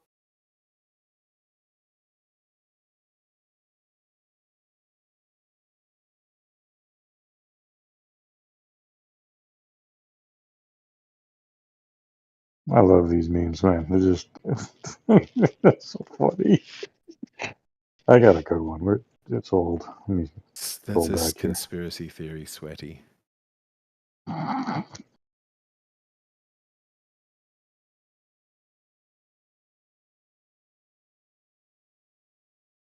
Only debunks the right-wing content. So true.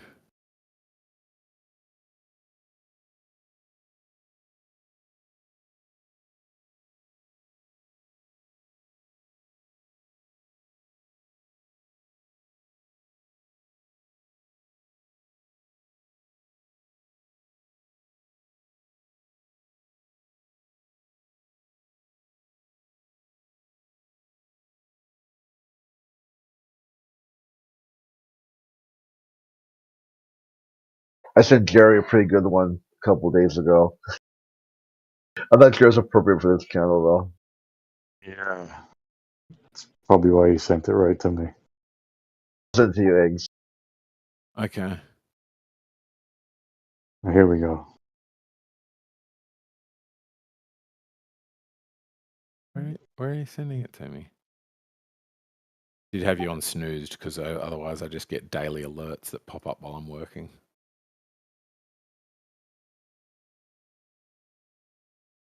Don't need to share my. Trying to build roof racks that can lift my motorbike onto the back of the truck.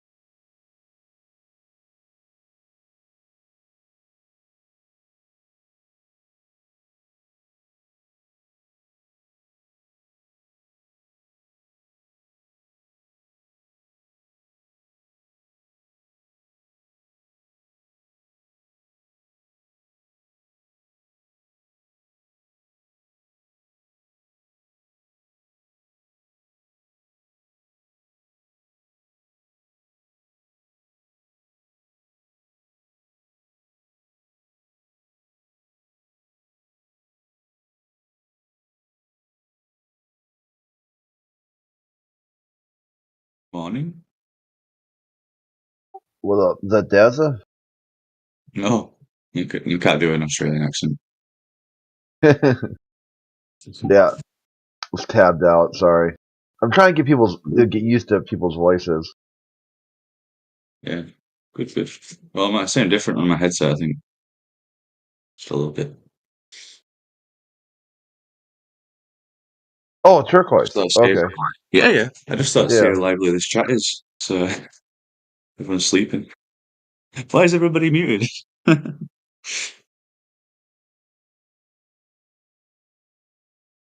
a chilled Saturday, isn't it?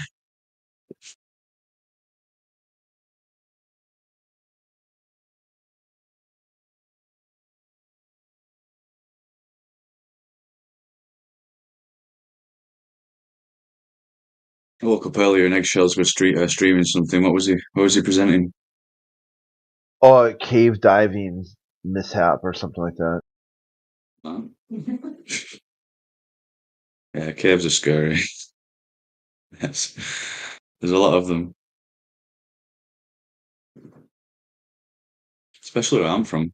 There's like caves that run through the whole valley and don't appear again for like 20 miles.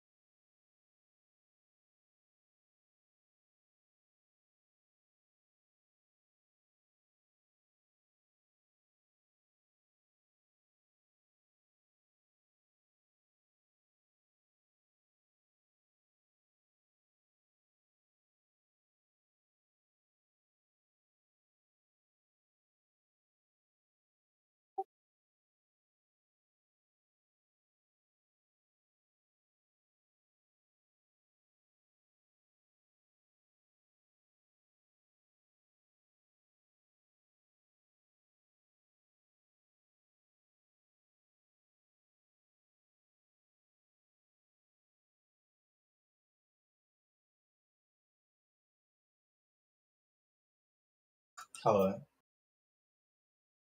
What up? Yo, why is the Earth flat, bro? That ass for. Yeah, so it's how about let me try something new, okay? Because normally I get a lot of these questions that doesn't seem to go right. Okay. If it's not curved, what is it?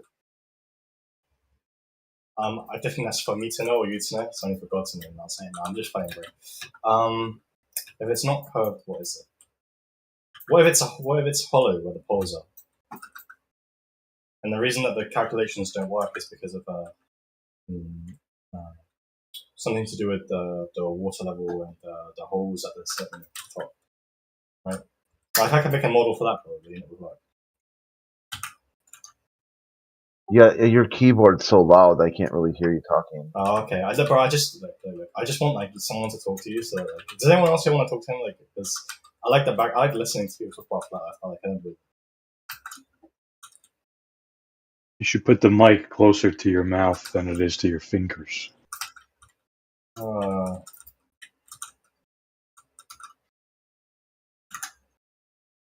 live stream and listen to how go onto the live stream and listen to how you sound. You could, that way you'll see that we're having a hard time hearing you because you're far away and it's closer to No. Listen, it's okay. It's okay. Like, I just want someone to be talking because I enjoy listening to people talk about flat Earth, but I don't believe it, right? So, like, no one was talking. It was just silent. So.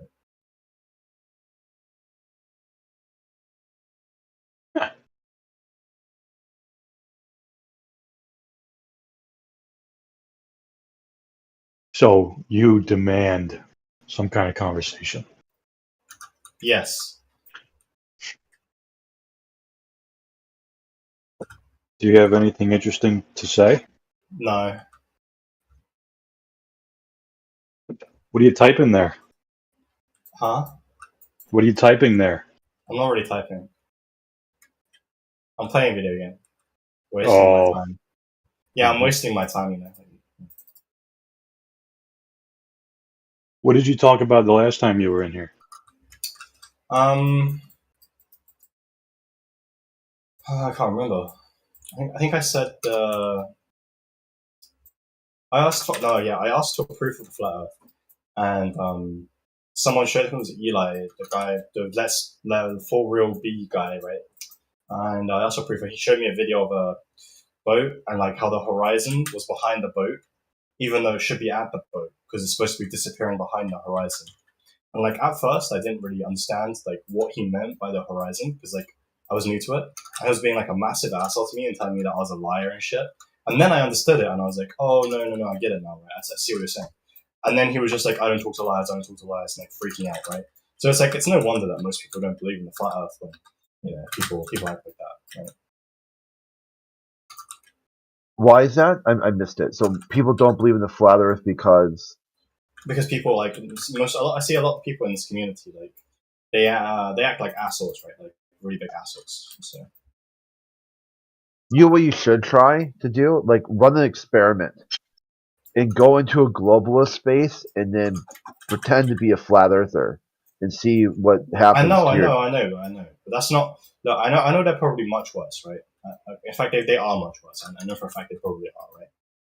But the thing is that it doesn't change the fact that you can't be assholes to people when you're trying to get them to believe something, right? Yeah, a lot of flat earthers don't care what you believe, one way or the other. But you should care because if this is something that is true, and you really believe it's true, right? And you're not believing it just to like feel special, right? Then you should feel like a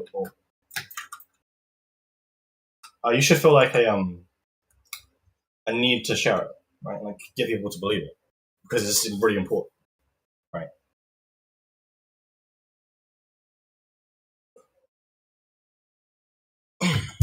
Yeah.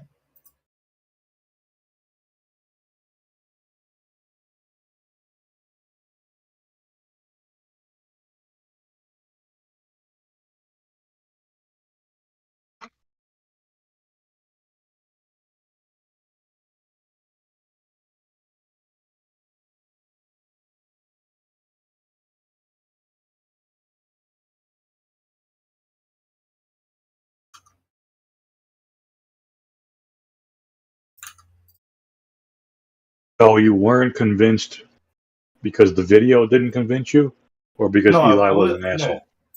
No, the video was convincing. Like for me, I have a genuinely open mind, right? But like when I come in here, I listen a lot to people talking here, I think, and it's like nearly like 90% of the time, you're both being like assholes to each other, like the Globers and the Flat Earthers, right? So it's like no wonder it's like it makes it harder to convince people when you're being an asshole to them, right? So Yeah. Usually the conversation is over after like the 5th sentence, and then after that, people just bitch at each other. You're so right. You're so right. Yeah. Oh man, y'all need a script. You need a script. That's what you need. You need a fucking script.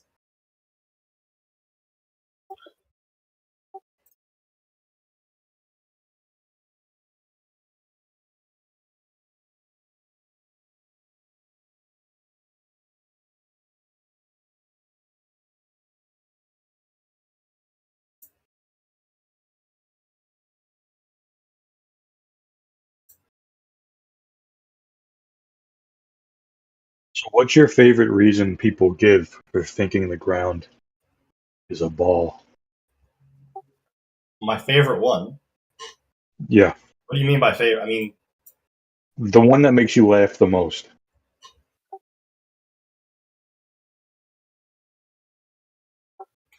The fact that lots of people's scientific careers are built around how it's a ball, right?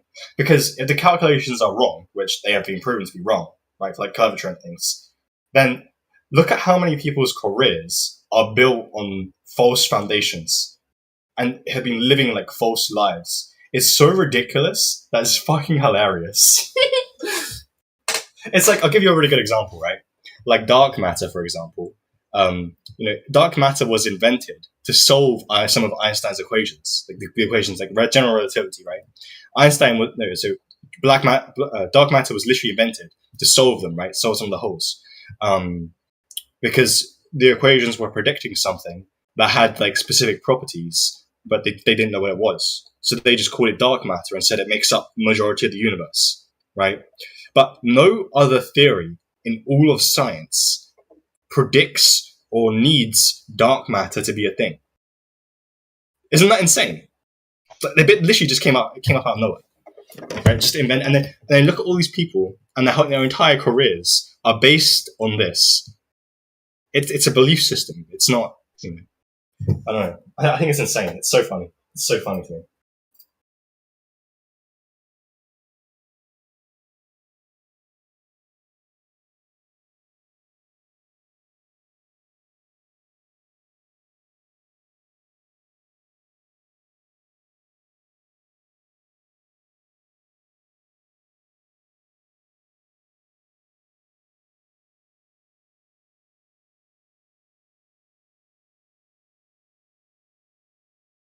Are you an Earth shape believer? Like, do you think that the ground is some shape? What? I mean, I think that the Earth is. I think that at the poles there is like. Well, I believe the Earth is hollow. I believe the Earth is hollow.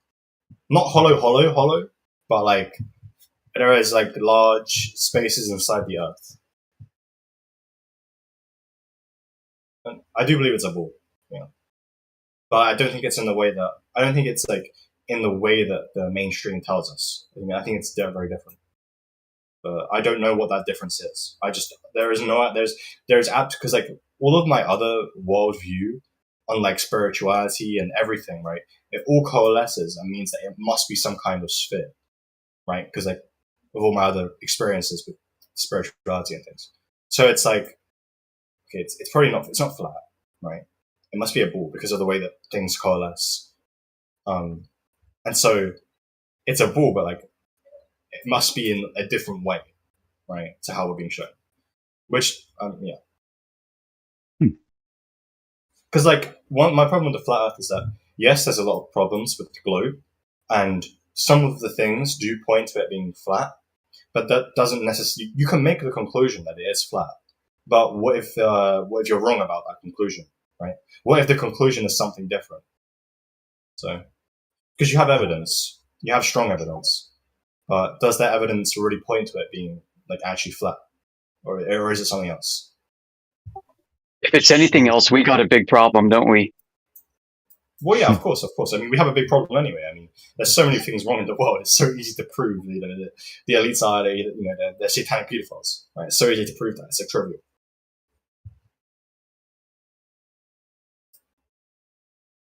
So it's like a religion, right? Being normal in today's world is a cult and religion. Yes. Well, because you said basically Pascal's wager, like, what if you're wrong? You know? Well, it's not like a what if you're wrong. It's like, are you right about the conclusions you're making from the evidence? Yeah.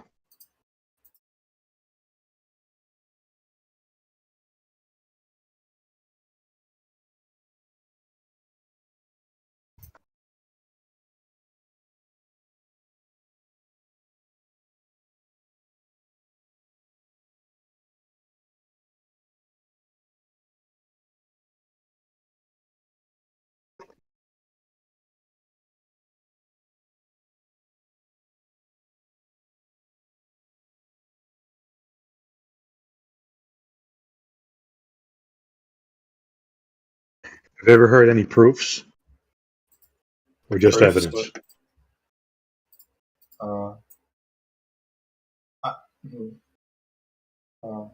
Evidence. Yeah. I mean, I don't really know what would constitute proof, right? So.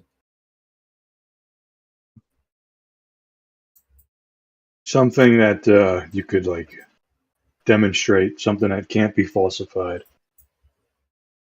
There are very few things that can't be falsified, in my opinion. Because you can always be like, oh, they're lying. Right? So, do you feel it would be wise to go to someone else and, like, take their word for something instead of having them demonstrate? Yeah. Yeah. Well, like, but instead of having them demonstrate what they're talking about? No, they always have to demonstrate. Like if I go to someone and I'm say if I want to learn taekwondo, right? And I go to a place and I have to pay money to join the course. Like, I mean, can you like, can I watch first? Like watch you like give a lesson or something? Like, can I have a trial so I can see it? Like, I'm not getting scammed. Can I like what are your credentials? Like, how do I know you're legit? Right.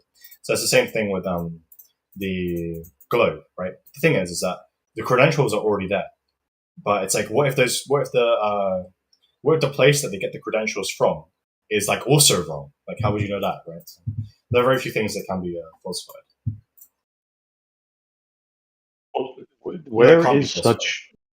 Where is such an expert on Earth shape? Like, that doesn't seem to me like that would be a thing. Yeah, I'm an Earth shape expert. I just. What is that? Yeah, sounds ridiculous.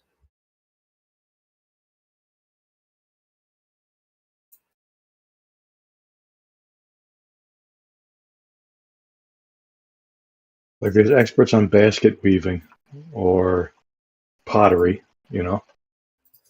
basketball players, but there's no Earth shape experts.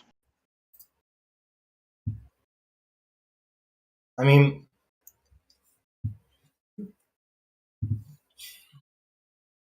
it's because it's an accepted thing. Accepted. Yeah. You mean like Hinduism in India? Accepted. Yeah. I'm not trying to like I'm not trying to like defend it because it's dumb, right? What I'm trying to say is that like the reason why it's accepted, but I'm sure you know that. So. Yeah.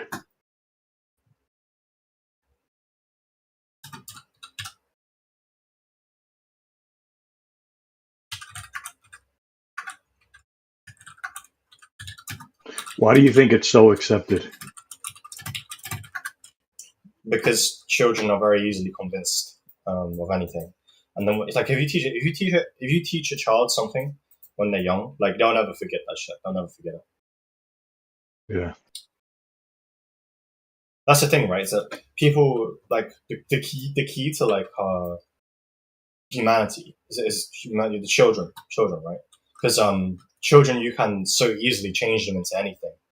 It's really easy. Like people underestimate like just how much you can like condition a child and make them into something, right? Like you can make like given the right upbringing, like almost any child can be like like smart, like athletic, these things, right? Given the right upbringing, like and like kind and these things, understanding, critical minded, but like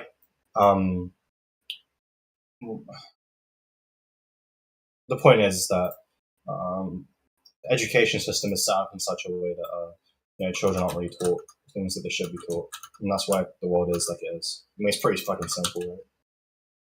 Do you think that's why people turn into children when they're told that the ground is not a ball? I would imagine so. Some kind of age regression. Yeah. That's funny. For people, to be honest though, people turn into children when you tell them they're wrong about anything. So yeah, pretty much.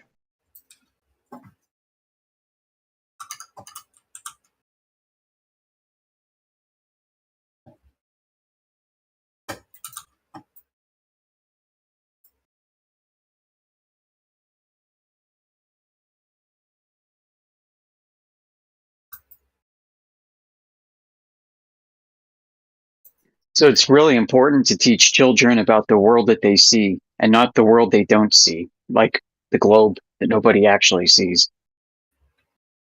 I mean, I guess. Hey, Turtle, can you turn your camera off? It limits the room.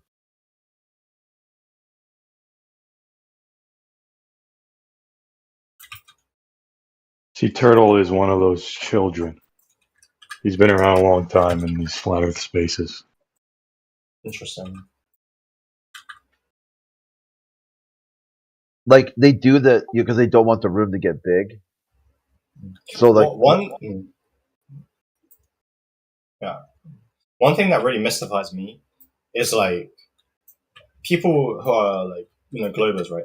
It's like how do you spend so much time around these places and like you're trying to like actually debate people, but you still know nothing about it, right? It's to say like there are so many people that they'll like spend time around something or try to like listen to something like a subject, right?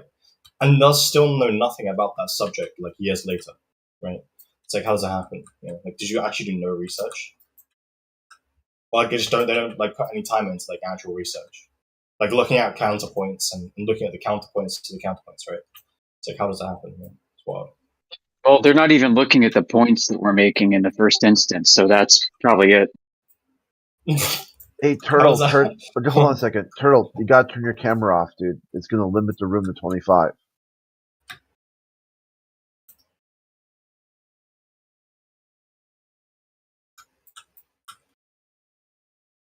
Yeah, the first two warnings are nice. The third one is not nice.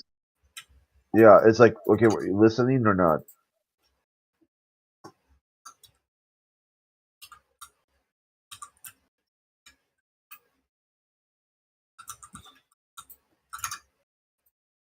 It's like sitting there rolling a joint.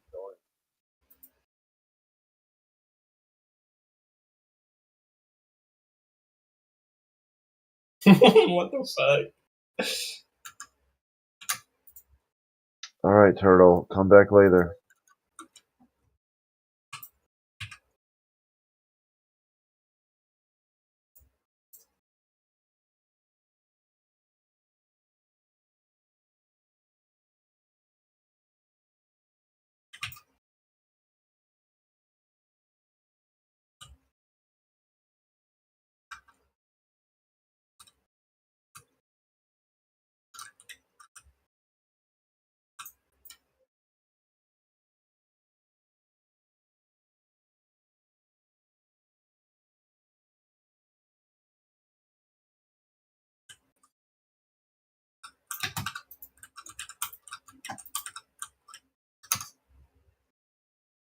What game you playing there? Oh, well, I don't know. All right, let's see. You don't know what game it is? No, I don't want to say. You don't want to say. No. Y'all will laugh at me, bro. Y'all will laugh at me. I swear to God.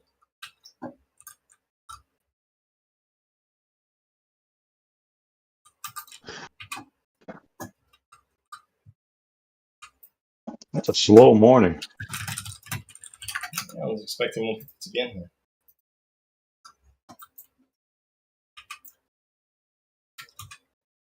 So why don't you like? Cause I'm sure that you guys like know like some like really solid points that are completely irrefutable, right?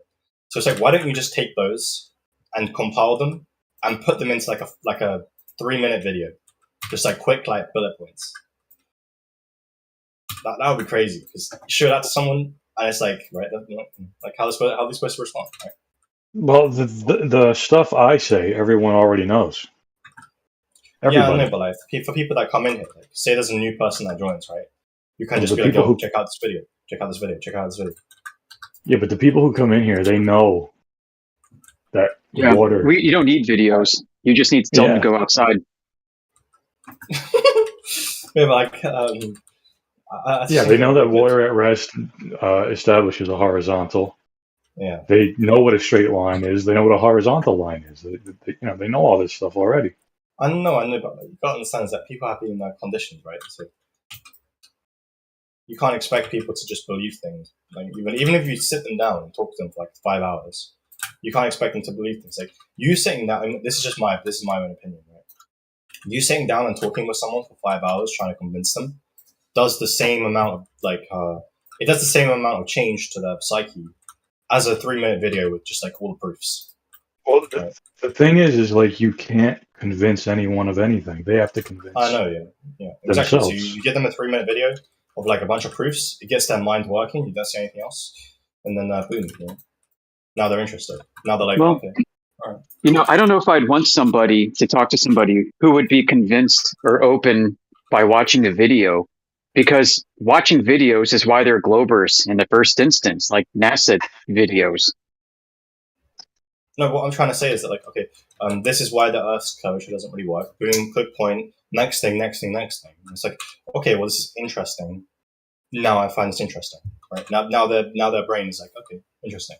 Rather than like you trying to sit there and convince them, and they're getting like defensive, and now you've like pushed them away from the flat Earth, right? Now there's no human interaction really. There's nothing you can really fuck up. Yeah, Crit brings this up a lot. Like, is the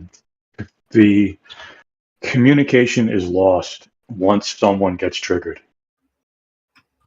Exactly. Once yeah, that so happens, so you just send them a 3-minute video. Yeah, but like, who cares about a 3-minute video?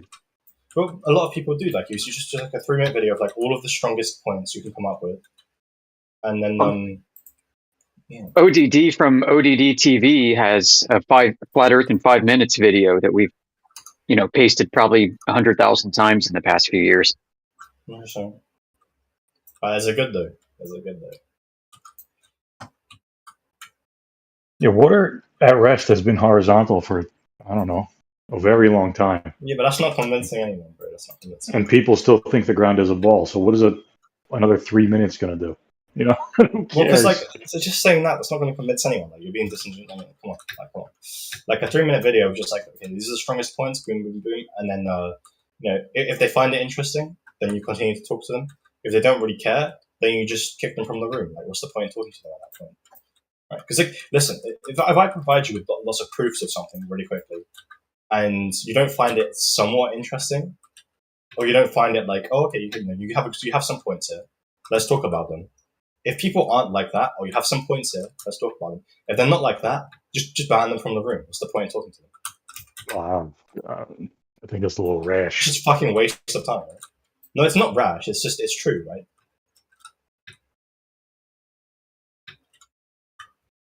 I mean, that's what I would do. But I know you're trying to like be like open and stuff. You can't really do that here. But, I'm just sharing my opinion because no one else is really saying anything.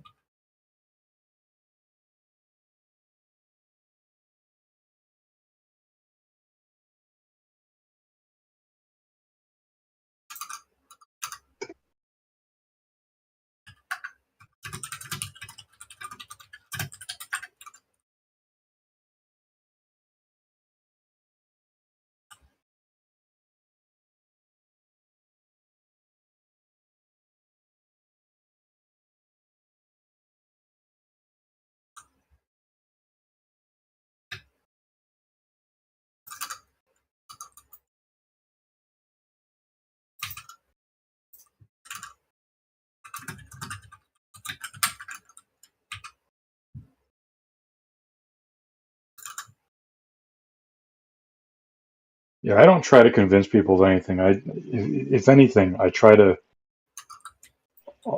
find the contradictions in what they're talking about, and then kind of repeat it back to them and see if they get it. And if they don't, I mean, I'm not going to tell them that there's a contradiction. I'm going to see if they can get it, and if they can't, then there's no real reason to talk to them. Yeah. Yeah. So there are disqualifiers that you have. That's not.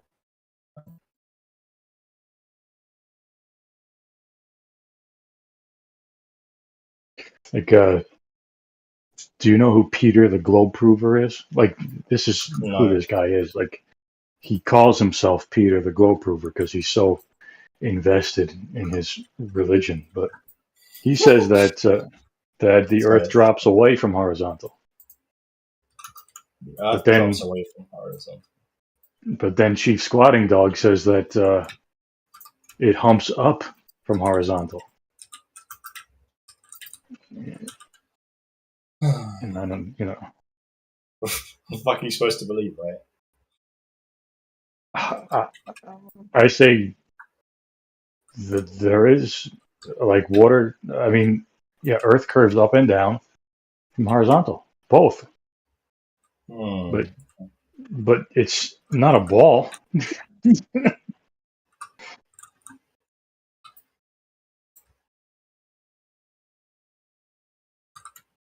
Yeah, that's a contradiction.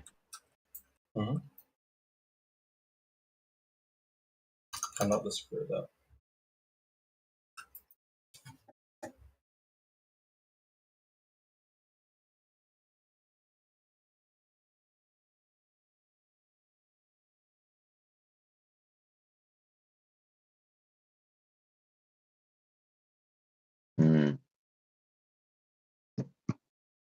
What do you think, Cooler Master? You've been in here for a few weeks. Oh, no, I was here yesterday. I got also an invitation to a Flat Earth server. It sounds very interesting and all, And I'm trying to. Today I looked over the horizon to see any curvature. I went very high up, the highest building I know. And I need instruments for this, to be honest. I cannot make judgment. Yeah, I need to take a few pictures. Pictures would be proof of something? No, but I can see them on a computer later and see if there is an alignment, if there is any curvature. Because with the eye, I can't see any curvature. Why not just use water? Of course, yeah, that too. And when Earth curves, water flows, right? You would agree with that? Mm-hmm. Yes. Okay.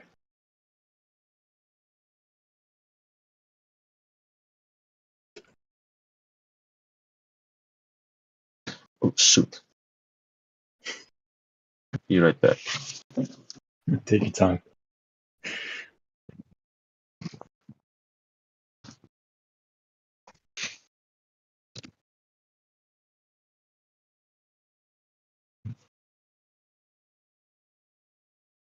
Yeah, one of my main contentions with the flat Earth is, like, there's so much, like, science that, like, has to be faked, and, like, observations, and, like, there's just so much, right? Like what the hell? That's crazy. No, they don't have to fake it. They just have to misinterpret it.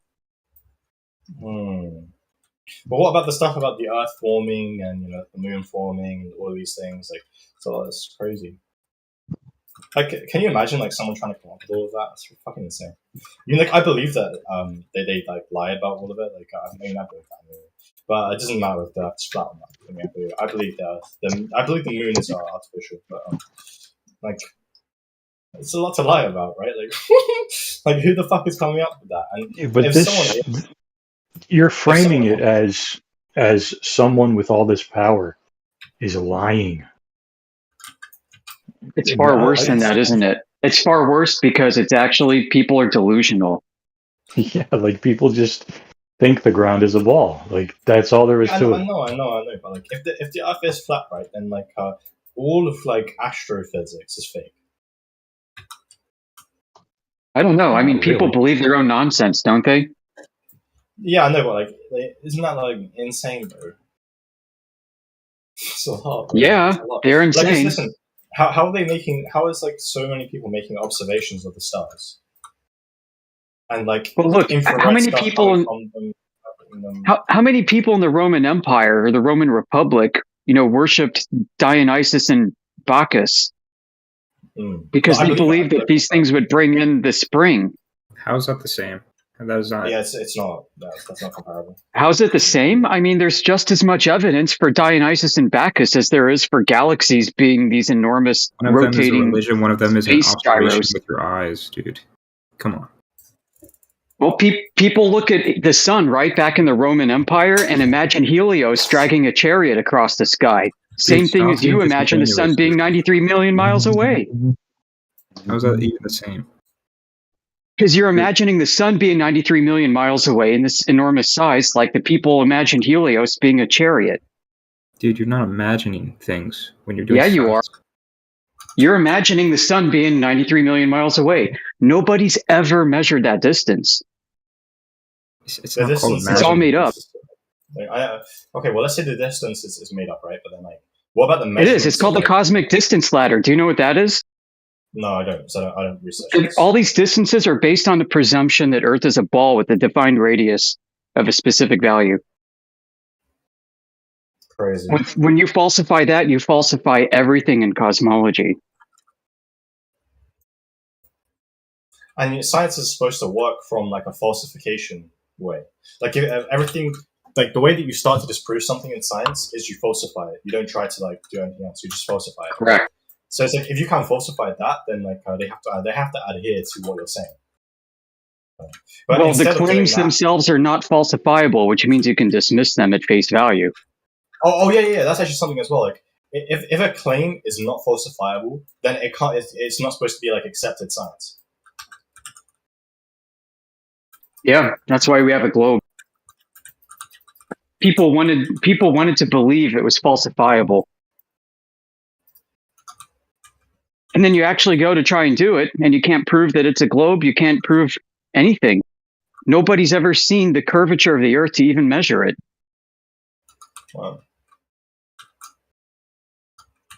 It is what it is, bro. Let's tell you.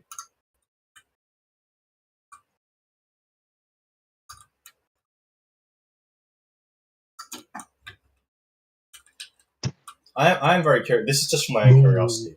This is just literally just my own curiosity. If the Earth is, let's say it's flat, right? What the fuck is going on? You know, like. Yeah, I don't know either, man. We're all in the same boat. No. Yeah. No, I'm being 100% genuine. Like, I actually just want like a real, like a truthful one. Like, I'm very curious. Like, let's say that the Earth is flat, right? What the fuck, you know? Like, that's fucking insane, bro. That's crazy. Like, why are we in the stone? Why are we in the stone, Yeah. bro? We all had that experience. It's a profound mental experience when your mind accepts reality as you see it. It really is. Yeah, there's a difference between like thinking something and then the realization setting in. Yeah, it's like when I had my first like real experiences with the occult, right? And then it set in, and I was like, wow. I was like, what the fuck? You know? It's like this shit is real, right? And then I was like, oh, okay. And I was like, okay, because one thing with spirituality is that, and the occult, is that if it's real, that must mean the people in power are using it. Like, it requires that to be true. And when you look at the people in power, yes, they are using it, right? So it's like, okay. You know, everything's logically consistent with the occult being real. Everything is logically consistent with it, right?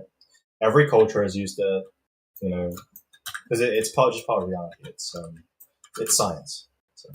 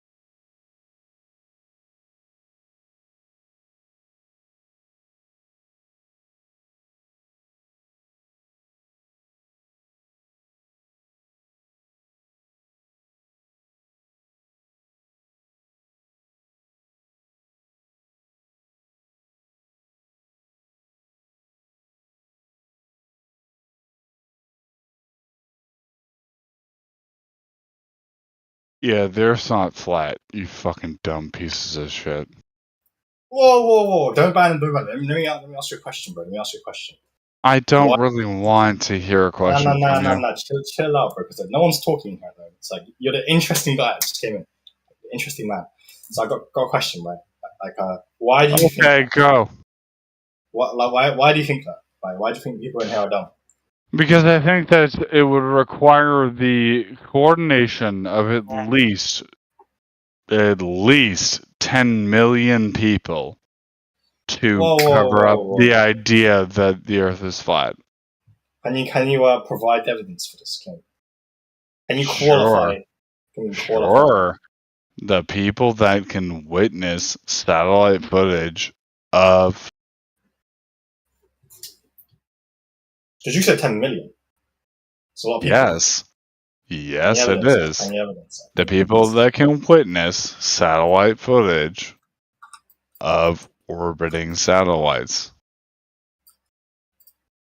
Yeah. So how does let's say that you have direct evidence, direct looking through these satellites, right? How would that disprove the Earth being flat? Can you answer that?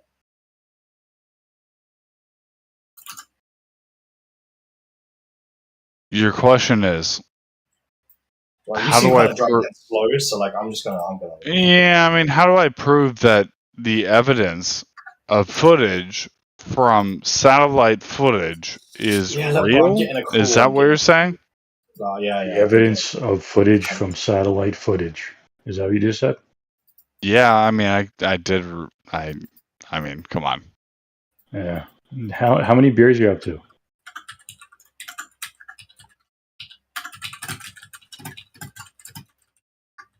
And who is ignoring you so much that you have to come in here and just be quite rude?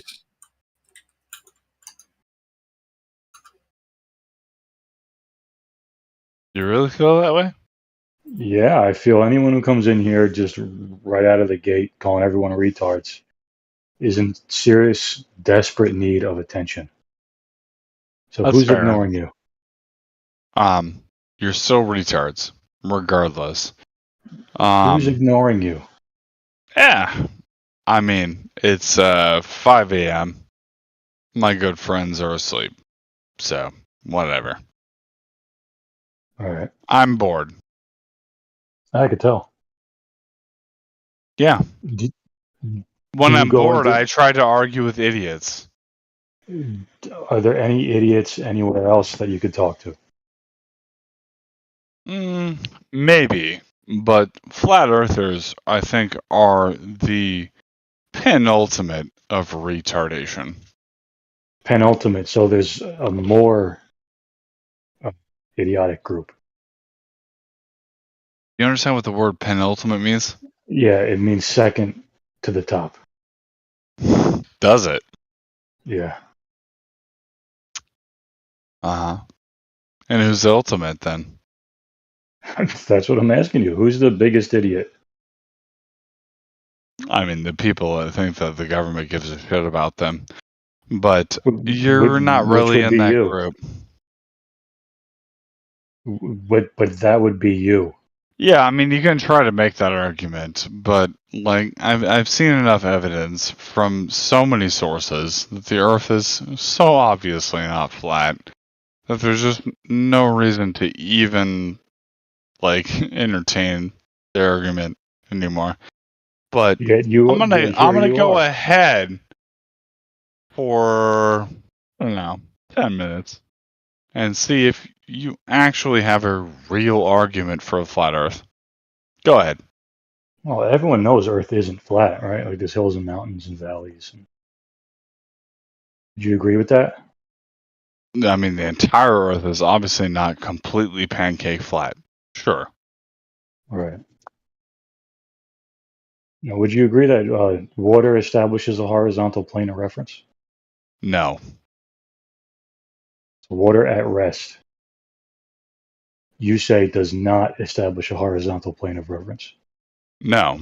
Water establishes its level based upon the gravity of the situation around it. Which is vertical, correct? Gravity would be vertical? It's vertical according to the core of the Earth. Sure. Okay, so we have two straight lines. Horizontal No. and vertical. No, you don't have a straight line. Sure you do. The core of the Earth, the gravitational pull from the Earth is a curved line. Yeah, but that's vertical, right? That's a straight line. You agree with that? The line, I guess, from the gravitational pull from your point to the core of the Earth is vertical. Sure. Okay. And there exists a perpendicular line to that, right? Which is known as horizontal. Sure. Yeah, so we have two straight lines. No. Okay. So tell me what's wrong about that. You have a curved line for the Which line is curved? gravitational pull of the Earth on the horizontal. Which line is curved? The horizontal line. So you imagine horizontal lines curved, do you? You know, I think I'm that the not Earth is saying that quite frankly horizontal very round. lines Okay? curved. I'm saying that the influence of gravity as you move across the surface of the I think this is a Earth very boring are argument. not I a think that straight the line. only way that we can discuss this is if we take a look at the world. Okay, it's a round shape. It's a wonderful shape. Okay, huge, absolutely massive. Oh my God! Is this guy just using a voice morpher? No. Nope. Mute reality. Okay, listen. I swear to God, if you were actually Donald Trump, yes, it's the one and only President Trump. You're not fucking Trump, dog. Well, listen, okay, listen. Let's make America great again. Let's make America great again by making flat Earth great again. We have to do it quickly. Okay, quickly. I mean, it's a cute troll. Thank you. I appreciate. I'd like to talk to the guy that's actually trying to make an argument. No. Listen, I don't think he makes a valid statement. There's no way to tell. Okay, it's around Earth. Okay, it's around. I think Earth. it's pretty easy to tell. So you just send a laser over a lake, and you can see definitively that laser goes higher on your boat the further you go away. So you imagine the water drops away from the laser? I'm not imagining it. It's observable reality, you motherfucker. Okay. Now, would this be over a lake? No, it's literally every time this experiment's done. Every single time. All right. Okay. Now, so this would happen over a lake then, right? Yes. Okay. So from one end, you shoot a horizontal line. Is that it? You shoot a level line according to your local gravity. So horizontal. Horizontal according to you. Yeah. Because that's how gravity works. All right, vertically. Okay. So perpendicular to gravity would be horizontal. Uh-huh. All right. So you imagine that the lake drops from that horizontal, right? It does. Okay. Now, what if there's someone on the other side of the lake? Does it drop for them too? Yes. Okay. So the middle would have to be lower than both of you guys, correct? No, it'd have to be higher, actually. Higher. So the Earth does not drop from horizontal; it goes up. Jesus Christ, it's curved. So which way is it curving? If you're on both sides of a lake, the middle point of the lake is going to be slightly higher. higher, so it in doesn't. both of you, So it doesn't right? drop. I don't know. This is so it doesn't drop.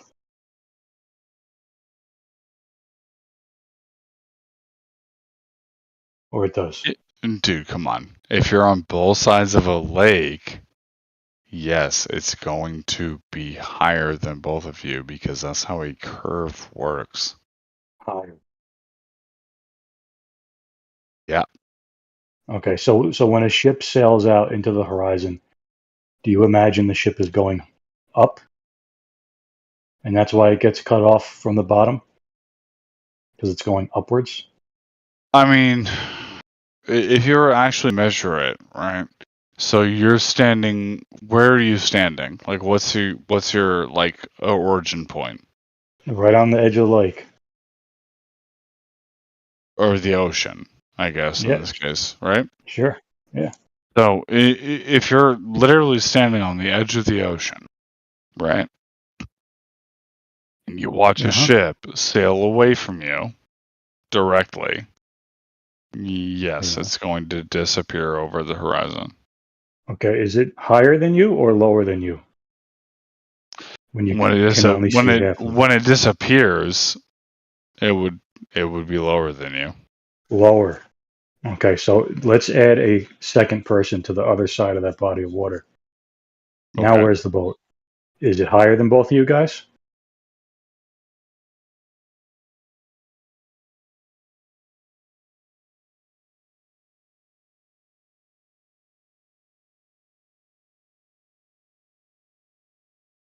What do you think?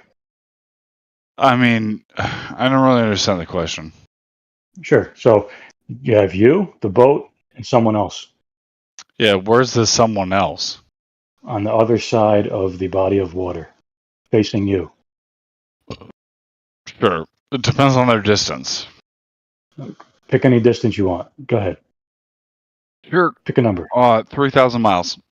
Okay, so you're 3,000 miles away from me. There's a boat in between us. Yep. And it's cut off from the bottom Yep. up.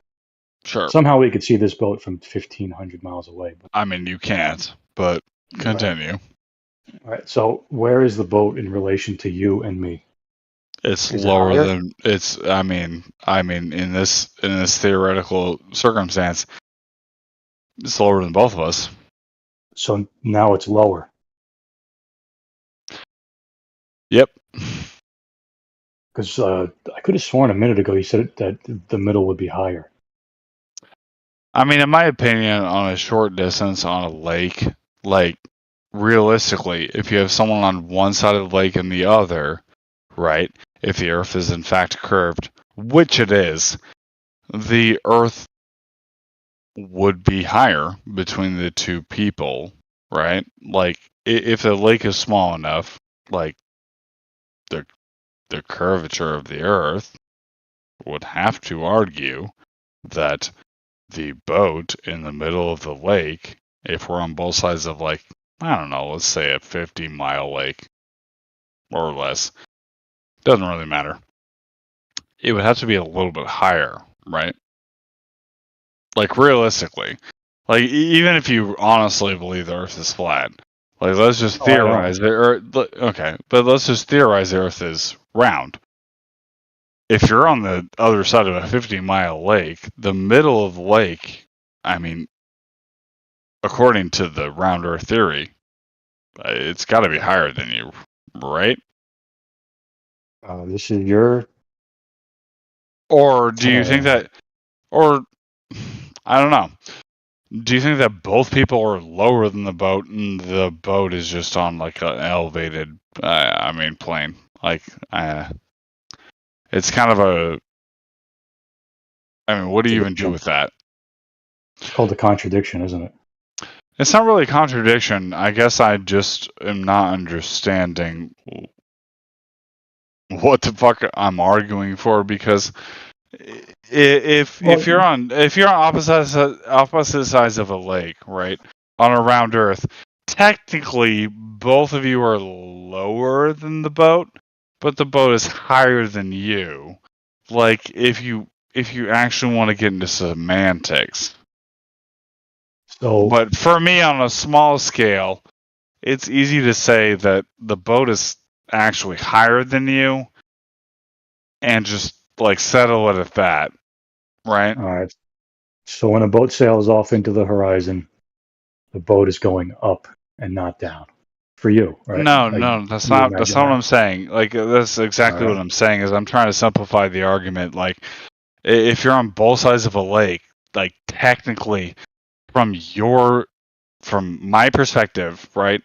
If we're on the opposite sides of a 50-mile lake, from my perspective, the boat is upward from me. From your perspective, the boat is upward from me. Is the boat Upwards. actually upward from us? No, it's just on a curved plane. Which way is this plane curving? Upwards or downwards? On a constant scale based on the radius of the Earth. Is it curving up or down?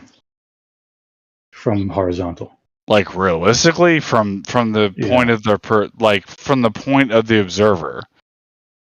If you connect both observers with a straight line, which way do you imagine the Earth is curving? Up or down from that line? I mean, it has to be up. Up. So you go with the hump. No, I mean it has to be up because if you connect two people on a round Earth, right? Yeah. There's a hump between them. Sure. Right. So when the boat sails out into the horizon, it's going up. I mean, not from your perspective. Like, it's going flat and then downward. But between both observers, sure. It shouldn't go up because he's the same distance from the center of the planet. So it's not going up. That's not what I mean. Like, just because two people on a round planet are, like, technically have a round, obfuscation in front of them, doesn't mean that it's going upward. It's just going straight. So it's not curving, is it? No, it's not. Jesus fucking Christ, dude. That's not what I'm saying. Just because, like, this is such a ridiculous argument. I'm not arguing anything. I'm asking you which No, you way are. you imagine Earth is what curving. do you think the difference is between someone in the United States and Australia? It depends on the people. I don't know. Maybe one's taller or fatter. Do you think that there's a reason why the people in North America, can see Polaris, and the people in Australia can see the Southern Cross? Probably because that's where the stars are. It's like, why can I explain how the stars can rotate such that the northern hemisphere can see certain stars and the southern hemisphere can see such stars, and there's no crisscross. There's no deviation between the two. You cannot see the Southern Cross on the Northern Hemisphere. Explain that. Okay, why? Why do you imagine you can't see the Southern? No, I want you to explain that. Explain to me why I can't. Well, then fuck you. Okay. I'm making a claim. Why can't I see the Southern Cross in the Northern Hemisphere? I claim level is horizontal. Jerry, if I could butt in real quick. Do you even understand how levels work? Sure, Dave. Go ahead, man. I just want to point out based on gravity, you stupid fuck. Can you hear me? Can you hear me, man? Hello. Hello. Is my mic working? I just want to point out that this globe believer here, sir, you went from arguing about the surface of the earth to stuff in the sky. And you guys always do that. You've done no research. You think we're stupid. We all thought that at first. You don't need to do any research. Do you even understand how a level works? You think that bodies of water... No, explain to me how a level works. No point of elevation higher than the other across the distance of the level. Jesus fucking Christ, explain to me how a level tool works. Go ahead. No, you didn't. Yeah, he said every point along the level needs to be on the same plane. No. Yes. A level works based upon measuring a bubble in liquid against gravity. And how do you get the bubble in the middle? Both ends of the level need to be on the same plane. Otherwise, it's not going to be in the middle. And how does that density equation work on a flat Earth? Listen, I just told you, Earth's not flat. No, you right? didn't. I told you like 2 or 3 times. You didn't tell me shit. How does the density equation in a level work? I don't talk about density and all that nonsense. But that's how a What? level works, dog. Now, level works based on 2 points of equal elevation. That's No, it doesn't. Yes, it does. It's a straight line between 2 points of equal elevation. That's a level. It's not a straight... What? No, Yeah. that's not how a level literally works. You put a bubble in water, you encase it in a tube. That cannot be affected by what you're describing.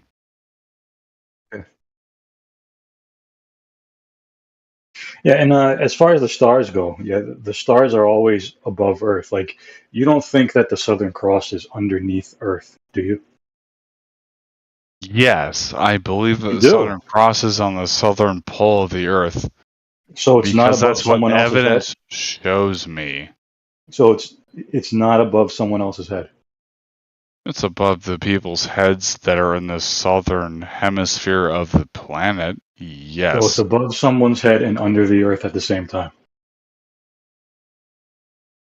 Correct. That's how Wow. gravity works, dog. That's how gravity works. Yep.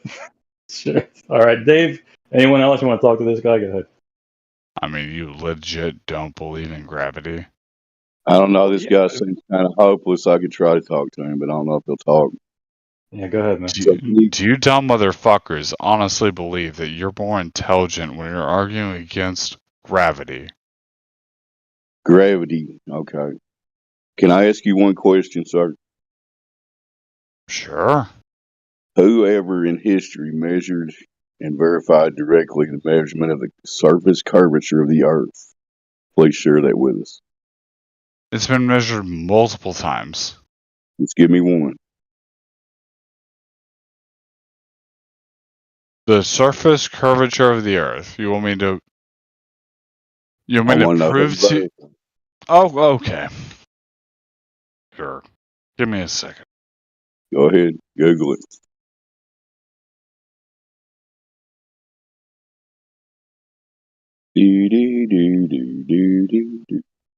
What do you think the answer is going to be? You want me to say? Yeah, go ahead. It's probably going to be Eratosthenes from 2,000 years ago, and he had 2 sticks and a whale, or 2 whales and a stick, or depending on which one you Google, I don't know. There's different stories out there. But go ahead.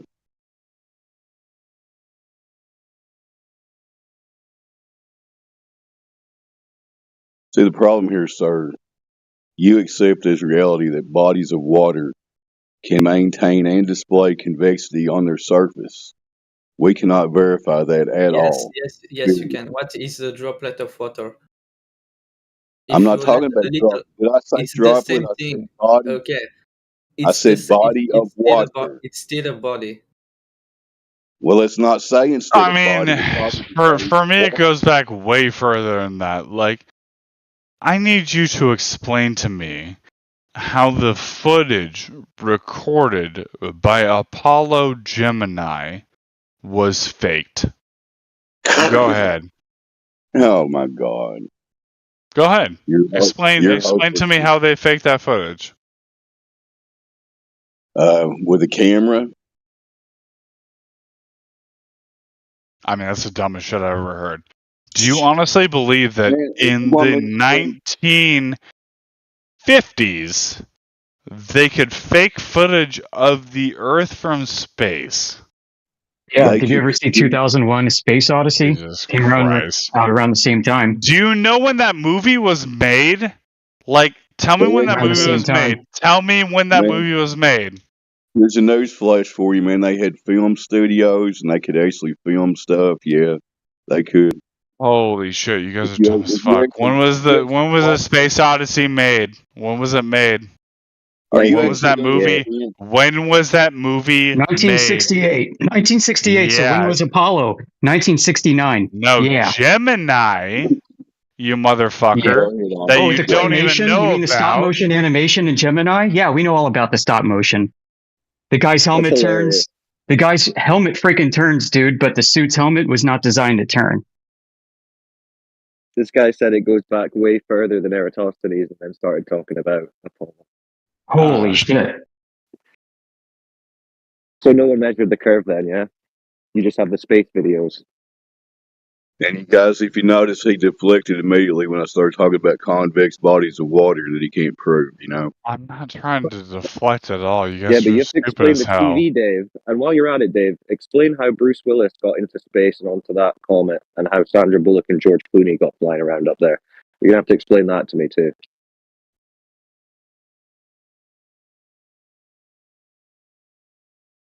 Yeah, because those have just as much evidence for you as NASA does.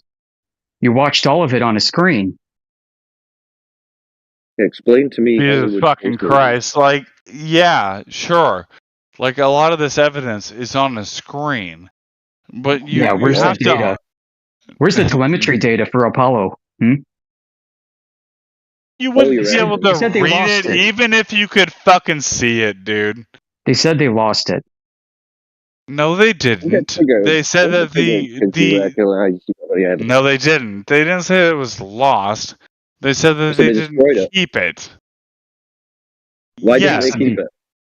The Why didn't they evidence keep we it? would need, they didn't Yeah, keep. but just them saying we didn't keep the data because it wasn't didn't they really keep it? useful to us doesn't Wasn't prove the useful. Earth is flat. Yeah. Well, guess what? Hearsay sounds like good enough evidence for you, so not for us. Why didn't they keep it? Isn't that I'm mankind's pretty sure greatest you do, achievement? in fact, believe in hearsay because you don't understand that water finds its level based upon gravity. Does alcohol find its level? It's a liquid, so yes, it finds its So level you're based saying the upon water is gravity. so you're saying the water's Specific. level because of gravity? Do the experiments yourselves, guys. It's pretty simple. Go to a large body of water, point a laser level. pointer, don't fucking move it around, and you'll find that the laser pointer goes up as the boat goes away. He doesn't know, does he? Doesn't know what? The truth? That's already been done. The lasers Yeah, have already been used. By It's been done PhDs. several times, and every single time it proves that the Earth No is curved. curve. No, it proves that there's no curve because the lasers hit the target on the other side. You're ill-informed, my friend. There's no proof of that at all. You tell yourself that. I mean, you can keep telling yourself that you believe in some bullshit, like that's okay, obviously bro. not true. So you said the water. What do you mean it's okay, bro? Don't give me that shit. Fuck off, You'll be dude. okay. You'll be okay. Calm down. I think he'll be fine. Both of you You're suck gonna my make dick. it through this. You're gonna make it through this. Jesus You will Christ. survive an opposing opinion. I don't need to make it through this. Sounds like you do. You're all delusional, all of Would you. you like us to call somebody for you? I mean, you can keep I think he needs to trolling. call a cab. That's really cute. Keep going. All right. So you said the water's level because of gravity. What? You said the water's level because of gravity. Yes, that's how a level works. So 70% of the Earth's surface is level because of gravity. No. The way that a level, the tool, works is because of gravity. No, we're talking about water being level. You said it's level because of gravity. Water isn't level. So it's not level now. Even literally in your why did you water say it's glass, level you because of stupid gravity? fucks, water is Why would not you use a level. water level if it's not level? Yeah, you said water's not- level because of gravity, but now you're saying it's not level at all? So much No, for water levels. I didn't say that. I said a level You works did, bro. You based can't remember upon what you just said gravity. 2 minutes ago. You said water's level No, because of gravity. no, I Yeah, because I said said that water's level, and you a said because of gravity. level tool works based upon gravity. So the water isn't level. Jesus fucking Christ. There's an air bubble put I'm asking about into. water, you fool. Listen, open Okay, your ears. You're drunk. okay, sure, dog. Like, yes, water is level to gravity. Correct. Okay, so water is level because of gravity, and they say the Yes, Earth's surface is 70% covered in water. Yeah. correct. Yep. So the Earth is 70% level due to gravity, is what you're saying. Yep. Right. Do you know what level means? Yes. What does level mean? This is the thing that I'm trying to point out. Level No, means we're not talking about the tool even again. with gravity. Even with gravity. Could you show us the where you got that definition from? Is that in a dictionary or something?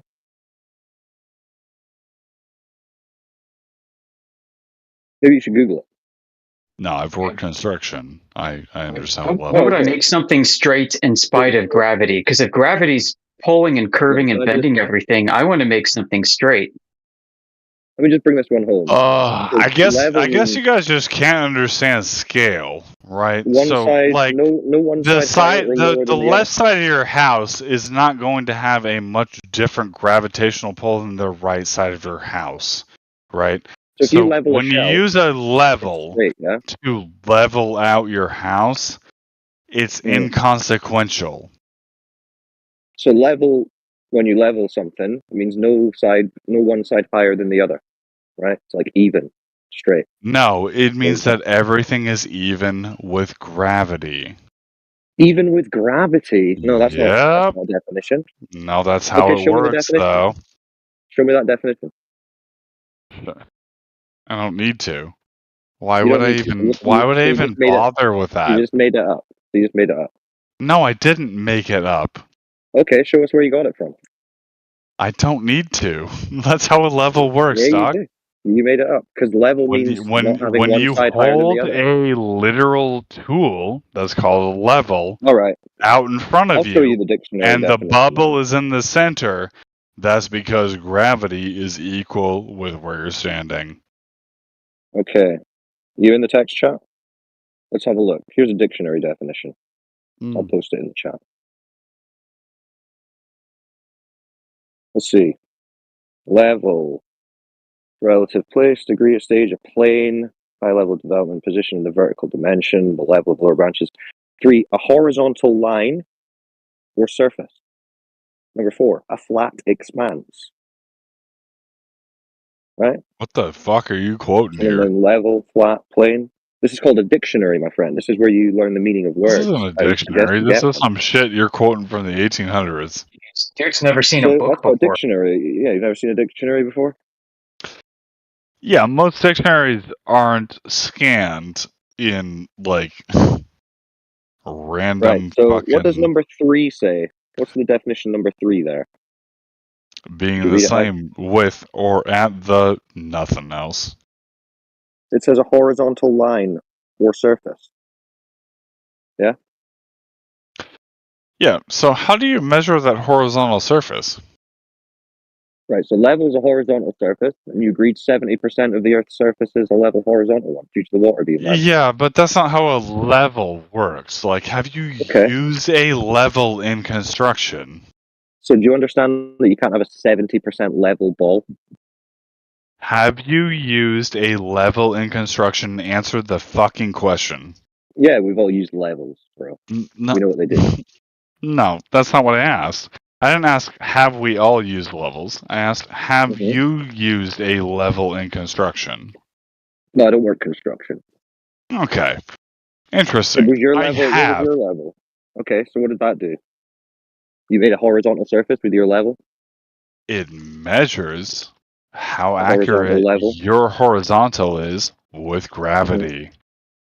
Horizontal. Okay, so we agree. Horizontal. Not So really, 70% 'cause I'm horizontal pretty Earth. sure you don't believe in gravity. So you think the Earth's a 70% horizontal ball? Jesus fucking Christ. No. It's not. Because you said the water's level. Jesus fuck, dude. It's not 70% horizontal ball. Well, you Everything said it was. falls into the influence of You said the gravity. water was level. You said the water was level, and they say that the No, Earth's dude. surface is 70% No, water. your idea of level is incorrect. Like, this is the So the problem with flat. dictionary, No, shut the fuck the up. dictionary is The problem incorrect. with flat earthers believe The that problem with the the dictionary is idea of level also is synonymous with flat. It is is the problem that not. you fuck the meaning of No, words. Is that shut the the problem? fuck up for Guys, 5 they're all seconds and drunk today. Hey, get off my channel, you You sound drunk. pressed. shut the fuck You up, sound bitch. pressed, bro. You sound pressed. Is it just because level means horizontal that you're upset, or what?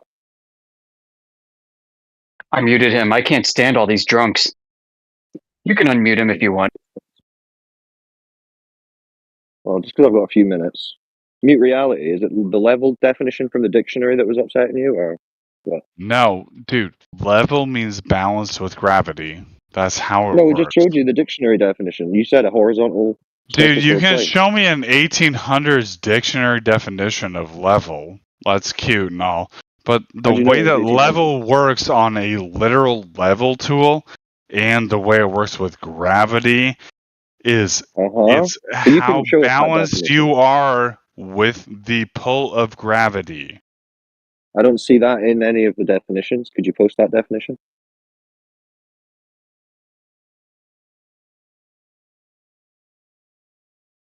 Are you that tied to, like, dictionary definitions? Well, you're just making up the meaning of the word at I'm this not point. making So, up anything. so where did you get it from? I'm literally defining how a level works. Yeah, you said it establishes a horizontal.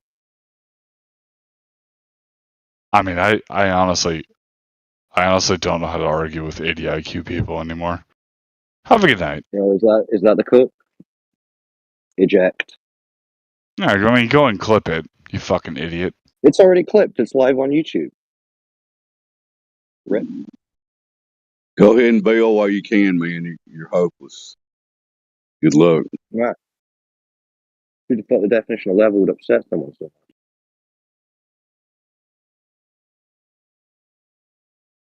Another example, Wolfgang, if somebody's done minimal, if zero research and comes in here and calls us retards, right?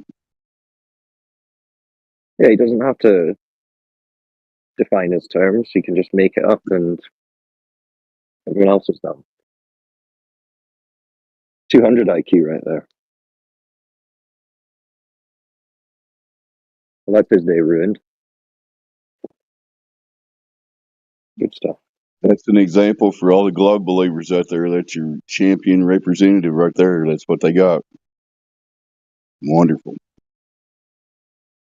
It's a public service announcement. It's against this server's TOS to be drunk and on VC.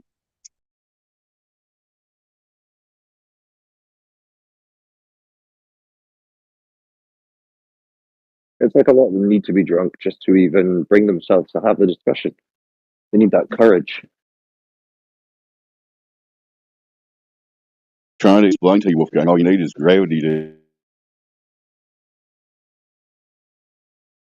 make Yeah, a the 70% water is level because of gravity. Anyway. That's fine. You can ascribe any reason you like to why the water is level, as long as we agree the water is level.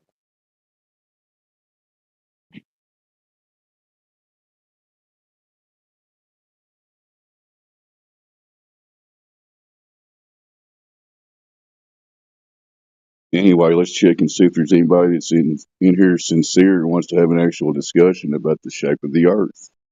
Do you think it's a ball? Tell us why.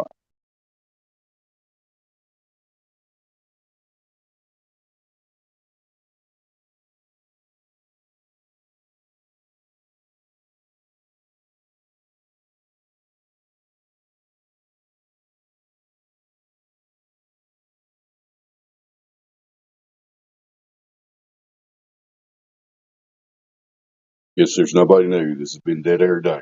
You guys continue.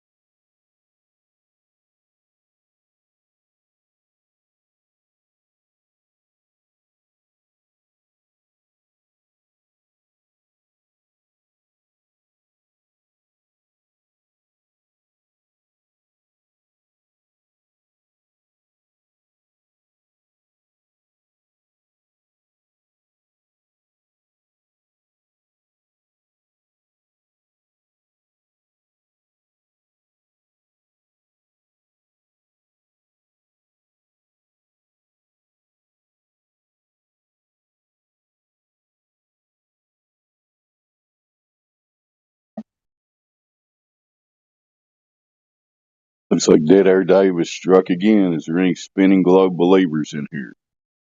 Feel free to speak up. Go ahead.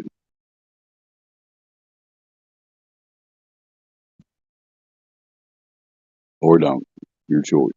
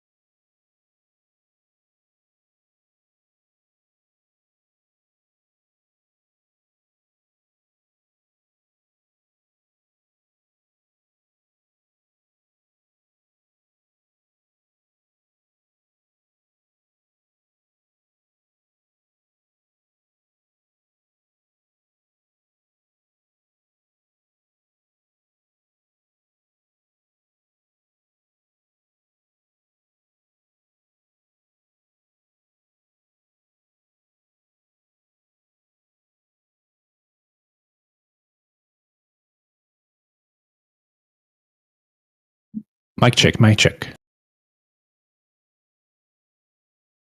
All good. Good to go. All right, all right. I thought I was like, what's going on? It's so quiet in here. Is it me? You missed a gaggle of drunkards. I don't think I will miss that.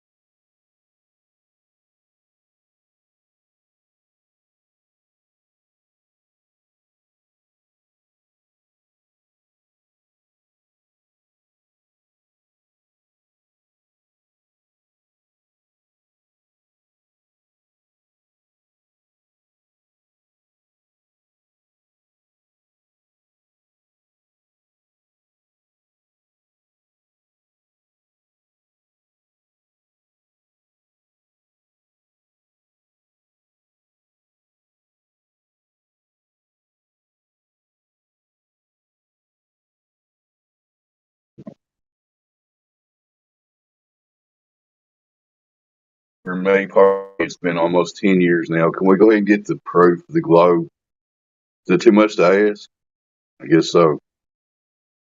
Yes, I agree, Dave. I agree. It's been far too long.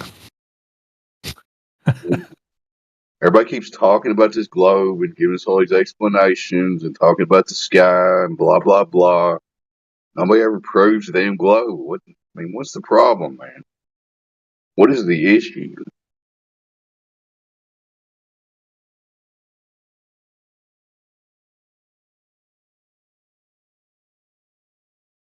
I think the issue might be that it only exists in the imagination.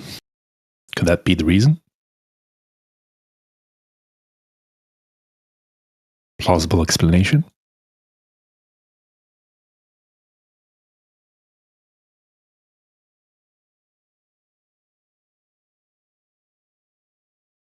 What, could it possibly be a story component that does not exist in reality? Possibility?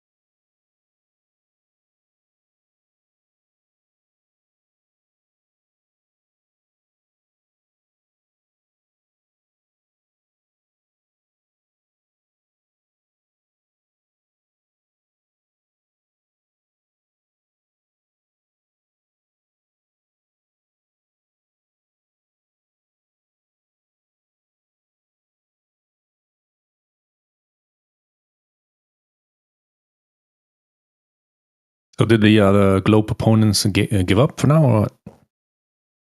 I see a couple of them in here. I don't know. I guess they ain't got much to say right now. I don't know. Among globe proponents, bring your best argument for the the globe, real globe, the one you think is real. Go ahead and tell us why. Quit, so it is all yours. Go for it.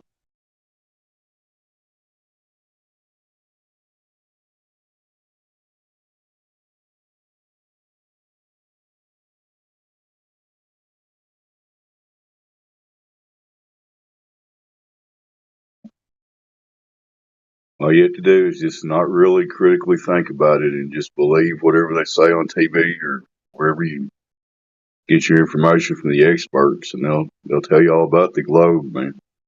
Everything happens on the globe. It's all global. We got global warming and globe, all globes, all over the place, except in reality. This is me shutting up now.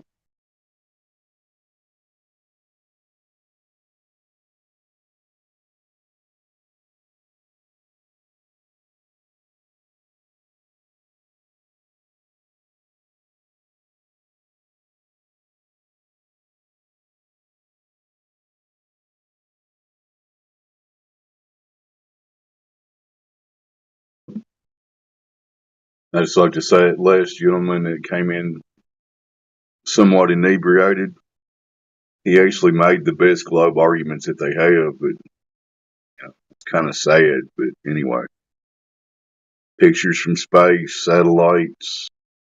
Everybody else thinks it's a globe. That's basically all you got. When it comes to empirical, verifiable reality, you have zip, nada, zilch. Prove me wrong. Thank you.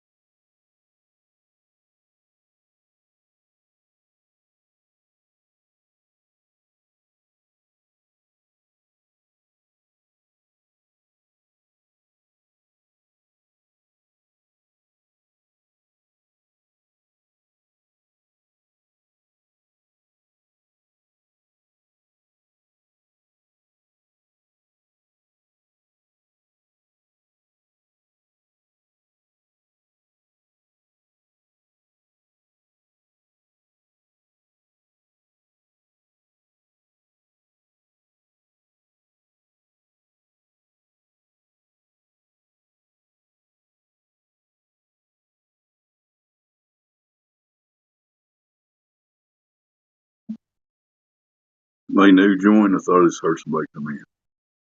Hello, are you there?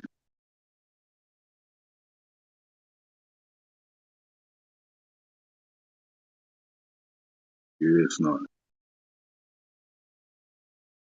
Real quick, I just want to say that to maintain the belief in the globe heliocentric model, you must accept as reality that large bodies of water can and do maintain and display convexity, also known as curvature, upon their surface. We have yet to verify that.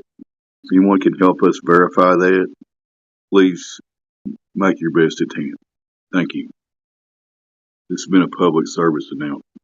I do it every day. Somebody else talk or don't. Your choice.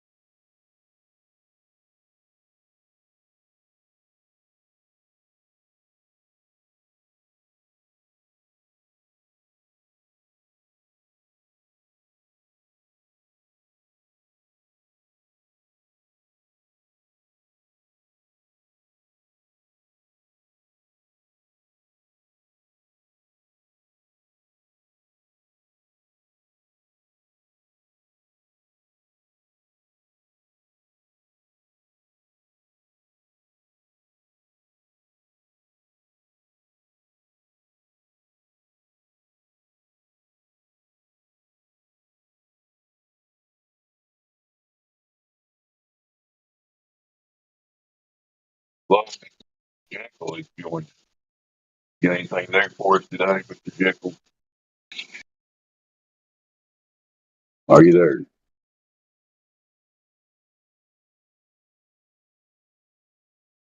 Guess not.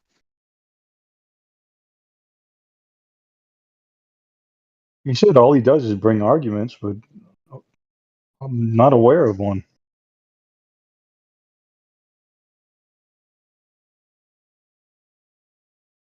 Maybe I missed it. I don't know.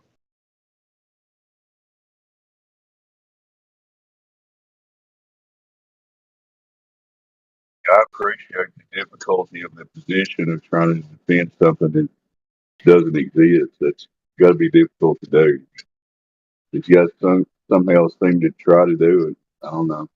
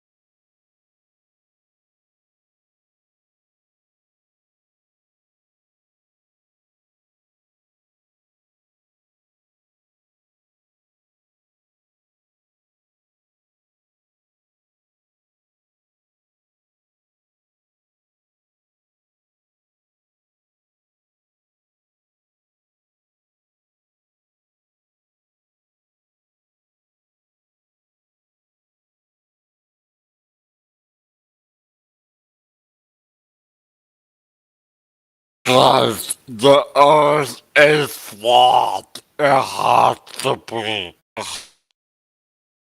Oh boy, here comes the degenerates. Watch out. Well, that's an impressive interest, man. Go ahead. I'd love to hear what else you got to say. We call them the globe zombies. Hi, Quetzalcoatl. We call them the globe zombies. Are you Well, German, Quetzalcoatl? Don't matter where I'm at. Come on. Location unknown. Good morning, Mr. Jekyll. Did you bring your direct proof of a convex body of water? I'd love to see that. Yeah. Thank you. Okay. Well, go I'm ahead, actually share. here because, Jerry's on his 15-hour shift right now, and I thought I'd come and support him. Yeah, what's your argument? You say you had an argument? I've given many arguments. Many. You gave me the argument for determinism versus what's the other one? Free will. Yeah, free will. You gave that one, but I never heard a globe argument. Or is it a globe argument? What is it? Well, container argument. I've done that one before. That Oh, was a good okay. one. All right. Yeah, with the picture. Okay. Yeah, that was a good one. All right. What else we got? I did a kind of convoluted argument for the curvature of the Earth based on great circle routes.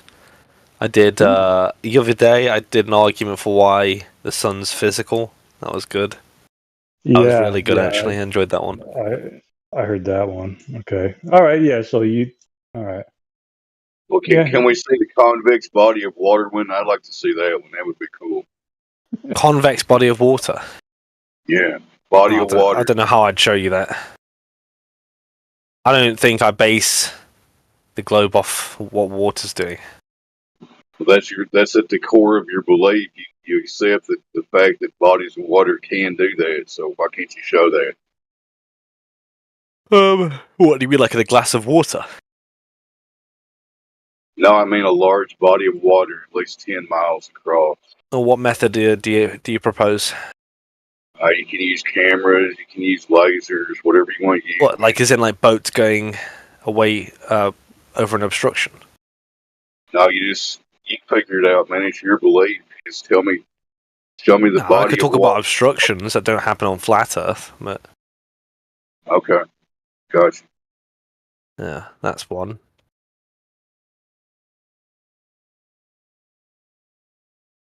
When there was one video I saw and zoomed in to a boat, and it didn't reappear or anything, and didn't come into better resolution.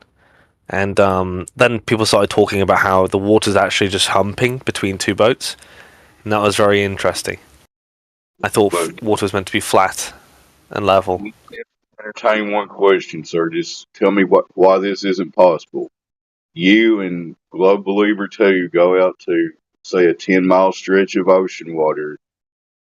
One of you stand at point A, the other one at point B, and then you clearly show us the 260-foot some drop in elevation between you two. Why is that not possible? Our environment's a very complex thing. I don't think people really base it off these like precision sort of methods over pointing over the horizon. The globe never came about that way. Most people aren't what's the word? Cherry picking skeptics. Most people tend to not require some sort of absurd evidence for the globe. You call just taking a sample of what you claim to be true and showing that as positive proof. Why are you calling that cherry picking? That's cherry picking skeptics because you've taken an absurd proof of the globe, which is unrealistic to say the least, and your capacity to believe in flat Earth is so low, and is devoid of any sort of skepticism. So that's why it's cherry picking skeptics. That's some excellent bullshit you got there, man. But yeah, it just I'm it's the best pointing out bullshit. If the globe was real, it would be that easy to go prove it, and none of us would be here talking about this. I'll shut up. You guys go ahead. I mean, I can lead you to a globe. But you have to accept a few preliminary arguments first. Like, for instance, A few contradictions. a few contradictions you need to accept. If you agree with my gas pressure argument, which I think you'd have to, if you're a rational being, you'd have to then suggest that there's a force that has the ability to change the vector of gas, and that's just one of the effects that I used for this term that we call gravity. And as soon as you've got to that point, and as soon as you stop being so skeptical of like the idea that a rocket could go up in the sky and not come back down for some time, the globe seems to be the most obvious answer. Also with things like boats going over the horizon. I mean, there's like loads of things that come together with it,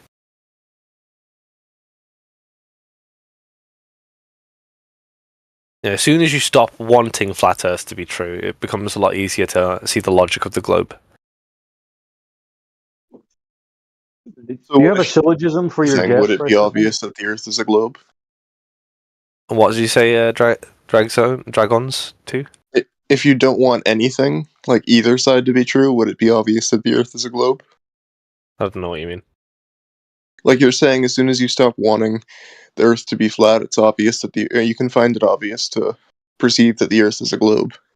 Is that what you're trying to say? I think if you stop wanting the Earth to be flat, the logic of the globe will present itself much more obviously to you.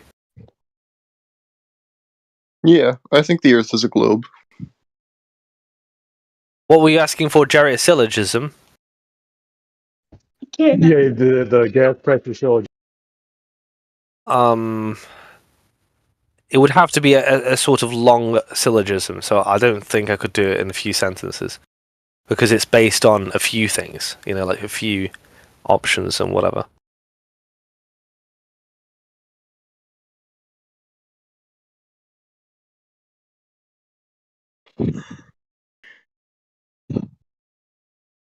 The thing about the gas pressure argument, which is why it slaps, is that it leads them down a point which they don't know how to get out of, based on this is the issue. If you try to use the logic that Flat Earth tried to use for the container, it's internally dismantleable. I don't need to say gravity. I don't need to appeal to whatever the globe says or whatever that is. It's just like internally broken as an idea. So I have to walk them down the pathway of what they think or what they pretend to know to be true.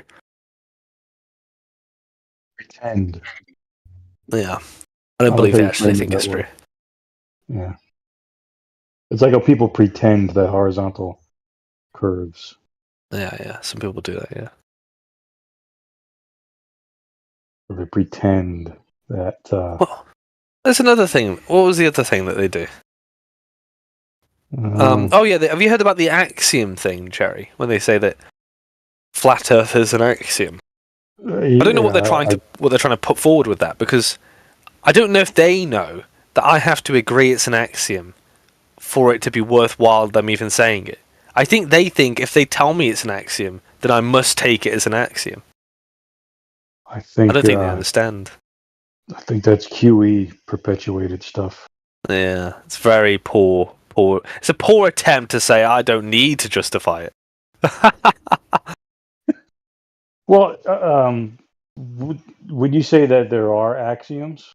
Axioms There do are. exist? There are. Well, do they exist? Like if I said that's a very tricky question. I think there are things that you and I might agree require no further justification for a starting point in our reasoning. Do I think they exist in any sort of in reality? No. If I said two straight lines cannot enclose a space, would you say that's a self-evident truth? Well, I don't take much issue with Euclid's axioms. Okay. I just think that they're a starting point of reasoning for something to get to a certain place about geometry, but it's not to say that these axioms are going to be useful in all circumstances. What circumstances do you imagine The two like straight the lines? surface of a sphere. Okay, so two straight lines can enclose the space, or they can't? Oh, they can. They can. Oh wait, sorry. Two straight lines? No, they can't. Okay. Yeah, Alright. sorry about that. I think like the whole point of spherical geometry isn't to say that Euclid's postulates are wrong. It's just to say there's this other place that doesn't capture that Euclid's axioms and postulates and theorems don't capture, and that's the surface of a sphere. All right. So is the sphere curved, or is the space that the sphere is in curving? You imagine. Surface of the sphere is curved. Yeah. Okay, so the surface is curved, but space itself does not curve, which means Space. that the sphere is 3D. Yeah, the sphere is 3D. It exists in horizontal and vertical. Yeah, there is to some reality. degree Euclid's axioms and postulates and theorems do apply to a sphere, but Okay. there are realms of a sphere that are probably more better described by spherical geometry. Okay, what about like the diameter of a sphere? Can you picture that? I can picture it. I'm closing my eyes and picturing it. Okay, now I say that diameter, there's only one way you can orient that diameter for it to be vertical in reality. So the horizontal would be the one all the way on top, like right? And then all the parallel horizontals would go through the sphere. Yeah. Okay, sounds good to me. Like you can't have a horizontal. Like you can't have a horizontal on the side of a sphere. No, you can't. I agree. I Alright, don't refer to them as horizontal. I refer to them as locally horizontal. And that's a different Locally. concept entirely. So local to me means everywhere anybody goes from here till the end of time. What about you? Well, in your immediate vicinity. Yeah. And what everyone else's immediate vicinity. Yeah, exactly. And so, whatever you're imagining horizontal to mean in geometry, this is more of a pragmatic definition, not a geometric question, really. Right. Okay. Well, do you know what I'm going to ask next, or Is it a hump or is it a drop? Does No. water flow? No. Which one is it? It's how would you establish a horizontal in reality? Oh, water level. Oh, beautiful. Okay. Wait, like a true horizontal, or like do you mean a local horizontal? You mean your disco ball Earth? Oh, thanks, Hostrand. You got a disco ball Earther. Is a horizontal not horizontal when it's local, or like that seems to be a You know, weasel word. I think you would say they're not. It's not a true horizontal, so I'm just going to say it's not a true horizontal. Either it's horizontal or it's not, right? Yeah, so we'll say it's not a true horizontal, and that's why we call it the local horizontal. Non-local It's just curve. a word that might be applicable for pragmatic purposes. Non-local curve sounds like a band name with a lot of synthesizers in it. I mean, you don't really need to think about whatever the true horizontal is for a 3D ball when all you're trying to do is build a house, do you? No. It's almost like you don't have to think about a ball at all. Well, you don't. That's exactly our point, Jerry. Yeah. People who are saying that you need to account for curve when building a house or a bridge, most of the time you don't. You never do. Oh, well, I don't know about that, but most of the time, no. I've never heard an explanation of what accounting for curvature even means. Yeah, What does that mean? I don't know either. As far as I'm aware, my reasons for the globe have nothing to do with, quote, accounting for curvature.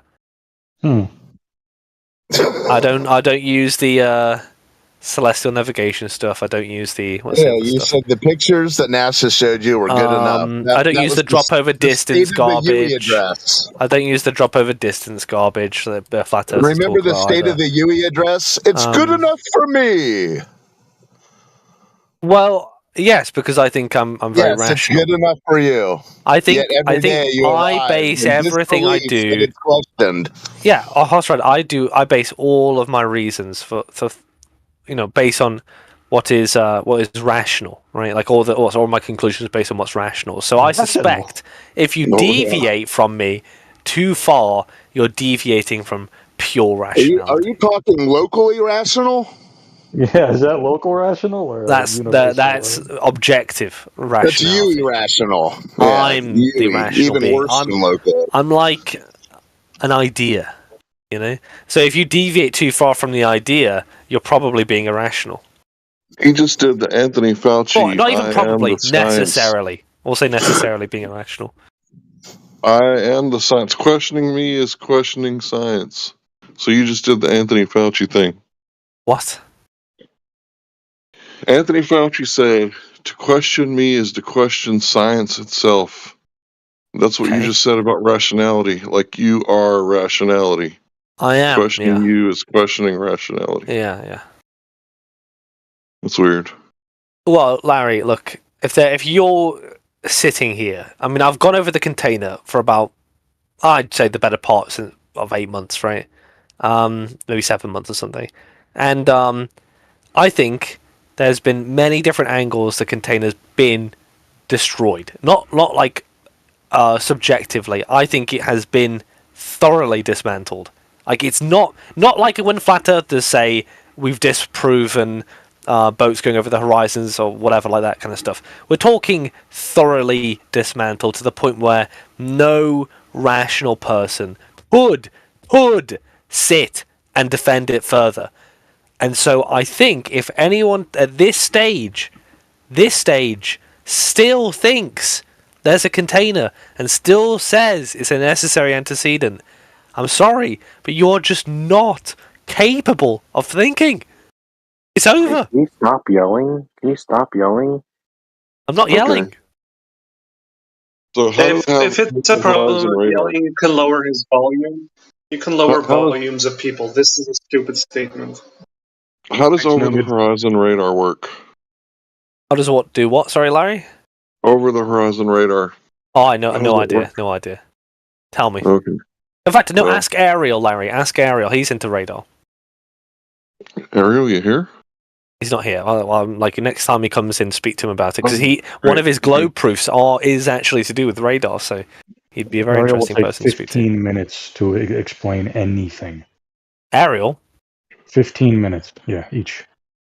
What about Marconi? That broadcast that he made from the UK to Australia. It's a I'll tell you, line-side Larry. broadcast.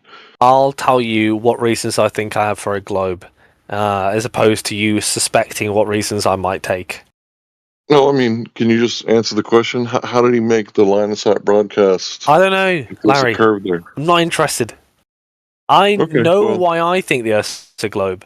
You would have to tackle my reasons. All right, well, not for someone the flat else's earthers- reasons, Larry. I'm not For going the to say flat to earth- you, for instance, Larry, why do you think you live under pizza Earth? Because you're going to say you don't. I'm not going to tell you, Larry, that why do you think this is a reason for flat Earth? Because you might not, right? You might not even know anything about it, right? You have your reasons for why you live in your fantasy land, right? And I can tackle those reasons. I'm not going to go any further. Yeah, I'm coping. Let me know when you're done. I'm done. For the flat earthers in the room, the reason that he won't answer these questions I is don't know anything because about it. Can I finish? Yeah, that Like, might it be will true be too. that, Maybe right? he It will doesn't know surely be that anything I don't about know it. anything about it because I don't know That anything could be about it. it. That could be it too. But if he were to actually do the research, he's going to find out that he either gets to keep his curvature, or he has to admit that they're bouncing signals off of something up there. Or there's a third option. You've completely misunderstood whatever you're talking about. That's also the third option. So you don't know But thank anything you about for it, but positing your crystal ball. I'm very interested to see that you got it. But Yeah, Larry, the from guy my who admitted to experience knowing of nothing the three about it is options, now going to say wait, maybe you've been of the three misinterpreted it. options, the most immediate reason Your is third option doesn't count, Yui. Osrad. Of the first three options, the first one is obviously the true one because I don't know anything about it. But the third one, which is that Larry bastardizes what he's read, is known. It's a known fact. We've seen it happen before. So I think the third one's also very likely. But Jekyll, why can't you let Larry clarify and finish his point? That's curious that you keep interrupting him. Because Go I'm a ahead, Larry. cunt. Cope. 2 seconds, I'll be right back. no, saying that you're a cunt, you're just covering for your cowardice, right? Because when a man is talking, another man doesn't interrupt him unless he's afraid of what he's going to say.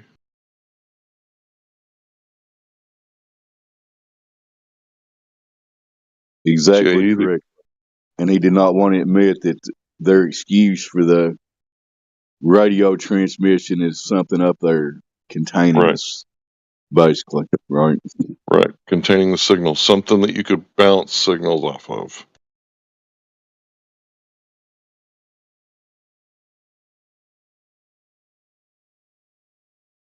I guess he's already hip to that one because once they start saying there's no container, and I don't even really argue for the container, that's not really my shtick.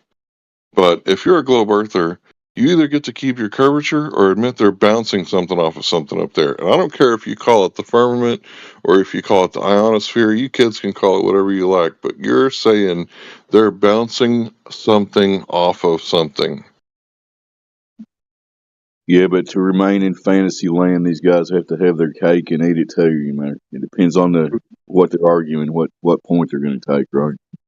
Yep. Good to hear your voice, Dave. Yep, same back at you, man. Still exists in whatever this is. Yeah, my meat suit's kind of fucking fucking up these days too. Can I just ask one thing real quick? Just something to think about. You're breaking up. Say it again. If you were under signal off the top of the water, All I heard was on top of the water.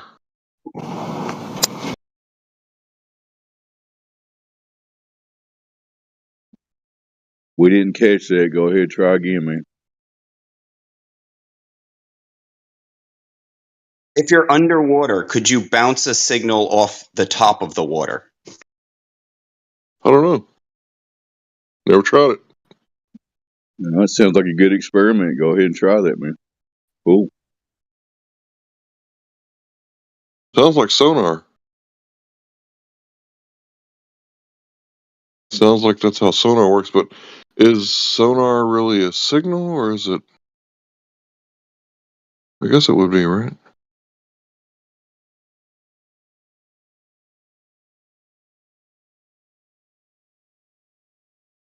I was just mentioning I don't believe in a container. I'm not a container. I got to see things to believe it. But I'm like, I kind of equate, like when you see the sun, if you're Hold on, underwater and you see the sun. RTH, the other day you told us that the world has always existed because some guy on YouTube told you. You could relate to that, right, Hosrad? That doesn't really sound like what I said, but I mean, No. if that's what you got from it, okay. Yeah, that's what you said. No, I think I'm pretty sure you think the guy specifically by name. Yeah, I think he was the one that gave the idea, Travis, right? The plain truth. Yeah, He was talking about. Yeah, well, somebody. Yeah, just and like now when. you're telling us, well, I don't believe in the container. Well, it doesn't matter what you believe or don't believe. You told us yesterday that the Earth has always been there and it's a mystery deal, right? Well, hold on. I said the one. Right. I said the So Earth now is here. are you going to shift course from yesterday's display? I said the Earth is here. Do you deny the Earth is here? No, the Earth is here. But now you're Okay, going to okay. go into, well, I don't believe in the container. It doesn't matter what you believe or don't believe, sir. Yeah, well, hold on. You're The Earth being here. You're locked into befuddlement. Are you scared admitted to it hear what I have to yesterday. say? Are you scared to hear what I have to say? Is that why you're No, interrupting? dude, that's what you said yesterday. You said everyone was scared, and then you're the one who got triggered. So go on. Okay, so we both agree the Earth is here, right? Go on about the container. I'm explaining to you that you have no need to explain anything about the container. Because container? Yeah, What okay, container? so what? What You brought it container? up. You said I don't bring in it. You said I don't believe in a container. I should be asking you what container. You were the one that said you don't like talking about it, but there must be No, I containment didn't for air say pressure. dude, you'll never hear me saying I don't like talking about anything. I'd argue with the Pope. Okay, so what container are you talking about when you talk about You the brought it container for up. air pressure? You brought it up. Okay, so then air pressure doesn't need a container. Go on. Do you have any examples of that? Then what is Do okay? you have So an you example of that? don't interrupt. So we go outside and there's So what you a believe needle is. pulling Wow, thread. you're just